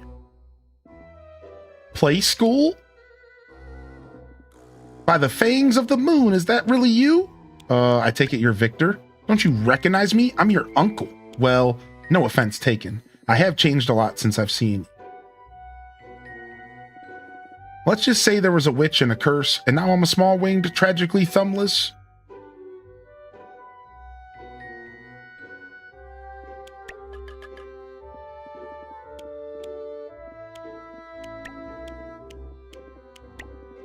Okay, with your shovel, press R to access your tool wheel, then shovel to equip it. Find an empty spot on your farm and press Y to dig up some soil. Need anything else? How do I plant?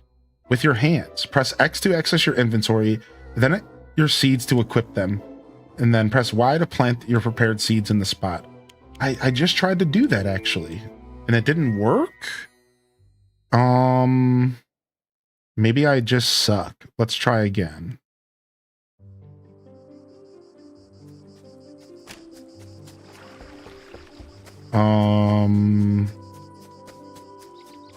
All right, so dig, dig, dig, plant. Ah, it's working now. You know, it's because, yeah, I don't know. Why didn't it work up here? Maybe you're not allowed to plant up here.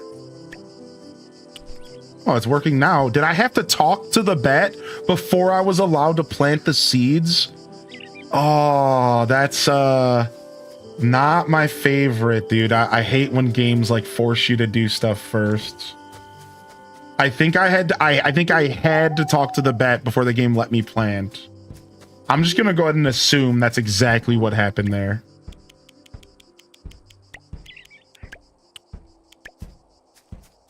Gives you Fae Farm vibes? Yeah, a little bit of that. I caught that as soon as I saw the trailer. I thought of Fae Farm, actually. Yeah, I'm right there with you on the Fae Farm. Okay. Plant. Okay. Take this plant.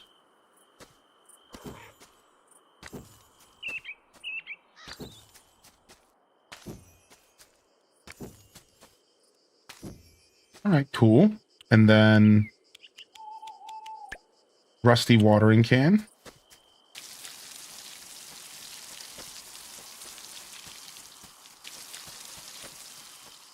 All right, how do I fill up my water? Download the demo, I'll test it. Yeah, get your demo on, dude. Join us. All right, we're filling up.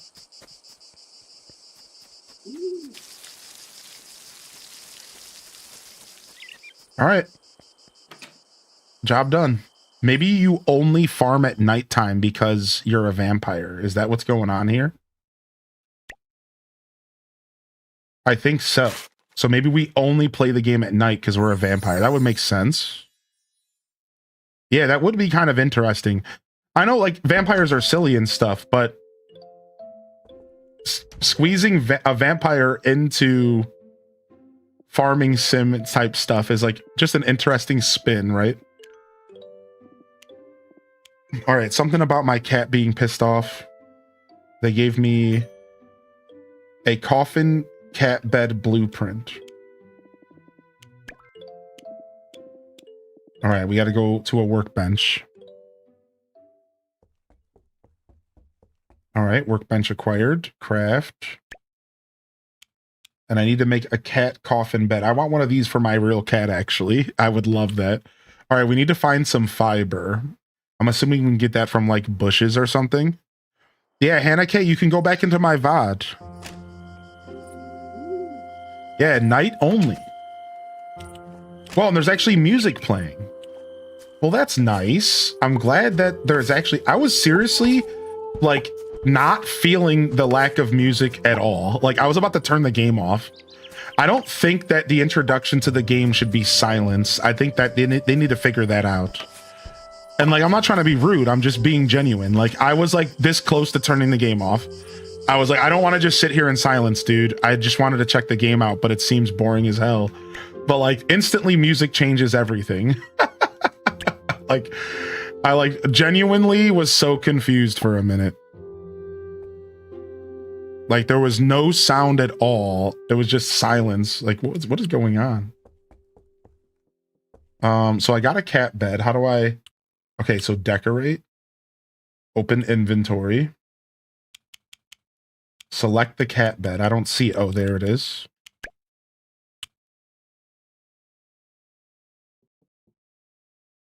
Okay, we can rotate it. Perfect.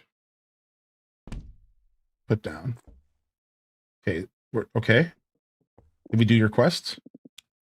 Your bed is ready. At last! No more sleeping like a peasant. You have my eternal gratitude. I have something for you in return. Perhaps you could consider placing it in the house for my entertainment. A fish. Okay.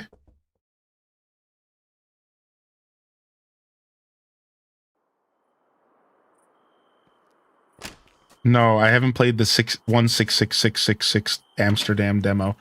I don't know if I'm into that game. Isn't that game like scary or something? I don't remember, but I think I remember that game being kind of creepy. I don't know if I want to play that.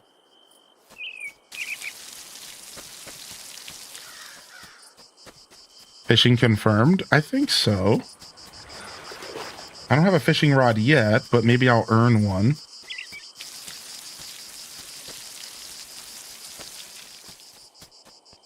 All right, so I'm waiting for my crops. So maybe I should just go explore and just farm up materials.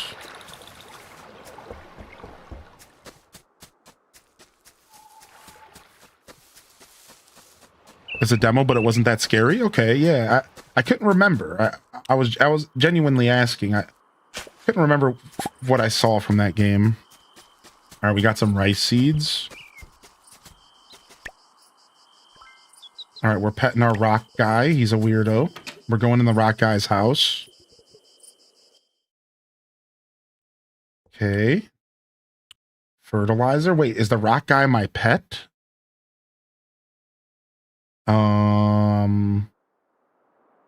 Maybe he's like my farm animal. Maybe I can like farm materials off of them or something. All right, let's go this way. The dark theme. Yeah, it always being nighttime is an interesting concept. Oh, you must be play school, right? Oh, dude, look at the art compared to the actual game. It's actually really nice. Yeah, the art is actually real nice of the characters. You know, portraits are usually nice and realistic. So, wait, I don't know what I clicked on. What did I do? Add a flower to the vase. $20. Finish. What a lovely arrangement. Do you think it's finished? Yeah. Name, custom bouquet. That's fine with me.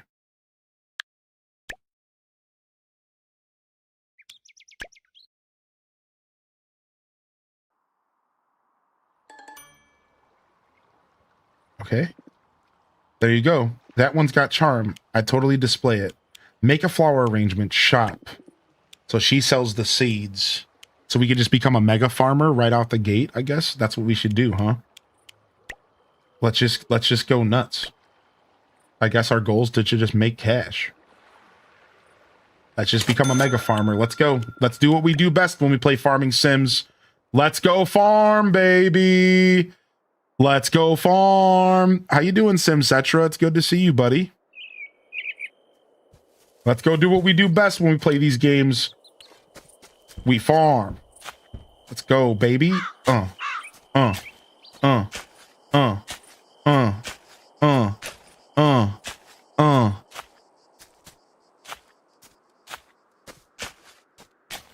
Let's do what we do best. I have a feeling this game might take a little while to reveal itself.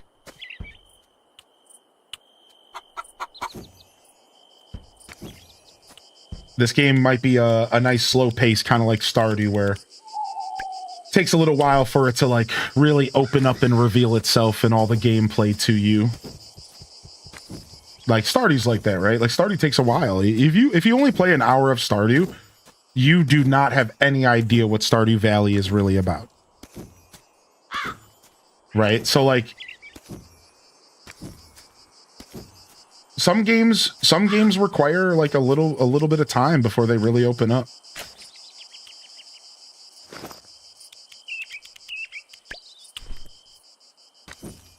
All right. No, I don't want to talk to the cat. I'm trying to water my crops.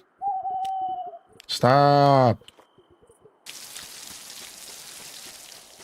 All right, I'm out of water. The cat is cute.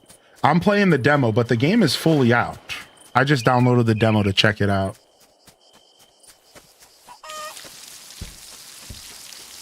All right, the watering is smooth. All right, let's go explore some more. Oh, I should have looked at the crafting table and seen what I could have crafted, actually. Yo, what up, son dog? Good to see you, dude. No music again. I know, it's just whatever. I don't know. I always, we've had that talk so many times on stream. It's funny. It's like, I know not, apparently a ton of people just don't really care about video game music and sound effects. But dude, video game music and sound effects is like, is such an integral part of a gaming experience, dude. For me personally, it's so important, man. All right, I can craft some fences. I can craft some tables, a sink, you know, whatever. Yeah, like, yeah, this demo's out on the Switch. Yeah. Yo, thank you, probably Maybeck. What games were you looking forward to the most from all the announcements? I don't know. It's hard to say, like, just like without having a huge list of games and trailers in front of my face. I've been doing this for 7 days straight here, and I'm on the 7th day. But I can tell you, we just saw Spyro 4 get announced, and I'm looking forward to that. And we just saw a brand new Crazy Taxi get announced, and I'm looking forward to that. If you want, like, my take on every single game from the whole week, that's just impossible. I am trying to do a recap tomorrow, so come on by for the Monday show.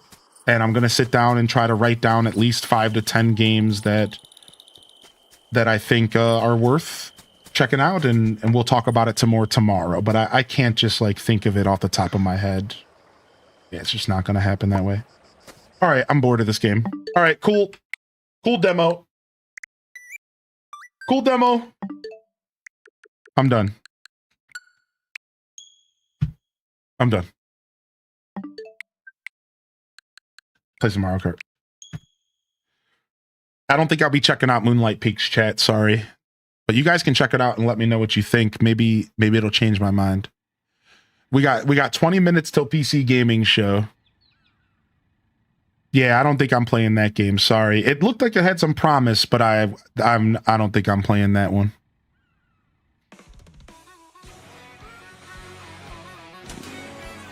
It just was not doing it, dude.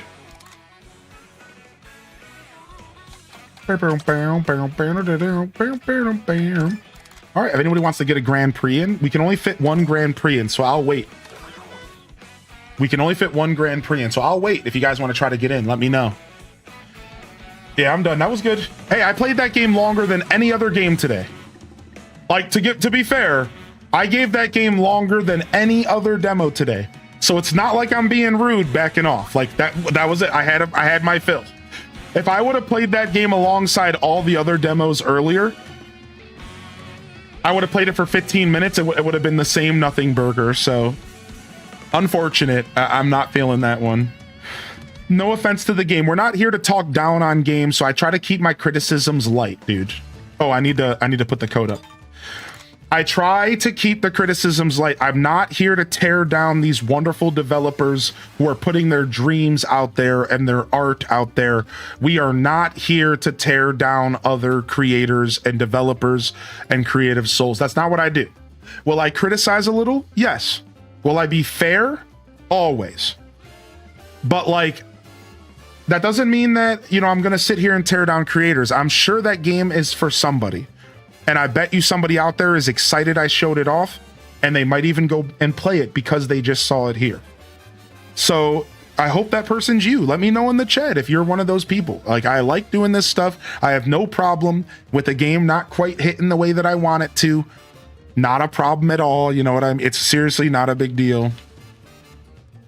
But I wasn't going to sit there and play that one much longer. I was falling asleep. The no music was weird, man. The no music was weird, dude.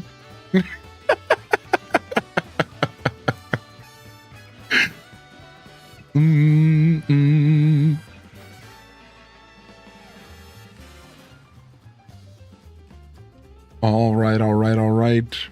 I'm also on day 7 of a long marathon, so my patience isn't what it could be. So, you know, thank you for chat for understanding. What's a really hot PC game that we could put? Okay, I got one. Trying to figure out a category that I could go in for a PC gaming show. PC gaming show, live coverage and commentary. And then we'll say official co-stream. I am an official co-stream of the PC gaming show as well this year, everybody. So I'm pretty excited. I'm happy to be here and checking out the PC gaming show with y'all. And I even have some old VODs. If you go to my reaction playlist on YouTube, you'll find VODs of me watching all of the old Summer Games Fest and stuff. So if you're ever feeling nostalgic and you want to throw on an old stream, I encourage you to do it, dude, because there's some cool stuff for you to go check out. All right, and then let's go ahead and change our title here to PC Gaming Show Watch Party. We'll just do PC Gaming Show.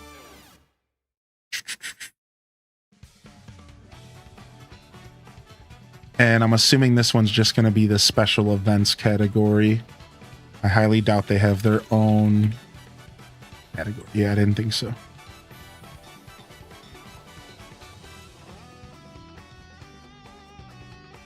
All right, cool. PC Gaming Show is usually either really cool or a little bit eh. We're going to find out together today. Yeah, PC Game Show comes on in 20 minutes, 19 minutes. You guys want to race? Anybody want me to wait for them? Because we can only fit one Grand Prix in. Anybody want me to wait for you? Pipe Bike and Baby Rosalina. Yeah, that sounds like a good combo. All right, I'll wait for you. Yeah. So you go to Kat, you go to online, friends, join room, enter this code. Got your back. And what's up, Yu-chan? I may be that person. It doesn't bother me to hear someone else's opinion, though, as always. Yeah, of course. Yeah, we're here to have a good time, you know?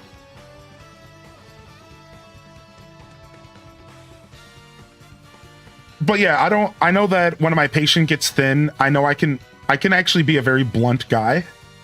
And I know I can come off maybe more rigid than I mean to. So the reason I was feeling the need to kind of let y'all know how I approach playing demos and stuff is like I don't ever mean to come off rude to these wonderful game creators and their wonderful projects, especially indie where it's passionate and it's special. And I know like 7 days in, I might be coming off more rigid. So like I just wanted to like make that clear. Like I'm not trying to like talk down on these wonderful games, but I am going to criticize here and there. Yeah. You know, I think you guys would prefer me to drop a little criticism versus like just sitting here smiling and faking that I like everything. What's the point? So I think people would prefer it. All right, you made it. Are you popping in, Courtney? All right, all right, let me know if you guys want me to wait. If you don't see your name on this list, make sure you're in. We only have time for one Grand Prix, and we have to start pretty much right now, so. Are we good? Let's be fair. We've all done that to a game, though. Yeah, so. But as a game showcaser, I really take what my position here is important, man. Can I show you guys something really quick? The PC Gaming Show is in 15 minutes, but you did miss Xbox. What's up, Sprinkles? All right, let's go. Can I show you guys something really quick? Let's do 4 races just in case and shorter intermissions. So over on YouTube, I actually got a comment from a game developer, and I'm going to show you guys what game it was. So if you go to my section, we got a comment from Whiteboard GMs, and they said, "Thank you so much for the kind words about our game." And the game was this one right here. I'm going to pull it up really quick.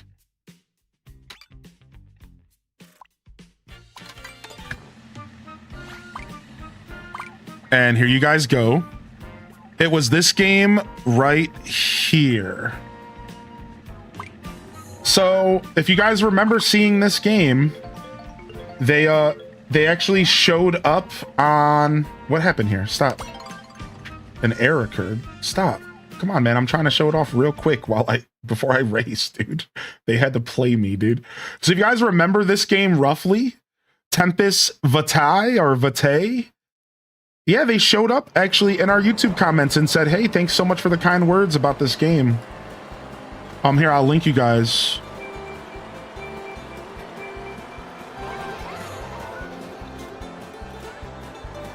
Yeah, super cool. You know, so it just goes to show you, like, spending the time to like check out demos and check out these games is pretty special, man. Like, a lot of these developers are genuinely just 2 regular people putting a game together. You know, and while I think that they would prefer constructive feedback, nobody wants to be talked down on. Nobody wants their games to be, you know, we had to ban somebody yesterday because they just didn't understand. You know, I'm not going to bring up drama, but like, this person just kept talking down on all the games. What is this trash? Why are all these games so dumb looking? It's like, dude, shut your mouth, man. Like, that's not what this is about, dude. Yes, some of these games are low budget, and yes, they're using hand-drawn art. Maybe they can't afford anything else. Have you ever considered that? Like, it was so rude. And then eventually one of my mods dinged them, and I didn't even say a word.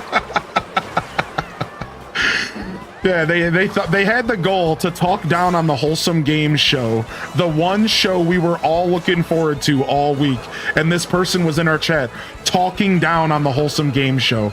Like, dude, we've banned people for less. Are you kidding me? Like the one show that you came in here talking smack on, right? like of all shows, like the one that we're here for, like, don't do that, dummy. Don't do that, dude. Like, why are you doing that, man? If you don't like what you're seeing, just shut your mouth, man. It's not that hard.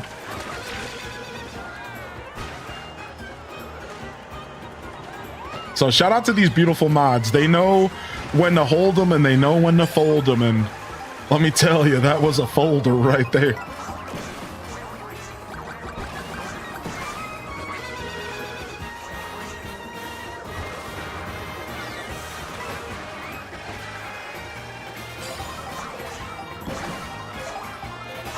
Yeah, turn it off. Nobody's forcing you to watch. Freaking weirdos, man.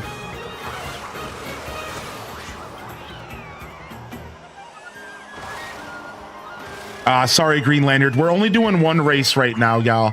That's the reason I didn't do all the updates and stuff. I'm so sorry. We only have time to do one race because we have the PC gaming show in literally 10 minutes. Super, super sorry about that. Yeah, I didn't mean to tease y'all with some kart here.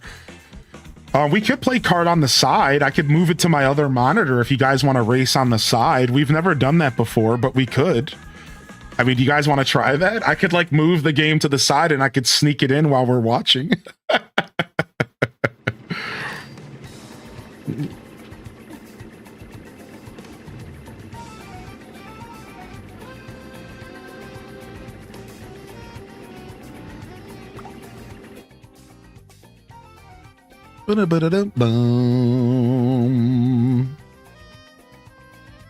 I'm down, please. Chat. All right. The gameplay won't be on the screen, just to be clear, because I want to make sure that we can actually watch the game show, but...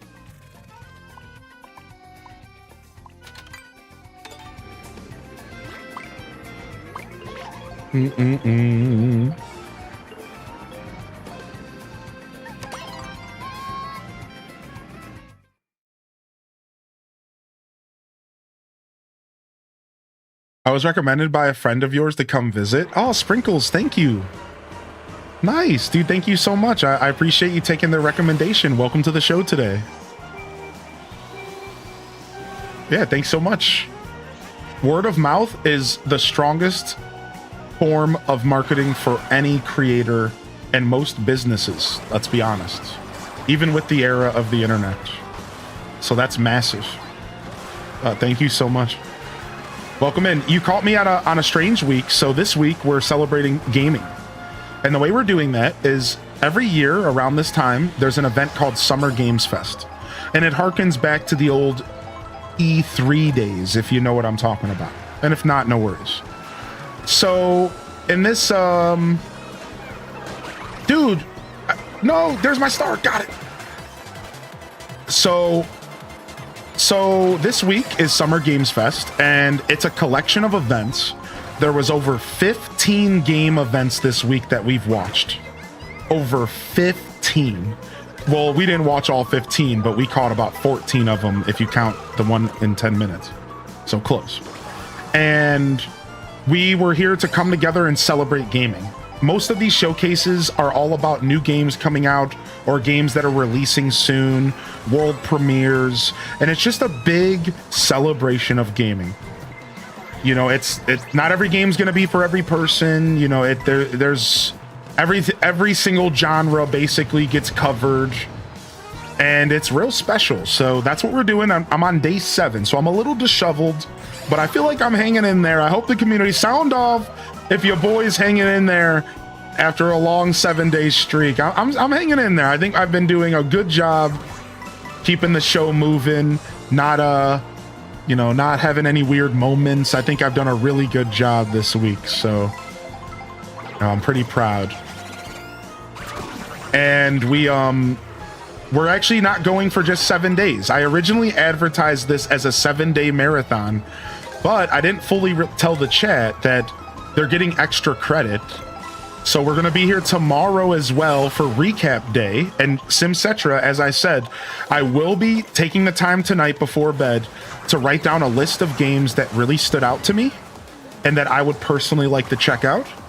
And then maybe a list of like honorable mentions for those of you that are maybe just like looking for a list of recommendations, right?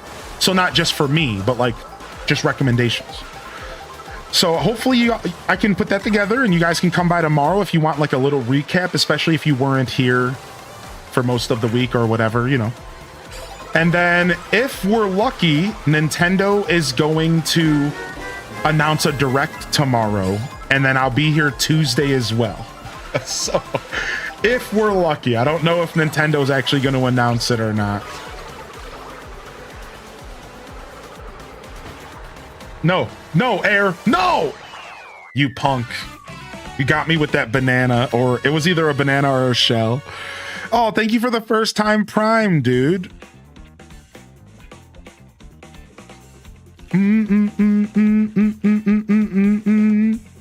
Thank you so much.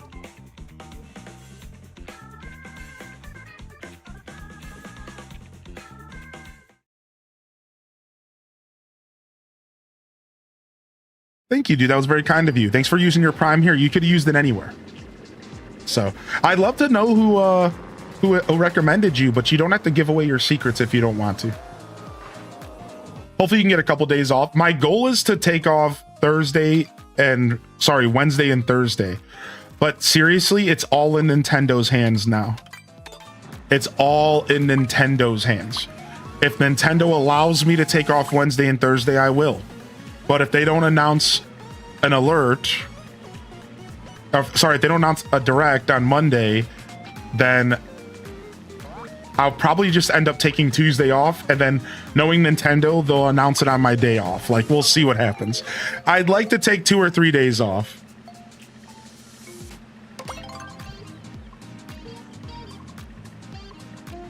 It was Emily. Sick. Well, thank you so much. I really appreciate that. Yeah. Feel free to come and hang out anytime you like. I'm here most days around 8 a.m.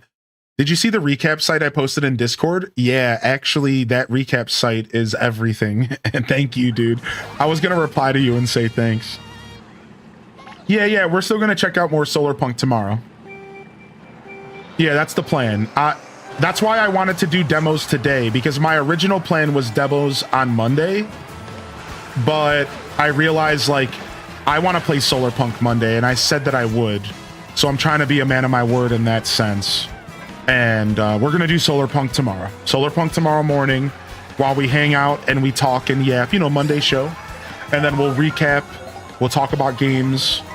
And I'll try to do a nice job doing a proper recap for anybody who missed the week. I'm going to try to work really hard on this recap. I don't know if my brain's going to be willing to cooperate, but if I can, it might be a little bit of like a Blathers broadcast kind of vibe is the goal. So I'm going to try to make it a nice recap. So all of you that had to, pick and choose what shows you watched and maybe you couldn't make it for the whole event, hopefully I can help you still be a part of the show, despite the fact that maybe you had to maybe miss something. So, yeah, of course, 2Yeet. Yeah, of course, man. Do.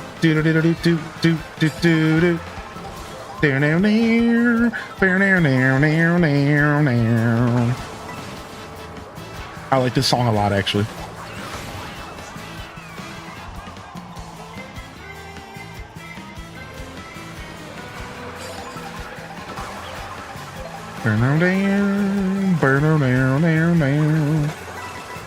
Sorry, it had to happen that way, Wario. Give me them coins. I'm trying to get up the top speed. Baby. We're going for the mega shortcut. Oh, I missed it. Oh, no. Oh, I got hit by a rat. Whatever these guys are called. The freaking rats that pop out of the sewers. I hate them. All of the Nintendo rumor meisters have been really quiet. I know, everything is just quiet for Nintendo. The rumors, the leakers, everything has been quiet. The only thing that Nintendo's been being mentioned is people trying to predict Switch 2 ports and stuff, right? Like, I read a little bit about Spyro being confirmed for Switch 2 ahead of time, for example.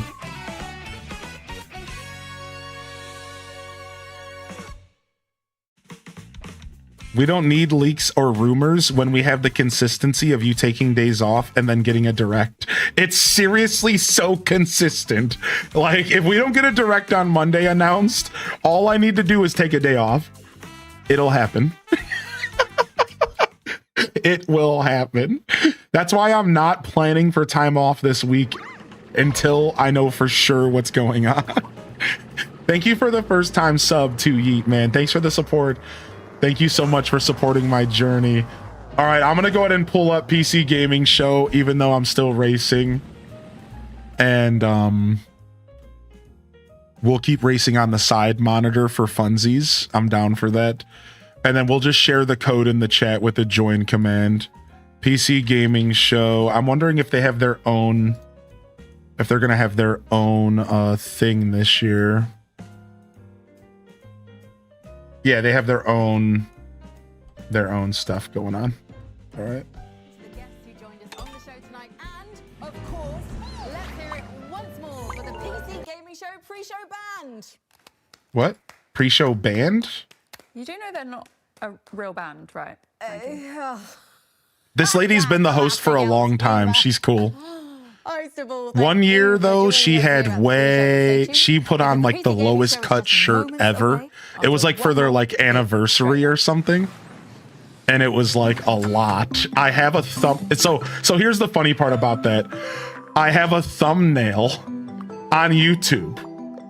I have a thumbnail from watching the PC Gaming Show 2 years ago, and YouTube chose the best thumbnail. It's just Bazungas.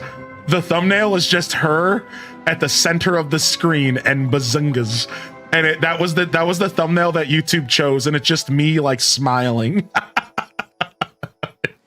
It's so good.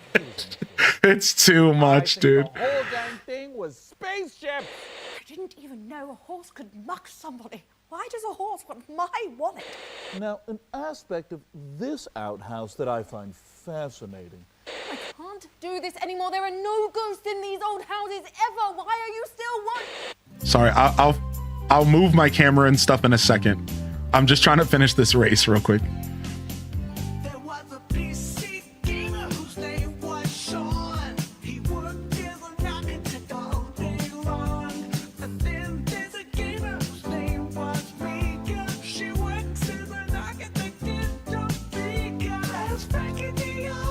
This show's always super weird, by the way. This show's always super weird. You guys, buckle up. You're in for a treat here. The show's always super goofy.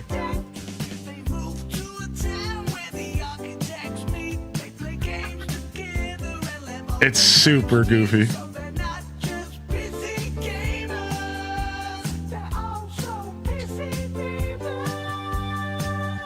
Yeah, I'm into it as well. That's why I said I like the PC Game Show.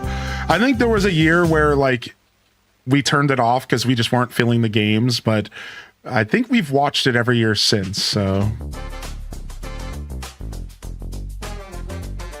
And then I'll adjust my camera and stuff in just a moment, and we'll add captions if they're available.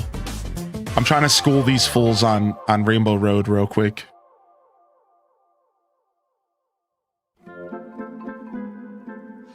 Wow, it sure was a long day of doing architecture for me, Sean Day9 Plot. But now I've got the entire no captions available. My favorite Yikes. thing, which is sorry, play video games. Did someone say video games? Well, hello, PC neighbor. Well, hello, Sean. What game do you want to play first? I've got them all. We have Commando Death Dragon Extreme 6. We have Executive Accounting Online. Or, my personal favorite, Best Friend Simulator. Oh, Amika. Breast. Hello? I Yes, said this is breast Sean. friend. What? When? Breast Friend Today? Simulator is That not can't be the right, same but- game, Chad. Well, Don't go looking that all up. right. Thanks. Bye. What was that, Sean? It I know, seemed Abby May. serious. It's a super Well, big L. We can't play video games tonight at all. because we've got to host the PC Gaming Show! Yeah! For this year's PCGS, we've harnessed pure nostalgia. I lost this to race. reconstruct our own little pocket dimension of the 1990s, a time when life was punctuated by slap bass, movies were stored on little rectangles, and using the internet didn't involve as many streamers saying painful and confusing things to me. They I have a don't CC understand stream? this Okay, slang. cool. I don't get it. I'll switch in just a It second. wasn't even us. That was just a thing that happened in the 90s. Well, what fun. But basking in the warmth and laughter of a bygone decade won't keep us from bringing you plenty that's new. We've got a full 2 hours, that's 2, of trailers, over a dozen world premieres and developer deep dives for upcoming games. That would have actually been pretty impossible to imagine in the 90s. Our brains were too busy managing our ridiculously huge Jinko jeans. Plus, we're going to Jinko build an jeans awesome gaming mentioned. PC, and one of you Jinko jeans can mentioned. take it home. Let's get started the PC Gamer way with 3 huge world premiere trailers. All right, let me get this up right now. We ain't missing the world premieres. Go, go. Plus, we're going to build an awesome gaming PC, and one of you get to take it home. Let's get started the PC Gamer way with 3 huge world premiere trailers. All right, I don't care about this race anymore. I'm trying to do things, but like I can't stop racing until it's over because everyone would get kicked out. With every step, we boldly explore the unknown. And piece by piece, we build an understanding of the strangest mysteries in the universe. Captain! Our sensor array is getting unusual readings from... What is that? The rift has opened! Repeat! The rift has...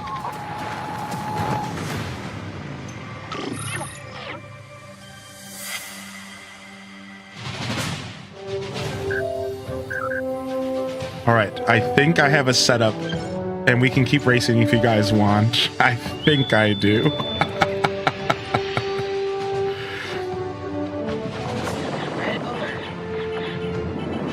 I've never done this before where I kept gaming while we watched something. It's gonna be silly. Let's try. Yeah, I'll leave the lobby open. Let's just race a little bit while we're watching this, sure. So what did I miss, chat? What was that last game? The start of a new It seemed like you guys liked that game. What was it? Superhighway. A world ruled by the transistor, where power is Star measured in Trek hertz and Outpost? What kind of game bytes. A was place it? where us freaks and geeks can be free. No nations. Yeah, no race, I can't get up because my cat's ideas between my legs, Zaradu. They call So me I a can't criminal, take the a green hacker. screen down. While corporations spy on us and governments control us, they murder and kill. They looked Tell us grid-based, it's for our own RTS. good. I'm not the criminal. I'm a freedom I fighter. know I with can't a get code. up. My cat's They can between try my to legs scare me, sleeping, so. But they'll never stop me.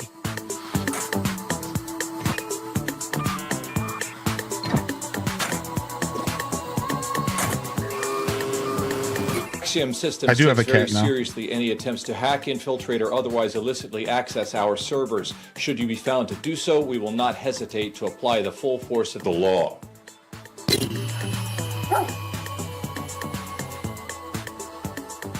Cybercrime, Hack 95. I like old PC kind of feeling stuff like that, so pretty cool actually. Yeah, thank you, Zaradu. So normally when I use this scene, I don't have it chroma keyed because I usually have my background behind me. And that's why I could like quickly chroma key it maybe. Can I just add a quick chroma key?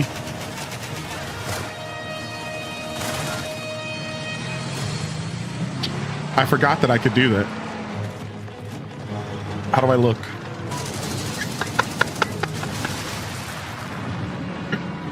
I forgot I had the option to chroma key.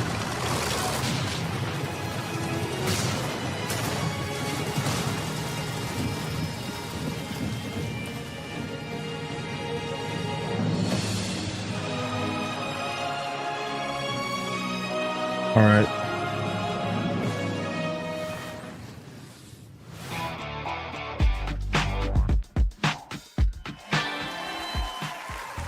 I love to see a strategy classic reborn for the modern age. Well, that was a great show, so I better get to sleep, you know?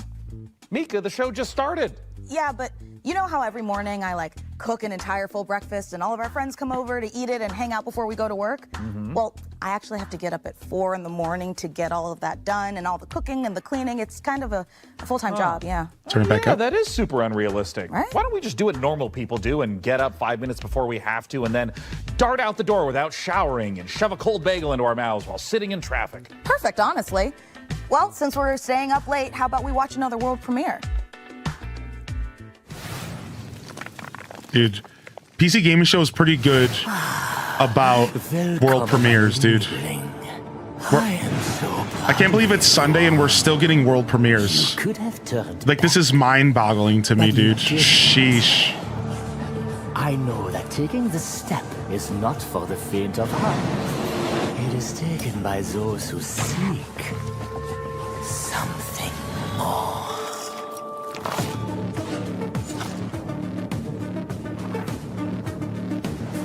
It's hard to play DJ and try and race. I might not be able to play Mario Kart for much longer. I've never tried to do this and I'm realizing I know why now. It's like, I can't race and DJ for my show.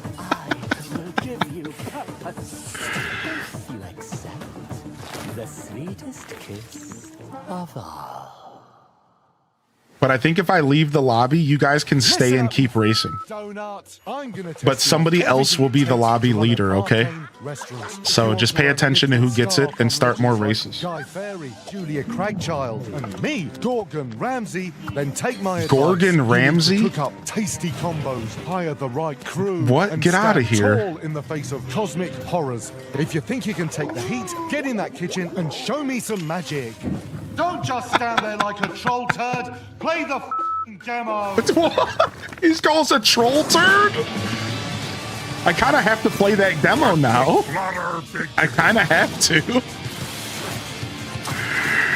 Yeah, all right, I'm done for now.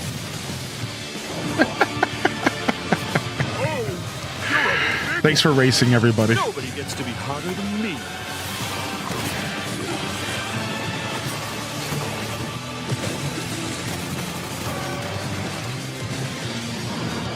The pain is about to start. Let's fight.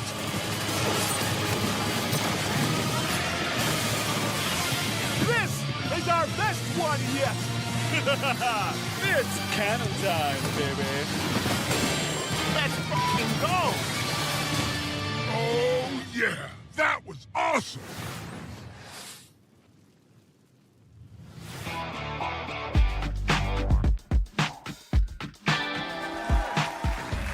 Oh, I've missed Serious Sam. It's lovely to see he's still in good shape. Well, 6 shapes to be precise. What are you working on there, Mika? Is it a grocery list? No, Sean, I'm catching up on my handwritten correspondence, which researchers tell us was a treasured pastime of the 1990s, just like mammoth hunting, dying of the plague, and all the other things we loved to do before, you know, we learned that joy in life lives in our smartphones. Oh, it would be charming if I knew how to read. Hey, Sean, did we get a new phone? I don't think it's possible. Society hasn't been ravaged yet by same-day delivery. Hello? Am I about to die? Oh, I'm just messing with you, Sean. It's me, Frankie. Is this whole show's theme the 90s? PC Gaming Show host This is Frankie great. Ward. But wait, aren't you busy filming the hottest late-night talk show of the 1990s? Oh, Sean, you should know that no veils can obscure my piercing gaze. Also, we just wrapped for the day. Now, listen, I hate to interrupt the anachronisms, but you're about to be rolling on an exclusive new look at Control Resonant straight from Remedy HQ. We are? Just say the thing, Sean. All right. Here's an exclusive new look at Control Resonant, straight from Remedy HQ. Okay. We haven't seen a lot of Control, but a little bit more wouldn't hurt for the Control fans.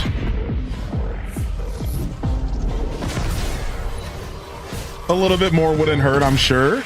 Control fans want to see more of their favorite game.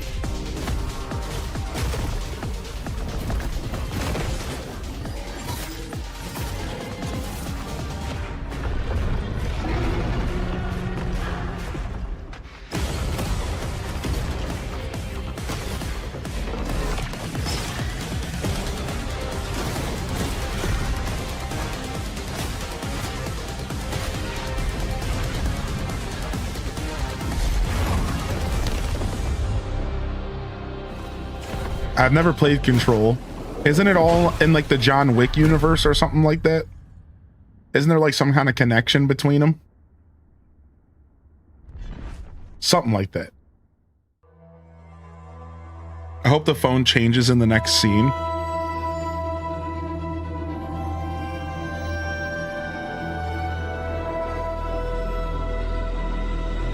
Oh, Alan Wake. Not John Wick, Alan Wake, yeah. You know, same difference.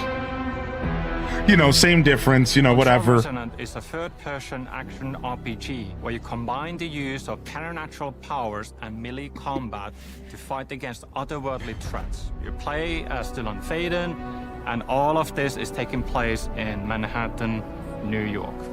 In the first game, the whole game took place inside a place of power called the Oldest House, in this kind of a brutalistic architecture environment.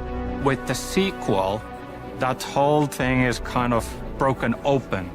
The containment failed from the first game, and now all of these supernatural forces that were inside the Oldest House have leaked upon the streets of Manhattan. There's a new threat affecting Manhattan in our game. It's called the patterning, and it is basically taking what is already there and restructuring and reorganizing it with this strange, otherworldly algorithm. And the resonance themselves are often found in this epicenter or this focal point of this localized patterning. And it becomes more than just the creature design. The bosses are almost married into the surroundings and into the scene, so they get patterned into the world. And it is not just a gimmick. The patterning is at the very core of the whole experience, so it touches all of our themes. So this is still Control, right? The game is very responsive. The navigating, traversing the world is fun and fast and easy to do. For instance, we have the shift ability that allows you to access these different gravity anomalies. We have the 90-degree gravity shifts, we have 180-degree gravity shifts. Very minimal UI elements, but everything that What looks the like heck? a walkable What in the surface, Mario like Galaxy is ground, going on in here? floor, road, anything that looks like you should be able to walk on this is a gravity anomaly. We do have some spaces in the game where every wall you see is actually a gravity anomaly. Dude, straight Mario Galaxy vibes, dude. Sequence where, yes, you kind of lose yourself a bit as well, but you kind of react to the immediacy of the situation and so on. And then it becomes part of your natural way of moving through the world. Incomprehensible in one way. He just described what it feels like to play Mario Galaxy, yeah. Yeah, at first it's disorienting, but eventually it becomes normal. Melee, I would say on level design side is a lot more about designing like what's the what kind of enemies, how many of them. I'm thinking of like some interesting environmental things you can do in the combat spaces, like these things that create variety into the combats. We do have more enemy types than we did have in Control, so that definitely helps.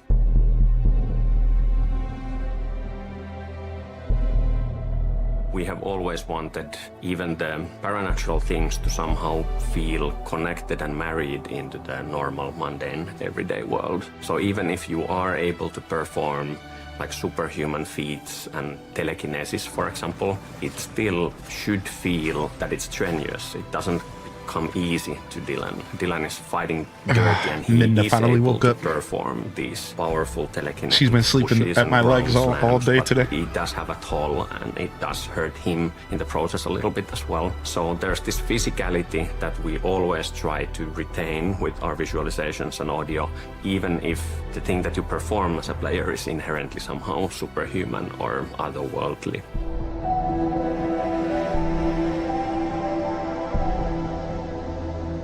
When you take these different elements, these different pieces, the enemies, the shifting environment where gravity has gone bonkers, what you can do with your melee weapon, the supernatural abilities, we create this really interesting sandbox, and you feel like you have all the means to improvise. I think it's unlike anything else. I mean, these games seem like they're so in depth. Like there's a lot going on in Control games. Yeah, would you guys say that? Feels like they're very, very, very, very involved. Okay, now we're just jumping to a new game. What? This is a slot machine cooking game? A slot machine cooking game? Is that what this is? Okay, I'm gonna stand up and stretch while I have an opportunity. Freaking cat. Oh, man, I needed that stretch.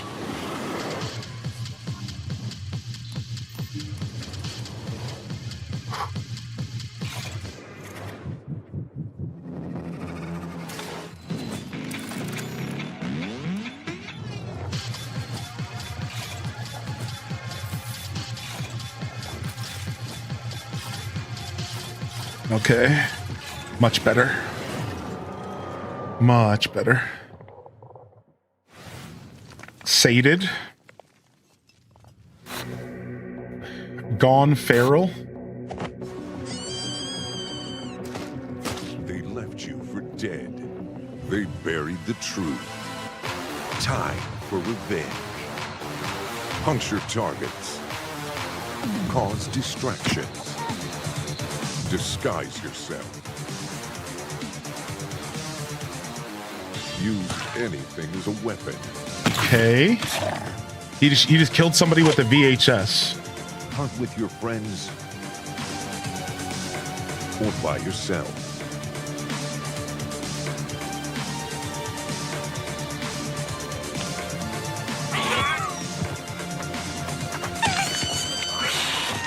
Every run is different. Revenge never dies. A cooperative roguelike assassination game. Cooperative roguelike assassination game. That was quite a mouthful. On Steam now.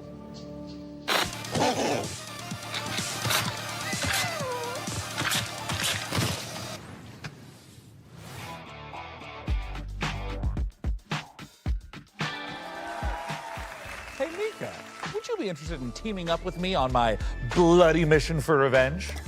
Oh, absolutely. I mean, like in Gone Feral, the game we just saw.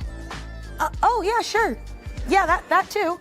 And hey, speaking of co-op carnage, nothing goes better with violence than science. Let's check this out.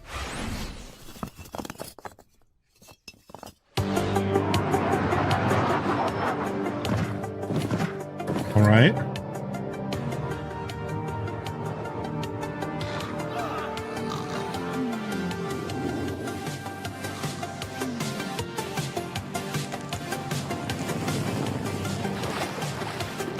Okay.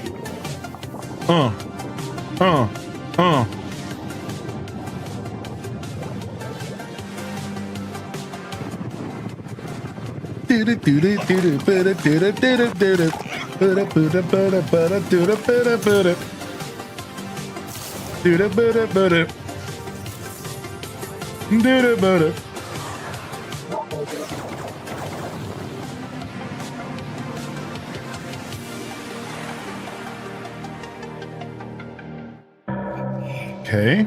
Abiotic factor or something?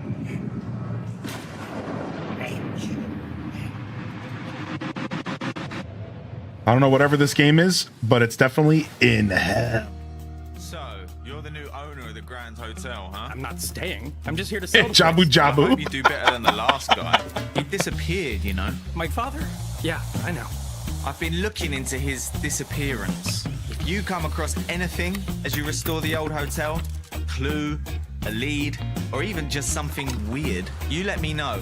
I always wanted an American partner. Is this Power Wash Simulator, but it's just clean up this dude's house? Come on, get in. Simulator? I'll show you these mean streets. When I turn the corner, hood, let's better run. I got one hand on my back, What is this? Whether you're pulling 999 or it's 911. Why is this dude singing to us? I know you bad guys are done.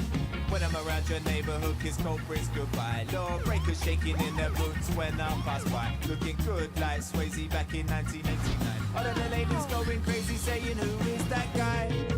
a good idea to keep the cop close. Be careful.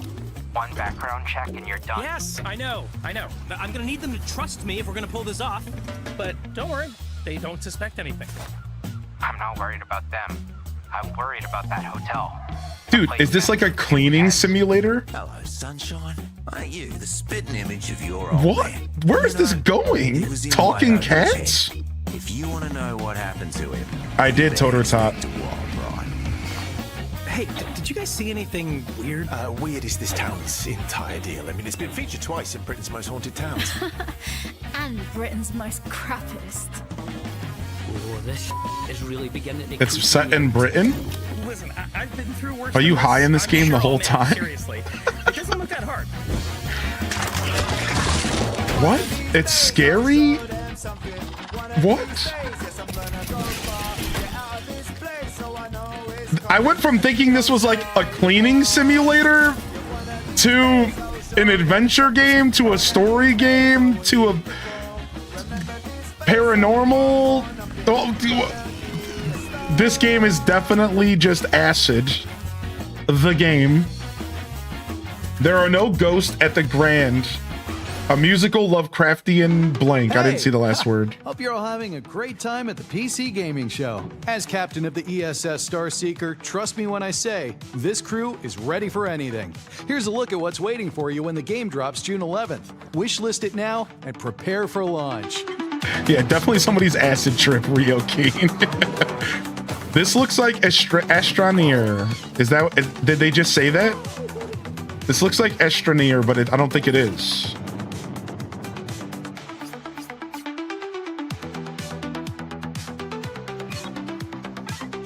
Looks like Tom from Toonami. Good call out. Good, super cool call out, actually. Yeah, this looks like that Astroneer game, which just got an update or something. Starseeker. It looks great, actually. Wait, Astroneer Expeditions. Wait, is this like a sequel? Switch 2? Wait, is this Astroneer's like new project? Checking back in for a sit rep on that Starseeker mission later in the show. DLC or something? Everything okay, big guy? Yeah, it's just, this is usually when our folksy yet ethereal neighbor appears to dispense some timely nugget of salt-of-the-earth wisdom, but I haven't even seen him today. Well, last time he was here, he said he was building a shelter It's to a spin-off? survive the dying millennium, and we're gonna be devoured by electronic demons of our digital excess or something like that, you know? Is that a good thing? Well, it seemed to work out okay. Great! Because we're nothing if not digitally excessive. Let's see some more previews. Dude, these guys are just cheesing. Dude, this show's always so silly. It's very existential. Okay. Who is the most important person in your life? For a second, I read moist. Who is the moist person in your life? Who is the most important person in your life? Wait, did I just read? What did I just read? What? Wait, what? What are they putting into my head right now?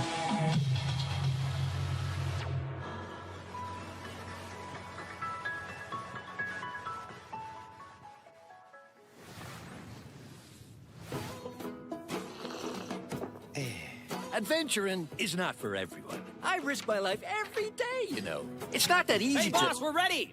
I call dibs on that goblin with the tiny shield. Yeah, sure, but don't interrupt me. So I spent years developing tactics. Like now, it's all about offense against these greasy goblins. You see? I can do this in my sleep. Dude, we're pretty excited, Ace Mage. Reinforcements, boss. Some cultists We're pretty and a excited. big-ass goblin. Getting creative, huh? Bonzo, you benched. Gary, get out there. Let's see how they like that. Jeez, what the fuck, Gary? Now! My bad, sorry. Mercs these days. Hey, boss, they're chanting and the big one's going berserk. Oh, Gary, move! Oh, but it's not my turn. No. Ah! Oh, my arm! Oh! Not gonna lie, I'm here for grid-based strategy with a twist on it. This is cool. Shut up! I'm talking about the prisoner. Okay, buddy. You take one for the team. Now, Jenny, use the terrain. Don't dodge, don't dodge, don't dodge. Yes. All right, Gary. I like the like animations when you're actually hitting them and stuff. This is kind of cool. Victory for me, the Kev. Again, I said this before. As long as anytime they do these grid-based games, they actually have depth and strategy, I'm here for it. But if they're using grids as just a way to make their game work, I'm less here for it. Like, if I see grids and you're giving me strategy, like, I want it to be in depth. I want to go nerdy, sitting there calculating stats and how to choose the perfect move set. Like, I want depth. Otherwise, there's no point for grids.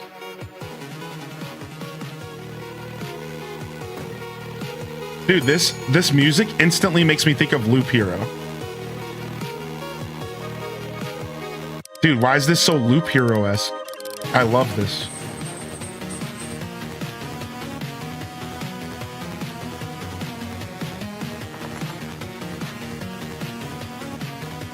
Another door. Cool. All the games from today's show can be found over on the PC Gaming Show Steam page. Head on over to pcgamer.com/wishlist to check it out. For the living room floor heroes. That's me.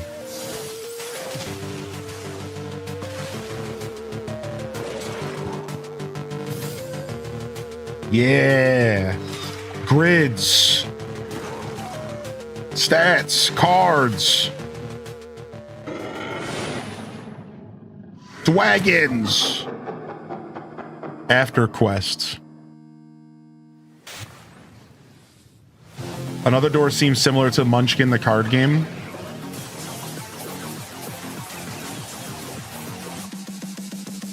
/0. Choose your power.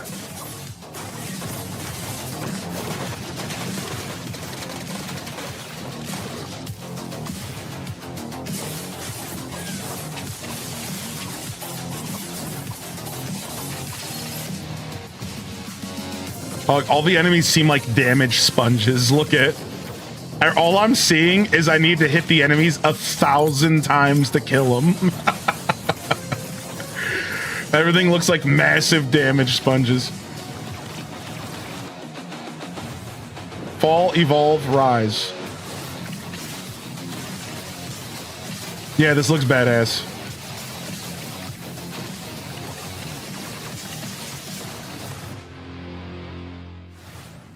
Wish list now.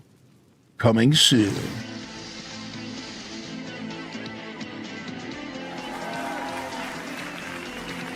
Dude, I want to go back to that house. Technology ever get better? I love than 90s. cassette tapes. I mean, you can fit 7 songs on a single tape. And you can get as many free songs as you want by recording them off the radio, and you're only going to get like 10, 20 seconds of an annoying DJ blowing over the top of it. Honestly, that's not bad. Wait, this cassette tape, it's not music at all. The label says monsters. Wait a minute. Wait, Cassette Monsters Beast on 2? cassette tapes? That sounds like an extremely skillful segue into our next. No world way. premiere. Cassette Beast 2 would be... People would be so happy. My community always talks about Cassette Beasts. Dude, my community always talks about this game. Constantly people are like, you gotta play Cassette Beast. You gotta check out Cassette Beast. Lost on another world. Turned into scary monsters with cassette tapes. All of it. Come on, what have you dragged me into? Cassette Beast 2002. Are we not? Wow, Cassette Beast got a sequel, dude? That's crazy. People love this game. It's definitely considered one of the best indie games out there. Helping me keep this city locked down. Come on, I could take you lot on all day. All who step foot on this land are under my influence. It is the 21st century now. Yeah, I think it's all turn-based. I think it's like a traditional Pokemon game. I don't really know, though. Switch 2. Hey, we like seeing that.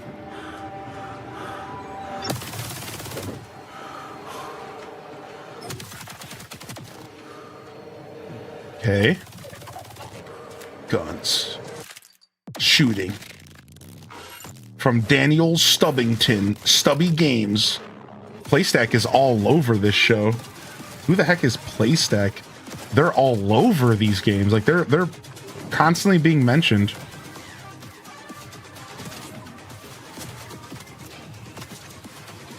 This looks like Remnant, or this looks like that very fast-paced shooter that came out that just got a sequel. What up, Grumpy? Yeah, this looks like that roguelike shooter that starts with an R, I believe, that just got a sequel, right? Revenant or something like that. Void Breaker. Wow. It looks like it wants to be Destiny. There was a little bit of that energy for sure. How many times over SGF have you seen trailers that present you with 3 upgrade options?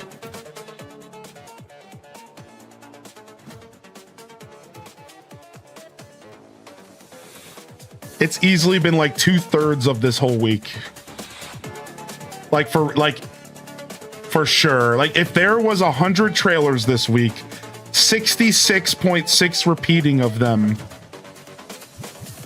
were 100% what you just described. Dude, it's pretty rough. I kind of hate it. I hate when trends, I've always been a trend hater, and I hate when trends are obvious. I hate when it's like, oh, now we need to do this thing. Like, I don't know. I try not to speak too negatively about it because it's cool to see more companies trying to do more things, you know, but It really is called Two Fights, Two Tight Spaces. And if you can believe it, there's one more surprise. Shadow Drop! Oh, we love a good Shadow Drop, don't we? Oh, the game we just saw. Two Tight Spaces is out right now.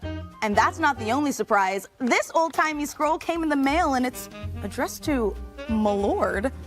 It says, "The granary is full, sire?" Oh, I know what that means. I don't. Another world premiere. Our next title is from a series that's been around for more than 25 years. Here are 2 of our very favorite PC neighbors to tell you all about it. what is this? 25 years. Hello everyone, I'm Ben Starr. And I'm Samantha Bayard. And we're incredibly excited to give you a first look at our new game. Stronghold 4, the brand new castle sim and RTS from Firefly Studios. That's right, another chapter in Stronghold where you can once again launch cows from trebuchets. Sounds absolutely delightful. Let's have a look at the new exclusive reveal trailer. Welcome you love you some Strongholds? 4, my liege. I'm not hip. This town has seen better days, but I'm sure you're up to the task of bringing the place back into splendor. Might I suggest next place farm to feed our population? Food stocks are back up again. We can train soldiers and build defenses to prepare. Ben might be the highest paid VA ever. Guys everywhere. Ben Starr's been very busy with SGF. Just me and my little pitchfork. That's a nice thingy bob the church has there. What's going on with the cows? It's my time to shine. This inferno is punishment for our sins. A huge invasion force is marching on the castle, my liege. Another village taken then. Make no mistake, I'll keep fighting. Hell with you. My world premiere today is making spaghetti for dinner after the show. I need to figure out food today. I have a favor to ask of you. I haven't had a chance to go to the grocery store, so I'm starting to... Pretty much my fridge right now is I have a single carrot, I think I have an apple, and I have some oats. So I think I'm going to make some oats with apples. I've been eating oats for like 3 days straight. But, you know, what's a fourth a day? What's a fourth a day? It ain't gonna hurt me. Ooh, Ryzen 7 ad? Carrot cake escotes. Getting those fibers in. Oh boy, we've been fibering it up. Let me just say that. Oh, 3 options, 3 upgrade options.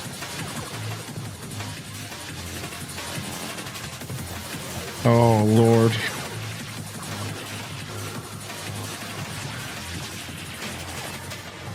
It's funny how. Would you say that it's Hades' fault, or was there other games that also made it's also Vampire Survivors' fault?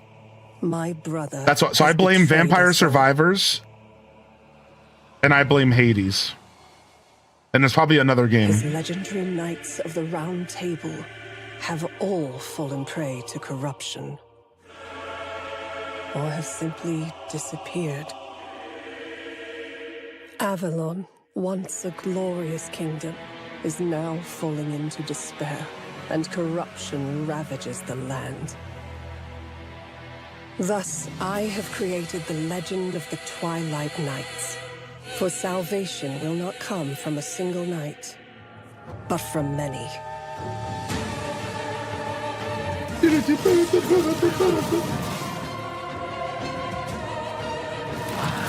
This looks like an MMO.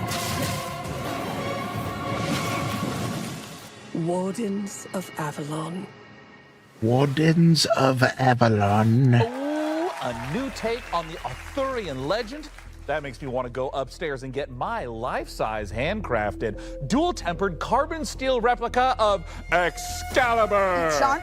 Nope. Remember what happened last time? We do not need you swinging that giant sword around the living room. We just got a new lamp. Well, don't worry, everyone. I promise I won't do it. What was that voice? See, I said I wouldn't. I don't know why you would think otherwise based upon my tone. Look, our new neighbor's rooster sure makes a racket, but I've been thinking it must be worth it for some of those farm-fresh eggs. First, roosters don't lay eggs. Second, that was an elephant. Wait a minute. That's an elephant. Mm-hmm. Do elephants lay eggs? Oh my God. Can you imagine? The omelets you could make would be massive. Well, he'll be gone for a while. The real reason our neighbor has I do an love a good elephant omelet. is because we're here to see the world's first gameplay reveal for Planet Zoo 2. I do love a good omelet. I know you eat pretty healthy, but you've been working your butt off. Thank you, dude. I'll treat myself later this week. I'm okay with a simple dinner again. Welcome. I'm Eric. Hey, another look at Planet Zoo 2. I'm Alice, the zoo operations manager at Fen. We're here to help you on your journey in building and managing zoos, as well as restoring wildlife reserves across the globe. You'll be creating habitats for all kinds of species and making sure they're well cared for. Not to mention managing your staff and keeping your guests happy, too. With that in mind, let's begin. Meet Lamarty, the Maasai giraffe. He shares his space with a pretty big family, so we need to make sure there's plenty of vegetation for everyone. Somebody said that they tried to play this on like PlayStation, but the controls felt too PC adjacent. Speaking of water, we'll need an aquarium large enough to house I could see several that. of our Like, aquatic species. I feel like this would be a hard game to play with controller. Hawksbill turtles, Mia and her family. You'd be surprised how quickly these tanks get dirty. There goes one of our keepers now. We have one more stop to We're the Nintendo Switch 2 mouse version, right? That's the whole reason we got a mouse. They need to start making us use It'll be it. the perfect home for our white-tailed sea eagles, Hamish and Freya. Mine are dust. My Joy-Cons have literal dust on it. Spread their wings and to have some fun. These things are have literal caked in dust. Important goal. Like in the Scottish Highlands, where we're releasing our eagles into our wildlife reserve. We've done a lot to prepare this environment for them. Something you'll be sure to do more of on your journey. Together, we can create a better world for all living creatures. So, are you ready? It does look good, right? It does look good. These games are tough on controller, yeah. It looks like it would be real hard to enjoy that game with controller.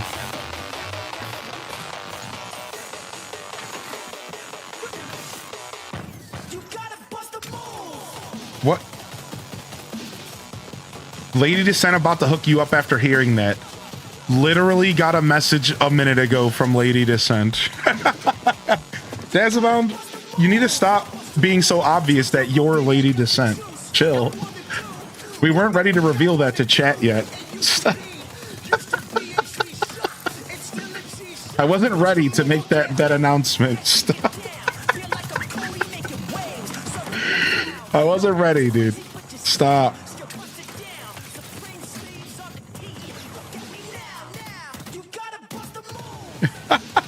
This does look ridiculous, I agree. We've known for years. Kept it under wraps for 5 years. It was bound to slip up eventually. True. Next up, we sent 3 of our best minions of the damned to procure the secrets of a mysterious tower that spells certain doom for all who dare to enter. Pizza Tower? I'll miss those minions. I don't know. I just hear tower. That's what I thought. I don't know why. Whoa, don't jump scare me like that. Death is not the end in Archeron. That is merely the beginning. Wow, it sounds like every roguelike I've ever played. Death is not the end, it's merely the beginning. And you notice that every roguelike thinks that they're so cool, like that's like not new. Like, why does every single roguelike think that that's innovative? Dying's just the start of this game. Like, find these very powerful items, and then you play as a team of 3 to ascend in this very dark fantasy. Like that's the point. We know monsters. Like, I know. I've played the games. Like, fight showdowns at the end of each floor. Though you ascend the tower until there's only 2 teams left, and only 1 team can win.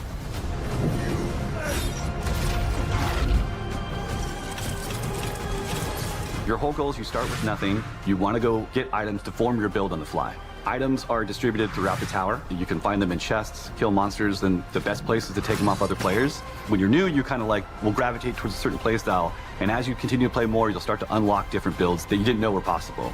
I think the item system is designed to have people embrace the playstyle that they want. We don't have traditional roles, so we don't have a support or a tank or a DPS. You're all kind of on even playing field, but you can lean into playstyles. You can lean into a ranged build or a hybrid build or a dive build just on the fly, what you uncover. We want you to land and feel the tension of trying to get items quickly, knowing that the fight is coming when the beacon spawns.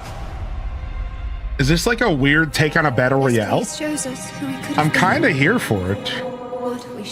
I know, that's the problem, Teeny Giraffe. We were just kind of saying that, like, this whole Summer Games Fest this year has been a lot of that. In this place is if you've died with some kind of unfinished business. So everyone here has something unresolved that's kind of pushing them forward. Our characters are all called echoes when they first arrive, and in their chests they have these things called anchors, and that's where their memories live. They're almost pebbles in the filter. They're stuck there, they can't escape. The anchor represents a memory or an emotion of unfinished business that they have from the living world. So it gets them stuck halfway. They cannot let go of the thing that happened to them in the living world. Everybody starts out with one memory, and it's just one piece, and it could be a sense memory, it could be your mother's voice, it could be just a thought. I didn't think he was going to follow your mother's with voice. That's my problem, not his. Who they are, why your mother's. And we always say that the answer is always at the top, so that's why they climb the tower. The answer is up, to get out. Dude, why is this reminding me of League of Legends? Yeah, yeah, Alto Girl. Over the years now for us, but the biggest thing we got on our Next Fest feedback was the player gap between training and Ascension.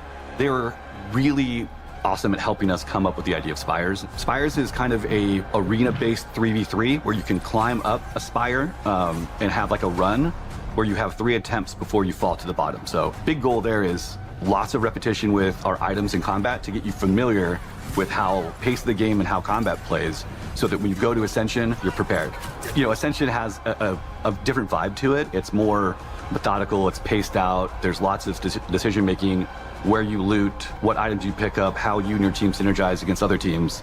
As they get into it and understand combat more, it starts to open up, the combat creativity really starts to shine, and I think they'll get used to the pace and hopefully have a blast. Yeah, this game is like it's a battle royale. So smooth. Everyone starts at 0. You get dropped into the tower, and you have to find gear as you go up the tower. And I'm assuming at the end you fight the other players.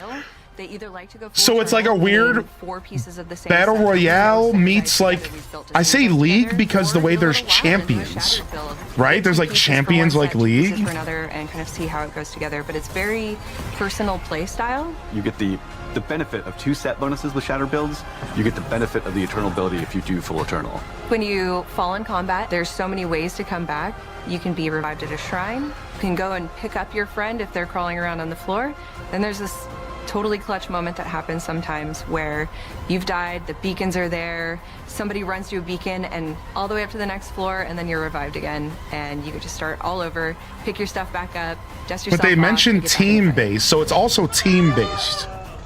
So it's like, that's the key here. That's why I bring up League of Legends again.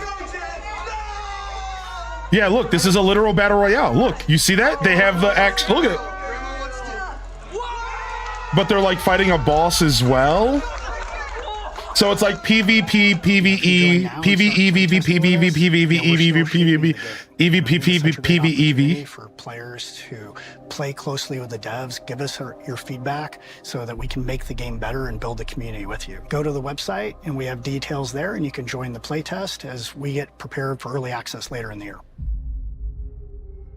I might actually check that game out in my free time. Looks like it could be cool. Yeah, conceptually interesting. PPEV? Great Tower of Archeron summons you and 2 of That's your the EV finest form we're all battle-hardened waiting for. companions. Head over to Archeron.com to sign up to the playtest now. Speaking of worldly entities, this next trailer is sure to send a chill down your spine. What? Ages come. What game did I miss? It was, what was the name of that game, chat? It was like League of Legends. I don't know. It's kind of its own thing. It was cool. Seemed like a battle royale, but fantasy themed, basically. You'll never defeat my army, nor conquer my castle. Yeah, Arc Heron. Arc Heron. Arc Heron. For all eternity. What in the Castlevania is this? For my master. For her. Revamp. Oh, I see what they did there.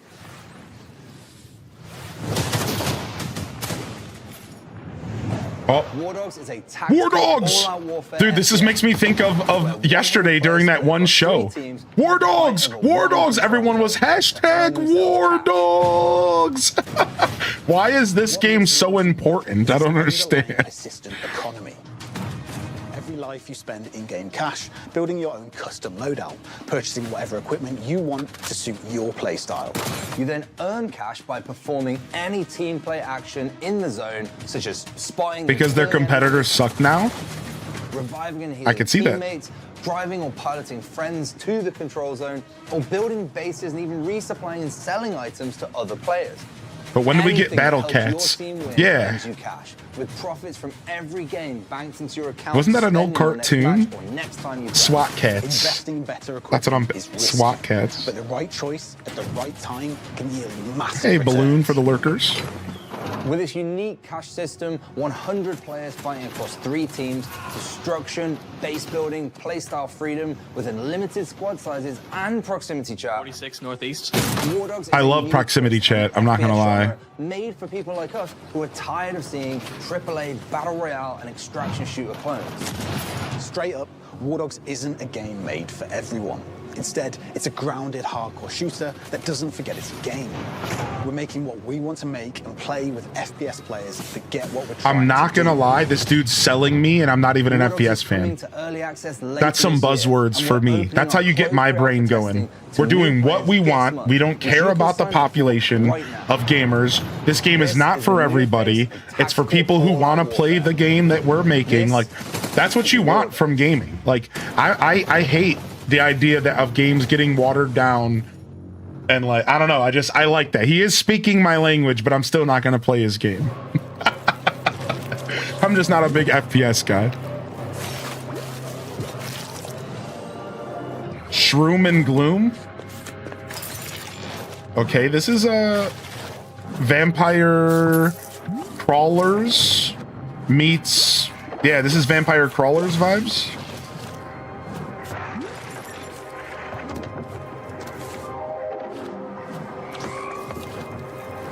I mean, the game looks smooth. I like this. Like, the first thing I'm noticing about the game is it feels very smooth and very... The transitions between things feel really good. Shroom and Gloom. That's Devolver Digital. Why just defeat your enemies when you can cook and eat them? Shroom and Gloom puts the fun into fungi and the guy into fungi too. You know, now that I think about it, yeah. It's true. Yeah. And trust me on this. You'll want to get your volume cranked up and your air guitar fingers warmed up for our next world premiere. Air guitar fingers. Okay, I'm ready. Let's go, Maximum Thunderness. It's a game where you shoot stuff. Go!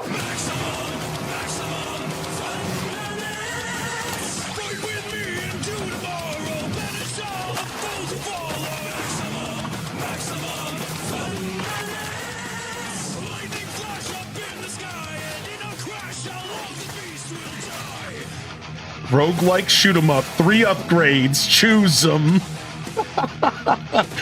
Kerbu, you just ruined the rest of the show for me because I can't stop seeing it. Gosh darn it, dude. Every single game, pick an upgrade. Every single game, dude. Every game, I'm starting to get fatigue for sure, man. I felt this way this whole week. I just didn't talk about it because I wasn't trying to be negative. I'm not the guy who feels the need to put negativity out there. I just don't. Like, I don't share every opinion that I get. Welcome. But I'm gonna be honest, like, it's pretty bad right now. These roguelikes need to chill out, dude. Particularly regarding the mysterious magnetic field surrounding it. I wake up. Same bunk. Same time. The station resets. But I don't. Trapped in a time loop. Roguelike. Groundhog Day. Where's my 3 upgrade? If we're careful, starting now, we can still avoid early rationing. You know, this could actually be similar to Outer Worlds. This is Outer Wilds. Dude, I think this game's trying to be the next Outer Wilds. Yeah. Yes.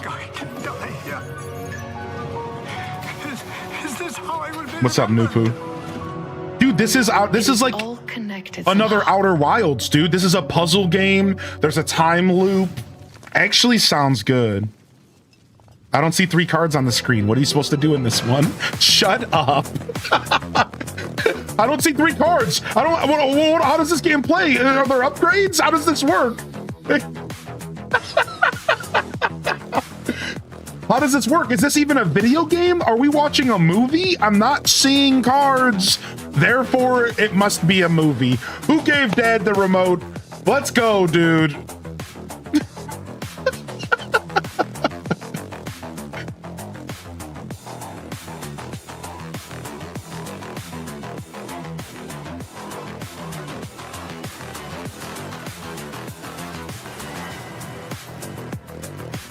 Interesting. So you can shoot and then you can you have like a gravity gun basically.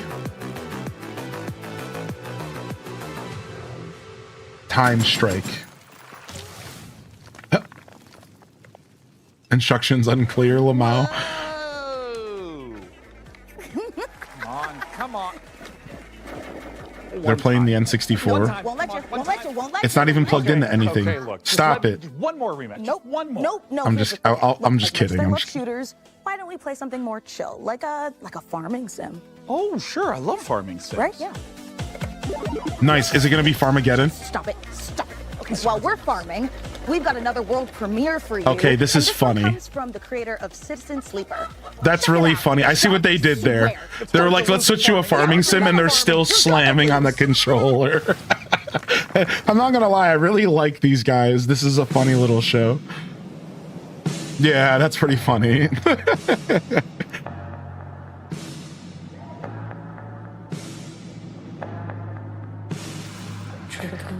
They teased us with mentioning farming sims, though. They had to know that was a big tease. Like, they didn't have to do that to us.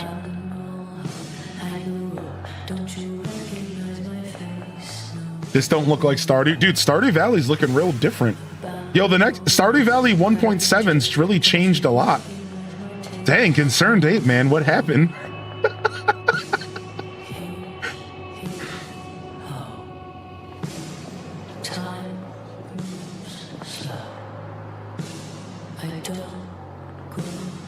Oh, this must be Grimshire. I heard of this game.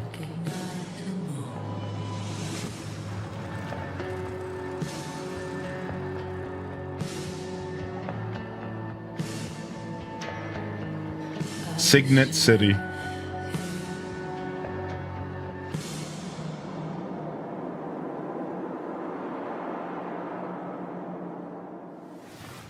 It's setting the mood for when we're all sad wooing Clint. Yeah, crying, but also smiling because it's new content. That's all of us when 1.7 releases. As we're gifting Clint and increasing his hearts.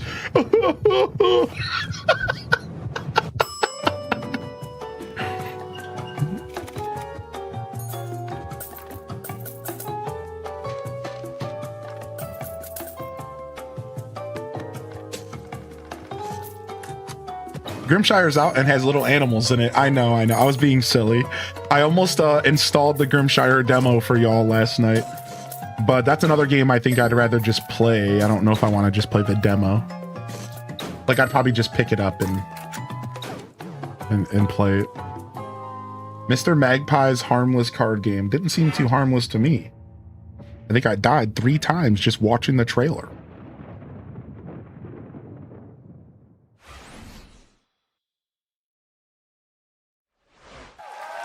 Well, that huge dispute we had off camera has finally come to this, dividing the house in half. Yeah, well, you just stay on your half and I'll stay on mine. Although I think we established we're neighbors, not roommates. Fine. Fine. Good. Good. Oh, one of our PC neighbors must be at the door. Yes, it's me, PC Gamer's Jacob Ridley, and I'm definitely here and not being edited in at a later date and time. Oh, neighbor, you're always so full of sage wisdom and useful advice. Can you help us solve our dispute in time for the end credits? I think I can help. You know, sometimes your parents have to tell little white lies to spare your feelings. See you later, Doesn't Kenzie. mean they don't love you. You too, all right? Thanks for being here. Take it from me, high school can be a tough time for teenagers, especially in the age of social media. I think the script got a rewrite before they filmed Jacob's neighborly wisdom scenes. Yeah. Remember, sometimes the reason a bully acts that way is because he's a real dick. Just a straight up piece of Okay, well, none of this is helping. Do you have any advice we can actually use? Actually, I do have some great advice on building a custom PC. And as a bonus, you can win the awesome gaming rig I'm going to build for you today. Yo, everyone, you better join this giveaway because sure. Times are broke. Thanks. I need free stuff. So not just for me though. We've gone for a full for you, rig of course, for this yourself. PC Game Show build, and yeah, this is a sleeper build. So effectively, I mean, it looks kind of badass, but you know, it looks old, it looks beige, it looks like it's from your, you know, parents' house in the 90s or early 2000s. But inside, it's actually a 9950 X3D, 5080, brand new AM5 motherboard, 32 gigabytes of DDR. 6,000 Megatransfer. Dude, this is like a $5,000 rig. The prices, so you're welcome there. 1,000 watt PSU and a 1 terabyte PCIe Gen 5 SSD, and of course an Arctic 360 millimeter cooler. So, yeah, sleeper build. Doesn't look it, but this thing is an absolute beast. And don't forget to head over to pcgamer.com/survey for your chance to win this seriously cool piece I'm going of right hardware. now. Oh, and when you're done, head over to pcgamer.com/wishlist to add all your favorite games from today's show to your very own wish list. Back to you in the studio. Wow, their website's lagging because everyone's going at the same time. Is it right for us to spy on our PC neighbors like this? Also, why do they live next to a talk show studio? Well, when you live in a post-Alf sitcom ecosystem, all bets are off. And anyway, I'm just making sure they can feed themselves without delivery apps. Why? If it isn't the classic 1990s sound I of a can't deep get to the space website. transmission alarm. Everyone's Must be time to check back in with I that can't get to the Starfleet expedition. website. Let's see how those spacefarers are doing. I can't get to the website. Producers, roll the next trailer. I've got a service lamp to test. More Starseeker? Hi everyone, I'm Edward, creative director at Ludogram. We're building Ascenders Beyond the Peak, a turn-based exploration roguelite about a team of climbers hunting ancient artifacts in mountains that hunt back. And the higher you climb, the more you realize something else is hiding up there too. I think it was PCgamer.com/survey. Build your team, develop your headquarters, and choose which Okay, I'm is in. worth the risk. Your team is connected by a single rope. You're never just moving a character. You're managing a chain of consequences. And sometimes, saving the team means leaving someone behind. The mountain is your weapon. You use gravity, terrain, and the environment itself to survive, with 9 classes that each interact with it completely differently. This is so and its cool. inhabitants will make sure none What? of it Grid-based climbing Between game? climbs, your This team is recovers, sick. But not everyone heals the same way. And what you bring back from the mountain will force you to choose between power and allegiance. The question is whether you'll make it back to choose it all. This survey is experiencing unusually high traffic. Please try again in a few minutes. The warmth of the fire. This survey is experiencing unusually high traffic. Yeah, I'm sure it is. Mother truckers. Whatever. I'm done. I'm not even trying. Somebody else win it. Enjoy it. I'm over it. So breathe deep.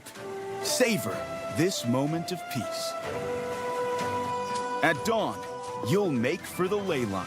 And by this time tomorrow, you'll have made your sacrifice and harnessed the power I'll win of it magic. for you. Thanks. Soon, there will be no limit to what you can achieve. Huh.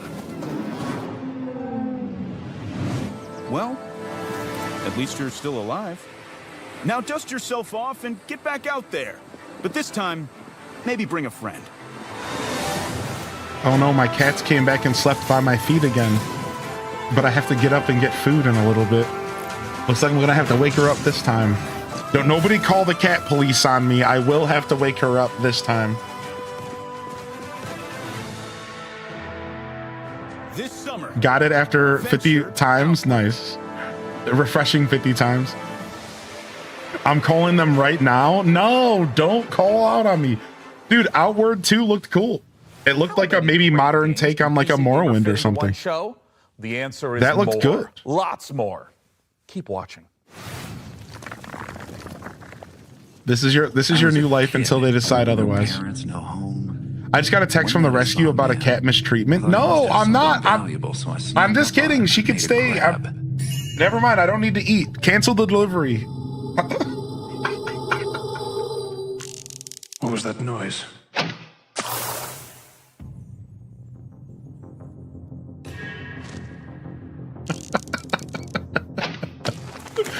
Dude, hold on. I'm serious. That last game seems sick.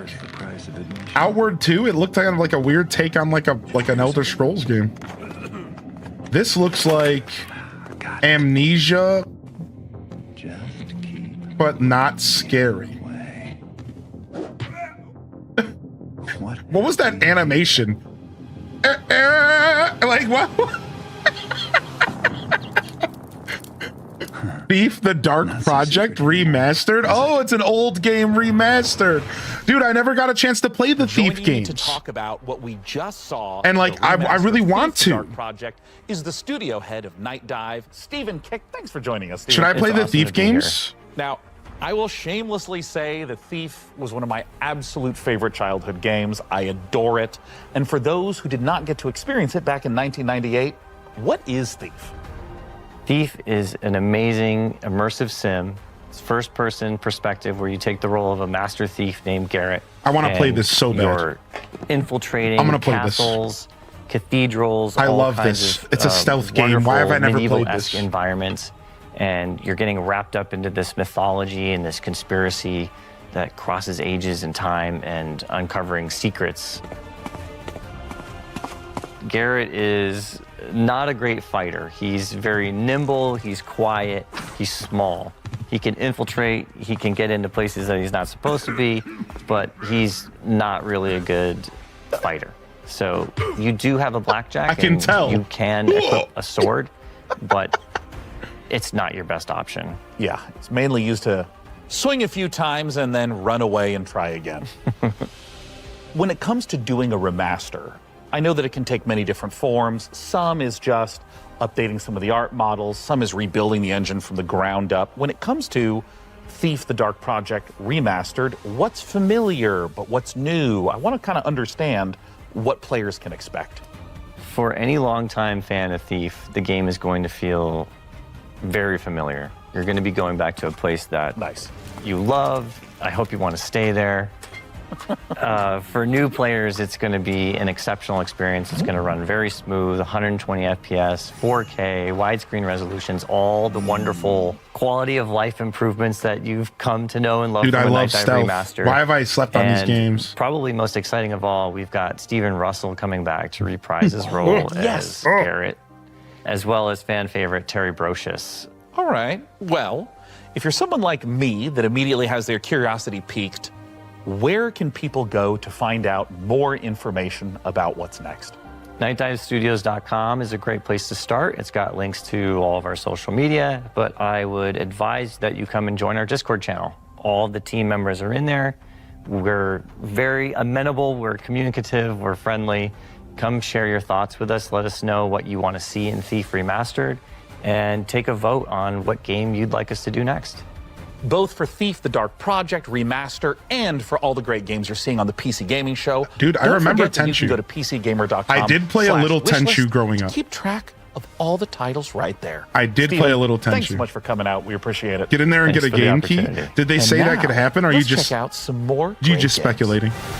I should try to get a key though. Throw my weight around a little bit. Oh yeah, I'm a big, massive creator, and yeah, I definitely should probably get one of those keys. And I should probably, I think you want to give one of them keys to me. I'm kind of a big deal. I like pickles a lot.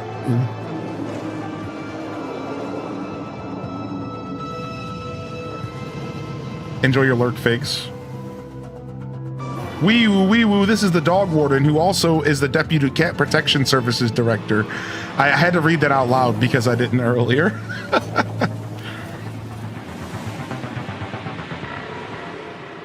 Exo Rally Championship. That game looked futuristic. Fresh off the finish line, Exo Rally Championship is available on Steam right now. Frankie, as fun as all this is, I'll admit, I am feeling time sick. This decade is strange. I can't tell if the blazers are big because of fashion or everyone's just deeply confused. It's both. But if you could use something familiar, I've got just the thing.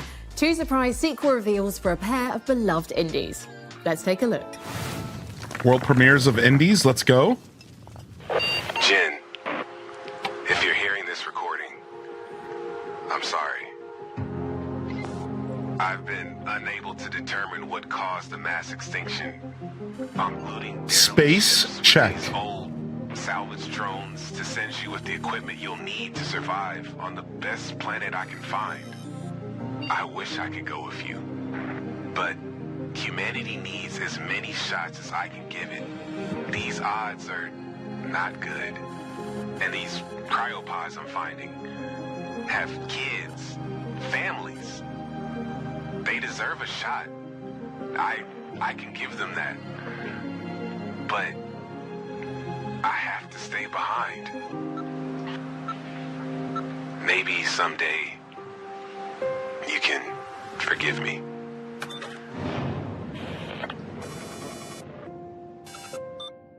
Duskers 2.0. I don't know what that is. Looks cool though. Dude, Bubbles, yeah. Investigate folklore and the truth behind it. A folklore investigator? I'm a scholar. What? I'm a vampire. This is the PC gaming show. 15 months sober. He's a lot of things. You noticed that? And 3 hours ago, my best friend buried me alive in the middle of the desert. What? Okay, some Max Payne time slow bullet time action. We like that, dude. Yes, the Max Payne, dude. The diving forward with the pistols. Would you believe me if I said I didn't have a ticket? El Paso, elsewhere too. Everybody's a vampire nowadays. You mean to tell me they put a ball in there, but you're not supposed to play with it? It was a cruel age, Mika. Some of its sins are better left forgotten. Well, then let's Ball look back mice to the sucked. future. Here's some Stuff more always previews. got caught in the ball. Anybody remember ball mice, dude? Stuff always got caught in there. Trash, hair, dust. Oh, I do not miss the ball mice era. I didn't know that, Aleph. What?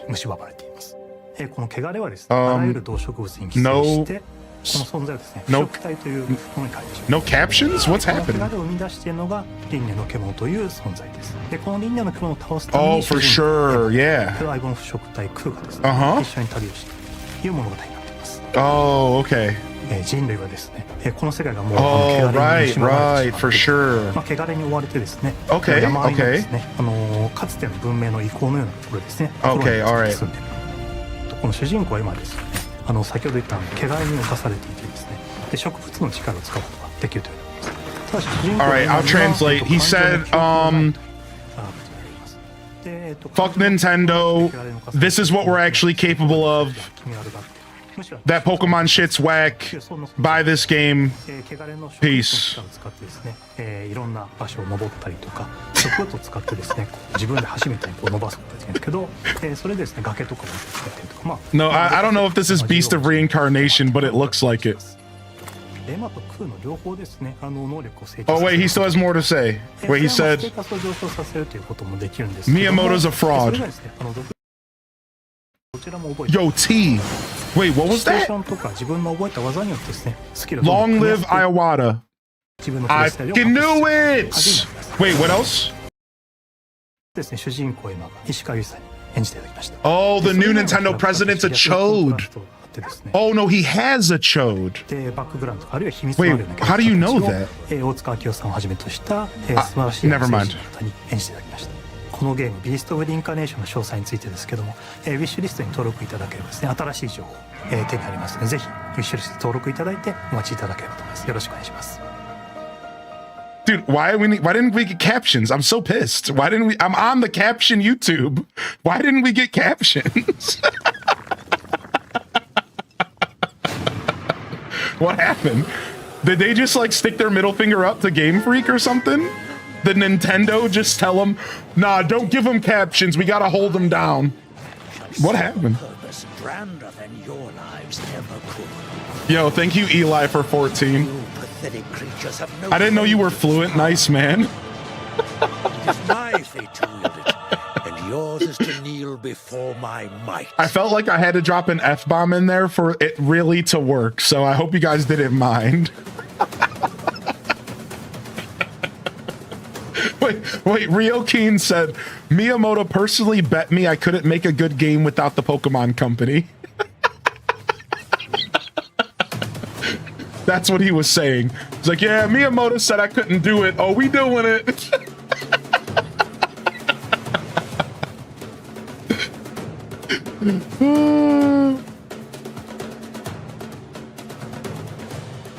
Game Freak is just this against voice acting. That was a funny comment.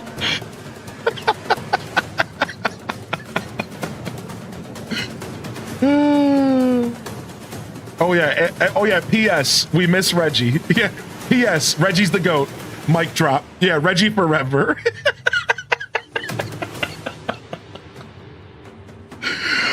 To kill a god. That also looked pretty good. I don't think that's the first time yeah, Mad Mushroom. Yeah, that's not the first time I've seen that game. I've been following Mad Mushroom. I think it's a streamer ran game development, a game publisher. It's streamer ran game publisher. Into some familiar looking screensavers that are filled with new surprises. Yeah.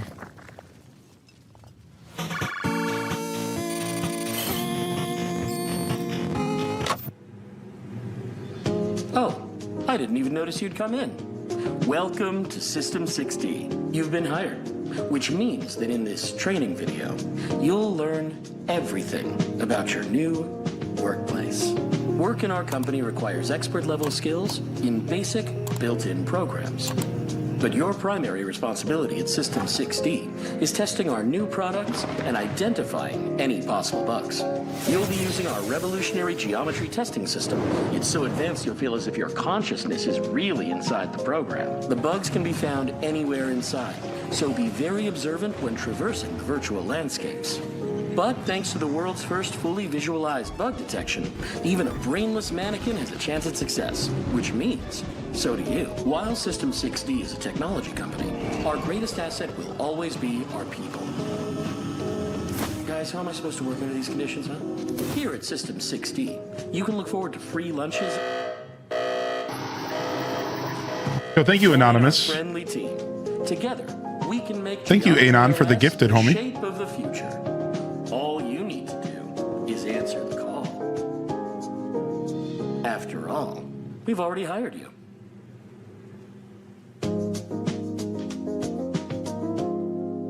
Definitely a liminal space energy. I hated it, but I loved it at the same time. Oh shoot, we got a quick ad here. Where gamers become legends. This is why we came.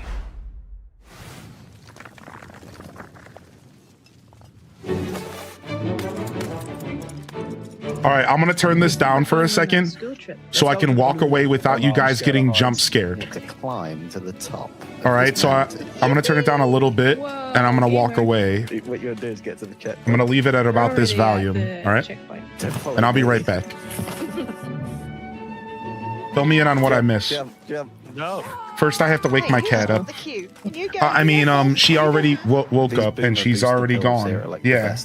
I'll take the never mind. Hey, Midna. beans over here. I was thinking about those beans. Drone, activate. No. Oh, we're at the last one. What? That's descending. Beans just basically just let you fly. She's not moving. She's not having this.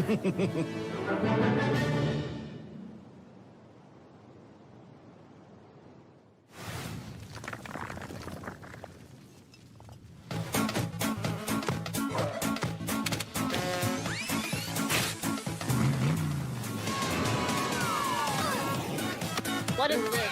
We're all each other's obstacles. Let's just put it that way. You know what? I jumped. You guys just let him throw you. Okay. You need to get the key. Thank you. Well, I'm guessing I gotta color my part. I wasn't paying attention, to be honest. Oh, I don't remember what it looked like. Okay, let's do that again. I love you, but I gotta do something to you. Oh, kill me! Kill me!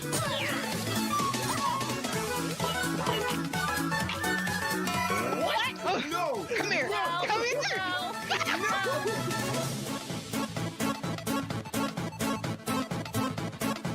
Y'all bunch of traitors. Coming up, you'd better make some extra room on your wish list because we've got a lot more new game trailers to show you. Take a look. The ritual, an attempt to part the veil between planes. We broke the pact. Now we are paying the price.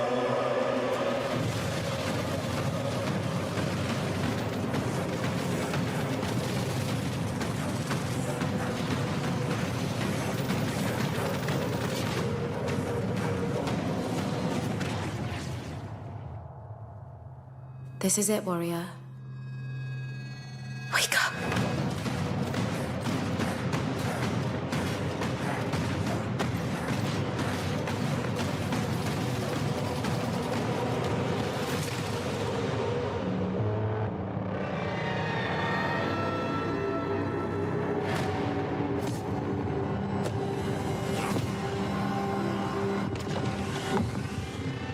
Armistice.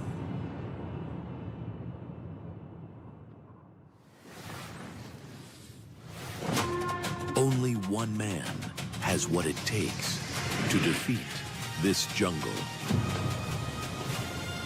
Nope, not him. Ready to dive, Cobra. Hey, is that Dave the Diver? We need to investigate Utara Village. Is that too long? Nature in this region has become unstable. Yo, that new Bancho Chef game is coming. People are excited about Bancho Chef. What can I serve you? Sula, meet this. What did I miss? I missed like what, 2 games? It's a good day to dive.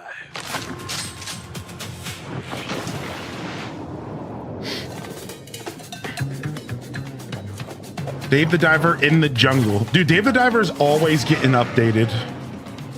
If you're a fan of this game, you're eating good.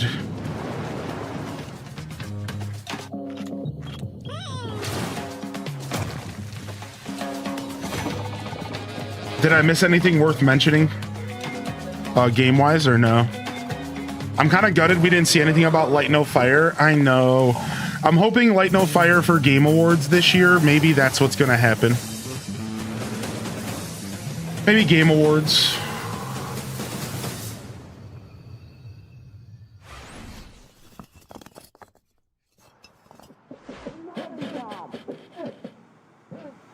Nembo.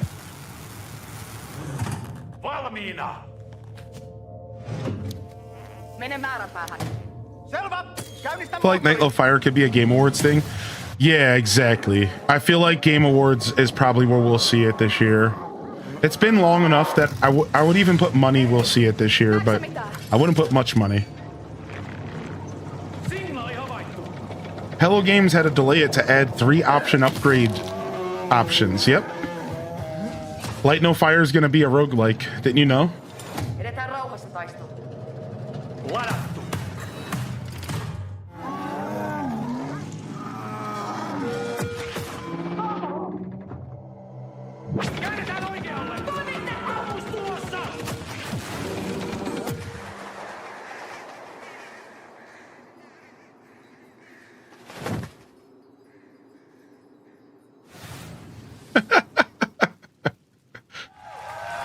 Carcass-Clad is the next game from the devs of Mouthwashing, and we can't wait to see what new horrors they have in store.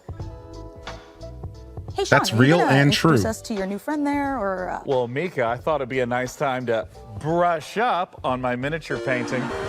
Yo, thank you, Kita Bonita, for the gifted. No, you didn't. But Sean, we're back in the 90s. You couldn't have picked a worse time. The world hasn't accepted nerds as a, lucrative market yet. If you step out of this house with one Space Marine, just a jungle full of football captains will be waiting to tear you apart, just like they tore apart your Pokemon cards. Mika, what? I don't have a death wish. Listen, since we took a one-way trip through the time hole, I figure if I start brushing up on my miniature painting right now, then I'll be winning Golden Demons left and right by the time we age back to the 2020s. Hold on. What do you mean by one-way trip through the time hole? Sean, are we stuck here? I'm sorry, Mika. Is that unpalatable to you? Oh my God, I'm gonna be sick. Hey, speaking of sick, we sent our intrepid PC gamer team to Creative Assembly's Secret Citadel for an up-close look at Total War Warhammer 40K. Here's the latest news from the 41st millennium. Why have you done this to me? Warhammer 40K, I feel like, is just always a thing. Every year there's something. They pump these games out. So this is like a Total War. Total War Warhammer 40,000 is really like a marriage of combo. IP made in heaven. We create authentic worlds, and we have a really precious IP currently that we are working with, which I know lots of you, just like us, we really love. We read a lot of books, played games, painted minis. We want to insert you in that authentic universe. The galaxy is an unforgiving place. Everyone is fighting. There is no option to stop because, the world will eat you alive. But you as a player, you will make the difference. And what's really unique about Total War is you can experience that whole universe, from the galaxy running an entire faction across the stars, to the soldier fighting on the ground, just clinging to life, try to survive another day. It's literally like being that armchair general who is like, I'm at the command of vast forces, doing big flanking maneuvers, doing the smart moves of like jumping over, like covering big spaces, especially with the jump backs, or dropping bombardment of the enemy. And that's what's unique about it, is the scale, both the horizontal and the verticality of it. It's a big, vast franchise, a massive setting that's been around since the 80s, but luckily we don't expect players to know everything. We don't even want them to know everything. We have a brilliant onboarding experience. It's a very story-driven set of campaigns, and there was only one iconic location to start. Yes, it is Armageddon, the quintessential place that represents the fight between humanity and orcs. There are like larger-than-life characters, like one of my favorite ones is Yarrick, who, yes, we will have in the game. Well, don't forget his arch rivals there too. We have Ghazghkull Fracka. So I guess they're like talking about a specific time it's that journey that's going to be in the era of the game, the Armageddon era or something. So we are going through between systems to systems, where the end goal, at least for the Orc and the Imperium, is definitely Armageddon. And Armageddon's certainly not where we're stopping. It's just the start. We're looking at all of the details of the different world types that are present in Warhammer 40,000. So we've got hive worlds, agro worlds, mining worlds, frontier worlds, and layered on top of that, we also have all of the different biomes. So we can have icy mining worlds, arid mining worlds. Ultimately, what we've done is we have created a planet-making system. There's two things we want to do with the hive worlds. One, we want to make sure that the planets themselves look like hive worlds, so that we have huge cathedral, very much like we're in a cathedral here, cathedral-like cities stretching into the sky, going through the clouds, and whole planet's surface covered in urban development. And then we want to make sure that the battlefields match the visuals on the planet. So one of the challenges, of course, there is like the staggering sort of architecture and scale and verticality, and then try and pull that into like a really engaging gameplay space. The sheer volume of potential lanes and routes. Building zones, traversable lanes, cover zones. We have some maps where your focus will be on sort of like navigating through these choke points and blasting apart areas to get a bit more sort of room to maneuver, or bring down a building on someone that's trucking along past. But then there's actually some pretty significant open spaces within them, like gigantic landing pads, and sort of the scale is so utterly off the chart.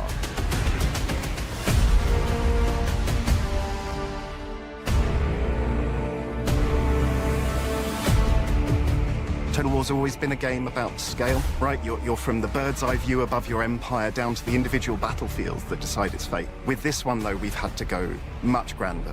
You're fighting across a solar system, right? Imagine you're looking down at kind of your ship's bridge at the hololith that's displayed. You're now deciding, which planet do I wish to assault? Which regions should I conquer to give myself the most strategic advantage? Every decision you make as a player is not impacting just your current turn, but it's impacting every turn that goes on afterwards. Those decisions, they stick with you, they follow you.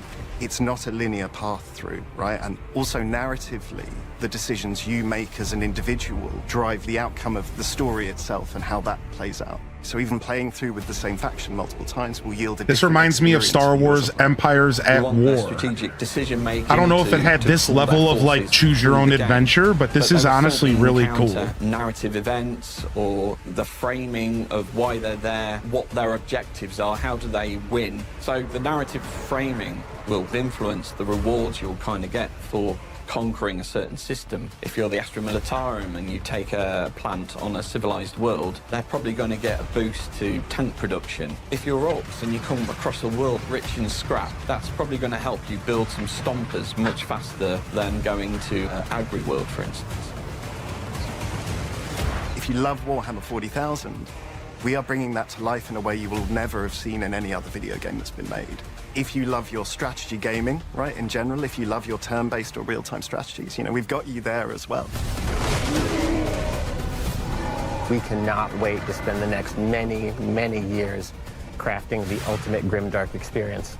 And you can help by joining our closed beta, which gets launched later this year. We are on social media, so please follow us for more news, and thank you again.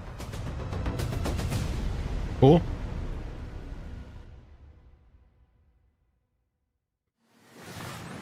What are we eating today? I'm just chewing on gum right now. I had my neighbors grab my lunch for me. I'll go get it after the show today. But my neighbors were sitting outside when I went down there, and I just asked them to put it in the house for me when since it wasn't there right away. So I don't know. My lady friend treated me to lunch though. I'll see what it is later.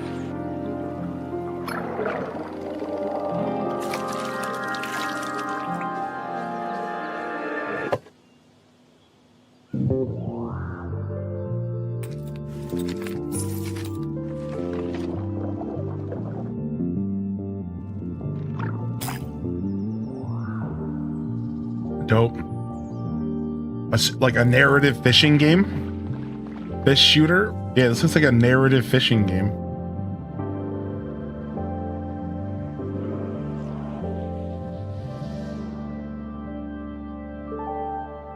About fishing. Neat. That night, you died. That night, you became one of us. Many were destroyed. You were not. Staked through the heart, buried alive. Another vampire. Vampires have made a big comeback in gaming this year. Weirdly enough, where vampires came from. I mean, now this is the vampire game though. Vampire Masquerade? Are we getting a new Masquerade game? You know, there were predictions that we were going to see Blade at the Xbox Showcase. Because there was a Blade game announced a couple years ago or something that we haven't seen in a long time. That one didn't make the cut this year, apparently. I don't know what's going on with it.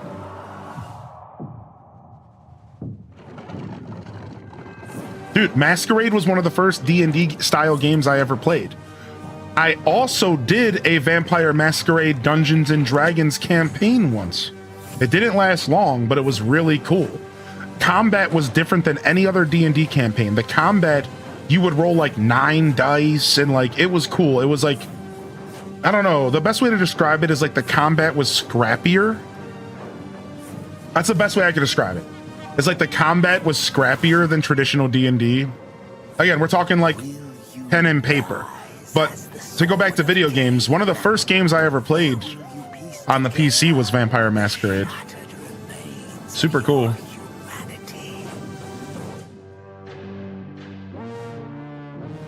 Vampire Masquerade Eternal Whispers. Dang. Pretty big deal. Hey, that reminds me, Sean, if a vampire comes to the door next time, please don't invite them in. Okay, look, I was just trying to be polite. Like, he was my door dasher. Give me a break. But look, it's now time for something millions of Vikings have been circling their longships for. What? Valheim? At long last. Here's a look at Valheim 1.0. That game wasn't 1.0 yet? I kind of hate gaming. I kind of hate gaming, dude. This game's been out for like a decade. All right, cool. Let's see what they got.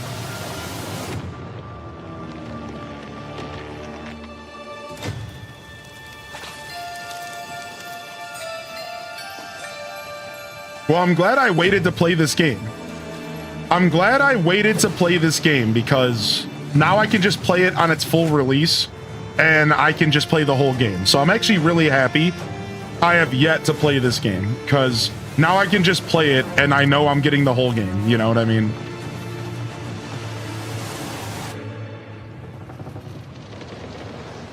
Up the north, Blue Wave New.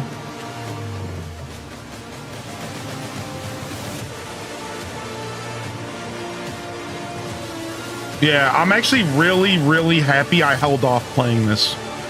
I'm actually really happy because now I can just go sink my teeth in. Yeah, now I can just sink my teeth in, dude. Because I didn't even know the game wasn't finished. But this, I've always wanted to play Valheim, dude. I know this is my kind of game. It's survival, it's gritty. I'm really excited. I really want to sink my teeth into this. Do you think you'll ever actually get around to playing it? Yeah, sure. Just right time needs to line up. This is something I'd play in my free time, though. No, sorry to those that would like to watch me play it. I would play that in my free time. I wouldn't stream that game.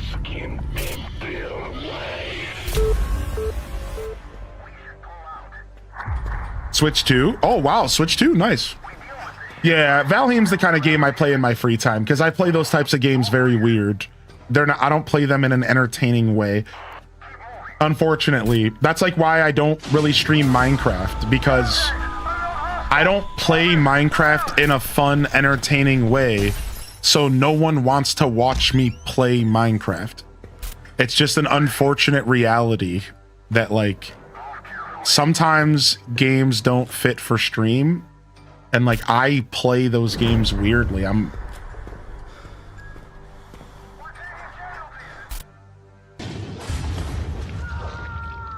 How is it not entertaining? I'm just, it's just all really slow paced.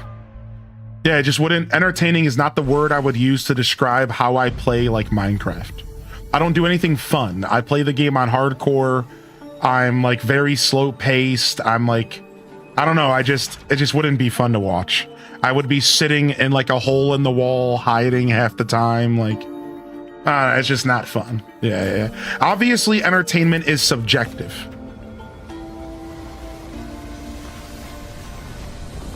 But like, I'm just saying in my opinion, and obviously my opinion matters about my own show. And so in my opinion, I don't think it's entertaining to watch me play Minecraft. And I would say the same thing about most survival games, because I play them very slow. I'm very paced, and it's just not funny. You know what I mean? It's just not entertaining.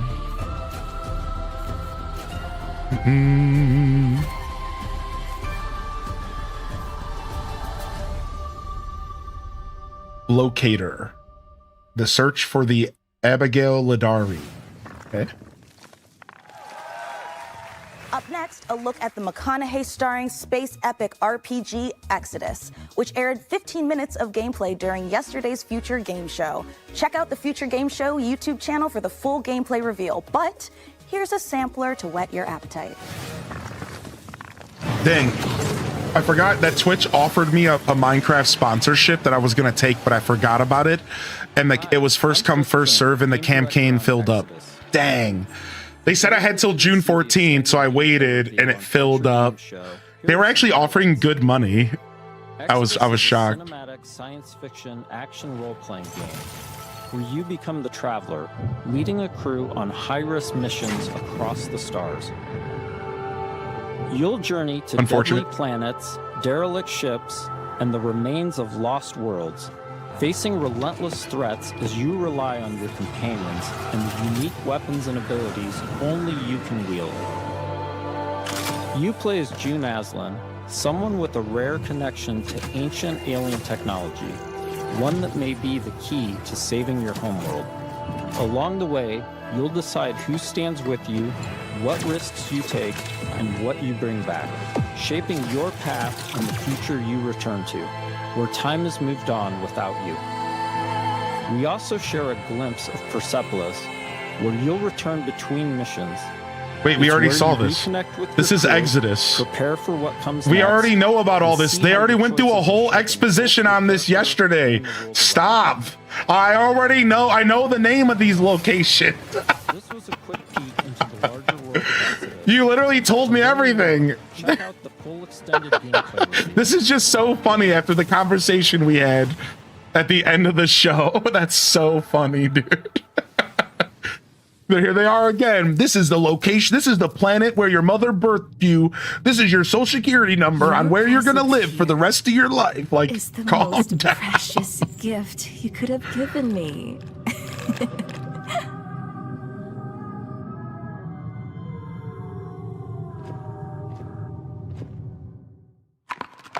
Uh-oh.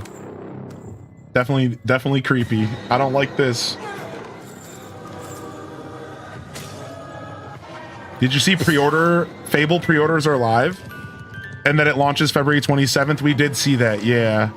Fable is gonna be on Steam, I think, or PlayStation 5 at least. Fable might be accessible. I will not die. They showed a weird trailer of Fable today that was like all combat. It didn't even look like a Fable game at first. So Duel Master had mentioned that they've only shown like the life sim stuff.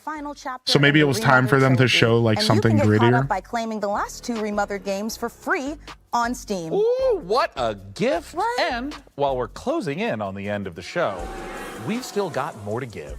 Mika, Yeah, Sean. are you thinking what I'm thinking? Only if you're thinking of one last world premiere.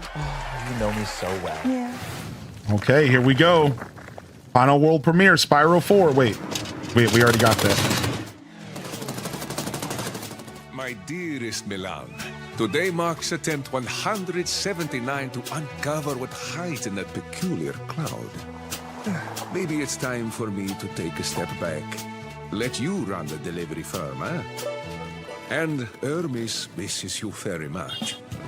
There is a good life for you here on Santa Rosa, full of adventure.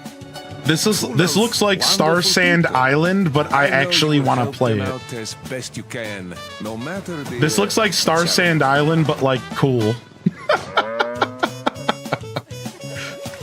If I don't return, come find me up there. Signed, Uncle Umberto. And as always, take off into the wind. Dope. Looks pretty chill. Yeah, I liked it. This has definitely been a very special episode of the PC Gaming Show. We laughed and we learned. I don't remember laughing. That doesn't count. Well, that's it from us. Thanks to all of you for being part of our live studio audience. And remember, set those VCRs to record our PC Gaming Show, Tokyo Direct, in September. And of course, the PC Gaming Show Most Wanted will return in December. Blorby! What? I forgot about the alien. If I don't hear a ring, I'm not picking up anything. I need Foley here. All right, there you guys go. Yeah, some good nuggets is a good way to word that. I agree.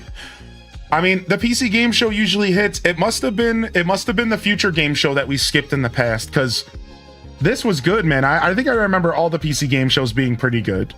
Usually pretty silly, pretty fun, and a butt ton of world premieres. And it wasn't just a bunch of shooters, you know, it was PC Game Show is good for that, right? It's like a bunch of RTSs and then like even old school looking games, retro games. It's hard to say what stood out during that though, because a lot of it was like not even giving us release dates, and a lot of the world premieres were just kind of like, here's a glimpse at some project for later. So it is, I will say that despite that being a fun show, I don't really have anything in my brain off the top of my head that's like, I gotta go play that. But there was a couple games. Yeah, that Inscription looking game looked pretty cool. Yeah, I don't know. I'm gonna have to go back and look at a list of all of the games so that we can see. And the best way to do that real quick is to go over here and go to Steam PC Game Show. And then we can pull up the link and you guys can go check it out.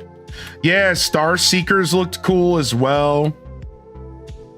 So this is the page that's going to have everything we just saw, right? And then you guys can go to that if you would like. Oh yeah, the Thief remaster is probably the thing that stole the show for me. I've always wanted to play Thief, and maybe I'll finally have a chance to do it. And like a remake's the perfect opportunity, right? But there was again, man, there was a ton of really cool stuff actually. Yeah, they literally announced Cassette Beast sequel. Like, that was a good show, dude. People are gonna be going nuts. Valheim 1.0, Cassette Beast sequel.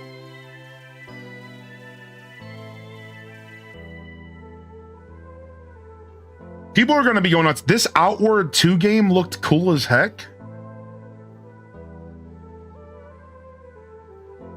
I mean, honestly, even this game looked all right.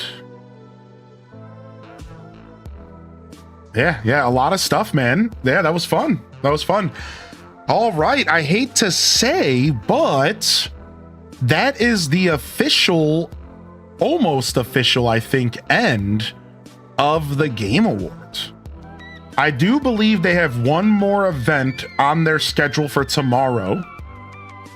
and it's the India Game Show, which we are going to watch at 1 p.m. So tomorrow we're going to be here waiting to hear if Nintendo announces a direct. And then we're going to be here checking out the India Game Show at 1 p.m. And we're going to be killing those 5 hours doing a recap of the week that you just missed, if you did miss it, and trying to kind of sum up everything we just saw and share my thoughts and talk about any games I want to see and I want to play. So that's kind of the plan. So tomorrow, Monday morning show, recap Blathers broadcast, and we're going to just hang out. We're going to play some Solar Punk and maybe whatever else I feel like playing. And then we're going to watch the India Game Show.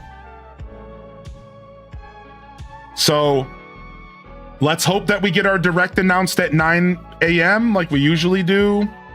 And let's hang out for the India Game Show tomorrow. If you guys are down for one more official Game Fest showcase tomorrow, 1 p.m., come on by, fam. That's it. We're calling it there. And we're going to fade out today because the fade out at the end of the week feels right.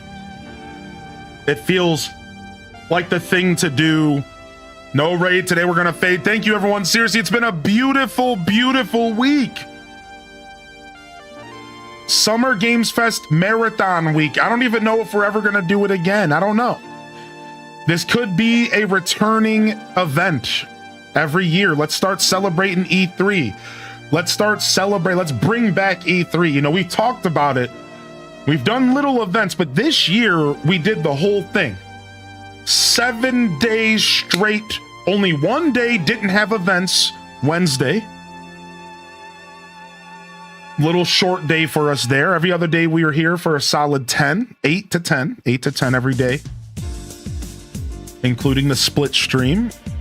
And while I could have maybe handled a couple things better, I think in hindsight, Friday I was a little scatterbrained. I think doing a 12-hour stream on Friday wasn't really the best idea. In hindsight, I should have did a split stream. Next year, remind me of that, please, if I don't remind myself. Let's do a split on Summer Games Fest Friday. I was not able to mentally handle 12 hours plus game shows. It was hard. So hindsight is 2020. We could also handle the category switching and stuff a little better. I think I handled everything well, though. I feel like this week was supposed to be freeform and fun and just loose, and I was just doing whatever, and then that's exactly what it was. And we got demos in, and we checked out Solar Punk Early Access. Tomorrow we're giving away Solar Punk game keys. Come on by for that. We checked out new games. We played multiplayer. Mario Kart, baby, was such a blast. Mario Party. We will be bringing Community Game Night back. Community Game Night might even be returning as soon as next Friday. I'm going to figure out my schedule. It might be the following Friday. But just a shout out. Community Game Night's coming back. I wanted this week to kind of be the return of community gaming because I took about 2 months off of it. Maybe more. So yeah, man, this was fun, man. This was a blast, dude. We had so much fun. AC Mornings returns. Animal Crossing Mornings, you'll see some of that next week. Mina the Hollower next week. I'd like to play that over the weekend and maybe even try to get closer to finishing it. I don't think we will. We got a lot of stuff on the horizon. Next week we get a break, and then we have the Millennium Tales Elliot on the 18th. You ain't gonna want to miss a brand new game. It should be fun. So we got a break next week. Also, some DDV stuff is happening. Maybe the next couple weeks as well. So a lot of fun stuff, man. This is just the beginning. The summer here, the beginning of the summer, the E3 season. Hundreds of games passed before our eyes. The 7-day marathon was a success. Thank you, everyone, so much. This is Highly in Descent signing off from another wonderful Hyro Gaming Group production. If I don't see y'all here tomorrow for the Monday morning show, the recap, Blathers broadcast, come on by. I'll see you when I see you, fam. Don't forget to game on. And of course, as always, peace. Wrap it up. And on to the next episode. I'll see y'all next year for Summer Games Fest, and we'll do it again. Peace.